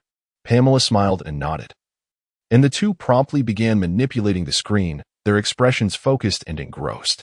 Chino paid no mind. He could amend any conflicting commands that arose. He remained wholly absorbed in refining his segment, the red glow illuminating his earnest visage.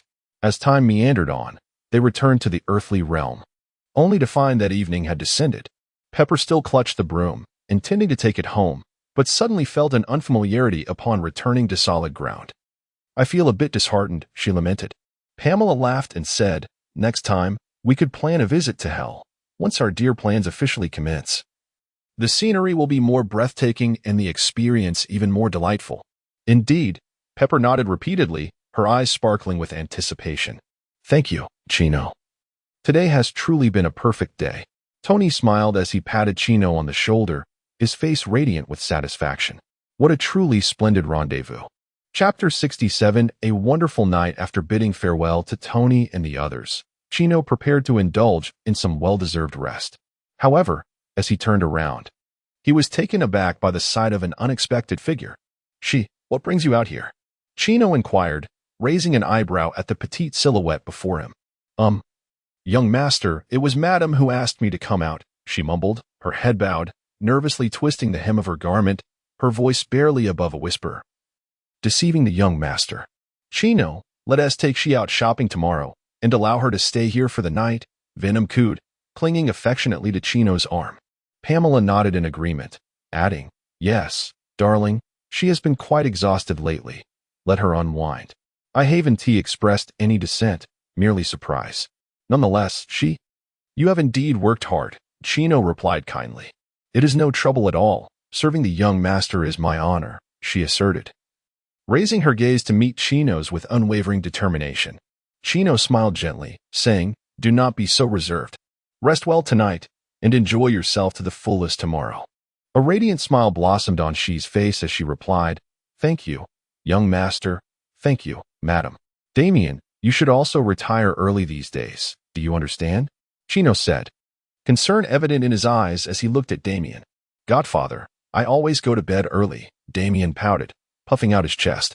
Then what accounts for those dark circles under your eyes? Chino teased, playfully pinching Damien's cheek, his eyes twinkling with mischief. That is, well, Godfather, I've been playing late recently. Damien's voice trailed off, his gaze evasive.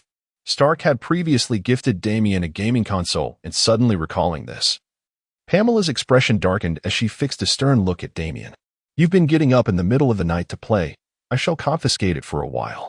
I'm sorry, Mama Pamela, Damien stammered, initially startled, but upon seeing Pamela's displeasure, he quickly lowered his head in remorse. The suppressed emotions from the assassin alliance gradually regained their warmth amidst this delightful period of life. It's all right, Pamela. Chino has indulged in such mischief as well. Venom stepped forward, gently soothing Pamela. This time, I want tea confiscated, but Pamela is concerned for your health. Children who do not sleep well may not grow tall. You wouldn't want to assist Bruce in a fight, only to strike at his opponent's knees, would you? Chino feigned a stern expression to frighten Damien. He was unperturbed by the matter. After all, children are naturally curious, and he too had engaged in similar antics. though moderation was essential. Nonetheless, this tactic proved effective. Visualizing such a scenario, Damien nodded earnestly, declaring, "I understand, Godfather. I want to stay up late again." "Good boy," Chino said tenderly, ruffling Damien's hair. Interacting with such children is effortless. They possess a keen understanding of right and wrong, demonstrating remarkable self-control. "Pamela, please take Damien to bathe." "I shall await you in the room," Chino winked, his gaze imbued with subtle intimacy, for the familiar nectar of flowers is always an irresistible delight. Pamela's face instantly flushed slightly as she playfully shot a glance at Chino, softly saying, "I knew you would be mischievous." She then picked up Damien and began ascending the stairs. "Sia, could you lend me a hand?" "Ah, certainly, Mrs. Pamela," Sia, momentarily lost in thought, quickly responded and hurried after her. "I apologize, Mother Pamela, for disappointing you." "Disappointed? Not quite. I merely worry for your health. As a punishment, you must drink an extra half-cup of milk every morning from now on." "Yes, Mother Pamela." As their voices faded, Chino turned to Venom, his eyes brimming with anticipation. "Do not forget what you promised me earlier. Rest assured, I will surely satisfy you. But first, a thorough wash is in order." Together, Chino giggled, grasping Venom's hand and eagerly heading toward the bathroom. A night had passed. The sky outside still bore a dim light. Chino, groggily opening his eyes, felt as though his body was ensnared, unable to move. He glanced down to find Venom tightly embracing him on the left, while Pamela nestled on his right, and Xia lay in between them. The wild and enchanting scenes from last night gradually crystallized in his mind. It was indeed the first time he felt utterly exhausted. "How ironic," Chino muttered. Ever since he had transplanted Logan's healing factor, he believed his endurance was boundless. Yet, last night's events had revealed to him that even a robust physique could succumb to fatigue. "Young master, still need?" Xia's murmured voice arose, her small face nuzzling against Chino's chest like a languid kitten. "Are you a succubus or a shapeshifter?" Chino pondered silently, yet he did not stir, instead closing his eyes once more and murmuring, "Let us sleep a little longer." A ray of sunlight ascended from outside the window, softly illuminating the disheveled bed. Young master?" Xia squinted, her eyes still heavy with sleep as she examined Chino's sleeping visage. Then, like a little cat, she crawled over to him and bestowed a gentle kiss. "Xia, good morning." Chino, roused by her movements, slowly opened his eyes, his voice laced with the languor of awakening. "Ah," Xia jolted, her eyes widening in realization that this was no dream. "I apologize. I ended up using you as a bed." In a flurry, Xia attempted to rise. Upon seeing her up, Chino also sat up, grinning at the bashful Xia standing beside the bed. "Weren't you quite bold yesterday? Why the sudden shyness now?" Xia, blushing, covered her face and whispered, "Young master, I overstepped last night. That has nothing to worry about, in fact. I found it rather delightful." Chino's expression revealed a hint of reminiscence. Although he favored older women, a change in taste occasionally proved enjoyable. "As long as the young master is pleased," Xia replied softly, her head lowered. Chino then noticed the stains on Xia's attire. "You must feel quite uncomfortable with all that stickiness. Let us take a shower." Without further ado, he lifted Xia and carried her toward the bathroom. After turning on the shower, Chino tenderly washed Yuki's hair, gently applying the shower gel and meticulously cleansing her body before placing her in the bath to soak. Yuki relished the affection bestowed upon her by her master, her heart brimming with joy. She had finally received such care. Next came her own cleansing ritual. "Master, allow me to assist you." "Very well, please scrub my back." Initially, Yuki obediently began to wash Chino's back, but soon her hands wandered elsewhere. "Yuki," Chino sighed in exasperation. "You seem to be feeling a bit uncomfortable, master," Yuki remarked playfully, her voice tinged with shyness. "But soon you will have to wash again." "It matters not," Yuki replied, her cheeks flushed. Chapter 68. Shopping after Kino and she had finished washing up, they found Venom teasingly asking, "Were you satisfied yesterday, master?" with a drawn-out tone filled with ambiguity. Hearing this, Kino felt a rush of excitement and quickly suppressed her thoughts, replying, "Venom, please behave normally. If this continues, we won't need to go out today." "Very well, Kino," Venom said, retracting her teasing demeanor. "Good morning, Lady Venom," She greeted respectfully, well aware that without Venom's assistance, she could not attain the Master's favor. You may call me sister instead of lady, Venom said with a smile. That's not appropriate. She is a servant. She insisted, maintaining her serious attitude about her status, which she had not altered even in the bathroom. As you wish, call her whatever you like, Kino interjected. Yes, master. She responded dutifully. By the way, where is Pamela? Kino turned to Venom inquiringly. Pamela has gone next door to bathe. She should be preparing breakfast now, Venom replied. All the chefs in the manor are in hell, and Frank is busy assembling a team. Initially, Kino had considered recruiting new chefs, but Pamela had dissuaded her, stating that she had little to do and would take responsibility for the meals. Descending the stairs, they found Damien already seated at the dining table, awaiting breakfast, while Pamela busied herself in the kitchen. Lady Pamela, let me assist you, she said as she hurried into the kitchen. You were so tired yesterday. Are you feeling well? Pamela inquired with concern. She shook her head and took the plate from Pamela's hands, saying, Lady Pamela, I am perfectly fine. Demons possess remarkable recovery abilities. How impressive. You can endure anything, Pamela remarked, somewhat envious, aware that her own stamina, enhanced by the essence of the verdant, still paled in comparison to Kino's. Lady Pamela. She's hand trembled slightly as she held the plate. Let us not dwell on that. At the dining table, Damien sweetly greeted, Good morning, Godfather, Mama Venom. Good morning, Damien, Kino replied with a smile. Damien, you smell delightful, Venom said affectionately, planting a kiss on his cheek. Despite having given up human flesh, she still cherished the scent of developing human children. Damien quietly nestled in Venom's embrace, though initially frightened. He gradually became accustomed to her presence, realizing she meant no harm. Damien, what have you been up to lately? Kino inquired, expressing concern for Damien's well-being. Studying, training, and playing games, Damien replied, his cheeks turning slightly pink at the mention of gaming. After a moment's thought, Kino asked, Would you like to attend school? His gaze held genuine care. Although Damien was quite mature for his age, Kino felt it was not ideal for a child to remain cooped up at home. What is school? Damien furrowed his brow, unfamiliar with the term.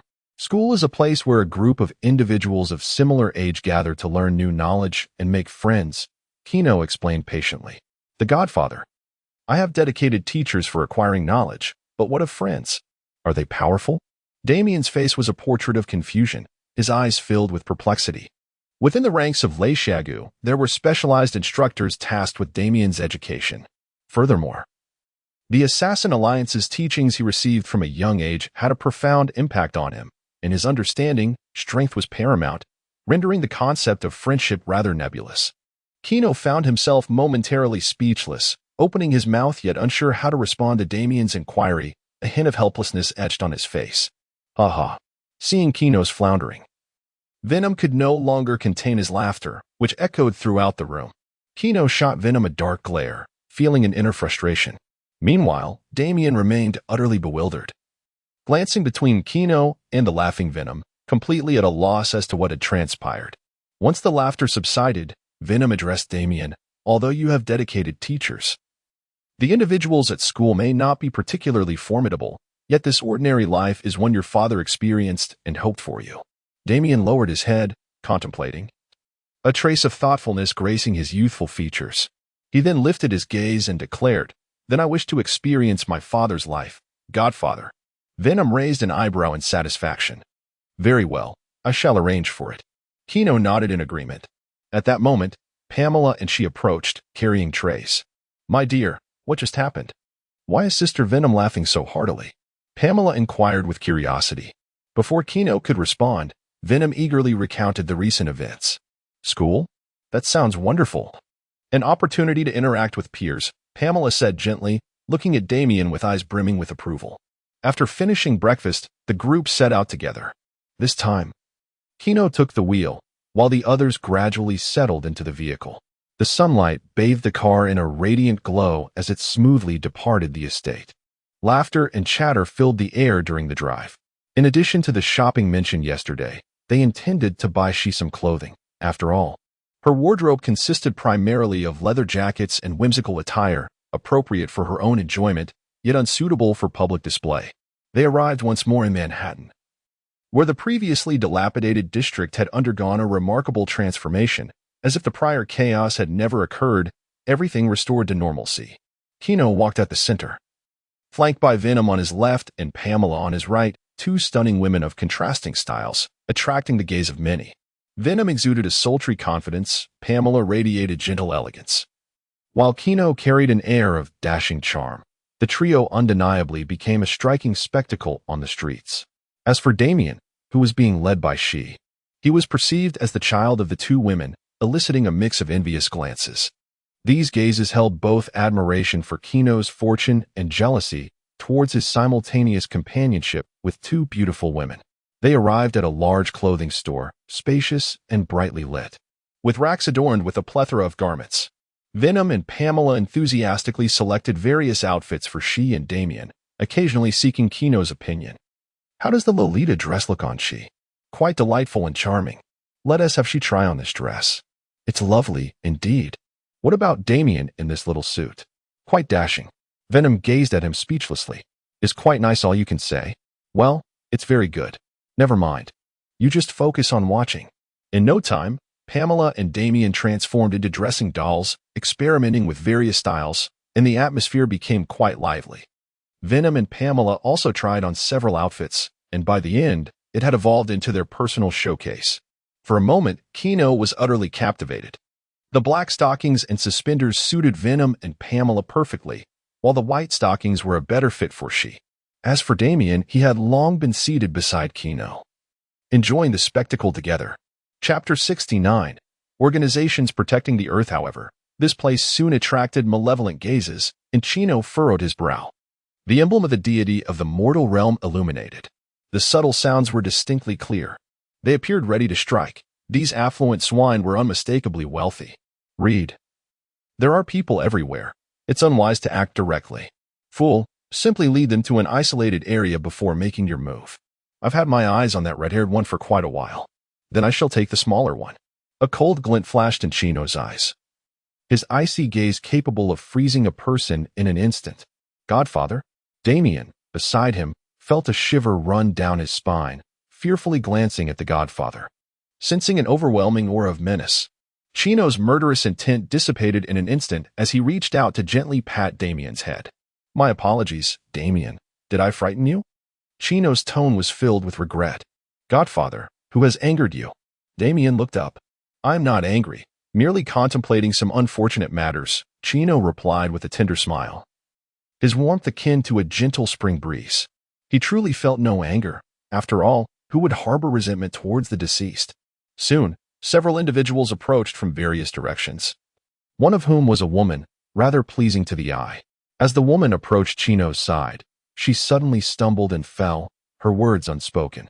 A knee descended from above, forcefully striking her neck, leaving one to wonder if she had fainted or truly perished. The surrounding clothing store staff had yet to scream. The FBI was in action, apprehending a criminal gang. One FBI agent, with a knee pressed against the woman, inadvertently glanced at Chino, instantly drenched in cold sweat. Although Chino had made an appearance that night, the camera was positioned too far away to capture his true likeness, leaving the public unaware of his actual appearance. Yet, he knew that if the gentleman before him were to become enraged, the entire nation would be doomed. The few individuals nearby sensed the situation turning dire and attempted to flee, only to be swiftly subdued and taken away by several plainclothes officers, without uttering a word. The entire process was executed with remarkable efficiency, lasting no more than 30 seconds, leaving the bystanders in a state of bewilderment as everything had already concluded. "Mr. Chino, it has been a while." A gentle voice emerged, laced with familiarity and warmth. Chino turned to see Coulson, clad in casual attire, strolling in from a corner. He wore his customary friendly smile and held a bag of beverages. "Here, a drink from the East. I find it quite delightful." Coulson offered the beverage. Chino accepted it, glancing at the green packaging adorned with 2 English letters, a subtle smirk crossing his lips. Even in this Marvel universe, such things could still be encountered. Nevertheless, he did not refuse, opening a bottle and handing it to Damien beside him. "Is S.H.I.D. L.D. Monitoring me? Chino's gaze bore into Coulson's. A hint of scrutiny evident in his eyes. Coulson maintained his expression. Not at all. We merely monitor every major shopping mall. It is a truth that after confirming Kino's abilities, no one dared to monitor him. However, other methods still exist. Traffic surveillance and mall cameras will sound an alarm to S.H.I.E.L.D. upon detecting Kino or those in his vicinity. That will suffice. Kino nodded slightly, his expression softening a touch. Who wouldn't appreciate a free bodyguard? I hope to avoid encountering them. Understood. They will intervene this afternoon to carry out the execution. Despite Coulson's amiable demeanor, it is essential to note that he is an 8th-level agent, while Hawkeye is only a 7th level. Mr. Kino, may I inquire where you have been during this time? Coulson asked seemingly casually, yet his gaze held a hint of inquiry. He had also reviewed the report that mentioned a crimson hand that grasped and then vanished. Nick Fury instructed you to ask, Kino replied, his attention fixated on the fashion show put on by Venom and the others. Indeed, during your absence, the director has been unable to sleep well, Coulson lamented, shrugging as he sat across from Kino, careful not to glance at the scenery behind him. As for my expenses today, I will inform you during the delivery. Kino spoke in a relaxed tone, as if discussing a trivial matter. Coulson's eyes brightened, surprised at how easily he could obtain an answer. No problem, he responded without hesitation. I had a scuffle with other lords of the underworld and seized some treasures. It was that simple. Kino stated nonchalantly. Other underworlds? Are you implying there is more than one? Coulson's expression shifted to one of sheer astonishment, his eyes wide. Yes, including myself, there are 10. Kino dropped this bombshell. 10. Coulson exclaimed, unable to contain his disbelief. Observing the incredulous look on Coulson's face, Kino couldn't help but laugh. Coulson, regaining his composure, remarked, you must be joking. If there were 10 demon lords, Earth would have been obliterated long ago. Not at all. Those beings are merely kept at bay by the mystic masters. Unable to breach Earth's defenses, Kino clarified, his laughter subsiding. Coulson sighed in relief and asked, who are the mystic masters? An ancient organization with a lineage spanning millions of years, primarily motivated by the desire to protect rather than seek fame or fortune. They prevent the invasion of those demon gods, serving as the true guardians of Earth, far surpassing your S.H.I.E.L.D., Kino expressed, admiration glinting in his eyes. Coulson gazed at Kino in silence, the question in his eyes clear. How did you gain entry? I am different. I have backing, Kino replied, raising an eyebrow. Although uncertain why the Supreme Master had yet to make an appearance, it was evident that his presence was tacitly accepted. So where are they? Coulson began to inquire further, but Kino had already risen from the sofa to depart. I have answered your questions. I entrust the rest to you. Please extend my regards to Nick Fury, and may he find restful sleep henceforth. Watching Kino depart, accompanied by the fluttering figures around him, Coulson could only manage a wry smile. A restful slumber eludes him, tantalizingly teasing his appetite, rendering his nights restless. Commander, how shall we address this? Inquired an agent, previously clad in civilian attire, as he gestured towards a pile of garments. I shall settle the bill and have it delivered to the estate. Coulson replied with a hint of resignation. However, the agent's expression revealed a dilemma, but we lack sufficient funds. It was then that Coulson realized the extravagant nature of the items before them. Even the most modest of garments cost several $1,000s. I will cover the expenses, he declared, contemplating that he could later seek reimbursement from S.H.I.E.L.D. With this thought, he let out a weary sigh. Meanwhile, Chino and his entourage continued their excursion to other boutiques, indulging in the fashion showcase, purchasing lavishly, though they were not financially constrained. Spending one's own money lacked the allure of acquiring luxuries without cost. Chapter 70. The Sandman feeling that their outing had reached a satisfying conclusion. The group returned to the restaurant they had visited previously. They gathered around the table, indulging in exquisite desserts. Pamela gazed out the window at the bustling street and remarked with contentment, "The weather is truly delightful today." No sooner had she spoken than a colossal sandstorm rushed past the window, instantly obscuring the sunlight with a veil of swirling dust. Chino and the others exchanged silent glances with her. "This has nothing to do with me," Pamela said defensively, her expression innocent. Meanwhile, a white figure darted past outside. Is that Gwen? In Manhattan, the ferocious sandstorm wreaked havoc on the streets before abruptly halting beside an armored truck parked at the bank's entrance. What on earth is that? One of the guards shouted in terror. Before he could finish his sentence, the violent dust storm knocked him unconscious. Another guard, flustered, grabbed his radio and called out. The armored truck is under attack. Request immediate assistance. Within the swirling tempest, granules of sand began to coalesce, gradually forming a tall figure clad in a green-striped shirt. Flint Marco emerged, striding toward the armored truck, ready to make off with 2 bags of cash. Suddenly, several police cars sped into the scene, blocking the street. Put down the money. The patrolling officers shouted as they exited their vehicles, guns drawn and expressions tense. I do not wish to harm you. Stand aside, Flint warned, his voice carrying a note of caution. Fire. Upon command, a barrage of bullets rained down upon Flint, piercing through his form. However, instead of blood, sand cascaded to the ground. I said, stand aside. Flint's arm transformed into grains of sand, and with a fierce swing, countless particles shot forth like bullets, accompanied by a piercing whoosh. The officers' faces paled as they quickly took cover behind their cars, the sound of sand colliding with metal echoing through the air. Seizing the opportunity while the police were in retreat, Flint turned to flee in another direction. At that moment, a white figure descended from above, shooting out webs that ensnared the bag of money in his grasp, yanking it away with force. Sandman, that does not belong to you. The figure landed gracefully. It was Gwen, the ghost spider. Give me back my money, Flint roared, his eyes blazing with fury. Already enraged by the police gunfire, he was further incensed by Spider-Gwen's intervention. With a furious shout, Flint charged at Gwen, sending forth a torrent of sand like a raging tide.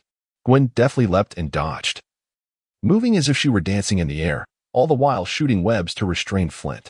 You are committing a crime, Sandman, the ghost spider declared loudly. I just need the money. Flint bellowed, this world has never been fair to me. I must fight for myself. Thus commenced a fierce chase through the streets. The police stood nervously on the sidelines, hesitant to intervene, fully aware that their firepower seemed ineffectual against Flint. A massive fist of sand coalesced, hurtling towards the phantom spider. As Gwen dashed forward, she pondered her strategy, realizing that she could not allow Flint to escape. Otherwise, his criminal activities would persist. Suddenly, she spotted a construction site not far off, and an idea sparked in her mind. The phantom spider deliberately lured Flint towards the construction site. Flint, fixated solely on reclaiming his money pouch, remained oblivious to her intentions, following her relentlessly. Upon entering the construction site, the phantom spider expertly navigated through various building materials using her webbing, significantly restricting Flint's sandy assaults. Enraged, he roared, wreaking havoc on the surrounding structures in a futile attempt to locate the phantom spider. You can't escape, Flint shouted, concealed behind a massive steel beam. The phantom spider quietly observed his movements. Noticing Flint's focus was entirely on finding her, she seized the opportunity to shoot her web, connecting several heavy construction materials. As Flint approached, she yanked the web with force, sending the materials crashing down upon him. Flint had no time to evade, becoming heavily pinned beneath the debris. Finally dealt with him, the phantom spider sighed in relief. However, just as she believed the matter was resolved, the sand beneath the rubble began to stir. Flint miraculously broke free from the materials, now more furious than ever. You have thoroughly enraged me. Flint's form transformed into a colossal sandstorm, surging towards Gwen with the intent to engulf her in its tumultuous embrace. Bring it on, let me test this technique. Gwen raised her hand, and the emerald ring on her ring finger illuminated with a radiant glow. In an instant, a fierce wind erupted around her, and a magnificent tornado ascended from the ground. No. Flint struggled within the storm, attempting to materialize his form, but as he coalesced halfway, the tornado's powerful pull swept away the sand that constituted his body, causing it to dissipate. In the blink of an eye, only a ferocious yellow tornado remained, and Flint's silhouette vanished entirely. Mission accomplished. Gwen lifted her mask, revealing the delicate lower half of her face, exhaling a long breath of relief. It was summer, and she was clad in her tight suit, the heat making her quite uncomfortable. That was a tremendous help. I wonder when that lecherous rogue will return. She murmured to herself, kissing the ring in her hand that still seemed to hold the warmth of Kino, feeling a pang of longing for him. A few days ago, she had visited, but only found Sister Pamela and her newly adopted protege at home, leaving her feeling somewhat empty. Spider-Woman. The earlier police officers and the armored car personnel appeared, their faces filled with astonishment as they gazed at the stationary tornado before them, rendered speechless. Gwen, donning her mask, remarked, "Officer, I prefer to be called Ghost Spider. Spider-Woman lacks a certain charm." "Very well, Ghost Spider," the officer replied with an evident smile, his eyes brimming with gratitude. The majority held a favorable view of this arachnid who consistently aided in maintaining order. After all, her presence had significantly reduced the casualty rate among officers. However, there were some who believed that she undermined the authority of the police station and operated beyond their control. Chapter 71. Obsession with Familial Affection. Ghost Spider. "Could you please sign this for me?" A young police officer gazed at Gwen with unabashed admiration, his eyes sparkling with excitement. The female Spider-Man undoubtedly garnered more fans than her male counterpart, with a considerable number of male admirers among them. "Of course," Gwen replied, accepting the paper and pen from the officer, fulfilling his small wish. After signing, she returned to the corner where she had previously lingered. Retrieving the handbag she had bravely reclaimed, and handed it to the officer. "This is the stolen money taken by Sandman. Please inspect it. Thank you for your hard work." The officer responded gravely as he took the bag, unaware that the sand surrounding the construction site was trembling, gradually being swept into a swirling vortex. Initially, no one paid attention. They were all engrossed in discussing how to deal with Sandman. However, the tornado began to spiral out of control. The once steady column of wind now shaking violently, its howling growing increasingly shrill. "He's coming out. You all must leave quickly," one exclaimed just as a 10-meter-tall sand giant erupted from the tornado, the powerful gust sending dust swirling into the air. "I told you to give me the money." The sand giant roared, its enormous fists raised high before crashing down. The immense shadow enveloped Gwen and the officer, an oppressive force that rendered them breathless. The police officers were paralyzed with fear, their faces pale as they trembled, desperate to flee but unable to move. Gwen, of course, could escape without issue. Her abilities would allow her to vanish in an instant. Yet, she knew the nearby officers would be obliterated beneath the weight of those colossal fists. "I hope it won't hurt too much," she thought. Gwen crouched slightly, gathering strength in her legs before launching herself into the air. A gust of wind formed beneath her, propelling her like a cannonball towards the towering sand giant. As she drew closer to the giant's fist, she gritted her teeth and clenched her fists, bracing herself for the impending impact. "Honestly, one must take better care of oneself," a voice of resignation echoed in her ears. Gwen felt an arm encircle her waist, followed by a gentle force that skillfully dissipated her forward momentum. Boom! A thunderous explosion reverberated through the sky as the massive fist above her shattered into a cloud of sand. The fierce wind from the punch howled like a wild beast, sending the scattered debris hurtling away, shrouding the area in a veil of dust. The shockwave from the disintegrating arm caused the sand giant to lose its balance and crash backward against a partially constructed building, producing a heavy thud and raising a cloud of dust. "Chino!" Gwen exclaimed in delight, her eyes filled with excitement and joy. The officers on the ground stared up at the sky in awe, mouths agape, their expressions a mixture of shock and reverence. The golden cape billowed wildly in the wind, resembling flames in a fierce blaze. The armor emblazoned within gleamed with a chilling brilliance, showcasing an unparalleled sense of strength, while the handsome visage appeared as if meticulously sculpted by the hands of the divine. Even without having ever witnessed his true visage, one instinctively knows who he is, the Demon King.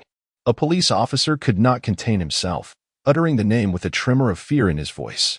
Unlike Spider-Man, the majority of individuals regard Kino with sheer terror, whether it be due to his ability to summon demons or his near-catastrophic actions that threaten the nation. Kino descended gently from the sky, his feet barely touching the ground as he released his grip, smiling tenderly at Gwen, who still leaned against him, his gaze brimming with affection. "Shall we return home now, allowing you to rest comfortably?" Kino teased, his voice soft and melodious. "All right, wait. When did you come back?" Gwen instinctively responded, only to realize her words moments later. Her cheeks flushed red as she hastily withdrew from Kino's broad, warm embrace. I just returned yesterday. We can chat later. The situation is not yet resolved. Kino turned his attention to the sand giant, who had regained his footing. The sand giant absorbed the surrounding sand, swiftly mending his body. Recently freed from prison, he remained unaware of the existence of the Demon King. Why is everyone trying to stop me? I merely took a little money, not everything. The sand giant roared in fury, his voice thick with resentment and defiance. Who cares about that? I am here because you nearly harmed my girl. Kino's eyes lit up with intensity. Buzz. A scorching beam of thermal vision shot forth, its blinding red light piercing through the sand giant's form. In that instant of contact, the sand giant's body transformed into molten glass. Ah! Flint screamed in agony, manipulating the sand to form a wall while desperately attempting to restore his body. However, as the construction site's sand diminished, Flint could only utilize the sand within his own body to fend off the assault, his colossal figure shrinking with each passing moment. At the construction site, the red-hot liquid glass flowed forth, emanating an unbearable heat. The surrounding officers wiped the sweat from their brows, too fearful to move. Soon, Flint's size dwindled to less than 5 meters. Penny, Daddy will soon bring you plenty of money for your treatment. A fierce determination flashed in Flint's eyes. With only about a meter's worth of sand remaining in his body, he hastily constructed a shield from the sand and the ground's glass, laboriously advancing against the thermal vision. Penny? Kino's super hearing caught his words. He recalled a version of the Sandman who resorted to theft to fund his daughter's medical treatment. The shield in Flint's hands continued to shrink, and just as despair enveloped him, the thermal vision finally ceased. An opportunity. Flint dropped the nearly molten glass from his grasp, but as he attempted to surge forward, his body weakened, collapsing into a heap of dust. He had reached his limit. Was money truly that significant to him? Gwen felt a pang of melancholy. Although he was an adversary, his earlier bravery in the face of death was undeniably moving. Kino remained silent, gazing at the dust on the ground, picking up a pendant that contained a photograph. Family ties? In the next moment, he vanished from sight. Before Gwen could ponder Kino's whereabouts, he reappeared, holding several bags of sand, which he poured onto the ground, forming a mound of sand. After a while, silence lingered, as if he had truly succumbed to death. Do you not wish to see your Penny once more? Came the languid voice of Chino. Flint, whose consciousness had seemingly drifted into slumber, was jolted awake by these words. Penny, I must return with the money. This thought flickered wildly in Flint's mind, rekindling his nearly extinguished will. His obsession with his daughter ignited his desire to survive. The mound of sand on the ground trembled once more, gradually coalescing into a humanoid form. The process of formation was fraught with difficulties, collapsing intermittently, yet ultimately, it succeeded in taking on a human shape. Why do you save me? Flint asked, his expression a complex tapestry of emotions as he regarded the man before him. The very same individual who had nearly taken his life only moments ago, now extending a hand to rescue him. Chapter 72. $1 million each month. Chino extended the pendant in his hand, expressing his admiration for Flint's capabilities and proposing a legitimate employment opportunity. Flint solemnly accepted the pendant, fully aware that he had no right to refuse, and inquired, how much? $300,000, Chino stated his compensation. Insufficient. I require $1 million. To be delivered within a day, and I shall offer you my life in return, Flint asserted, shaking his head resolutely. The medical expenses for my daughter have already accrued to $100,000. At least $1 million is necessary for her recovery. Gwen, feeling a tangle of emotions, wondered if Flint had resorted to robbery solely for the sake of his daughter. Very well, let us proceed with the signing, Chino responded, producing a black demonic contract. The potential of the Sandman was formidable. With an ample supply of sand, he could briefly contend with him. Flint glanced at the contract, noting the sum of $1 million without hesitation, and took up a pen to sign. Suddenly, he noticed something ahead and his eyes widened. Did you make an error? Chino furrowed his brow and took a look. I am offering a monthly salary of $1 million. As an employee, you will become my lifelong subordinate. Is that not correct? Chino queried, his expression one of confusion. $1 million a month. The officers were incredulous, hardly believing their ears, astonished by the unexpected generosity. No, Chino. How do you possess such wealth? Gwen interjected, unable to restrain her astonishment. Flint gazed at Chino with disbelief, his eyes filled with skepticism, questioning whether he was being deceived. Did I not mention it? I am a shareholder of Stark Group, holding 20% of the shares, Chino replied, tilting his head slightly, completely unaware. Gwen realized that there were many facets to her boyfriend that she did not know. Shall we proceed? This is post-tax remuneration. Chino waved the contract, the paper rustling audibly. Let us sign, boss.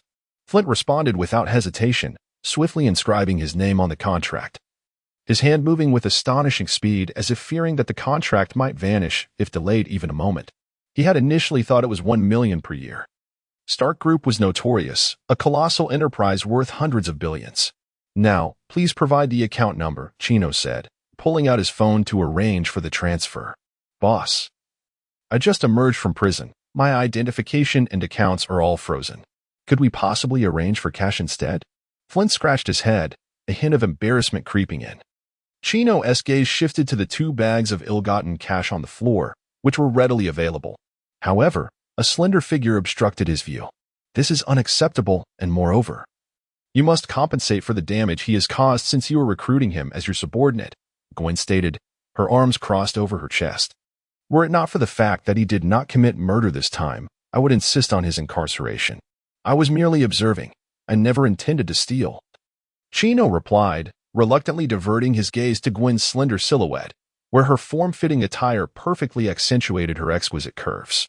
Her slender waist could be grasped delicately in one's hand, and her long legs stood tall and powerful, complemented by a figure that was both curvaceous and alluring.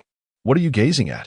Gwen, feeling a touch of shyness, turned slightly to evade his gaze, inadvertently accentuating the enticing curves behind her, rendering her all the more graceful. It's nothing, merely considering a change of attire for you.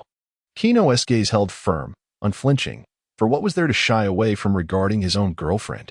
Gwen felt a flush of warmth under his intense scrutiny. Retreating behind him, her hands firmly turning his head towards Flint. Stop staring. You should first attend to his matters. Gwen chided playfully. What you imply is that once it's resolved, I may gaze freely. A smirk danced on Chino's lips, laced with mischief. Not at all. Gwen huffed, stamping her foot in frustration. Flint lowered his head, hardly daring to breathe, his heart fluttering with trepidation, having nearly harmed his boss's beloved. Chino called out towards the door. Coulson, come over and lend a hand. Coulson strolled in from the entrance, evidently aware of the earlier commotion. Chino, what assistance do you require? Knowing full well, Chino replied, to clear his identity, I can provide you with a mundane piece of information. He rolled his eyes in annoyance. No problem. In 10 minutes, Flint Marco's criminal record will be entirely expunged. He shall become an ordinary citizen. Coulson asserted without hesitation. Gwen observed this exchange with a passive demeanor, as did the police, who pretended not to witness the transaction. Such is the nature of this country. With ample exchange of interests, one may accomplish anything. Flint, brimming with excitement, trembled slightly, for he could now visit his daughter openly. Flint, seek out a person named Lei Xiaogu at this address. He will advance you 1 million. Chino said, handing over a note. Chino then turned to the officers. You should also go, each receiving 10,000, with 15,000 for the injured. Damages will be compensated at full value. Flint, this will be deducted from your salary next month. Oh yeah. The officers and cash couriers erupted in jubilant cheers, their excitement palpable. 10,000 was equivalent to 2 months' wages for them. Especially the cash courier who had been knocked out looked at Flint with gratitude, as if the previous altercation had never transpired. Flint had no objections. Receiving 1 million was worth the minor deduction. Is this satisfactory? Chino smiled at Gwen. It's passable. Gwen replied, though her lips curled up beneath the mask involuntarily. Let us head to GGSH restaurant. Pamela and the others are there. I'll join you shortly. Chino remarked. All right. Gwen nodded, turning gracefully to depart, her silhouette radiant in the sunlight. Coulson pondered. The identity of the ghost spider was no secret to them. Perhaps they could elevate her father's position, a favor to be traded. Once everyone had left, Chino turned to Coulson. Go ahead and ask quickly. My date has yet to conclude. The address of the sorcerer is not as inexpensive as you might think. Coulson was not disappointed. He merely sought to explore the matter. A hammer descended from the heavens in New Mexico yesterday. Do you know its origin? I do know, and it pertains to Norse mythology, Kino remarked with a raised eyebrow, teasingly withholding information. Do not tell me the gods are about to descend upon Earth, Coulson replied with a wry smile. Not quite, to put it simply. It is a tale of the thunder god who erred and was cast down to Earth by Odin to undergo trials and reclaim his powers. What should we do? Coulson expressed concern, as a meeting between mortals and deities is an unprecedented occurrence. Do not fret. Your task is merely to safeguard him, refrain from disturbing his trials, and perhaps offer some assistance in his endeavors. You may consider it a form of diplomacy with extraterrestrial beings, Kino suggested, his demeanor relaxed, as if this were of little consequence. Chapter 73, Gwen's physical data. Coulson furrowed his brow, his gaze rife with anxiety and unease, though the matter seemed straightforward. The potential repercussions of the thunder god encountering trouble on Earth could lead to an interstellar war, the consequences of which were too grim to fathom. The planet could plunge into an abyss of endless calamity. Relax, Nick Fury is experienced. Simply report it to him, he reassured himself. Yet the memory of the alien who had masqueraded as a human years prior weighed heavily on his mind. After obtaining the desired information, Coulson departed in haste. Chino soared to the rooftop of the restaurant, where his battle suit instantly transformed into Venom, and together they descended the stairs, hand in hand. Gwen had already arrived, joyfully conversing with Pamela, and she, her face aglow with a radiant smile. Damien sat nearby, his expression a mix of turmoil and confusion. Venom nonchalantly plopped down beside she, casually grabbing a pastry from the table and popping it into his mouth. Chino lifted Damien onto his lap and inquired, "What are you thinking, Damien?" Damien quietly asked, "Should I call her Mom or Andy?" Although they had met a few days prior, and he had addressed her as Andy, her adornment of a gemstone ring resembling his mother's made her seem like a new maternal figure. The chatter abruptly fell silent. Despite Damien's hushed tone, the assembled individuals were far from ordinary and heard him clearly. "Just call me Auntie," Gwen replied, her cheeks flushing a deep crimson, akin to a ripe apple, her eyes betraying a hint of shyness and fluster. "Ha ha ha, for now, stick with Auntie. When Gwen Annie moves into the manor, then you can call her Mom," Chino teased with a grin. "Who is your Auntie?" Gwen shot Chino a playful glare, suddenly remembering that Damien was still in his embrace, and quickly added, "Damien, I wasn't referring to you. You should still call me Auntie." Gwen's expression grew complex as she lamented the realization that she had reached the age of being called Annie. At merely 19, she was still in her academic years. Damien obediently nodded, his innocent voice chiming, "Okay, Gwen Annie." The group erupted in laughter at Damien's adorable demeanor, and the atmosphere lightened considerably. After finishing their lunch, they excitedly continued their outing. This time, with Gwen included, they were followed by an agent from S.H.I.E.L.D., responsible for settling the bill. Chino deliberately lagged half a step behind, quietly walking alongside Gwen at the rear. Gwen walked in silence, biting her lip, her gaze flickering uncertainly. Chino, opting for silence as well, gently grasped Gwen's fingers. She attempted to shy away but found herself unable to escape, allowing him to hold her hand, a subtle blush creeping onto her cheeks. Chino toyed with her delicate fingers, tracing her palm lightly, as if savoring the intimacy and warmth of the moment. Gwen permitted his playful gestures, her flush deepening, yet she did not withdraw her hand, merely lowering her gaze, unable to meet Chino's eyes. "Gwen," he prompted, "what is the matter? Please share your physical data with me." Gwen's face flushed crimson, akin to a ripened tomato. She vigorously attempted to shake off Chino's hand, yet her efforts proved futile. "Pervert, what do you need that for?" She felt a mix of embarrassment and anger, although she had tacitly accepted being his girlfriend. Directly requesting her physical data was utterly outrageous. "Fool, what do you think?" "It's for designing your battle suit," Chino replied with exasperation. "A battle suit? Your current attire offers no defense whatsoever and lacks any special functions. It's akin to a mere garment." "What do you mean, mere garment? I spent a considerable amount of time designing that," Gwen retorted, turning her head in annoyance, her lips slightly pouting. "All right, I misspoke. It's not a defensive battle suit." Chino continued, "Thus, I plan to design you a new one. At the very least, it should be able to withstand bullets." His voice conveyed patience, imbued with earnest focus. Gwen turned to look into his eyes, filled with concern, her cheeks reddening as she leaned closer and whispered a few numbers into his ear. Chino gazed at Gwen in surprise. Feeling increasingly embarrassed under his scrutiny, she broke free and dashed over to Pamela's side. "What's wrong, darling? Did someone upset you?" Pamela inquired with a smile, affectionately stroking Gwen's golden hair, having intentionally created an opportunity for the two to converse. "Nothing," Gwen replied, clinging to Pamela's arm. Her ears burning with shame as she sensed a piercing gaze directed at her from behind. "Venom, could you help me check on Damien?" She suddenly interjected, recalling something. "Of course," Venom replied readily, eagerly scooping up Damien and cuddling him, murmuring, "So delightful and soft."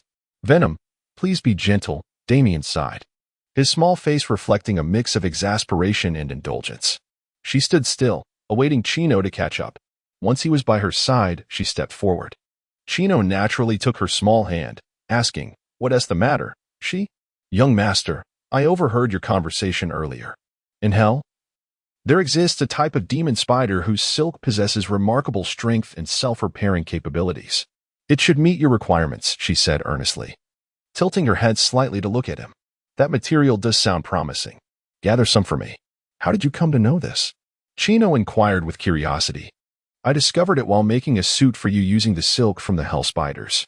However, you usually wear Venom-S attire, so it went unused," she replied softly, a hint of regret in her tone. "Who said it went unused? In a few days, the company will officially open, and at that time, you can bring me the suit," Chino said, gently squeezing She's hand, a warm smile gracing his face.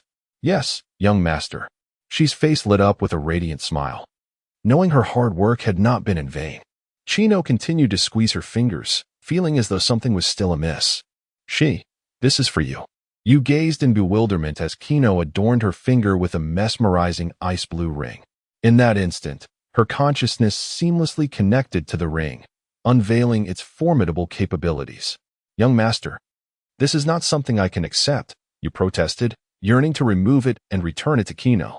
"Once worn, it must not be returned to me," Kino asserted, firmly grasping Yu's hand that held the ring, her tone resolute and impervious to dissent. The Ice Storm Ring, Zero Ring. It harnesses energy from the frigid core of outer space, unleashing waves of frost capable of freezing the air, diminishing the temperature of objects or individuals, and potentially approaching absolute zero. It has the power to encase foes within blocks of ice or engulf them in colossal snowstorms.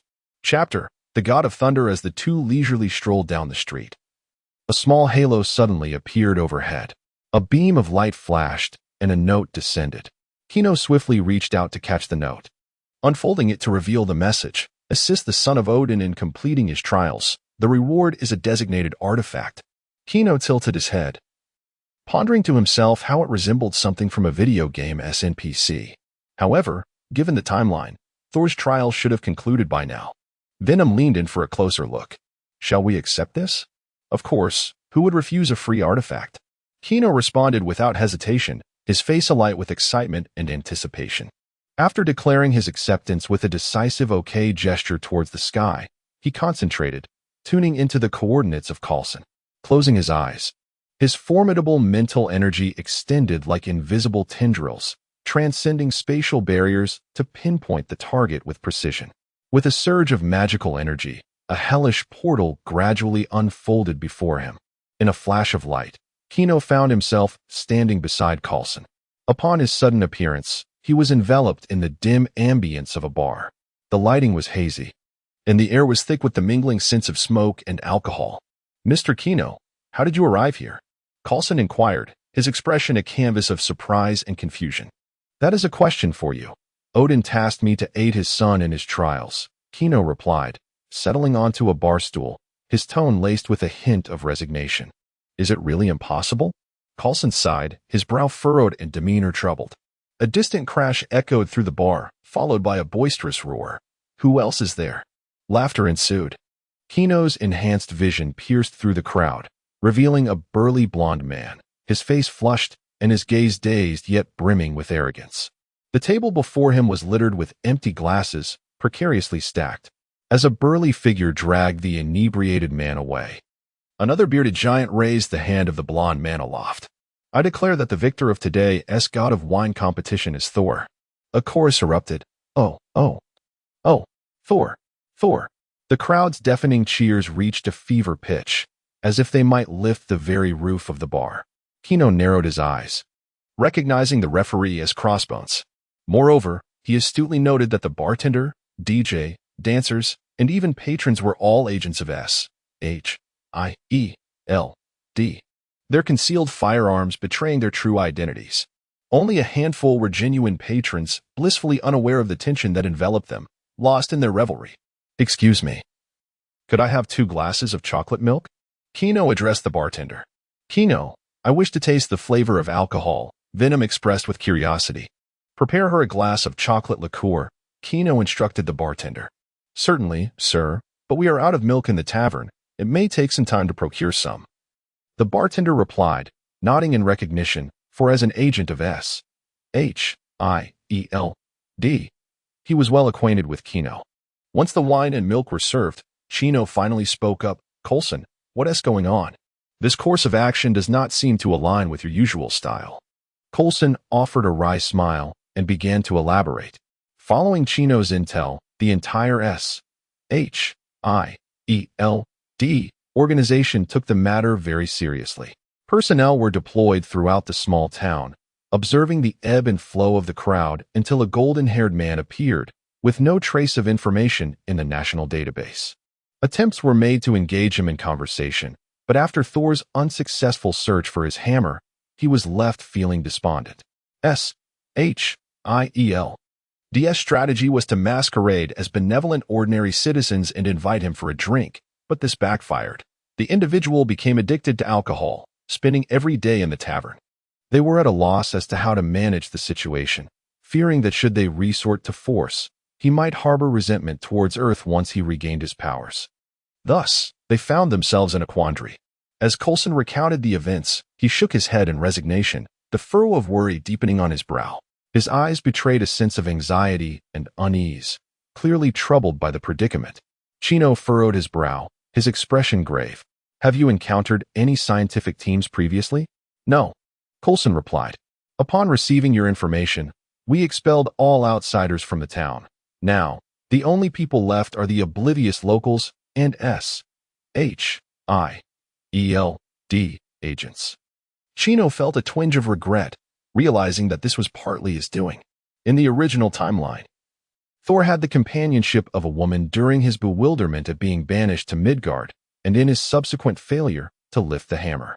Now, without her presence, he was left to drown his sorrows in alcohol. With this thought, Chino let out a resigned sigh. Thor leaped onto the stage, exuberantly shouting at the DJ, "Hey man, play something explosive." The DJ signaled an okay gesture and, without hesitation, cranked up the volume to ear-splitting levels. The sudden cacophony startled Venom, causing the glass in his hand to slip and shatter on the floor. "Chino, it's too loud," Venom exclaimed, irritation lacing his voice as he clamped his hands over his ears. "Come into my body." Chino swiftly extended his hand, and Venom flowed up his arm and into his body. Immediately, Chino enveloped himself in a bioplasmic field, successfully muffling the nearly ear-piercing sound. Regarding the group issue, I have contemplated it for quite some time and have decided against establishing one for now. The author is already managing multiple commitments, and creating a group raises concerns about disrupting the flow of ideas.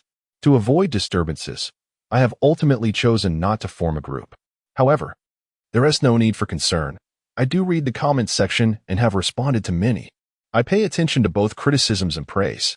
Any ideas regarding the plot, such as the future development of the succubus or the upcoming DC storylines, are welcome as long as they don't conflict. Please note, do not me in the comments, as the tomato assistant cannot see those. If you wish to discuss something, please start a new paragraph and I will see it. As for the side stories, don't hold your breath. They have been flattened by the tomato, and I will pursue them to QQ for resolution. Chapter 74. The love of evening. If you wish to be my servant, I shall oblige. Yet I desire to bestow upon you a ring, for that is my choice, although I cannot fathom the fears that grip you. The ring symbolizes my promise. I shall protect you until my last breath. Evening fell silent for a moment, then gently tugged at Kino's hand. Young master, kneel for a moment. Following her request, Kino crouched down, still processing the moment when a delicate pair of lips pressed softly against his. This kiss, tender and fleeting, brimmed with profound affection. I love you, young master, but I wish only to be your servant. Evening's voice was as gentle as a spring breeze. Her cheeks flushed, and her eyes sparkled with love. I love you too, Evening, Kino replied, enfolding her tightly in his embrace, as if wishing to merge her essence with his very being. Bystanders around them were taken aback by this scene. Despite the country's claims of freedom, Evening appeared to be a minor. Some had halted in astonishment, while others quickly regained their composure and prepared to call the authorities. A few burly men approached with fury in their eyes, ready to confront Kino. What are you standing there for? Hurry and run. Gwen dashed over, pulling Evening and Kino away. Pamela and Venom closely followed, clutching Damien tightly. Haha, isn't this amusing, Damien? Sister Venom, stop laughing. We're about to be surrounded. Thus, the sight of Kino racing through the streets, accompanied by these variously enchanting ladies, unfolded vividly before the eyes of all. Gwen sprinted ahead, gripping Evening and Kino's hands, while Pamela and Venom struggled to keep up with Damien in their arms. Their hair whipped wildly in the wind, faces marked by tension or exhilaration. Passers-by turned their heads, some gaped in surprise, others pulled out their phones to capture the moment, while whispers and pointing fingers filled the air. In that instant, they became the most captivating presence on the street. Within the Demon King's palace, a portal opened quietly. Evening emerged slowly, stepping into the dimly lit corridor where azure flames flickered against the stone walls, illuminating her petite visage. A gentle smile often graced her lips, a reflection of her happiness. Although she longed to remain by her young master's side, there were numerous matters in the underworld requiring her attention, and she could not be absent for long. Upon entering her usual workspace, a cacophony of frustrated voices greeted her. Why must demons build toilets? Can't they just relieve themselves in the wild? Nay, Evening has decreed it. That land is to be developed into a city, and we cannot defecate indiscriminately. I was merely a foot soldier. I am ill-equipped for administrative tasks, and why is Hulk absent? Hulk? He can't even read. What use is he here? Damn it. When will that guy return? I know not. Perhaps in 2 or 3 days. And I advise you to treat Evening with respect. She might return as the new princess. Her? Transform into a lady? Impossible.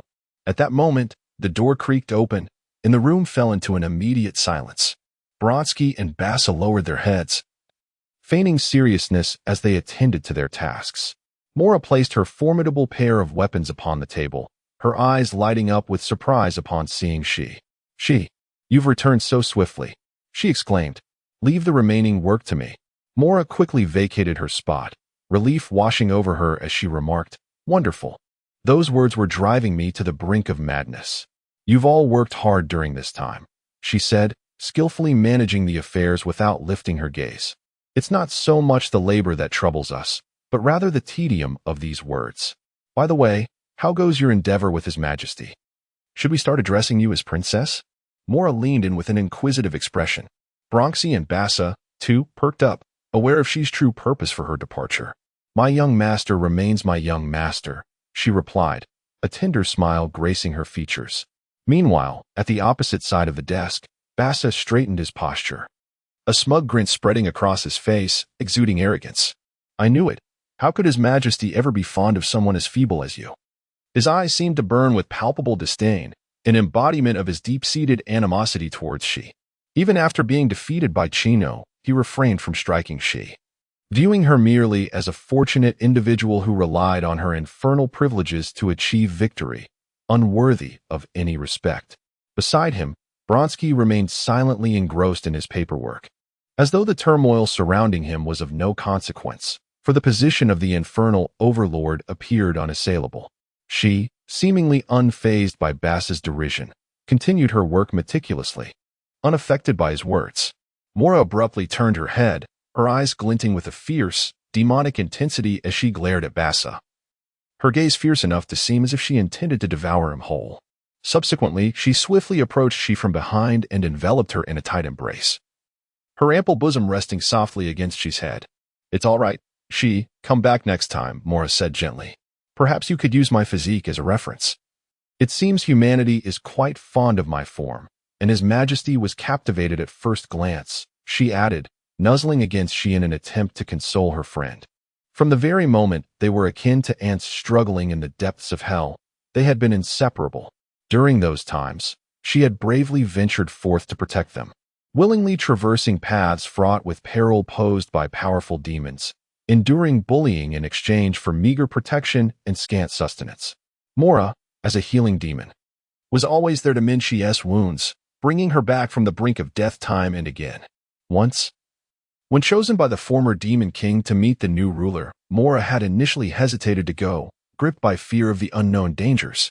Yet she, harboring a glimmer of hope, was willing to take a gamble. Amidst the throngs of formidable demons pressing around them, she never wavered, continually altering her appearance in hopes of capturing the attention of the new Demon King. Until the final moment, when she had already surrendered, she was summoned by Kino and, fortuitously, granted the power of hell. Upon her return to the infernal realm, the first act of She was to wield that formidable authority to subdue all the demons who had once tormented her and Moira, mercilessly punishing them like a goddess of vengeance, venting the grievances she had harbored for years. Thus, for Kino, who bestowed this upon her, She's heart was filled with profound gratitude, a sentiment akin to the devout reverence a believer holds for the divine. Her feelings for Kino were intricately complex, resembling a tangled web woven within her heart. Love blossomed within her like a resplendent flower, each petal inscribed with her infatuation for Kino, the radiant star that illuminated her world amidst the darkness of hell. Yet, fear persisted as a shadow, entwining itself around that flower of love like cold thorns.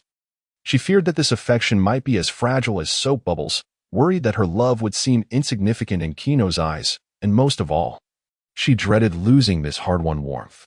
In this tumultuous whirlpool of emotions, she found herself in a state of bewilderment.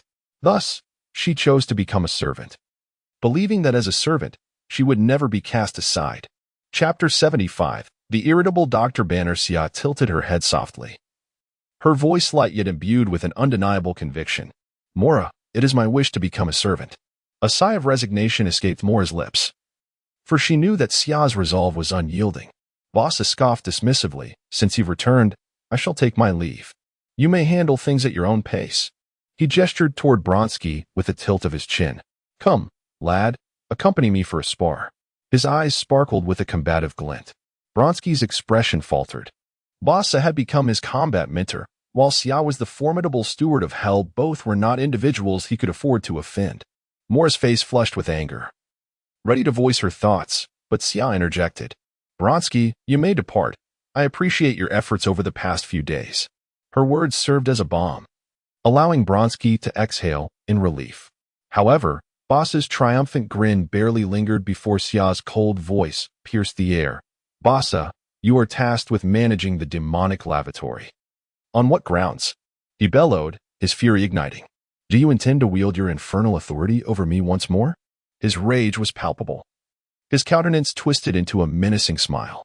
Previously, he had assisted her out of awareness of her intentions, but now that she had not succeeded, he was under no obligation to comply. "Is this sufficient?"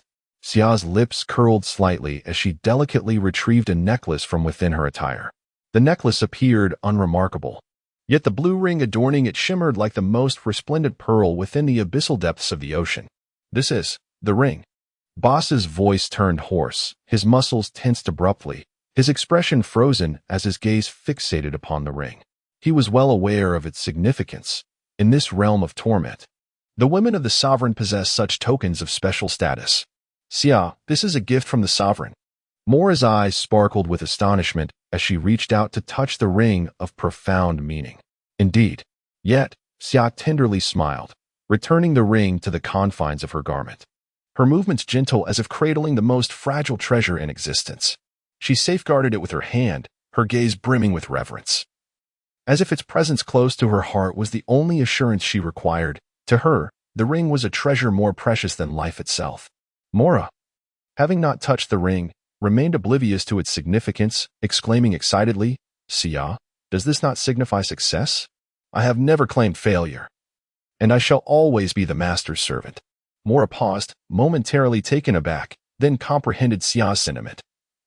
She understood her friend's unwavering resolve and the stubborn persistence that lay within her heart. With a soft sigh, Mora's eyes reflected understanding and compassion. "Ah, I understand you, Xia."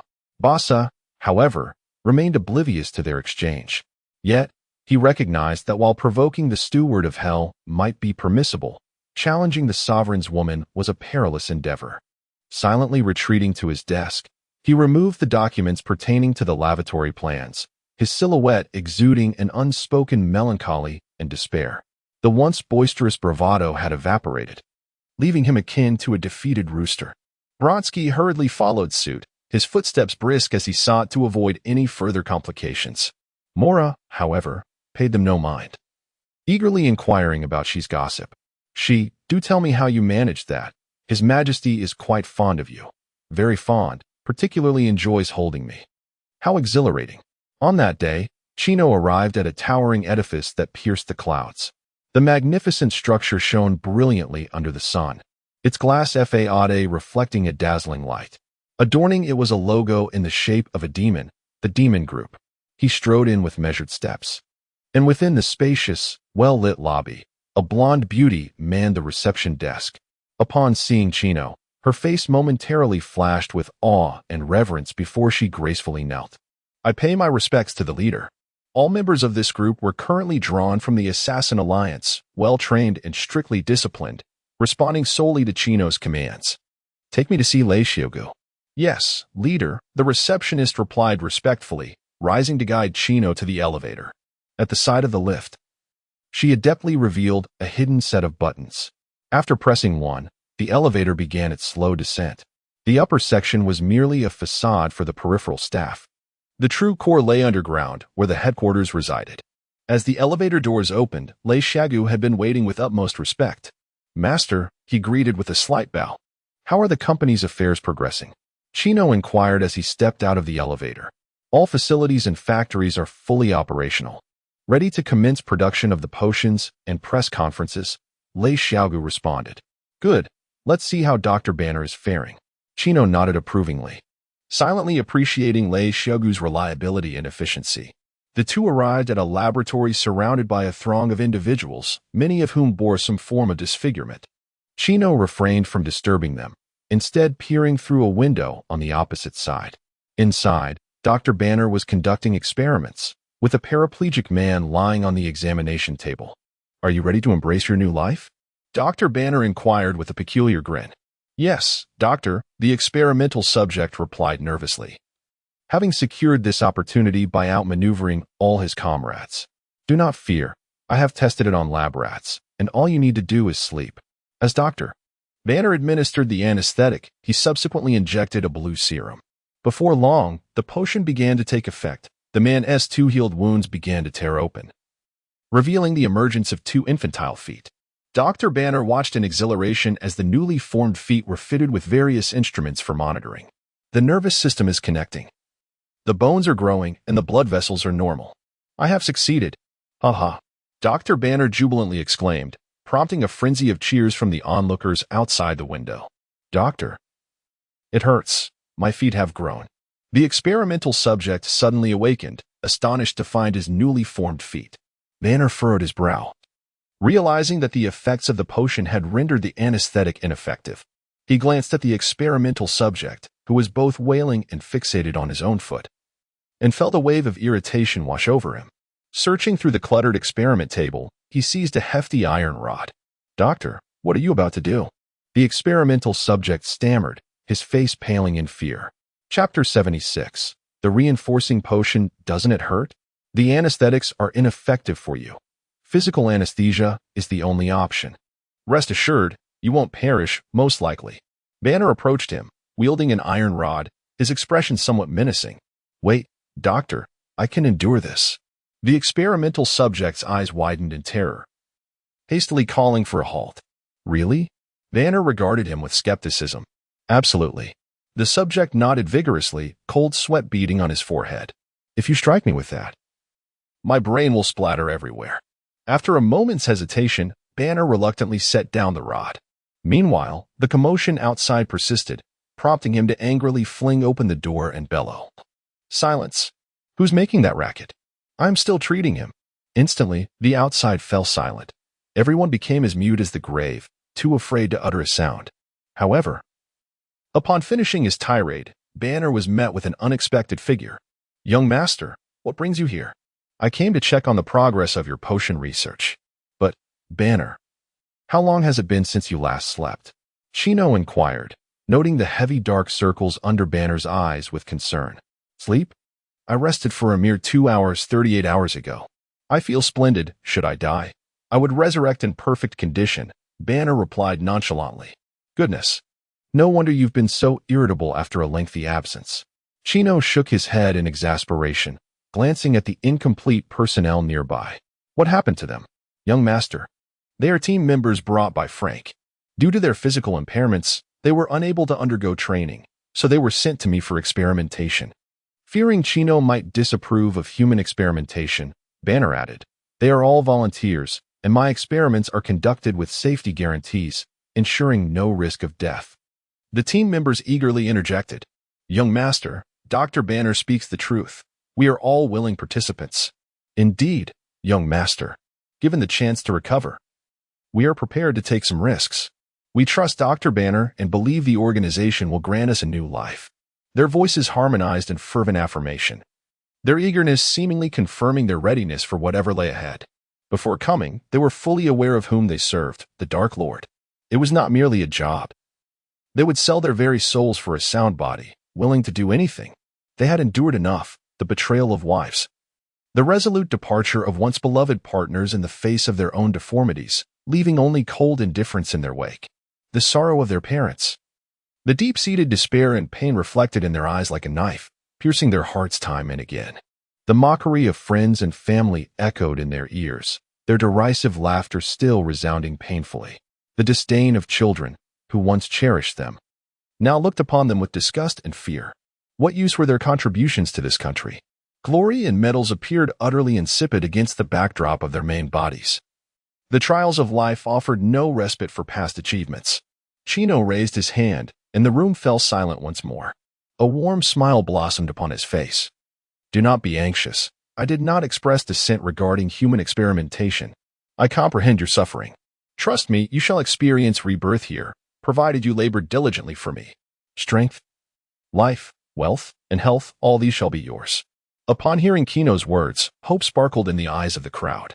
Young master, we shall work diligently for you, and will not betray your expectations, they vowed. Kino nodded in satisfaction, though he was not adept at the art of persuasion. The tangible results he offered were far superior. Now, you may leave. I have matters to discuss with Banner. This experiment has been remarkably successful. Soon, everyone shall return to their former selves. Yes, young master. The individual saluted Kino before departing. Take the one inside with you, once his leg has healed. Have him come to see me, Banner called after them. Upon hearing this, a figure with half a burnt face and another missing an arm entered the laboratory, lifting the experimental subject and departing. Garcia, Willa, be gentle. Do not damage my little foot, the experimental subject protested. Why are you silent? Is it because I defeated you in a draw? He continued. No, where are you taking me? This is not the direction of the dormitory. The experimental subject cried out in terror, yet the two men paid no heed to his pleas and continued onward. Once all had departed, Banner ushered Kino and Ray Xiaogu into the laboratory, eager to showcase his success. Young master, over these past months, I have developed 3 distinct serums. Excitement sparkled in Banner's eyes as he spoke, picking up a syringe. The first is a reinforcement serum, theoretically capable of enhancing strength by 2 to 3 times. Any further augmentation may result in aggressive and bloodthirsty side effects. Banner deftly grasped a small white mouse, injecting a drop of the red serum before placing it into a high-strength glass enclosure. Inside, another white mouse quietly resided in the corner, noticeably larger than the newly introduced one. Kino observed the transformation of the small white mouse intently. It began to exhibit signs of restlessness, racing back and forth within the glass box, its tiny paws scratching at the walls, producing faint squeaks. Gradually, its body expanded, the previously frail form growing robust. Eventually, it settled down, coexisting peacefully with the larger mouse in the enclosure, both remaining quietly in their respective corners. Banner then seized another white mouse, administering a slightly larger dose of the serum, and placed it into a new glass box. Initially, the mouse showed no reaction, but after a few seconds, its body began to swell. Soon after, its demeanor shifted to one of agitation, as it frantically darted around the enclosure, colliding with the walls and even gnawing with sharp teeth, emitting high-pitched, piercing cries. Its eyes, bloodshot and wild, revealed its utter madness. The strength of this little white mouse has increased nearly fourfold.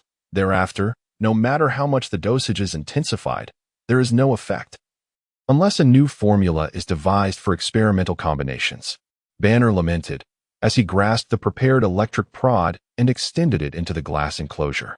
The frenzied little mouse remained oblivious to the impending danger, relentlessly colliding against its confines.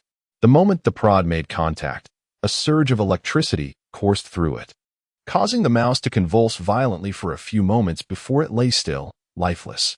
I will seek out the formula for the new agent, but once injected, will the new version of the serum be compatible? Chino inquired. Not to worry, Banner replied.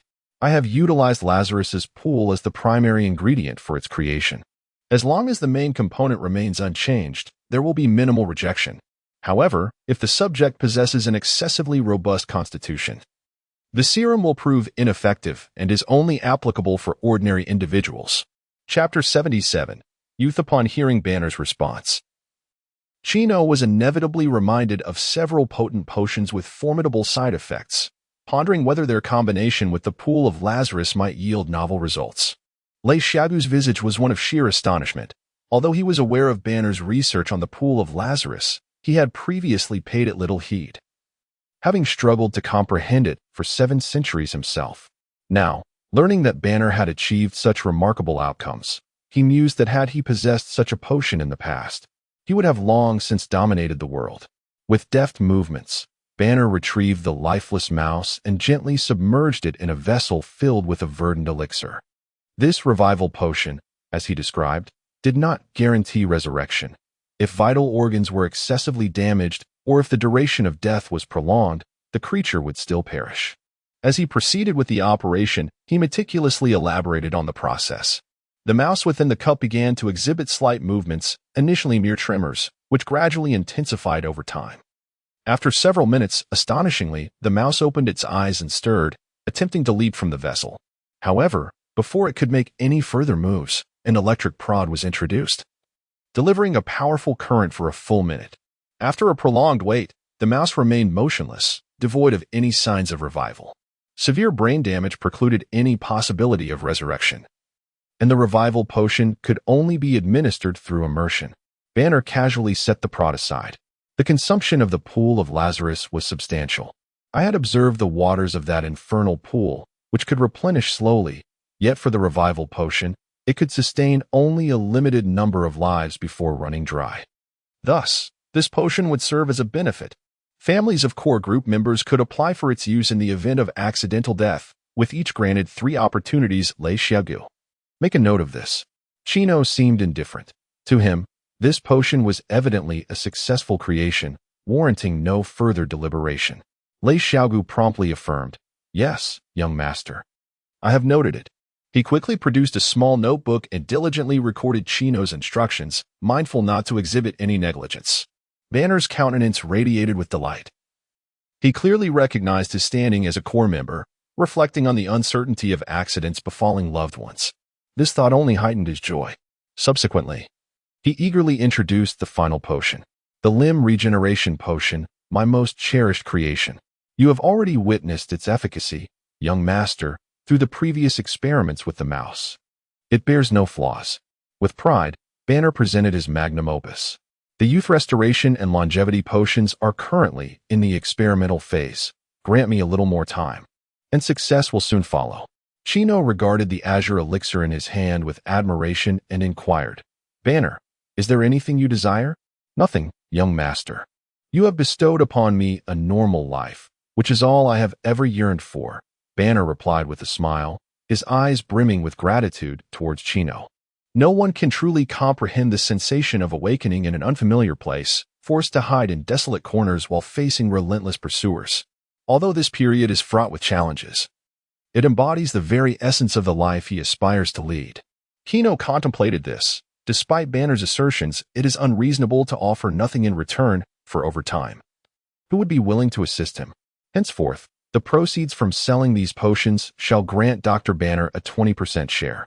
Furthermore, in 3 days, the company will officially unveil itself, and Dr. Banner, you are to present the pertinent information regarding the limb regeneration potion and the healing potion, while the resurrection and enhancement potions will be internally handled. Upon hearing this, Banner's face first displayed incredulity, which was soon eclipsed by immense joy. "Thank you, my lord," he exclaimed. With the astonishing efficacy of these potions, they could effortlessly command exorbitant prices. Moreover, his role in the presentation would ensure he is recognized globally, no longer as the destructive and uncontrollable Hulk, but as the esteemed Dr. Banner, remembered in a more dignified light. He envisioned himself standing in the spotlight, basking in accolades and admiration, a zenith in his life. Therefore, it is imperative to rest well during this time and prepare to make a splendid debut. However, Banner remained oblivious to Kino's words, lost in his own thoughts, rehearsing his speech. Observing this, Kino could only chuckle wryly and began to explore the laboratory with renewed interest. In this vast space, only Dr. Banner toiled diligently. Once the official unveiling occurs, it would be essential to recruit additional personnel. Otherwise, the continuous strain on Dr. Banner's efforts would weigh heavily on his conscience. As Kino surveyed the various instruments and equipment, he mentally strategized the future plans.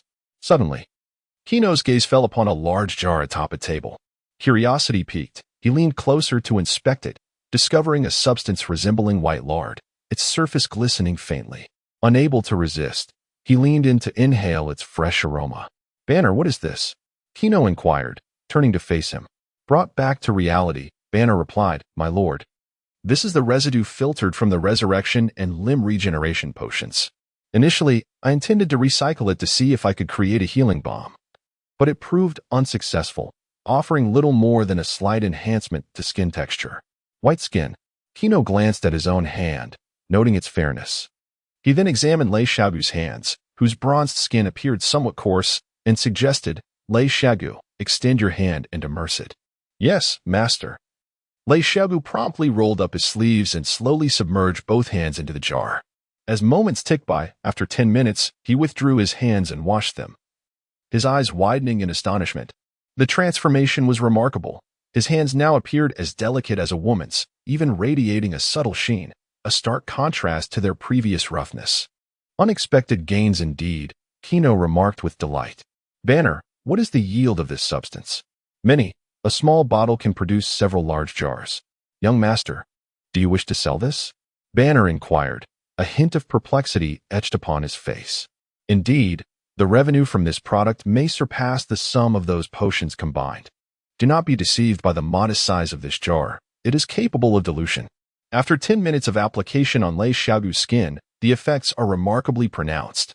Even when diluted, merely 1/10 or 1/20 of it suffices. In 3 days, Banner, you shall present this cosmetic. What shall we name it, young master? Let it be called Youth. Chapter 78. Damien's first day at school. As news of the Demon Group's upcoming press conference spread like wildfire, various factions received the tidings. The Demon King is starting a company. What could he possibly sell? Demons from hell. Ha ha ha. The Demon King? Raven shall investigate. For now, we shall observe.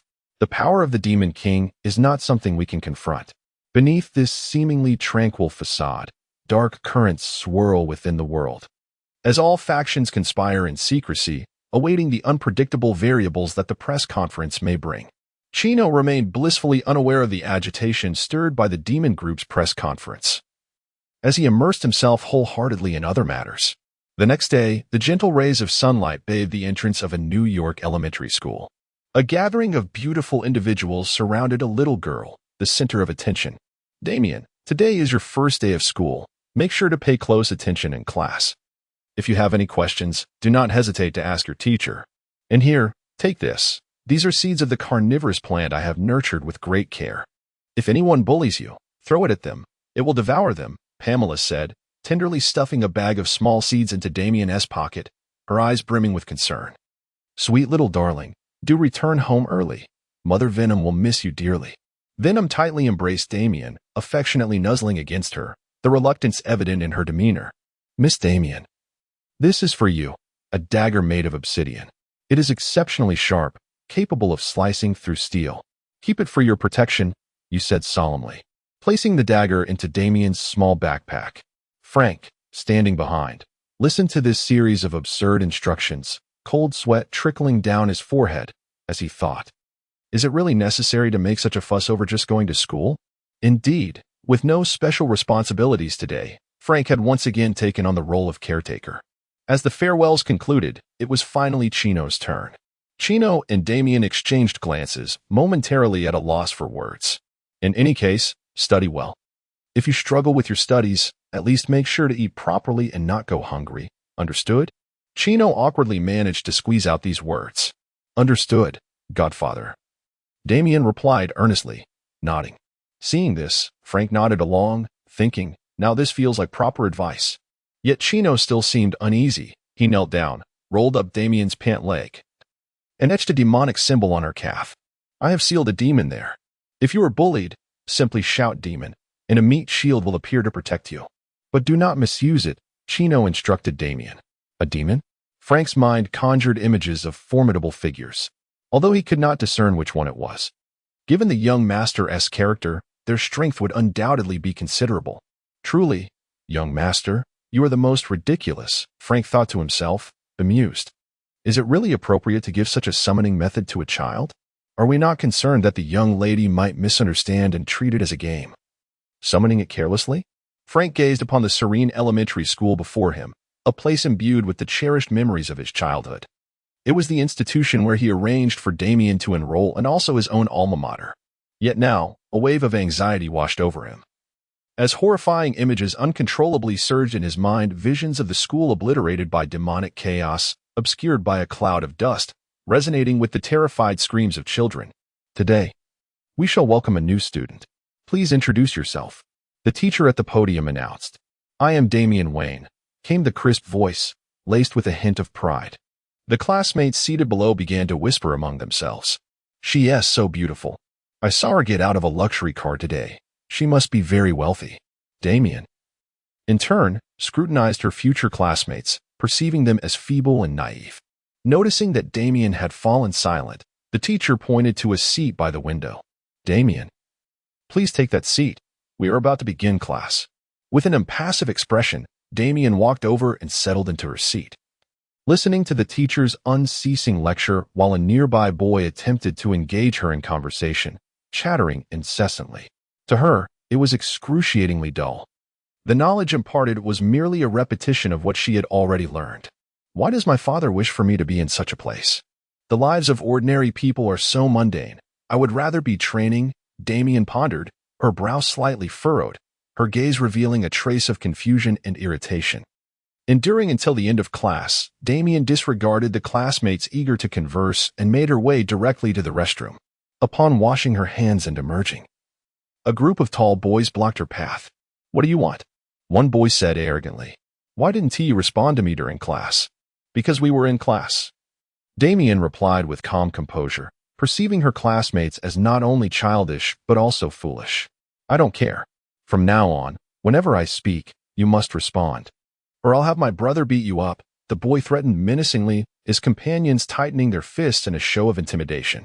Yet to Damien, they resembled nothing more than a group of bristling snow foxes. Quietly assessing their stances, she mentally critiqued, full of flaws. Glancing at their flabby physiques, she concluded that dispatching them would take less than 10 seconds. Nonetheless, she found them to be somewhat amusing. A faint smile crept across her face, tinged with a subtle excitement as she considered taking 30 seconds to deal with them. Just as she was about to act, a voice rang out. Nathan, are you bullying a classmate? A sharp reprimand followed as a wooden stick struck from behind, accurately hitting the boys and sending them scurrying in panic. A girl in an orange hoodie wielded a broom with a flourish. Are you all right? I'm fine, But you stole my prey, Damien replied with a hint of dissatisfaction. Her arms crossed over her chest. You stole my prey? Wow, that sounds so cool. Hello, I'm Qin Xiaoyu. You can call me Xiaoyu.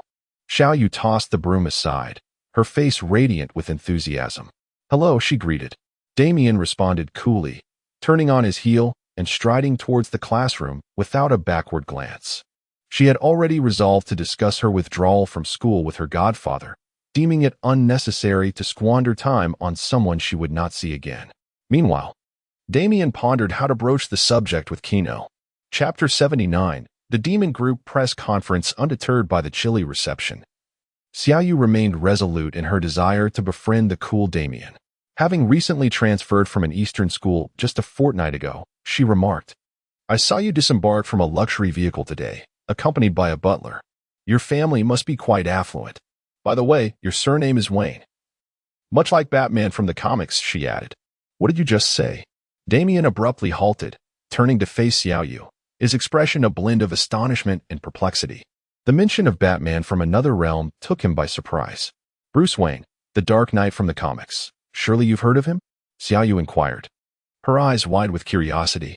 As a thought struck her, she continued, Oh, right, this country recently banned the sale of comics. I had been eager to read the latest edition. This is all Kino's fault, she mused. Following the conjecture that the Demon King could derive power from comics, the S.H.I.E.L.D. had instituted a comprehensive ban on DC Comics to prevent the creation of world-destroying characters by those comic authors, many of whom were imprisoned for tax evasion. Do you have any comics? Damien asked. I can buy them. Upon hearing this, Xiaoyu chuckled. You enjoy comics too? No need for money. I have them in my backpack. We can read together during lunch. Thank you. 3 days later outside the Demon Group building, throngs of people gathered, with media reporters armed with cameras, while various individuals congregated for myriad reasons. The interior of the building was adorned opulently, illuminated by dazzling lights. As time elapsed, the press conference commenced officially. Tony and Pepper made their appearance. Kino also spotted Logan, who was reprimanded by security for smoking, accompanied by others, particularly a man in a wheelchair. Professor X sensed Kino's gaze and nodded in acknowledgement. Kino reciprocated with a nod but thought to himself, Venom. Should you perceive any intrusion into my memories, eliminate the threat immediately. Understood. At the podium, Kino, clad in a sleek black suit, strode confidently toward the speaking platform. Clearing his throat, he surveyed the audience and began, Esteemed guests, welcome to the Demon Group's press conference. Today, I stand here with immense pride to unveil our group's latest achievements. This is not merely the culmination of our team's tireless efforts, but a steadfast commitment to our future. Kino paused, the audience fell silent, all eagerly anticipating his forthcoming words. Next, our head of research and development, Dr. Banner, will introduce our new product. Dr. Banner approached the podium, donned in a crisp white lab coat. He felt his heart racing and took several deep breaths to quell his nerves. He raised his head, his gaze resolute as he addressed the crowd below, slowly beginning to introduce the healing elixir and the limb regeneration serum. Dear friends, allow me to first present to you the healing elixir. This remarkable potion has the capability to cure various internal and external injuries in an exceedingly short span of time. Be it a common scrape, a fracture, or even severe organ damage, it delivers astonishing results. Dr. Banner lifted a vial of the healing elixir, showcasing it to the audience. Its application is incredibly straightforward. Simply inject it directly into the patient's body, and its effects will manifest almost instantaneously. He then set aside the healing elixir and picked up a vial of the limb regeneration serum. Next, we have the limb regeneration serum, a groundbreaking achievement of our research. Regardless of how long a limb has been missing, as long as the wound is properly treated, this serum can facilitate the regrowth of a complete limb, restoring it to its original state. The audience began to murmur among themselves, expressions of astonishment rippling through the crowd. At that moment, a dissenting voice emerged from the throng, a silver-haired elder with glasses, his countenance grave as he fixated on Dr. Banner, clearly skeptical of his claims. How can we be assured this is true? Are there no side effects? Certainly not. We can conduct a live demonstration, Dr. Banner replied, having anticipated such a challenge. A blond man stepped forward, brandishing a dagger, and without hesitation, he plunged it into his own arm, blood gushing forth. Gasps of disbelief filled the air. Goodness, this is utterly insane. Is this for real? How can one inflict such harm upon themselves? The crowd erupted in a cacophony of shock and doubt, the atmosphere descending into chaos. Tony hurriedly shielded Pepper's eyes from the scene. The injured man displayed his wound with an impassive expression, flesh torn open to reveal bone beneath. A grotesque sight that was hard to behold. After the demonstration, he swiftly injected the healing elixir into his arm, administering only a third of the vial. For such a minor injury, merely a third is sufficient for healing, Dr. Banner explained. The audience was incredulous. He had severed half of his arm, blood pooling on the floor. How could this be deemed a minor injury? Is his bleeding stopping? A keen observer noted that the crowd was fixated on the wound, cameras trained upon it. Indeed, the blood had ceased flowing and was beginning to coagulate. A wave of astonishment swept through the gathering. 10 minutes later, the scab detached itself, and the injured man calmly washed away the bloodstains from his arm. Remarkably, apart from a faint red mark, there was no trace of injury whatsoever. The deep wound that had once exposed bone seemed to have vanished entirely, leaving behind skin as smooth as that of a newborn. The audience erupted into a frenzy of astonishment. This is nothing short of miraculous. How extraordinary. It's hard to believe my own eyes. If this could be widely available, how many lives could it save? Cheers and exclamations of wonder filled the venue, igniting a fervent excitement throughout the hall. Tony, too, found himself intrigued. Who would not be captivated by such a life-saving invention? Chino, how do you intend to sell this? I want 100 bottles. Chino rolled his eyes and tossed a nearby box over. This is all there is. Take it or leave it. Come back when you need more. Tony opened the box to find 20 bottles each of healing potions and limb regeneration elixirs. Pepper, standing nearby, expressed her gratitude, saying, "Thank you, Mr. Chino. No need to mention it. He has aided me in my hellish endeavors," Chino replied with a smile. As Tony's equipment gradually fell into place, the development of Hell progressed at an astonishing pace. What was once barren and desolate land now resonated with the roar of machinery and fervent activity. Various advanced excavation tools, drilling devices, and transport vehicles busily maneuvered about, stirring up clouds of dust. Through the collective effort of all, a miraculous oasis emerged at the very heart of Hell. Tony produced a white jar and inquired, "Chino, what is this?" "There's no label. That's for Pepper." Just as Chino was about to elaborate on its purpose, an unusual voice interrupted. "That potion is counterfeit. That individual is a mutant. I am aware that many mutants possess formidable healing abilities." The speaker was a middle-aged woman in a suit, gripping a microphone. Cameras around her promptly focused their lenses on her, and the attention of Professor X and his companions also converged upon this woman. Chapter 80. Gratitude for the lady's contribution. The surrounding journalists regarded the woman with expressions of incredulity, contemplating her apparent ignorance of whose press conference this truly was. Even if they shared this sentiment, they could not voice it outright. After all, they were beholden to the compensation offered by their superiors. The middle-aged woman exuded confidence. Fully aware of the mastermind behind the demon invasion, none other than the Dark Lord, she had conducted thorough research, revealing that the Dark Lord had only made a single public appearance, during which the demon incursion resulted in no casualties, creating more noise than substance. With so many present, it was improbable that all the journalists could be eliminated. Such a deed would preclude any possibility of continued existence in the human realm. Banner interjected, regarding this matter, "We can conduct a test on the experimental subjects to confirm." The woman immediately seized upon his verbal misstep, demanding, "So, you are implying that you currently have no means to ascertain whether this individual is not a mutant?" Banner was momentarily taken aback. "I wish to inquire, Dr. Banner, whether your substances have undergone human trials," the woman pressed assertively. "They have, but they were all." Banner attempted to elucidate.